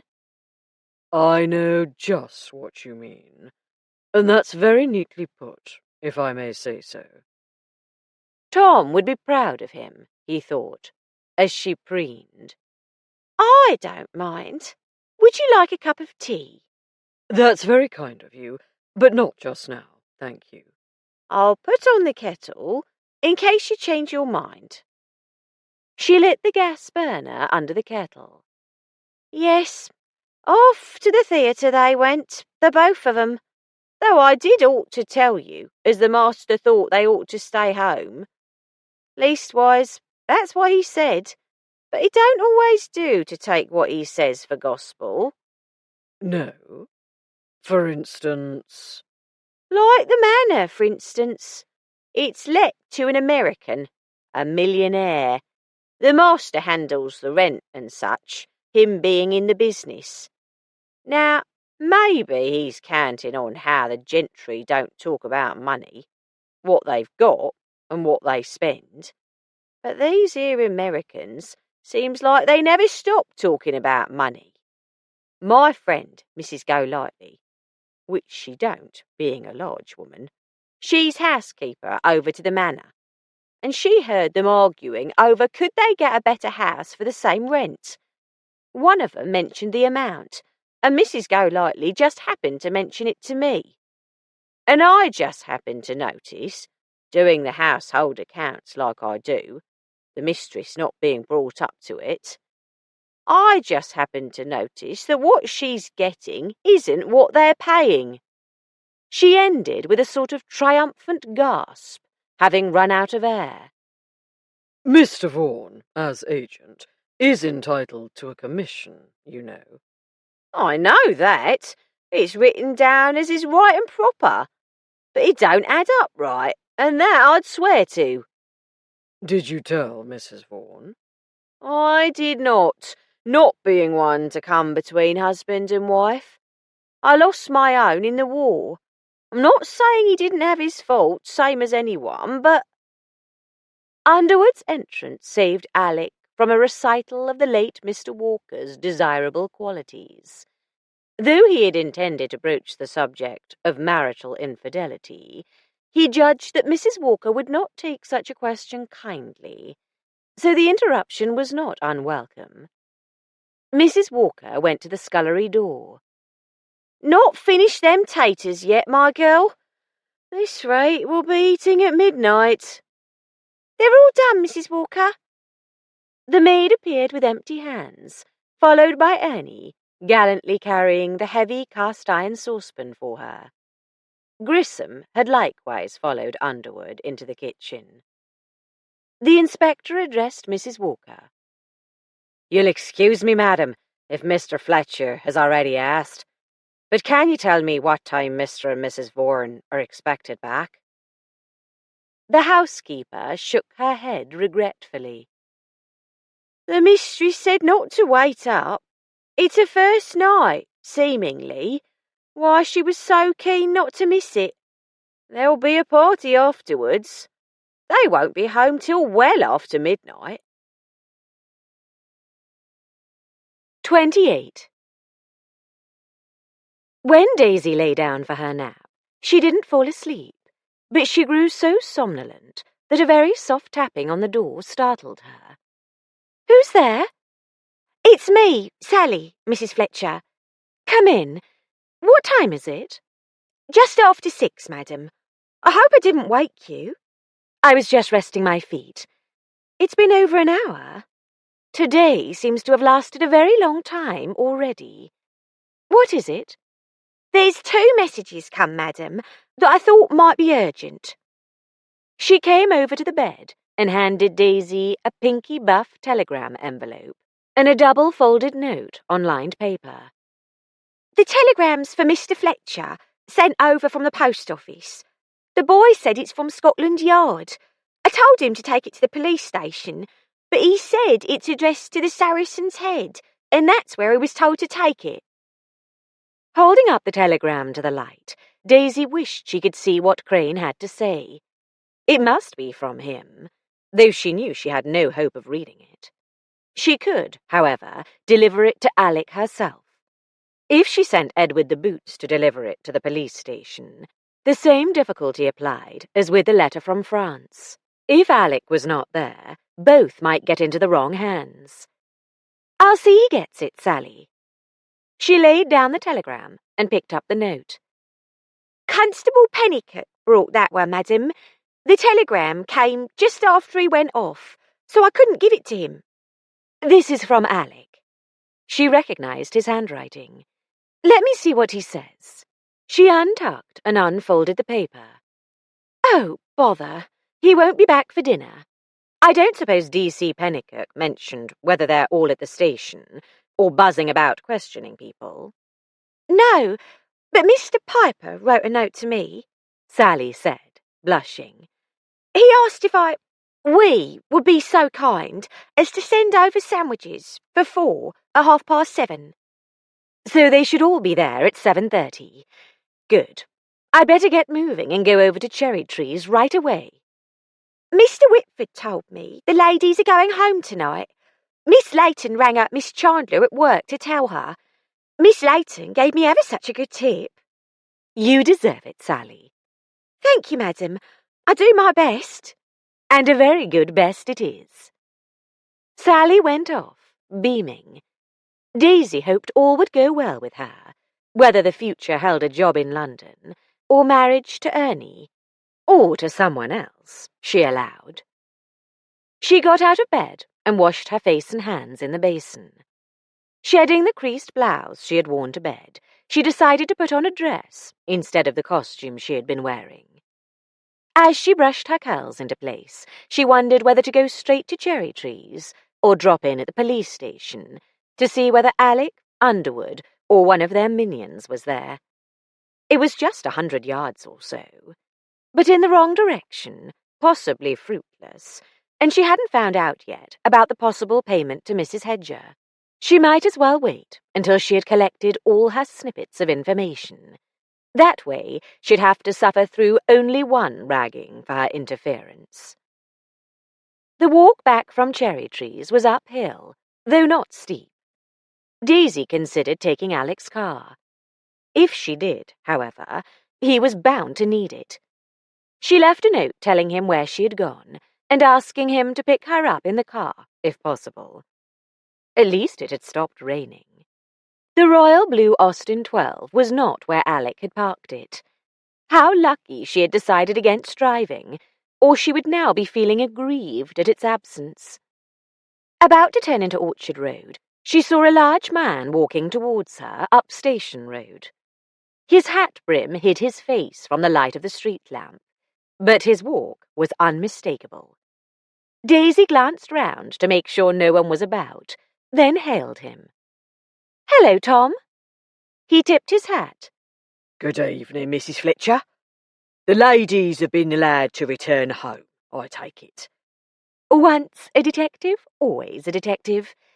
Are you in a hurry, or will you walk along with me? My pleasure.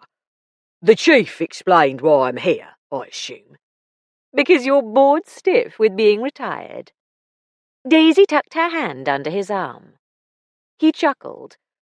Haven't found my civilian feet yet, and that's the truth. Also because you're the best at certain aspects of the job that no one else available is good at. You're very unofficial, and I'm not to recognise you in public. You did nicely when we ran into each other in the doorway last night. Not a blink. Just a wink, Daisy retorted, which was your doing. Have you found out anything useful? Oh, Tom pondered. I don't see why I shouldn't tell you a bit of it. I've traced the gardener, and, more important, The housekeeper who used to work for Mrs. Gray. Already? Did you talk to them? What did they say? I had a chat over a pint with the gardener, but I'm too unofficial to go asking nosy questions. Not unofficial enough to tell you what he said, anyway. The housekeeper's moved away. The chief will have to go after her. The missus heard some gossip that likely came from her in the first place. I can tell you that much. But not what the gossip is? Right. His tone told her he was grinning, and she visualized the way his sweeping moustache twitched when he grinned. It sounds as if you've both been busy and successful. I suppose you won't tell me how you communicate with the chief, either. Not if he hasn't, though I can't see why he wouldn't. Well, here we are. He stopped at the gate of cherry trees. All right to walk home, are you? Yes, thanks. Night, Tom. Give my regards to Mrs. Tring. Daisy went up the path and rang the bell. Vera came to the door. Come in, Daisy. Sorry about the smell, but carbolic is better than... Her voice faltered. Infinitely better. Isabel's left the cellar door open to air it out. We're keeping the rooms closed off as much as possible, but it seeps in everywhere. Do you mind coming into the kitchen? Izzy's cooking. Of course not. She said there's plenty, so you're welcome to stay for supper. But doubtless Alec is expecting you. Actually, no. He's too busy this evening. It's part of being a copper's wife, never knowing quite when he'll turn up. Often, he can't even let me know in advance. Vera opened the kitchen door. They hurried through, and she closed it behind them. The kitchen smelled slightly fishy, but much less obnoxious than the hall or passage. Hello, Daisy. Isabel was at the sink, scraping and slicing carrots. I decided I'd better bung out the beef, though it seemed to be perfectly all right. I just couldn't face it. We're having fish pie. I hope you'll stay. Yes, thanks. Willie said this morning she'll probably work late today, so we're not waiting for her. Alec's working late too. Daisy sighed. No such thing as regular hours for coppers. While the carrots cooked and a delicious smell emanated from the oven, they sat at the kitchen table with a glass of white wine. Isabel had splurged to celebrate their return home. I know it's been only 2 days, but it seems like forever. It's a pity Willie isn't here, said Vera. We'll save a glassful for her. Daisy, did Alec tell you what the letter from France said? Sorry, I haven't actually seen him yet, and I didn't want to leave it at the police station for him, in case it got lost. I've got several other things to tell him. About Mrs. Gray's trunks. That's one. Also, I wanted to ask you whether you paid Mrs. Hedger for the time she worked between when Mrs. Gray disappeared and you moved in. If you know how long that was, it would help the police pin down the date she died. No, I didn't pay her. It may seem mean, but I hadn't asked her to work, and there were so many unexpected expenses just then. We all agreed we weren't morally obliged, even Vera. So it won't be in your account book. That's a pity. Did she ask to be paid? Oh, yes. And that's another thing. I had no way to tell if she was honest about how long she'd worked unpaid. For all I knew, or know for that matter, she could have added a few extra days. Though now I think she's pretty honest, whatever her other flaws. What date did she claim she was last paid? Isabel frowned in concentration, then shrugged. I can't remember. I bet Willie remembers, said Vera. She always remembers even the most insignificant numbers. True. Even the numbers on a half-seen license plate. Will you ask her? I hope she'll be home before you leave. Isabel got up to test the carrots. Just a couple of minutes more. She opened the oven door and took out a haddock pie topped with crispy mashed potatoes. We were going to eat in here tonight, Daisy. Do you mind? Not at all. Having been properly brought up, she would have said exactly the same, even if she abhorred the thought of dining in the kitchen. Apple Charlotte followed the delicious fish pie. Willie still wasn't home by the time Isabel served coffee. They were taking their first sips when the doorbell rang. Not Willie, said Vera, getting up. Unless she's lost her key. She went out, to return a moment later with Alec. Good timing, darling. I wasn't looking forward to walking back. All good policemen have a well-developed sense of timing. Good evening, Isabel. Good evening. Have you eaten? Asked Isabel, ever practical. Yes, thanks.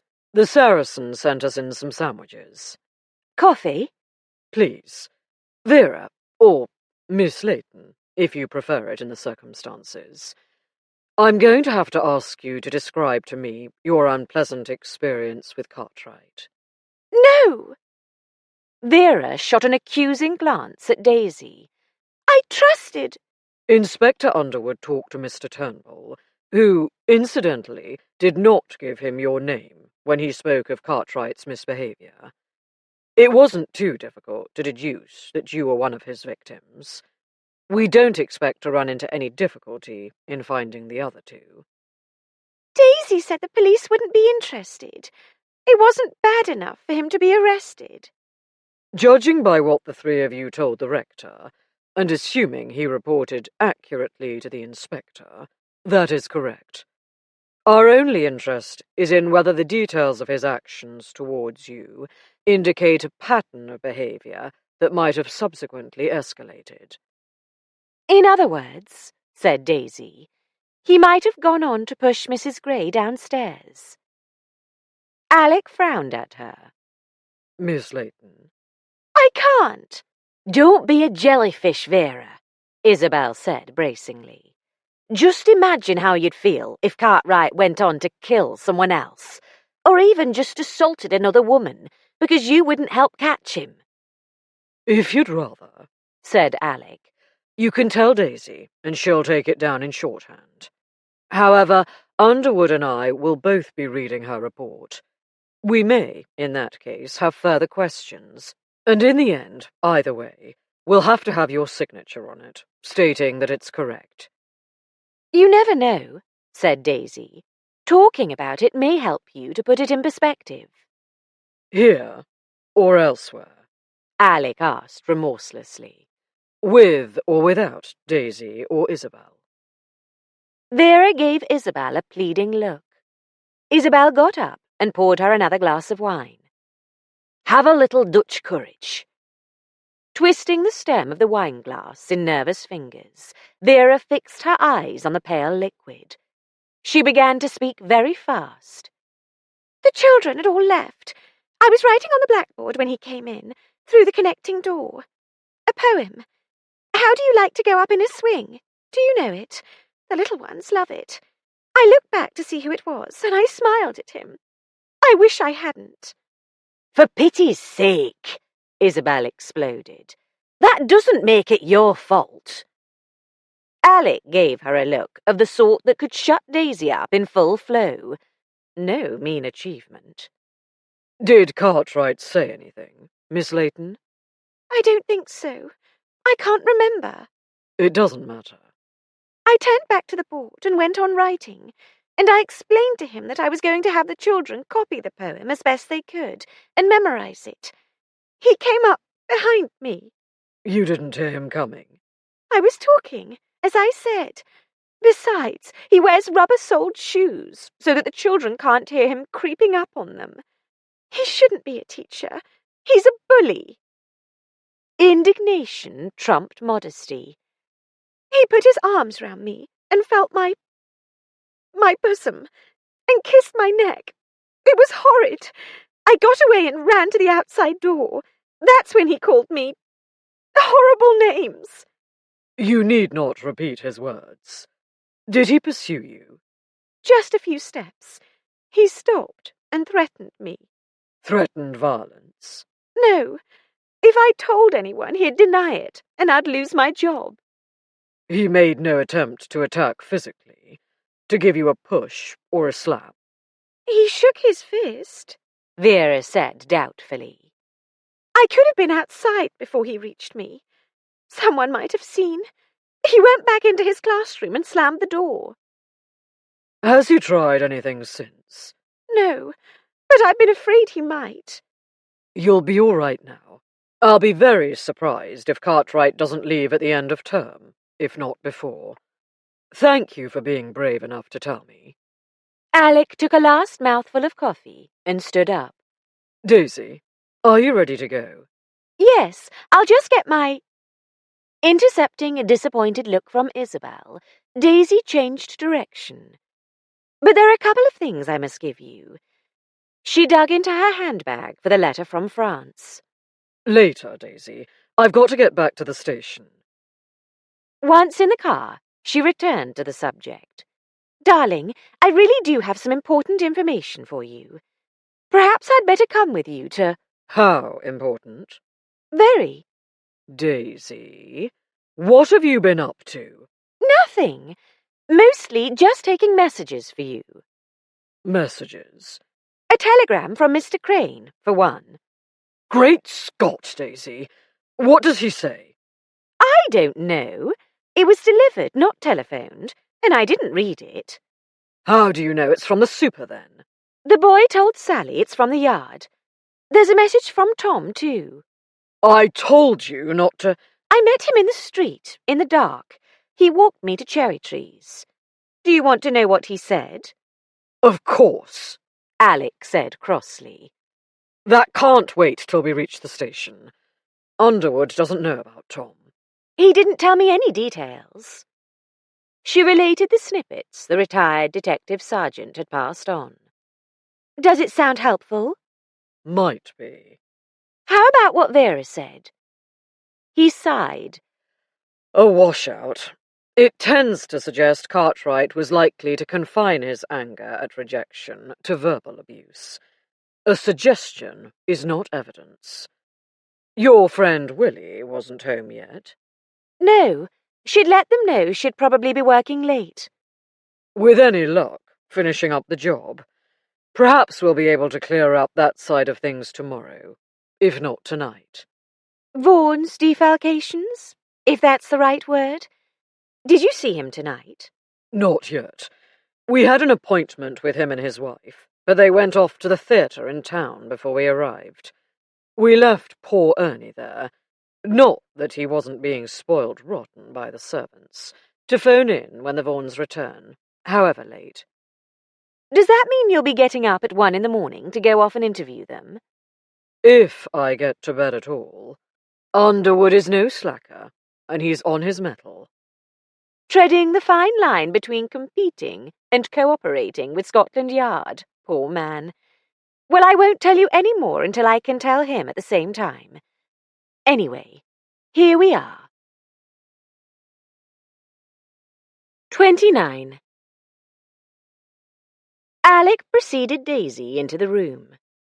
Mr. Underwood, my wife has information for us. May she come in? Yes, of course. The inspector came to the door. Good evening, Mrs. Fletcher.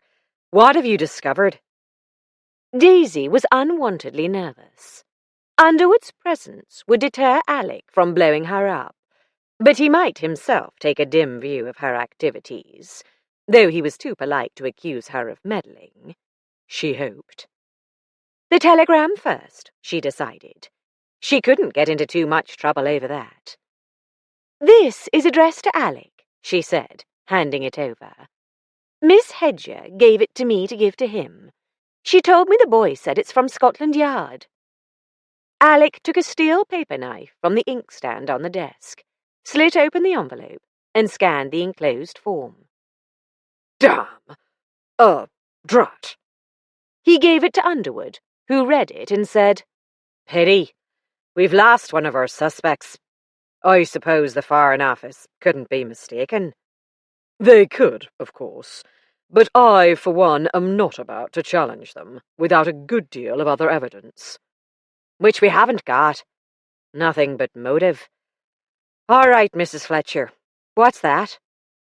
Daisy held out the French envelope. The foreign stamp made both Alec and Underwood sit up, and brought Pennycook to his feet for a closer look. Underwood reached for it. From France, and addressed to Mrs. Gray. He picked up the paper knife. How did you get a hold of it, Daisy? Alec's tone was ominous.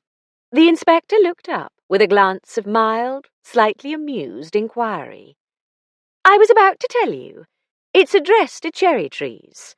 The bobby at the gate wouldn't let the postman deliver there on Monday, so he left the post at the post office, and they kept this morning's delivery too. I was with Isabel, Miss Sutcliffe, when she went in to fetch it. Of course, she showed it to me. She didn't know when she'd see you, Alec, or D.I. Underwood, and she assumed I'd see you sooner, so she asked me to pass it on.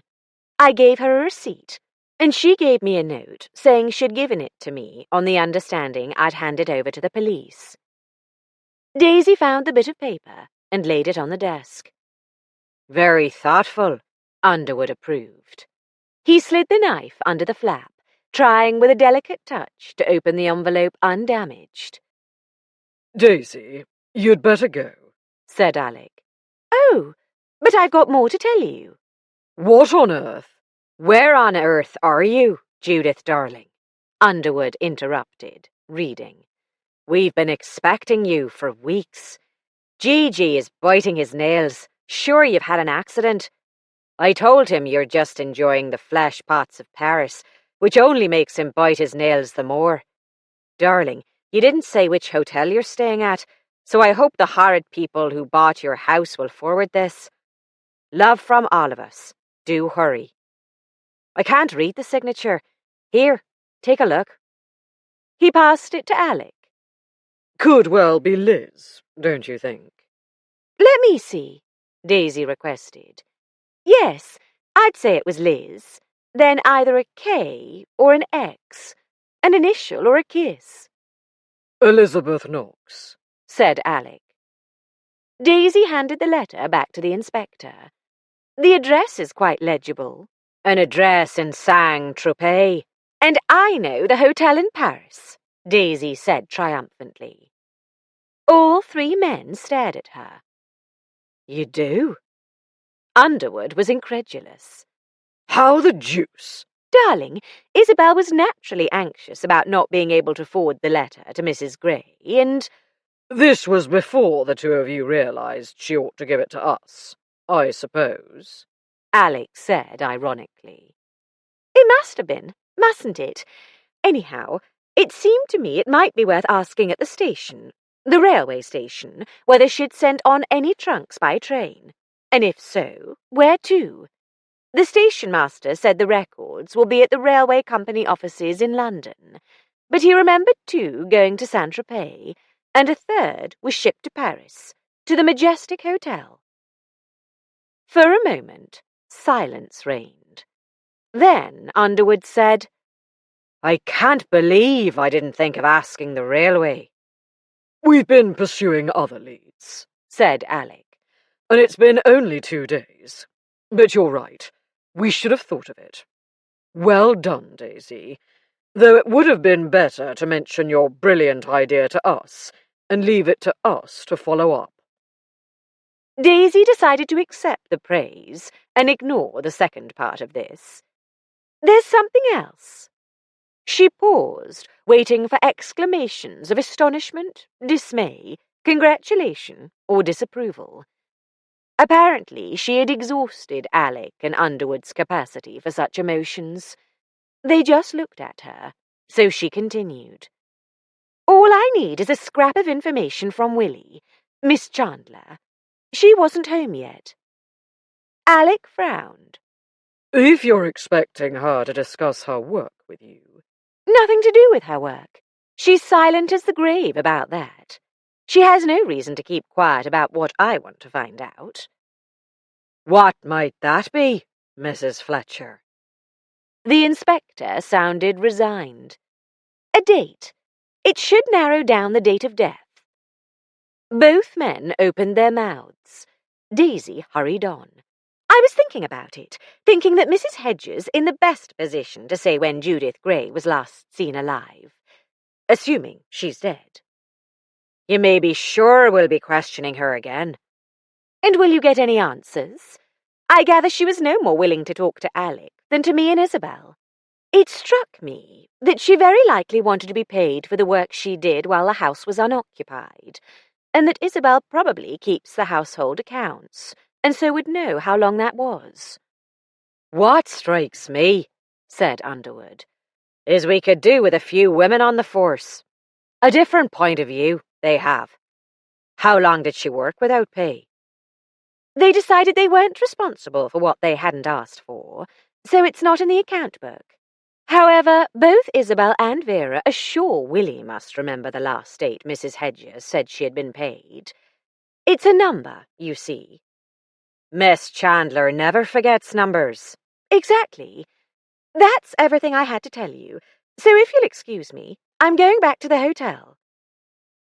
Alec walked her out to the street door. I have to say, well done, love. And I'm trying not to say, don't meddle. But you must realize that the more helpful to us you are, the more likely the killer will put two and two together and do his utmost to stop you. Daisy reckoned a grudging compliment was better than a stinging rebuke. I can't see how he'd ever find out. I don't go round interrogating people, except the station master. And that was really Isabel, who had a good reason for asking. If he has his wits about him, he'll have noticed or heard that you're spending more time here than being a copper's wife can explain. Oh, no, darling. I'm the clingy kind of wife that just can't let her adored husband alone. She reached up to put her arms round his neck and kiss him, and he obligingly responded in kind. Anyone observing them through the glass of the door might well have believed her words. Alec watched Daisy go off towards the Saracen's Head, wondering whether she'd heed his parting warning. Stay out of it, and be careful. Or had even heard it. She'd do what she considered right, no matter what he said. He returned to the others. I'm sorry, he said to Underwood. The inspector shook his head, grinning. The unstoppable Mrs. Fletcher. Well, she's done all right by us. Mrs. Knox, being British, I take it I can just send her a wire. Are we required to go through the yard and the Surrette for the Majestic Hotel? In the ordinary way, I'd get in touch directly with one of the French officers I've dealt with before. But given my officially unofficial status, we'd better do it by the book. You'll want Superintendent Parry's permission, I imagine. I rang him while you were outside to report the latest news. He's not available. We'll go ahead on my own authority, and if he doesn't like it, he can lump it. Will you deal with the yard? He pushed the telephone across the desk. Alec asked the operator for the superintendent on duty at New Scotland Yard. As a police call, it had priority, but even so, 10 minutes passed before she rang back and connected him. To his relief, Superintendent Rossiter had the night watch. Rossiter was a friend of Crane and already knew about Alec's peculiar, unofficial mission. In fact, he was easier to deal with than Crane would have been. He simply authorized the contact with a foreign force without asking any of the awkward questions about Daisy that Crane would surely have posed. Ringing off, Alec said, We've got the go-ahead. You'd like me to compose the telegram? I would. You speak French, I take it. Speak, read, and write reasonably well, but I've never mastered French telegrammese. You're right that it would be polite and politic to use French, if you think your county budget can hold up at twopence halfpenny per superfluous word. Hang the budget! Very well. Hang the county budget. Let me get straight exactly what you want to find out. Is Judith Grey there? If not, Has she been there? If so, has she left a forwarding address? And what is it? Admirably succinct. Have I left anything out? I'd say you've covered it. Let me get on with it. Alec wrestled with turning the message into an abbreviated, yet clear and comprehensible French version. He left off the accents, as he suspected an English telegraphist wouldn't be able to transmit them. The result looked unfinished. He was engaged in adding them, acute, grave, circumflex, and cedilla, when a constable came in with a note for him. The boots from the Saracen brought it, sir. Mrs. Fletcher doing our job for us again? Underwood asked, as Alec unfolded it. His tone was not altogether pleased. No, it's anonymous. Tom, of course. About Mrs. Gray's servants. Our informant met the gardener who used to work for the Greys in a pub. In Sear Green. Next stop up the line. Just a couple of miles. The pub is the Jolly Cricketers, according to Mr. Anon, our informant. The gardener's name's White. Half the patrons were talking about the murder, of course, so White spoke up. He said he wasn't surprised someone did for Mrs. Gray. She was quick to complain when something wasn't to her liking, but never gave a word of praise or thanks.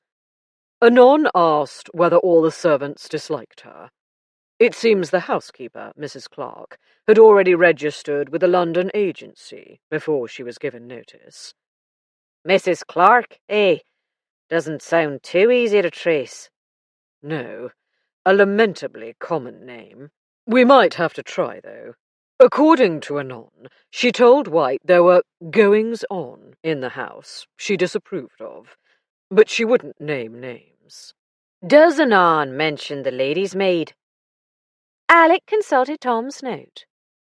There was a high turnover of ladies' maids. The last was a Miss Lewis. High and mighty, didn't consort with gardeners. According to Mrs. Clark, though, she was furious when told she was to be turned off because Mrs. Gray wanted a French maid. She departed the next day without serving out her notice. Lewis, Underwood said gloomily. Be a job tracing her, too. And nothing to be done till the servants' agency's open tomorrow. It's all very second and third hand, he added with dissatisfaction. Anonymous letters commonly are. This last bit is equally unverified. All the same, it could be more immediately useful. Anon says, A knock on the door. Not waiting for a response, Isabel Sutcliffe opened it, stopping on the threshold. The officer at the desk said to go straight in. I hope I'm not interrupting. The inspector smiled at her as he rose. Not at all. You're very welcome. He hurried round the desk to hold a chair for her. Catching Alec's amused eye, he quickly added, I expect you have information for us. Daisy explained about the significance of the date Mrs. Hedger was last paid. Yes, said Alec. We ought to have thought of it ourselves. Isabel absolved them. It's only natural. It's usually women who pay the cleaner. I have no excuse, Underwood admitted. As a widower, I'm the one who pays the charwoman. Eyes brightening, she consoled him. You've been busy. Well, Willie came home soon after Daisy left. She remembered right away. Mrs. Hedger claimed the last day's work she was paid for was the 17th of September. Thank you, Miss Sutcliffe. That may prove extremely useful. And thank you for coming out so late to tell us. Does Miss Chandler usually work so late? Alec asked. She's usually home by 6:30. She finished the job she's been working on today, and Mr. Davis asked her to stay on and go over the figures with him. What figures were those? She was auditing some company's accounts. She wouldn't say whose. Frankly, neither Vera nor I was particularly interested. Alec laughed. And who can blame you? Would you like me to run you back to Cherry Trees in the car? If the inspector can spare me for 10 minutes. Of course. Underwood looked a bit wistful, as if he'd prefer to escort Isabel himself. Knowing nothing of his driving skills, Alec didn't offer to let him. Good idea. Take 15 and see if Miss Chandler will open up to you about the audit. Sergeant Piper isn't likely to ring for at least a couple of hours. Will do. You can send off this cable right away, and I suggest another to the yard to get them moving on querying the domestic service agencies first thing in the morning. Put my name to it. In the car, Isabel asked, "We're still suspects, aren't we?" Strictly speaking, yes. Don't let it worry you. None of you is under serious consideration. Because of Daisy? Good heavens, no. We're not allowed to take that sort of thing into account. A certain amount of bias was inevitable, however. Perhaps they ought to have subjected the three women to closer scrutiny. Perhaps they would have to, if they eliminated both Cartwright and Vaughan. Alec changed the subject. Were the cleaners you found for the cellar satisfactory? Excellent. It looks clean as a whistle, and the smell is barely perceptible. I'm so sorry for them. They both fought in the war and haven't been able to find steady employment since.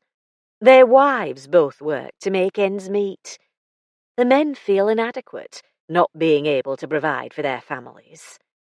I'm going to have them back to build shelves in the cellar for storing apples, as soon as I've worked out just what I want. It sounds as if you're quite comfortable moving back in. Isabel grinned. None of us believes in ghosts. Vera isn't altogether happy about being in a house where someone was murdered, but I pointed out that we lived for a fortnight with the body actually present. Anyway, she has plenty to occupy her thoughts. I can't tell you how grateful we are for what Daisy's done for her. She has a penchant for combining helping people with interfering in police investigations, Alec said dryly, drawing up in front of cherry trees. You don't mind if I come in for a minute? Not at all. Willie and Vera were drinking coffee in the sitting room. Despite Alec's refusal, Isabel bustled off to fetch cups for him and herself. Miss Chandler, Willie. It was difficult to decide how he ought to address the ladies. I'd like you to confirm the date Miss Sutcliffe passed on to us. The last day's work Mrs. Hedger was paid for. Or so she claimed. It was the 17th of last month, of course. You're certain? Absolutely. I never forget a number. And will you confirm that today you completed an audit of the accounts of Langridge's, the estate agent? Who told you? Neither I nor Isabel. Just putting together hints from your boss. Mr. Davis talked about it?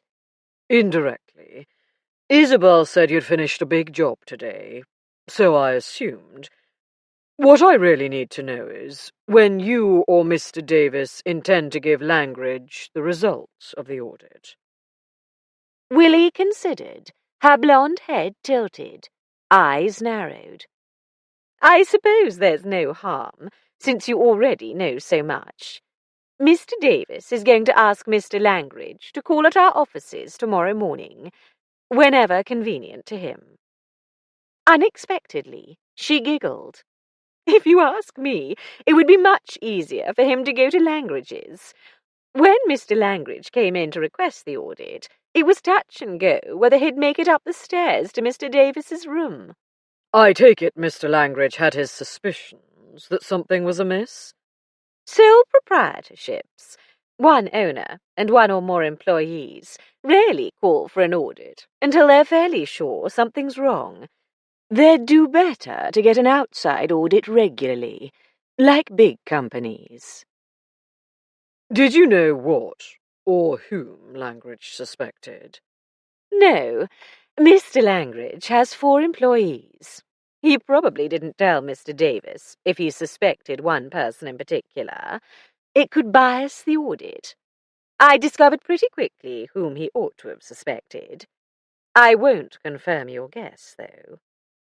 Very proper, said Alec, grinning. Isabel came in with the coffee. As they were drinking from demi-tasses, Alec relented and accepted. He emptied the tiny cup rather quicker than was strictly polite, made his adieu, and went out to the car. On the way back to the police station, he reflected that he was indubitably biased in their favour. He could only hope it wouldn't come to arresting one or more of them.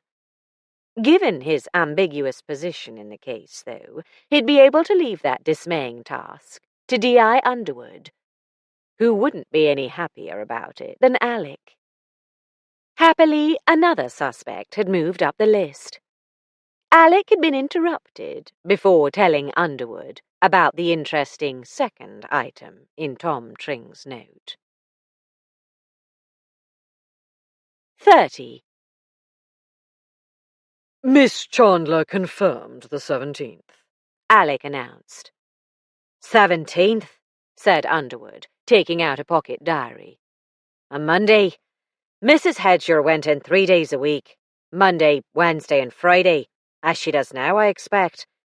If she was paid on the Monday, likely she was usually paid each day that she worked, rather than weekly. She wasn't paid on Wednesday. So the victim died Monday night, or sometime Tuesday. Not that it helps us much.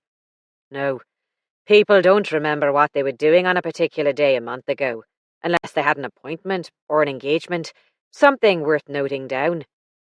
What about Miss Chandler's audit? Davis, her boss, is seeing Langridge tomorrow to give him the results. Miss Chandler naturally refused to confirm the name of the embezzler. I'm reluctant to tackle Vaughan about it tonight. We might queer their pitch. Yes, better avoid the subject. It doesn't seem to have any bearing on our business, anyway. Agreed. If we do need the actual figures gone over at some point, it's a job for Piper. Alec retrieved Tom's note from his inside breast pocket. You didn't hear the last part of this. It should be more immediately useful than the rest. Vaughan? Mrs. Vaughan, according to report. She had a flaming row with Mrs. Gray at Cherry Trees. From the housekeeper via the gardener? From the housekeeper originally, I expect, but rather more roundabout. Tom had been cautious in his note, in case it fell into the wrong hands, but Alec knew him well enough to guess he was hinting that the story had been overheard in a tea shop by Mrs. Tring. Fourth or fifth hand, Underwood said gloomily. Everyone in Beaconsfield is talking about the murder, exaggerating and adding to any little scrap they can possibly claim to know about the Greys. Though with the gardener's name and him being local, we shouldn't have any trouble finding him tomorrow. I'll send a man to Sir Green. When did this row happen? Unknown. We might do worse than making that our first question. Something on the lines of, on what date did your quarrel with Mrs. Gray take place? Leading the witness. We won't have a judge watching us. They continued to discuss tactics, and then every conceivable permutation of the scanty evidence and the theoretical possibilities, with Pennycook venturing a few words now and then. In spite of yet more coffee, by the time Ernie Piper's call came through at last, at 1:45, all three were somnolent. Alec, more accustomed than the local men to working through the night, was first to reach for the ringing phone. Fletcher. It's me, Chief. The car just turned into the drive. Don't let the bloody woman go to bed. I'll see what I can do. Ernie sounded remarkably cheery. The Vaughan's servants must have been good hosts. We're on our way. 20 minutes later, the Austin 12 swung into the drive and stopped just short of the garage doors, next to the new wing behind the house. Light showed dimly through the heavy curtains of its ground floor windows. A curtain twitched, A man's face looked out, the electric light making a halo of the corn gold hair Alec recalled from their encounter in the bar of the Saracen's Head. Donald Vaughan. They walked back to the front door. It was already open, and Ernie welcomed them with relief. I don't know how much longer I could have kept her downstairs. Twitchy, is she?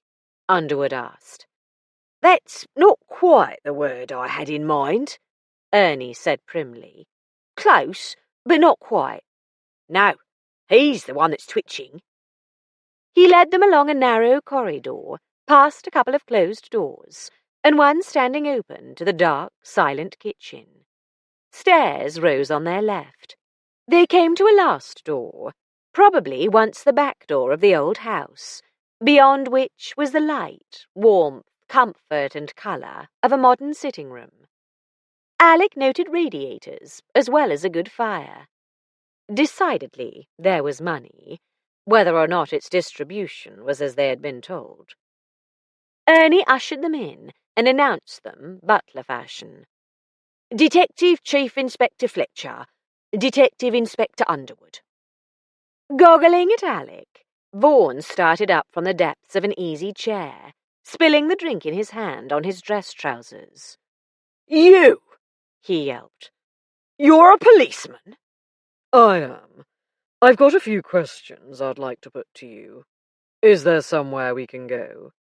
Stay here, commanded Mrs. Vaughan. She was a formidable figure of a woman, large, well corseted in her plum-coloured velvet evening frock, well coiffed and discreetly made up, and wearing what appeared to be good jewellery.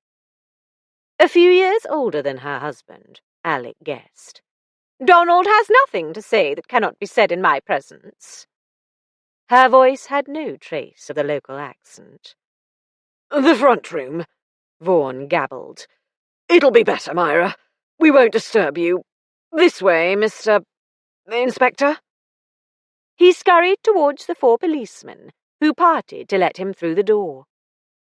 Alec followed, with Pennycook bringing up the rear, as arranged earlier. Ernie Piper stayed with Underwood and Mrs. Vaughan. Alec hoped they could cope with her. The front room had probably been the sitting room of the old house.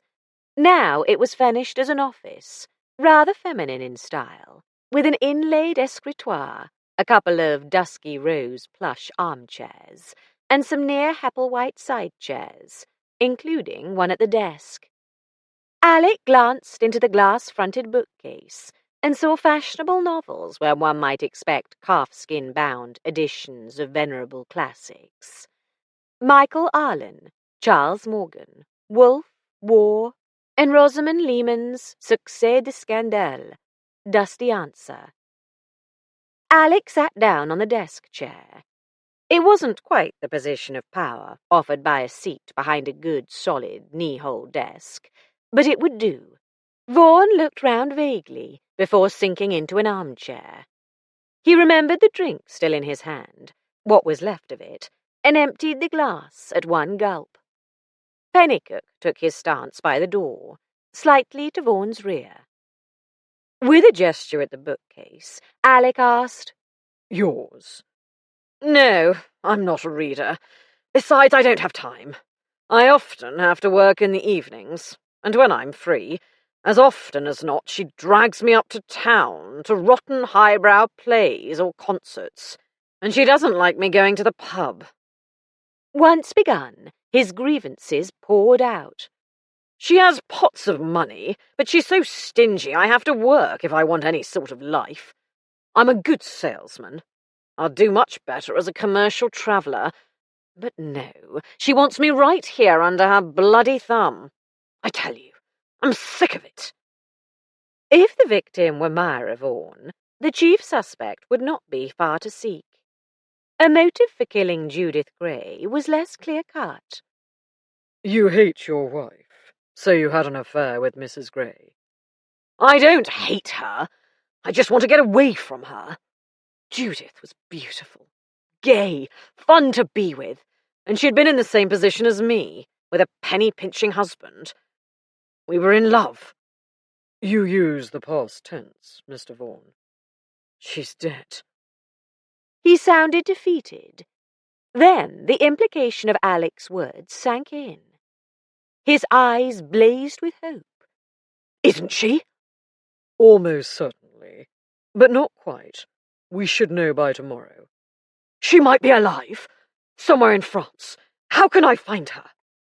His shoulders slumped. No, she wouldn't have gone without me. He was very convincing. Could he be acting? Not inconceivable.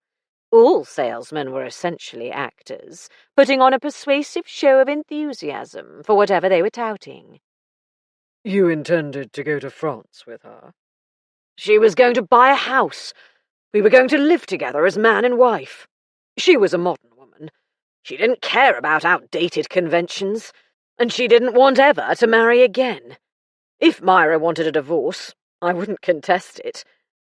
What am I going to do? Spend a long good stretch in clink for fraud, Alec suspected. She was more willing to support you in idleness than Mrs. Vaughan is. I wasn't going empty-handed. Injured innocence played less well than the previous changeable emotions. I've managed to save a bit. Alec didn't ask about the provenance of the savings. No hurry. This was a preliminary interview, and there would be more, whether Vaughan was still at liberty or not. They still had no firm evidence implicating him in the homicide. Either Mrs. Gray deserted you, or she's dead. Did your wife know about the affair? No, of course not. According to information received. Well, she might have. All right, she did. I don't know how the deuce she found out. We were bloody careful not to be seen together, and you wouldn't think gossip would travel this far anyway. Myra knows people in High Wycombe, not Beaconsfield, but she heard somehow. She drove over to Cherry Trees and had an almighty row with Judith. You were present? Good Lord, no. It wasn't that easy to get over there, actually. We don't do a lot of business in Beaconsfield. Judith went to London almost every weekend, unless prospective buyers had an appointment to view her house.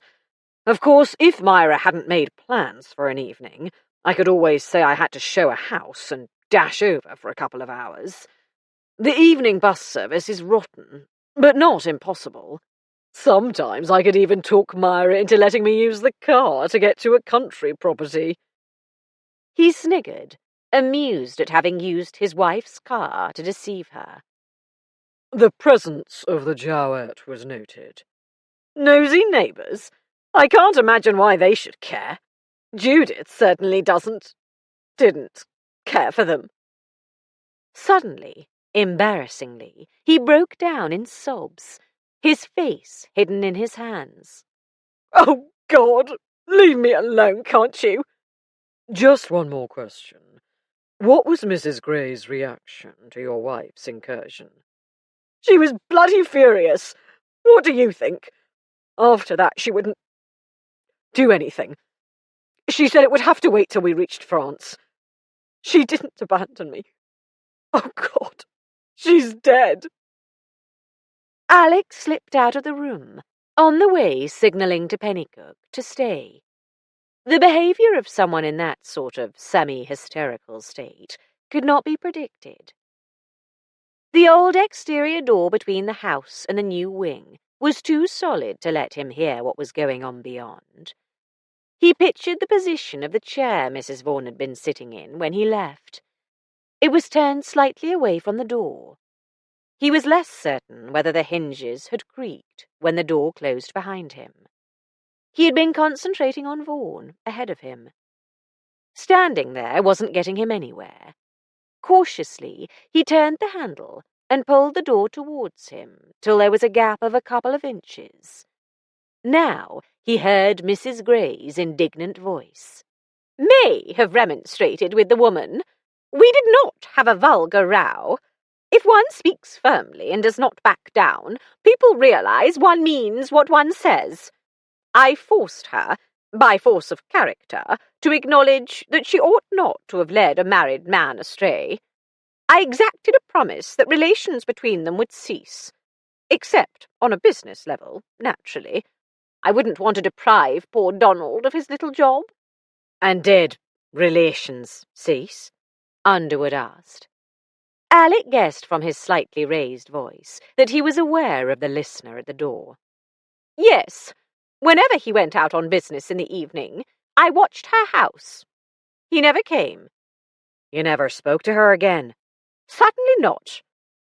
And what did your husband think of your interference? I never spoke to him about it. I saw no need. The matter was settled. When did you settle it? On what date did you call on Mrs. Gray? I don't recall the date. It's not the sort of appointment one puts in one's diary. Roughly? Really, officer, I've told you I don't recall. I will not be badgered. Alec decided his time had come. He went in. Neither Underwood nor Ernie Piper was taken by surprise. Myra Vaughan reacted with outrage. She rose to her feet with a majestic surge and declaimed, "3 of you? You may bully me, but you can't—" Madam, I have no intention of bullying anyone. Inspector, may I have a quick word with you?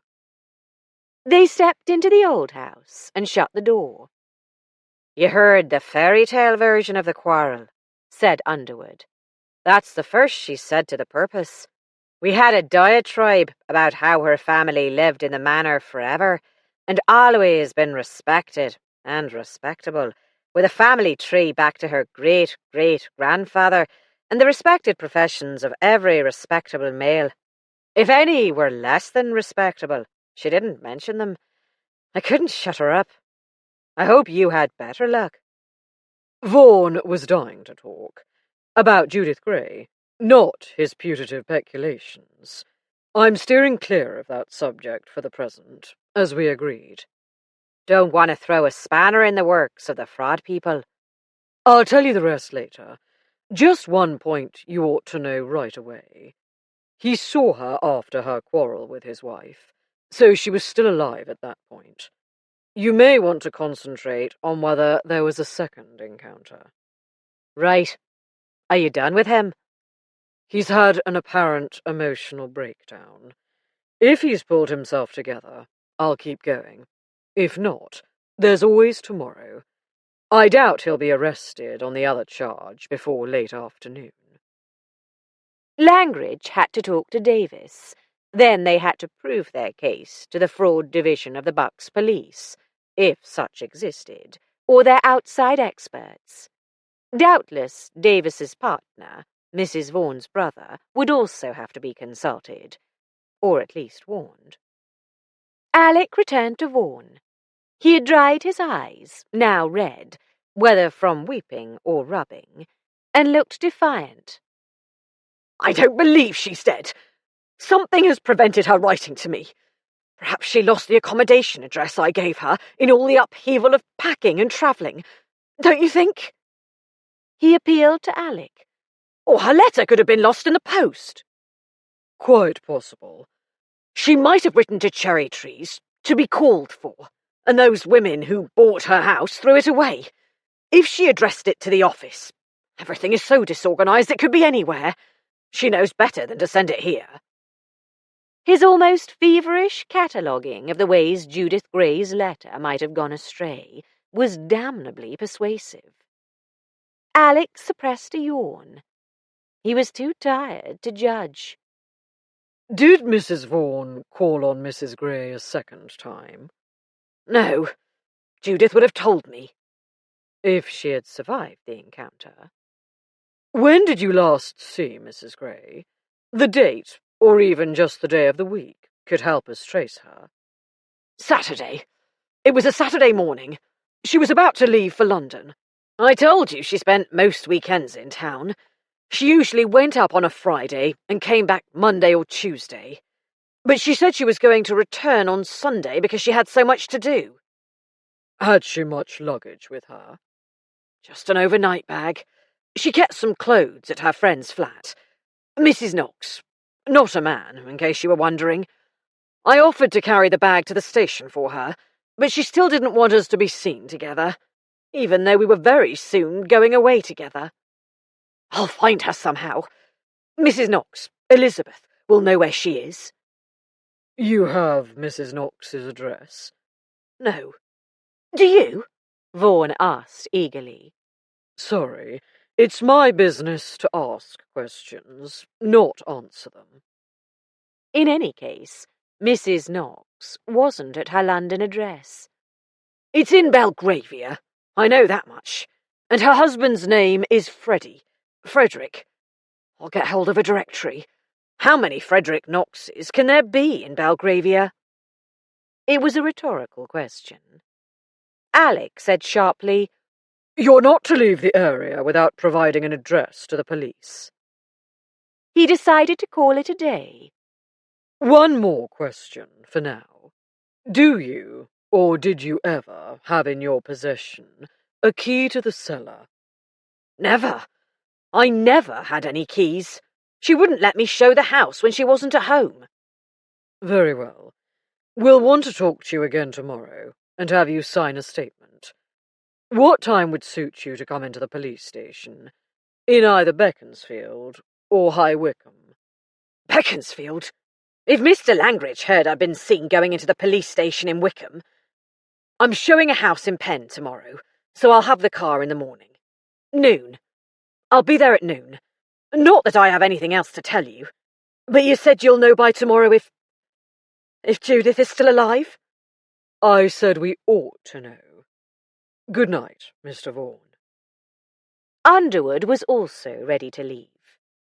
Alec let Ernie Piper take the wheel to drive the inspector and Pennycook to their homes in High Wycombe. On the way, they discussed the interviews. Underwood hadn't learned anything more from Mrs. Vaughan than what Alec had overheard. If you ask me, she didn't do it, Underwood said ironically. Murder isn't respectable. By accident? Getting into a pushing, shoving match isn't respectable either. Neither is a shouting match, Ernie pointed out. Which she doesn't admit to, said Underwood. I don't think she's exactly lying. It's more a matter of editing the facts in her own mind and persuading herself her own behaviour was irreproachably, well, respectable. Editing out raised voices is one thing, Alec said. Convincing herself she didn't kill Judith Gray, if she did, would be a bit of a stretch. Her husband, on the other hand, is either a plausible liar or genuinely grief-stricken, or both. You've known more murderers than I have, I imagine. Don't they sometimes bitterly regret the deed and mourn for the victim? Yes, indeed, and that could be the explanation. But I confess, I can't make him out. We'll have another go at them tomorrow. Underwood sighed. I suppose it's about time I tried my wiles on Mrs. Hedger. Tomorrow's Wednesday. She'll be at Cherry Trees, and maybe less impregnable than on her own ground. Good luck. Sergeant, once we find the gardener's whereabouts, you can go and talk to him, if that's all right, Mr. Fletcher. We can't wait till we turn up the housekeeper and the maid. Though they're the ones most likely to provide us with new names, said Alec. The Vaughans and the Cartwrights are all very well, but there must be dozens of people who knew Judith Gray, of whom we have no inkling. 31. Daisy was already awake when Sally tapped on the door and came in with the early morning tea tray. Alec was sound asleep at her side. She hadn't roused when he came in last night. She was inclined to let him sleep, but Sally said, Mr. Piper left a message at the desk, Mrs. Fletcher, to wake him and Mr. Fletcher at 7:30. I'll take care of Alec, Sally. You can deal with Ernie. I already did, she grinned. He groaned a bit, but he thanked me ever so politely. She went out. Daisy sat up, leaned over and kissed Alec. He didn't stir. She shook his shoulder. He grunted, rolled over, and put his arms about her waist. Darling, it's time to wake up. No. According to Ernie, via Sally. I only just got to bed. Alec sat up. She poured and passed him his cup of tea. Did you find out anything worth staying up late for? Not really. The Vaughans and the Cartwrights are still in the picture. Besides them, the note Tom gave you is our best lead, though it could take a few days to lead anywhere. How much longer will the super let you stay on the case? He shrugged. Anyone's guess, until he needs me for something more important. I still think you should go home after the inquest. Perhaps. Daisy sighed. I'll go and see Isabel this morning. Not too early. Underwood's going to have a chat. Try to have a chat, I should say, with Mrs. Hedger at about 9:30. I'll aim for 10:30. What are you doing this morning? It depends on what information comes in from various feelers. The Hotel Majestic? And the woman in Saint-Tropez? Among others. Dressing gown and sponge bag in hand, he went off to take a bath. The sun shone in through the east-facing window. Daisy decided to go for a walk in the country after breakfast. In the latter days of October, fine days were not to be wasted. Alec and Ernie were long gone when she went down. Only 2 couples remained in the dining room, so Sally was at leisure to chat. She brought Daisy scrambled eggs and toast, then stood leaning on the back of the other chair at the table. Mr. Piper wouldn't tell me. Do they know yet who did it? No. Daisy was sure of that after what Alec had said. They're having a difficult time finding out about Mrs. Gray's friends and acquaintances, because she didn't really have any in Beaconsfield. I'm sorry to speak ill of a relative of yours, but your aunt isn't at all helpful. I doubt she knows much. She's always been one to mind her own business. Whenever I gave her a hand at cherry trees, she'd keep telling me not to poke my nose in where I shouldn't. As if I would. But I'd notice and remember visitors, if I'd seen any. There wasn't none came while I was there, Sally said regretfully. I wish I could help Mr. Piper. And Mr. Fletcher, of course. She departed to answer a call for fresh coffee. Daisy took a pleasant walk through fields and woods. The predominant beeches still enhanced the golden sunlight, though many leaves had fallen to crackle underfoot. Silvery old man's beard and the yellow and red berries of bryony wreathed the field hedges, with here and there a spindle tree flaunting its pink and orange fruit. Rabbits popped out of their burrows to watch Daisy's approach and disappeared underground as she came closer. Squirrels chittered at her from the safety of high branches. She wished she had Nana with her to have fun chasing them. She remembered advising Isabel to get a watchdog. It still seemed a good idea. Now the 3 of them were back at home, they should start looking for a puppy. On her return to the fringes of the town, Daisy passed a garden where someone was attempting to burn a pile of damp leaves and rubbish. Clouds of smoke billowed across the road and grabbed her by the throat.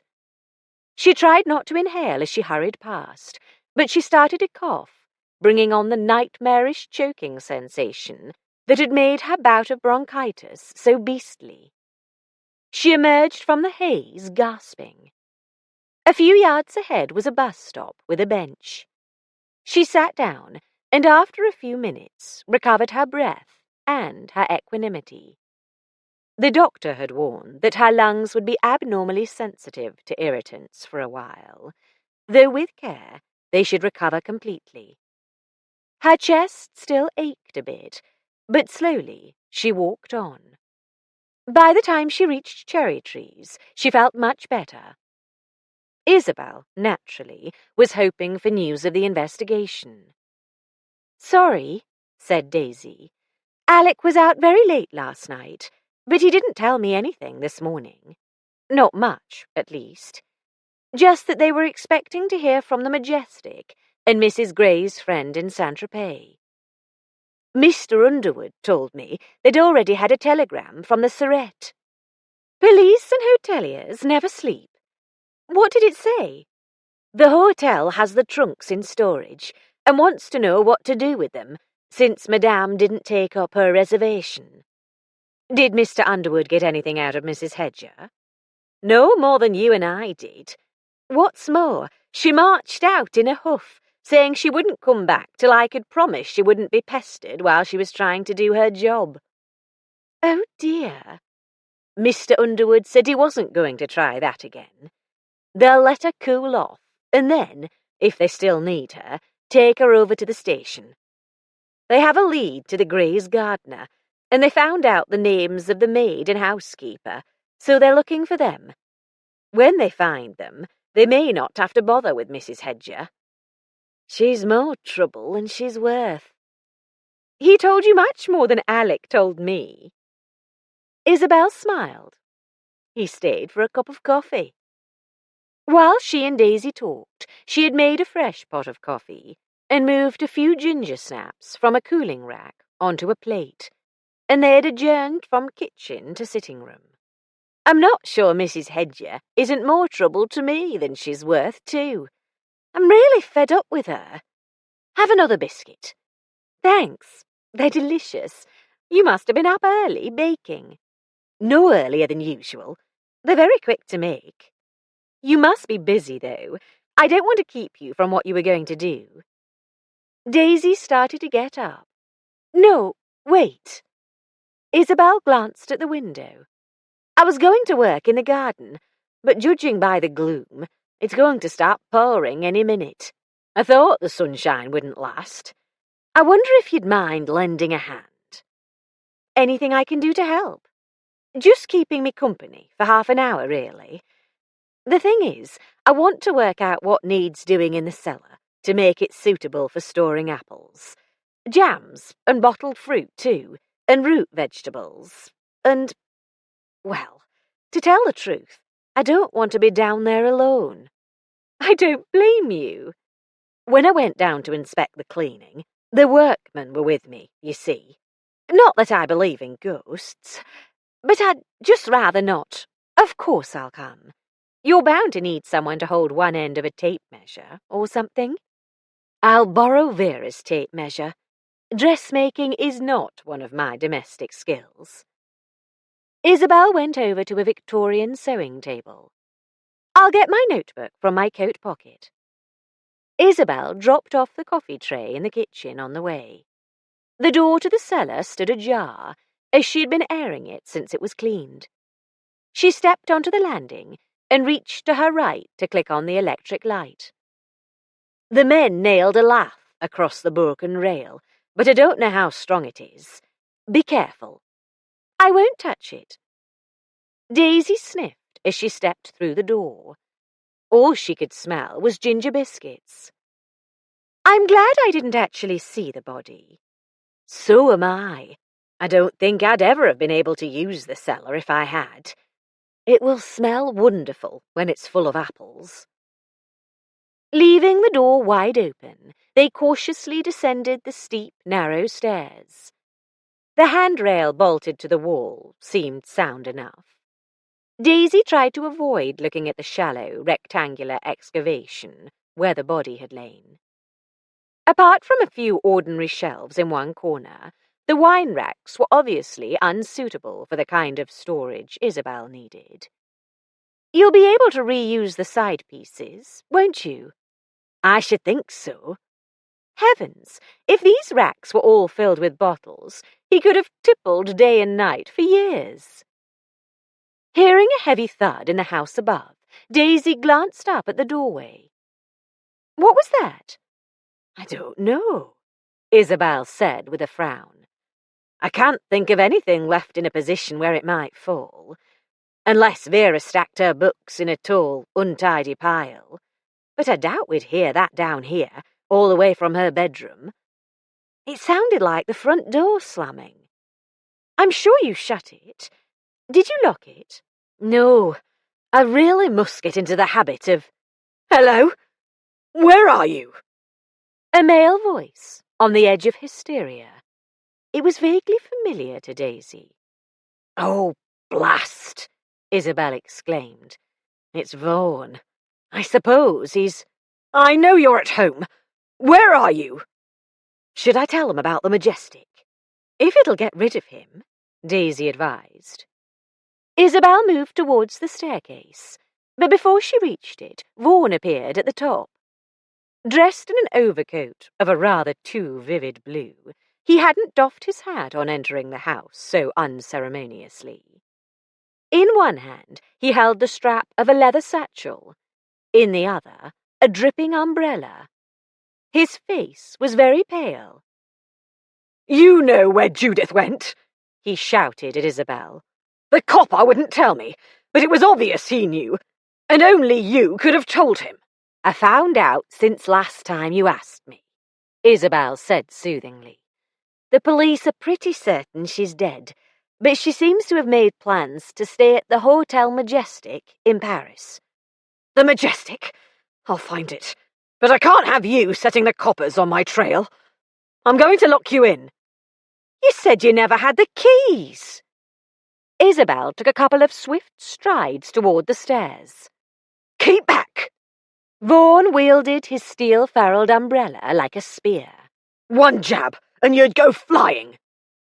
Without turning his head, he chucked the satchel behind him in the passage. Taking a jangling bunch of keys from his coat pocket, he stepped backwards, pulling the door shut. As it thumped into its frame, Isabel bounded up the steps. Daisy heard the click of the lock. Isabel turned the handle and tugged, but she was too late. Blast, said Daisy. Isabel sat down on the top step and looked at her watch. 11:30. 5 hours till Vera comes home. But Alec will miss you. Not if he's busy. Vera won't be able to let us out without a key, unless Vaughan's left it in the lock. But she won't know we're stuck here, and she has no reason to try the door. She'll go into the kitchen for a cuppa. We'll shout through the keyhole. There's those little flap things, and he may have left the key in the hole. The first thing is to find out. I brought a pocket torch to get a good look at how the shelves are put together. That'll help. Isabel ascended the stairs. Daisy, standing at the foot, watched her kneel down on the landing and fiddle with the flap. It's not very strong. I may be able to lever it off. I have a nail file in my pocket. Would that help? Yes. Daisy trod carefully up the steps, one hand on the wall rail. Here you are. I'll hold the torch, shall I? The ceiling light was centrally placed so as to illuminate the racks, and the landing was murky. Daisy trained the torch beam on the keyhole. Isabel easily prized off the little oval piece of brass. She put it in her pocket and stuck the nail file into the hole. It goes in quite a way. I don't think he left the key. In any case, the door fits too tight for us to slide a paper under it and catch the key as it falls, the way they do in thrillers. Let me have the torch a minute. Isabel tried to shine the light into the keyhole while peering past it and her hand. I can't see very well, but I'm pretty sure it's not there. See if you can twist the flap to the side. Isabel handed the torch back, stuck the nail file in again, and wiggled it. That's not getting anywhere. I'll try to push it hard enough to bend it. No, I can't get a good enough grip on the file. I have a propelling pencil. That might work. Just a mo. Daisy went down to where she had left her notebook. Alec had given her a leather notebook case with a loop inside to hold a writing implement, and a gold propelling pencil to fit in the loop. Here, use this. It'd get scratched. I'd rather have a little bit of fresh air than a pristine pencil. Daisy's suffocating nightmare hovered on the edge of her consciousness. Feeling less casual than she hoped she sounded, she asked, How long do you think the air in a room this size would last 2 people? Ages, I'm sure. Isabel poked the pencil into the keyhole and jabbed. A hammer. I know, my shoe. With the heel of her shoe, she bashed the end of the pencil. The heel hit the keyhole plate with a thump. She lowered the shoe and peered into the hole again. Oh dear, your pencil went all the way through. The flap is bent right out of the way. Good. Not only can we breathe through the hole if the air in here gets bad, but Vera is bound to see the pencil. I wonder if a rolled-up note could be pushed through. Oh, botheration. Now I haven't got anything to write with. Just several pieces of paper would draw attention, even if it's all blank. True. Inspiration struck. I know, we can write SOS in Morse code by making holes with the nail file. They found by experiment that a half sheet of paper from Daisy's notebook could easily be folded small enough to fit through the keyhole. So they sat on the steps, writing SOS messages, Daisy with the nail file, Isabel with one of Vera's Kirby grips that she found in her pocket, having picked it up off the floor or some piece of furniture. A dozen bits of paper would more than suffice, they decided. Isabel pushed them through. Then she sat back on her heels and contemplated the hair grip. I'm going to have a go at picking the lock with this. Alec made it look so easy. A little hook at the end, I think. Straightening the grip was easy, making a hook at the end not much harder. But the narrow strip of metal was even more difficult to grasp firmly than the nail file. Isabel poked and prodded until it snapped at the point where she had straightened it. It was worth a try, said Daisy.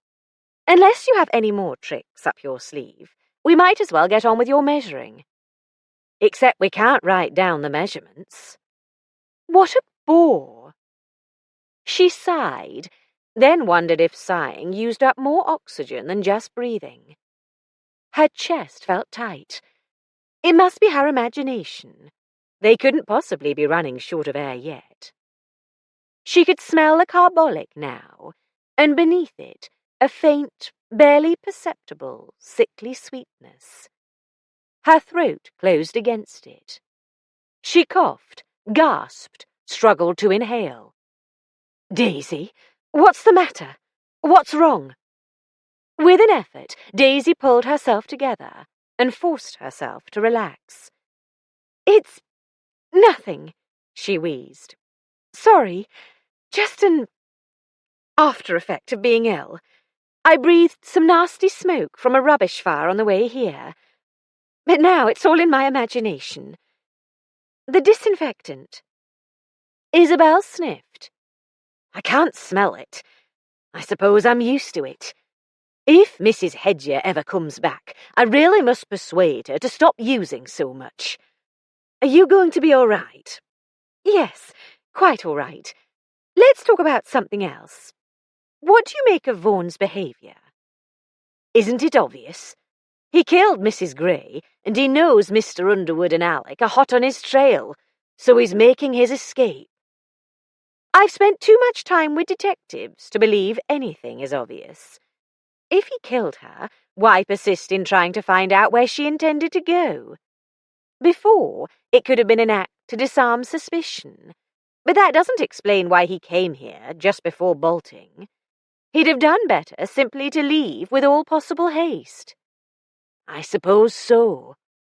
And then there's Willie's side of it. Clearly he's been involved in something nefarious at work. Cooking the books, expected to boil over today. I'd guess that's why he's hopping it. Coming here delayed his departure. Unless he believes, or at least hopes, she's still alive, it makes no sense. None of it makes sense, Isabel said crossly. I hope the police have a better idea of what's going on. I wish they didn't have such a mania for secrecy. Let's check the shelves for a nail we can extract, and I'll have a go at picking the lock. I really don't want to spend 5 hours in here, plus however long it will take Vera to get help." Daisy glanced around. The room seemed to have shrunk. And even if breathing through the keyhole helps, we can't be sure we won't run out of air. 32. 12:30, the inspector fumed. "Vaughan's not coming." He may have been held up, said Alec. or locked up, though I doubt it. Your county fraud people would have to go over all the figures first, and in my experience, the fraud chappies are not usually so quick off the mark. "I'd better find out. I'll ring my super." If it were my super, I'd make sure of my ground and talk to the accountants first. None of those concerned has confirmed directly that Vaughan was under suspicion. Even assuming our conjectures are correct, Langridge and Davis may not have even laid a charge yet. You know your own superintendent best, of course. Underwood grinned. "From what you've said, Mr. Crane is much more ferocious than Perry." Crane's bark is worse than his bite. "You're right, though. I'll get on to the accountants." He put through the call. "Not in the office?" "No, I don't want to talk to Mr. Spencer." "Is Miss Chandler available?" "Thank you." "Good morning, Miss Chandler." "Yes, D.I. Underwood." Mindful of the capacity of country operators for listening in, the inspector avoided naming names. "I hope you're now free to confirm that the accounts you were auditing concerned the business and the specific person we were inquiring about." He listened. Alec could hear Willie's voice, but not what she was saying. She spoke at some length before Underwood asked a couple of clarifying questions, thanked her, and hung up, frowning. Well, don't tell me we've been barking up the wrong tree. "Not at all. We've been spot on. I didn't quite grasp the details of how Vaughan did it, but he's been helping himself all right. Davis and Langridge went off half an hour ago to present the evidence to the accountant who deals with such matters for the county force. Apparently, Langridge hadn't decided whether to prosecute or to try to recover the monies without undesirable publicity." Is Vaughan aware that he's in trouble? "She didn't say so. From what she did say, Langridge had no time to go back to his office and confront Vaughan." He could hardly have expected to get away with it forever. If he's chosen this particular moment to take to his heels, why? Alec could see more than one answer, but it was officially Underwood's case, and he ought to have a chance to do his share of speculating. "The secretary must have known Langridge was going to see the accountants. Suppose Vaughan went to the office after his appointment this morning, asked to see the boss, and she told him. On top of the pressure we've applied over the murder, it's enough to make anyone take to his heels, let alone a hysteric like Vaughan." Unless the hysteria is all an act. It's one of the easier emotions to fake. The trouble is, he hasn't been charged on the misappropriation, and we haven't the evidence to charge him with manslaughter, far less murder. So, at present, we aren't justified in asking other forces to detain him on any grounds other than wanted for questioning. Damnation! He could go to ground before we... No. I bet you a fiver he's heading for France. No takers. If he killed her, he'll want to keep up the pretense of looking for her for as long as possible, trying to bamboozle us. If he didn't, if he honestly still hopes to find her alive, then he'll go on trying till the last possible moment to find out where she is," Underwood said grimly, jumping to his feet. "And he's been pestering Isabel, Miss Sutcliffe, about it. I'm going to Cherry Trees." He grabbed his hat from the stand and jammed it onto his head. His overcoat half on, he charged through the door. Alec, amused at his would-be knight-errantry, retrieved his hat and coat and followed at a more sedate pace. After all, He had no reason to suppose Daisy was in peril from the abominable Vaughan. He stopped to leave a message for Ernie and Pennycook, who had gone to see the gardener. Then Alec recalled that Daisy had been going to call on Isabel. He speeded his pace. Through the wet streets they dashed in the Austin 12. Alec pulled up in front of cherry trees, Underwood jumping out before the car came to a halt. No sign of Vaughan's black jowett, Alec noted. The front gate hung open. The inspector hurried up the path. When Alec caught up with him, he was banging on the door with one hand and holding down the doorbell button with the other. He stopped. They listened. Not a sound from within. "She's upstairs at the back," Alec proposed. "or gone to the shops." Not in this downpour. If she set out before... Never mind. Try again, and I'll go round the house, snooping in the windows. No one in the sitting room. Nothing out of place. Likewise the den and the dining room at the back. With the solidly built house between them, he couldn't hear Underwood's banging. The next window was the half-glazed side door.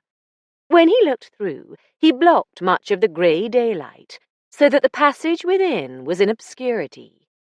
It wasn't so dark he could have failed to see a person, however. He was about to move away when something on the floor a few feet inside the door caught his eye. He stood to one side and craned his neck. The something was a small heap of rubbish. Presumably Mrs. Hedger had left it there when she stormed out on being accosted by Underwood. But Isabel, an orderly person, would never have left it lying. She was the sort who would have cleared it away the moment she noticed it. Alec peered. Paper, splinters of wood. Was that a glint of gold? He tried the door. Locked, but he could break the glass and open it. He hesitated. This was Underwood's case, and Underwood's manner. He should be consulted. Alec went on, glancing in at the kitchen windows as he passed. The small size of the windows obstructed his view, but unless someone was under the table, the room was empty. He caught the inspector trying the front door. "It's not locked. Should we go in?" "Yes, but hold your horses a moment." He told what he'd seen. "It may be just rubbish, but it's right beside the cellar door." "Vaughan pushed Isabel down the stairs," Underwood gasped, horrified, swinging back to the front door. "Great Scott, no. That wouldn't explain the stuff. I think he does have keys. It would be natural to deny it, with a body found in the locked cellar, whether he killed her or not. My guess is that he somehow managed to lock Isabel in the cellar, and she's pushed everything she could find through the keyhole to attract Miss Layton's attention when she comes home." "Ingenious. She's a resourceful woman. Let's go and release her."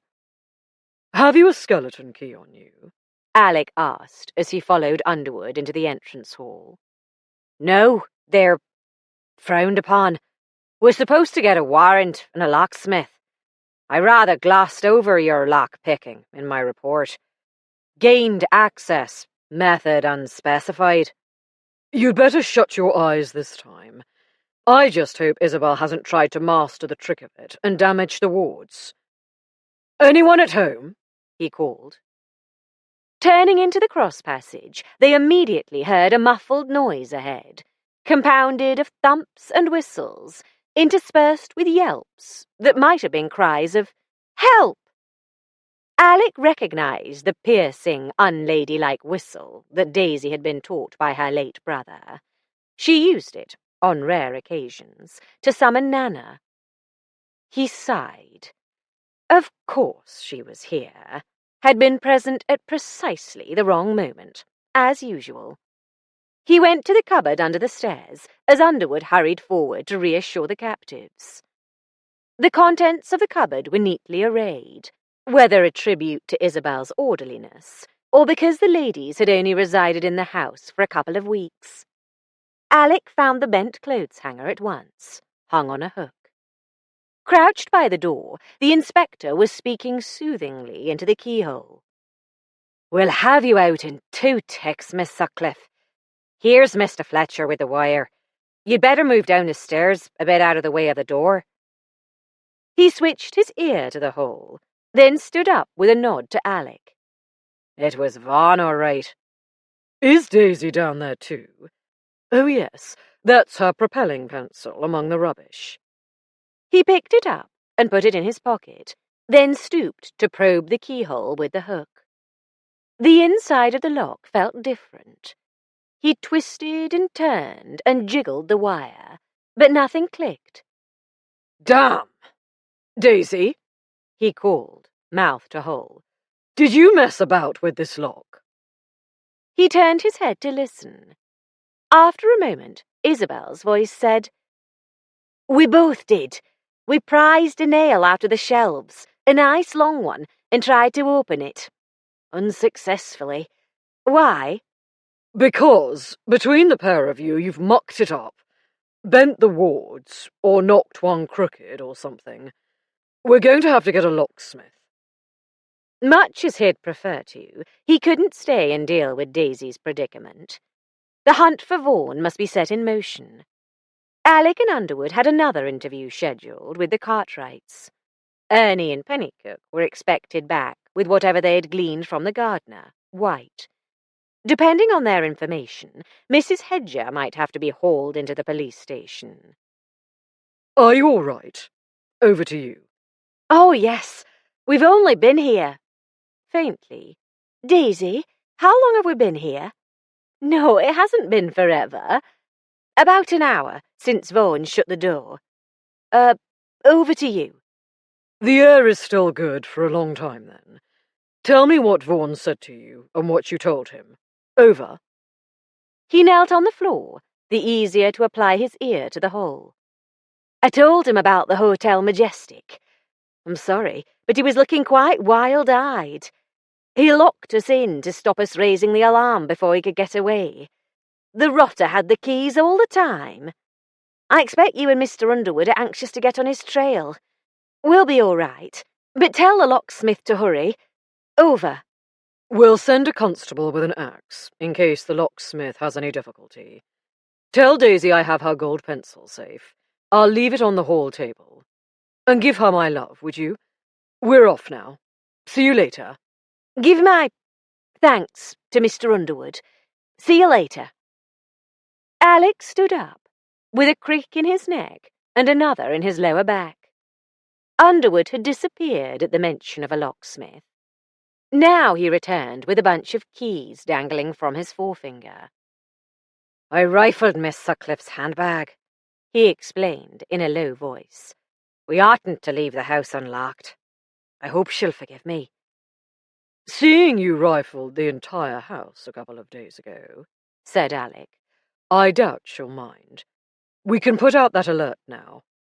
We've got him for false imprisonment, at the least. You mean they just went away and left us here? Daisy asked indignantly. They have to chase after Vaughan. I suppose I could have asked them to fetch my hatchet and chop down the door, but I didn't think of it in time. Besides, I'd really rather not have to replace the whole door. No, sorry, of course not. I just hope they can find a locksmith who'll come right away. You're not getting the wind up again, are you, Daisy? Certainly not. Don't harp on that. My turn to apologise. I didn't mean to. I know it was just because you were ill. Being locked in a cellar doesn't improve one's disposition. Alec wouldn't have left if there were any danger. He may even think we're safer locked up. At worst, his axe-bearer will come along and let us out for a late lunch. Isabel grinned. Hungry again? I went for a long walk this morning. Nana would have loved it. You really must get a dog. Vaughan wouldn't have taken us by surprise if you had a nice mastiff sleeping in the front hall. I was thinking of a bulldog. I've always liked the look of them, and someone told me they're not half as fierce as they look. More likely to slobber a burglar to death than to bite him. What's your Nana? Heinz, 57. She's a farm dog, part sheepdog, probably part terrier. My stepdaughter fell for her when she was a puppy. They talked about different breeds, Daisy having known a good many dogs while growing up in the country, at Fairacres. Then they talked about gardens, flowers, fruit and vegetables, and raising chickens. Isabel hoped for better harvests here in the temperate south than she had achieved in the suburbs of Huddersfield. The natural sequel was food. Daisy was ravenous, as well as dying of thirst, by the time a knocking on the cellar door announced the arrival of a bobby, axe in hand. The constable was perfectly willing to chop down the door, if that was what Miss Sutcliffe required. Howsomdever? A locksmith was on the way from High Wycombe. If the ladies would bide just a wee bit longer, they would be released with no damage done. Daisy would have opted for immediate release, but it was for Isabel to decide. They bided a wee bit longer. An hour later, they were sitting in the kitchen, finishing the last bites of a lunch of toasted cheese and apples, when the doorbell rang. Isabel got up and peeked out of the window. A black umbrella. I think it's Mrs. Barnes. I don't feel like entertaining, but it's the first time she's called, and I want to see if she has any suggestions about someone to take Mrs. Hedges' place. Offer a cup of coffee. I could do with one. I'll put it on while you answer the door. An explanation of why they were having after-lunch coffee so late inevitably turned into an account of the morning's excitements. The doctor's wife was properly sympathetic, as well as much entertained. I won't breathe a word to a soul, she promised. Goodness, I never dreamt the life of a policeman's wife was so exciting. It's not supposed to be, Daisy assured her. When Mrs. Barnes left, Daisy helped Isabel wash the few dishes, then went back to the hotel. She had intended to take a nap, but she wasn't really sleepy, and her typewriter sat in silent reproach on the table in the window. Once she started transforming her notes on the Inns of Court into an article, she became absorbed in manipulating words. Time passed without her noticing, until a knock on the door made her surface. Mrs. Fletcher, it's Sally. You didn't come down to tea, so I brought you some. You spoil me, Sally. Put it here, will you? I've fallen behind in my work, so I'll just keep at it while it's going smoothly. I don't want to interrupt. Sally hesitated. But do you mind if I ask you a question?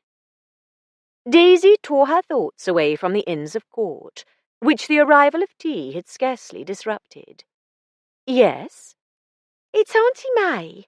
Someone told me she was at home, not out at work, so I went round this afternoon.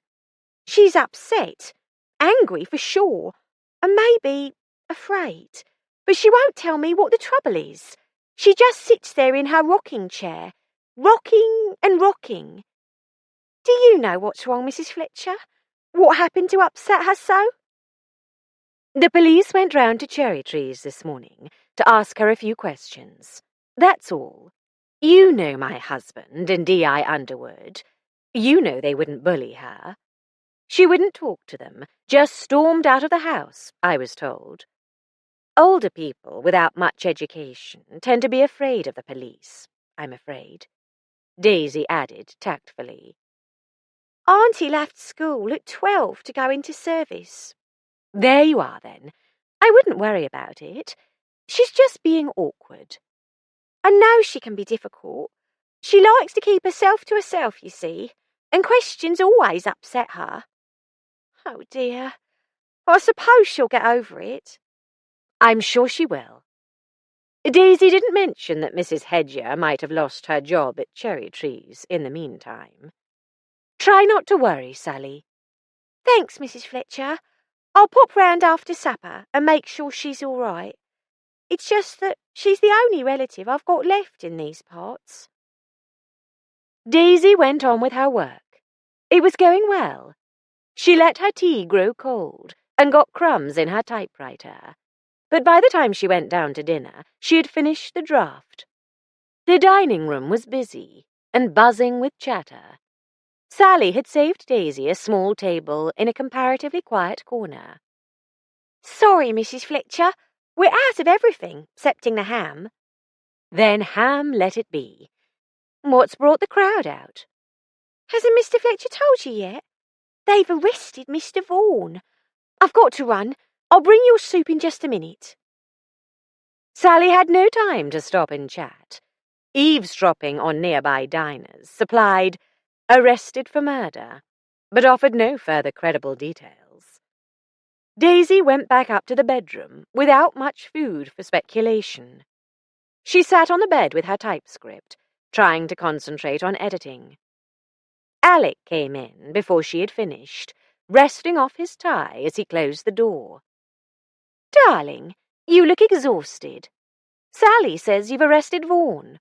I suppose Sergeant Harris has been talking again. I'm going to write a strongly worded suggestion that he be sacked, or at least demoted. Yes, Vaughan was easy to catch, driving his wife's car. She's furious. She wanted it for some errand this afternoon. Once we were fairly sure he was heading for Paris, and had good reason for stopping him, it didn't take long to pull him in. Alec grinned. We're grateful to you and Isabel for the information, and for being stuck in the cellar. What do you mean? You arrested him for kidnapping us, not for murder? False imprisonment, as he didn't run off with you. We'll need your statements tomorrow. Still, no grounds for homicide. We can hope for a confession. Wearily, he sat down on the edge of the bed.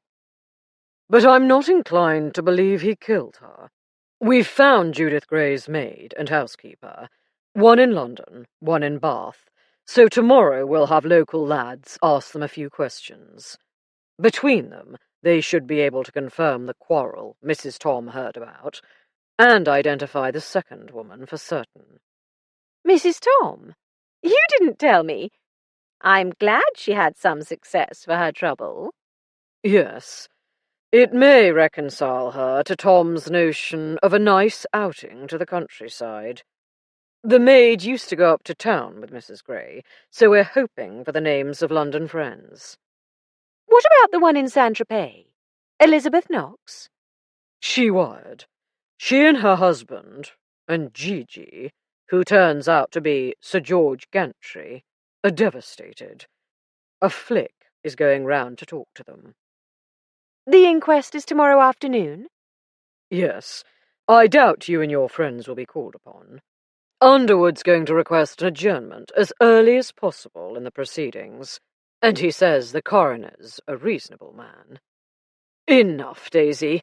I didn't get much sleep last night, and I'll be up early again in the morning. 33. Once again, Daisy awoke to the arrival of Sally with early morning tea, to find Alec already gone. She snatched at the fading wisps of a dream, and missed. A glance at the clock showed that she had missed breakfast too.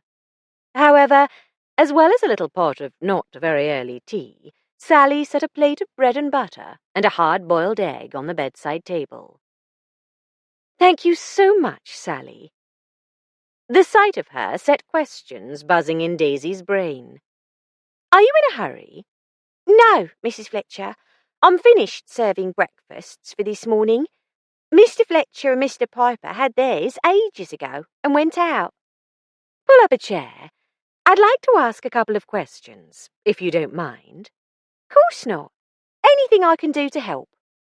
I was just wondering if your aunt was very upset that she wasn't paid for the time she worked while no one was living at Cherry Trees. She wasn't happy about it. Well, who would be? But she didn't really expect to be. I don't blame Miss Sutcliffe, mind. She didn't ask Auntie to do it, and there can't have been much needed doing, with the house empty. Why do you think she bothered then, if she didn't expect to be paid? Sally considered, her head tilted. Partly habit. She's ever so set in her ways, Auntie May. And she could always hope, couldn't she? When you make just enough to scrape by, sometimes you've just got to hope. Remembering her own less than affluent days, Daisy could only agree. She persevered. Yet yesterday she went off in a huff in the middle of her work. That was more of an interruption than spending a few minutes answering a few questions would have been, even for someone as crotchety as Mrs. Hedger. It seems a bit silly. Against her own interests. She's always been contrary. It is odd, though. She's not been properly herself recently. In what way? Sort of like as if... Sally frowned. As if she's got a secret. Something she won't tell even me. And I'm the only person she ever talks to. A pleasant secret, would you guess? Or unpleasant? I'm not sure. Sometimes she seemed pleased. Not happy pleased, more sort of smug. But sometimes it seemed as if she was almost afraid, like I told you yesterday. Do you think she knew who killed Mrs. Gray? It's possible. Do you think she'd be likely to withhold that information from the police? I don't know, Mrs. Fletcher, and that's the truth. She'll be in awful trouble if she did, won't she? Tears sprang up in Sally's eyes. Luckily, the hanky under Daisy's pillow was unused. She handed it over. Afraid that Mrs. Hedger might be in much more serious trouble than withholding information, she had no words of comfort to offer. Mopping her eyes, Sally cheered up. But maybe now Mr. Vaughan's been arrested, it won't matter much. She really cheered up when I told her they caught the murderer. So Sally believed Vaughan had been charged with murder, as, no doubt, did most or all of those who heard of the arrest. It was not for Daisy to enlighten them. She moved on to the last question that must have revolved and evolved in her dreams. Did your aunt ever mention getting a letter of recommendation, a character, from Mrs. Gray? Not that I remember. Oh, wait, she did say ages ago that Mrs. Gray didn't like her and would likely give her a reference that wasn't fit to show. But Mrs. Clark, that was housekeeper at Cherry Trees, always said she was a hard worker, even if she had her ways, so she'd ask her for a character. Mrs. Clark, thought Daisy. All that running about after the gardener, and all the time Sally could have revealed the housekeeper's name, if anyone had thought to ask her. Did Mrs. Clark write her a letter? Auntie didn't say. Is it important? I could ask her. No, it doesn't matter. Gosh, look at the time. I'd better get up. Thanks again for my breakfast. Sally went off, looking puzzled and unhappy. Daisy decided to take a bath, a good place for thinking. Chin deep in hot water, she considered Sally's opinions on her aunt's state of mind. Mrs. Hedger knew who had killed her employer. So much seemed pretty clear. It was not at all improbable that she should have seen or heard something that gave his, or her, identity away. Or she might have actually witnessed the incident. Then why not tell the police? Sheer bloody-mindedness was not an adequate explanation. She might have been threatened with harm if she didn't hold her tongue, but in that case, whence the pleasure Sally had noted? Blackmail sprang to mind. Blackmail, with its prospect of gain and risk of retaliation, would account for Mrs. Hedger's mingled smugness and fearfulness. Could it also explain her cheering up when she heard about Vaughan's arrest, supposedly for murder? Daisy reached for her flannel. Washing disturbed her train of thought, so she didn't answer her own question until she was clean, dry, enveloped in her warm blue dressing gown, and back in the bedroom. Knickers, suspender belt, stockings, warm lisle for the country, As she drew them on, her thoughts returned to Vaughan's arrest. Why had the news pleased Mrs. Hedger? It put paid to any hope of money from blackmail. At least, it would have, if he actually had been charged with Mrs. Gray's death. She might be relieved of anxiety, but wouldn't she also have regretted a lost opportunity? Sally had not spoken of regret. Perhaps Sally had simply failed to notice it, or perhaps Mrs. Hedger had realized by then just how dangerous blackmailing a murderer would be. Daisy shied away from the third possibility that dawned on her. The general populace was naturally relieved that the murderer had supposedly been arrested. But the person who had most to gain from the police ending their inquiries was the actual killer. Was Mrs. Hedger the one who had pushed Mrs. Gray down the stairs?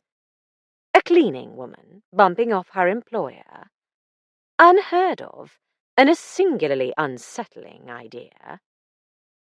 Daisy wondered whether she was arguing in circles. Alec was bound to point out that her train of thought was pure speculation, based on nothing more substantial than Sally's opinions of her aunt's state of mind. Or he'd say they'd already come up with the theory and dismissed it. Nonetheless, she had to tell him. Sighing, she finished dressing. It wasn't even a pleasant morning for a stroll. Outside the window, rain bucketed down. Umbrella in hand, Daisy set out. She hoped to see Alec alone, but she was out of luck. All 4 detectives were together, and none showed any sign of departing when she said she wanted to speak to Alec.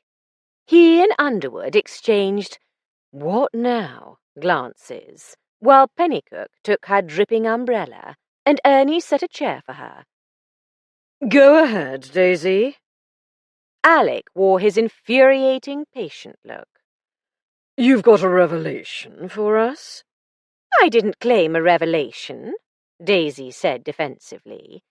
I just woke up wondering, and I asked Sally Hedger. You've already discussed this matter with Miss Hedger. Miss Hedger? Ernie was upset. It wasn't till I'd asked her a few questions that I worked it out. Mrs. Fletcher, said D.I. Underwood, could you perhaps start with your conclusion and then explain how you reached it? Oh, yes, much easier than trying to start at the beginning. I think it's more than likely Mrs. Hedger killed Mrs. Gray. The silence that followed had a surprised quality. Then Underwood said, Well, why not?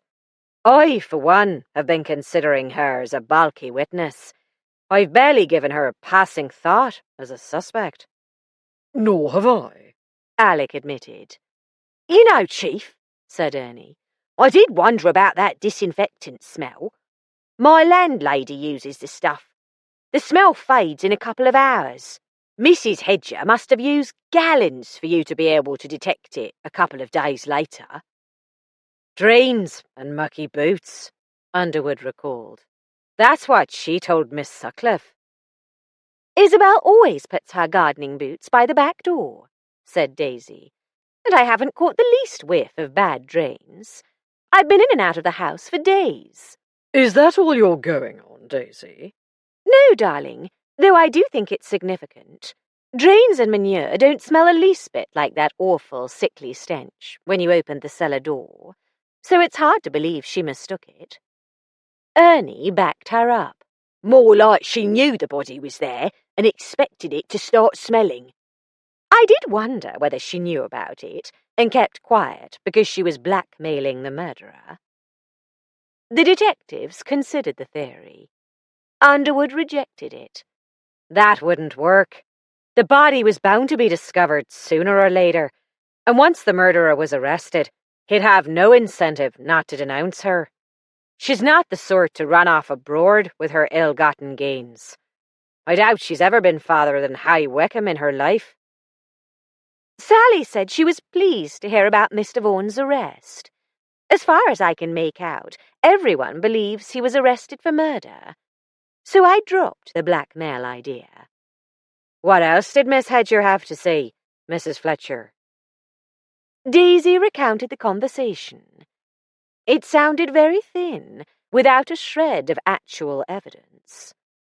She was glad Ernie had brought up the question of disinfectant to add a bit of solidity to her tissue of conjectured emotions, if one could describe a smell as solid. And then she said her aunt cheered up when she heard of the arrest, as I told you. I asked if she'd talked about a reference letter from Mrs. Gray. Apparently, she hadn't expected a recommendation worth showing a prospective employer, but thought the housekeeper might give her one. Sally doesn't know whether she did. She can't have, though, because Isabel would have told you if she'd seen it. I'm sure she would, said the detective. Anything more? No, that's it. Daisy felt flattened. It doesn't sound like very much, but I thought I ought to tell you. We appreciate it. We'll certainly follow up. In fact, if it's all right with you, Mr. Fletcher, Sergeant Piper can go right now and have a chat with Miss Hedger. Just to confirm what you've told us, Mrs. Fletcher. Not that I doubt it. And to see if she has anything to add that she didn't think to mention to you. Walking back to the Saracen's Head, with Ernie holding her umbrella above her head, Daisy felt better. Surely Ernie's time was too valuable for Underwood to waste it on a wild goose chase, which meant he didn't think her theory was utter bosh. And Alec had smiled at her as she left. She hoped that meant his silence was only because he was deferring to the inspector. Well done, Mrs. Fletcher, said Ernie. The chief would have cottoned on to Mrs. Hedger sooner or later, but you may have saved us days of following false leads. I'm awfully sorry for Miss Hedger, though. Does she realise where your questions were leading? Not at the time. She may have put two and two together by now. The best thing you can do for Sally is to make sure she understands you won't drop her if her aunt turns out to be guilty. Blushing, Ernie said hotly, I wouldn't do that. But maybe she'll hate me if we have to arrest her auntie. I doubt it. My impression is that she's not all that fond of Mrs. Hedger. She sticks by her because she's the only family she has in this district, and she helps her because it's her nature to be helpful. She's wonderful, isn't she? I like her very much, Daisy assured him. The church clock was striking 6 when Alec and Underwood, followed by Ernie and Pennycook, turned off Wickham End into the murky, muddy alley. The rain had stopped, and the temperature had dropped, threatening a frost. The mud would be glazed with ice by morning. The inspector took the search warrant from his pocket. This is all very well, but if she won't open the door, we can't serve it. Let's worry about that, if it happens. Alec had a contingency plan involving windows and Ernie's slight stature, but the less Underwood knew about it, the better. A dim light was visible through the curtain at the downstairs window of Mrs. Hedger's one-up, one-down cottage. Underwood stationed Ernie and Pennycook on the opposite side of the alley, 8 or 10 feet away, less because the suspect might try to flee than because her tiny space had no room for them. Underwood knocked. An angry voice was heard from within. Then the door was opened. By Sally Hedger. She was in tears. Mr. Underwood, she choked out, standing aside to let them pass. She thinks now you've arrested Mr. Vaughan, it's all right to wear her things. She says it's not stealing because she was dead. I can't make her understand. Sally, said Alec. Go out to Sergeant Piper. He's just across the way. I'll call you if your aunt asks for you. She fled as Alec turned to see the inspector gaping at the old woman in the rocking chair. Mrs. Hedger's short, stout body was enveloped in a glossy fur coat. On a slimmer woman, it would have been a loose, comfortable travelling coat. On her, it barely met across the bosom and completely enveloped her feet. "What you staring at? I didn't steal it." She bristled with self-righteousness. "She was dead, and she hadn't got no more use for it.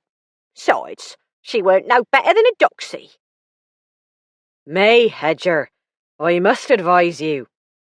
As Underwood proceeded with the judge's rules warning, Alec went up the stairs, ducking under a low beam. He didn't have to exercise the searching skills Tom Tring had taught him years ago. The beam of his torch picked out the expensive overnight suitcase in one corner of the tiny room. On top of it was a stylish leather handbag. Careful to protect fingerprints with a handkerchief, he moved the bag to the bed, an iron bedstead with a thin mattress covered with a faded, patched counterpane. The clasp clicked open easily. Alec turned the torch beam on the contents. A silver cigarette case with the monogram JJG, Judith Jane Grey. Had she wanted gold and given in to her elderly husband's notorious frugality? A bunch of keys. Alec hooked it out with his little finger.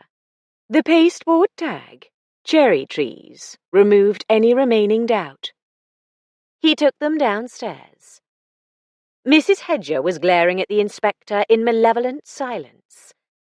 Underwood looked at the bunch of keys and went straight to the salient fact. You knew Mrs. Grey was dead. "I could tell right off. I've laid out many a corpse in my time." You locked the cellar and didn't report her death to the police. "Who'd invite that busybody Abel Harris to come sticking his nose in? It were an accident, any road." An accident, was it? "That's right, seeing she pushed me first. 'Go away,' she said. 'I haven't got time now for writing letters.' And she give me a shove, so I shoved back. I weren't to know she'd lose her balance and go tumbling down. It wasn't like I murdered her. An accident it were." That's for a jury to decide, said Underwood. You're under arrest, Mrs. Hedger, and must come with us to the station to be charged. Please take off that coat. It will be used in evidence. It's cold out, said Alec, struck by an unexpected wave of compassion for the stubborn, ignorant, cross-grained old woman. Let her keep it on. On Friday evening, Alec came home to Hampstead. Daisy hurried down to greet him in the hall. "Darling, I'm so glad you've made it in time for dinner. When I got your wire, I invited Tom and Mrs. Tring. It seemed only fair that they should hear all about the case." He handed his hat and coat to the parlour-maid, who bore them away for a good brushing. Thank you, Elsie. I take it, Daisy, you expect to get more information out of me if Tom's helping? Naturally. They're up in the nursery with the twins. Tom's on hands and knees with his godson on his back, being a rhinoceros, as far as I could make out. Oliver has a penchant for exotic steeds since last time we went to the zoo. I do hope he won't become a big game hunter. And Mary? She's on Mrs. Tom's lap, reading a picture book, while Mrs. Tom and Nurse Gilpin chat. Mrs. Tom gets on with Nurse much better than I do. Go and have a wash and brush up, darling.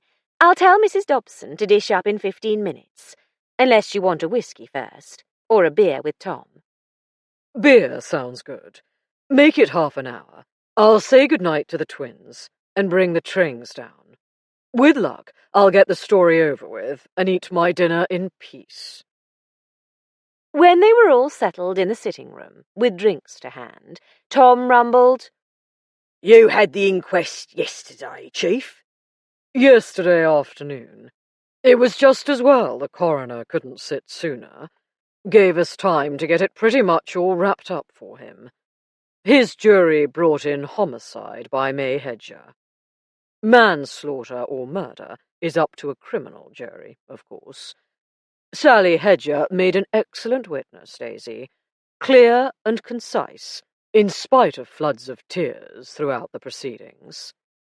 Poor Sally. I wish I'd been there to support her. Alec grinned. Ernie managed that, in his usual unobtrusive style, not quite holding her hand, but being stalwart at her side with a supply of clean handkerchiefs, while behaving in a properly policeman-like manner. He's a good lad, Tom observed. I left him there for another day to help Underwood with reports and tying up loose ends. That's nice, said Mrs. Tring placidly. She sounds like a nice young woman. Didn't you say that she's wanting to move to London, Mrs. Fletcher? Me and Tom have been thinking of renting out a room, now he's retired, if we could find a nice, reliable lodger. She's very reliable, Daisy assured her. I'd be glad to know she has a safe place to stay, with good people when she comes to the big bad city. And young Ernie knows he's always welcome to take potluck with us. She exchanged a glance of complicity with Daisy. Tom wanted to hear about Daisy and her friend being locked in the cellar where the body was found. She gave him a highly coloured account that made him chuckle, while his missus tut-tutted. It's funny now, said Daisy, but it was quite frightening at the time. Mrs. Tring was confused. Well, I never. And the man who shut you up turned out not to be the murderer after all. He had other matters on his conscience.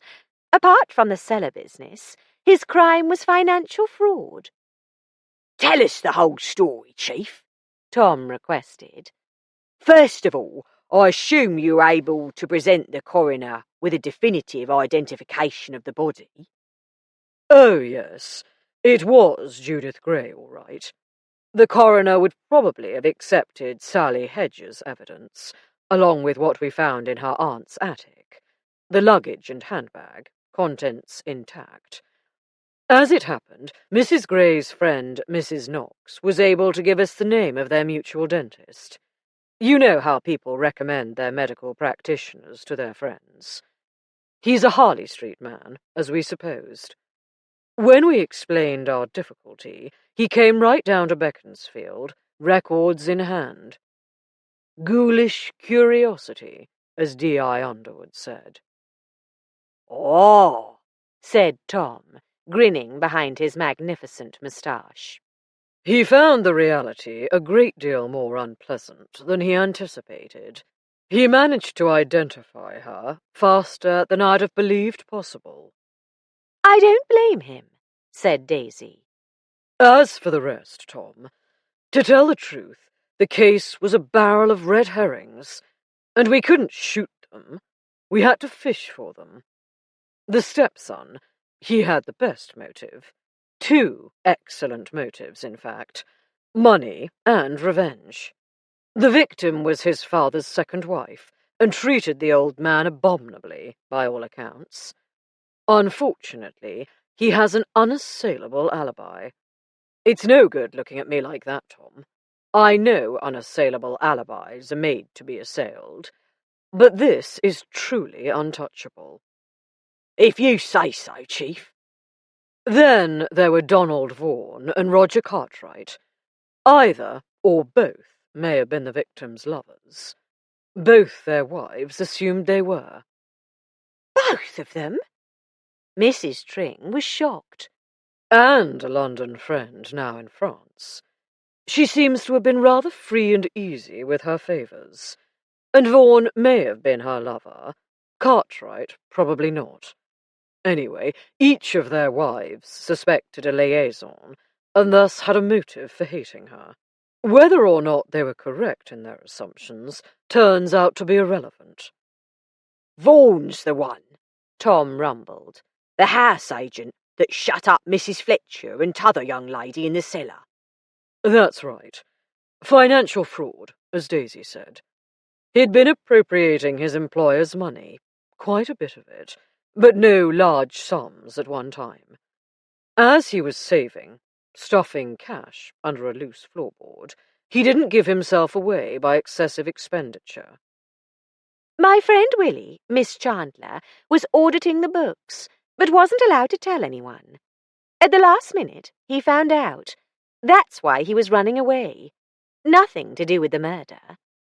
His trouble was, he was under the impression that Mrs. Gray expected him to join her in France, to start a new life together, with the help of his lute. But he didn't know where she was. He turned up at Cherry Trees in a final attempt to get her address out of Isabel. Hence our ordeal in the cellar. Oh, Said Tom. and Cartwright, Chief.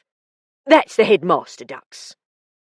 Cartwright behaved in a suspicious manner because he had, attempted to misbehave with the young women teachers at his school, the latest of whom was one of Daisy's friends. Has he been sacked yet, darling? I had a word with the rector before I left. Cartwright has been given notice for the end of term, and the board is considering making Vera Layton headmistress. In the meantime, Mr. Turnbull will keep a close eye on things at the school. Good. Any more red herrings in that barrel, Chief? Plenty. Miss Chandler, Miss Sutcliffe, and Miss Layton, for a start. Miss Sutcliffe spent the most time at the house during the buying and selling process. Miss Layton jumped like a startled rabbit when Cartwright was mentioned, and Miss Chandler displayed a pronounced aversion to Vaughan, and neither was willing to explain. Those are Mrs. Fletcher's friends, said Mrs. Tring indignantly. You can't have suspected them. Can't make exceptions, Ducks. You know that. I didn't suspect them much, nor for long. Naturally, D.I. Underwood was slower to trust them, but none of them had any apparent motive. Miss Sutcliffe is a transparently forthright person, and she and Daisy together came up with the name of the hotel Mrs. Gray had intended to stay at in Paris, as well as the address of Mrs. Gray's friends in France. That's noble of you, darling. I'll take credit for the hotel, but you would have got the address as soon as Isabel handed over the letter. True. Once we'd found out why the other two were so secretive, all three were more or less out of the picture. So the young ladies, Mrs. Tring pondered aloud, they never had anything to do with the case? Nothing but the misfortune of moving into a house with a body in the cellar. And inheriting a murderous cleaning woman, Daisy exclaimed. It might be good fortune, in the end, she thought, as it had brought Mr. Underwood into Isabel's life. But if they made a match of it, what about the other two? Life was so complicated. More likely, Alec went on, were Judith Gray's ex-servants and her London friends and enemies. You two found the servants for us, and I'm sorry I couldn't give you credit. Were they any use to you, Chief? They were very helpful with regard to the friends and enemies, but in fact, they were so many more red herrings. We never had to track down most of them, because the real culprit came to light. I have to admit, I never seriously considered the charwoman. I don't believe I've ever heard of such a case, Tom observed. Might have saved you a lot of trouble if the missus and I had managed to scrape up an acquaintance with Mrs. Hedger.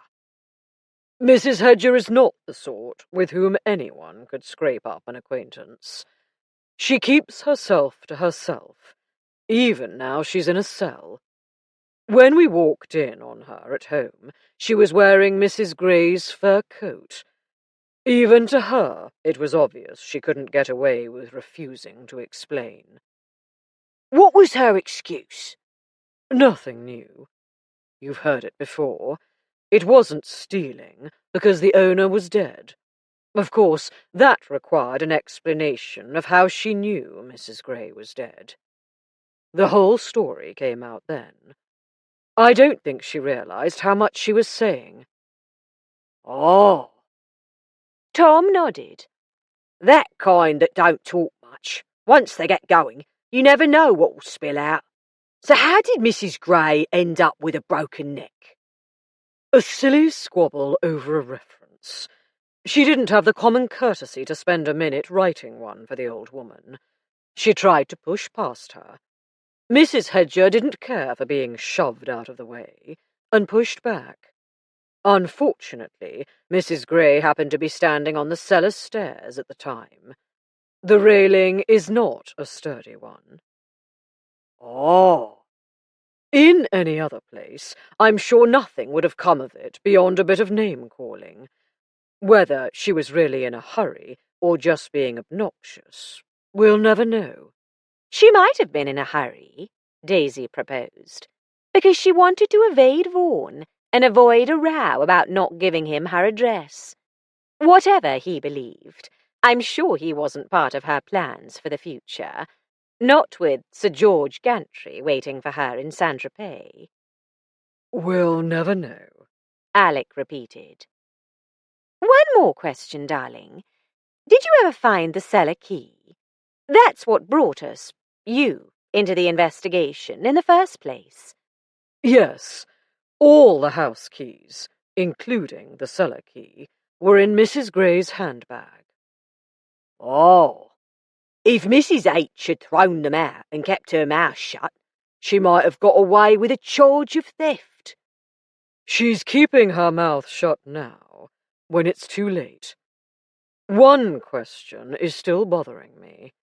One she can't or won't answer. Why Mrs. Gray went down into the cellar in the first place. It was empty. I can guess, said Mrs. Tring. It's like me checking to make sure the gas is out on the kitchen stove before I go round the shops. She was about to leave the house forever, and she went down to make sure everything was as it should be. I expect she went all over the rest of the house, too. Could be, Alec agreed, smiling. That hadn't dawned on me. As D.I. Underwood remarked, we could do with more detecting ladies on the force.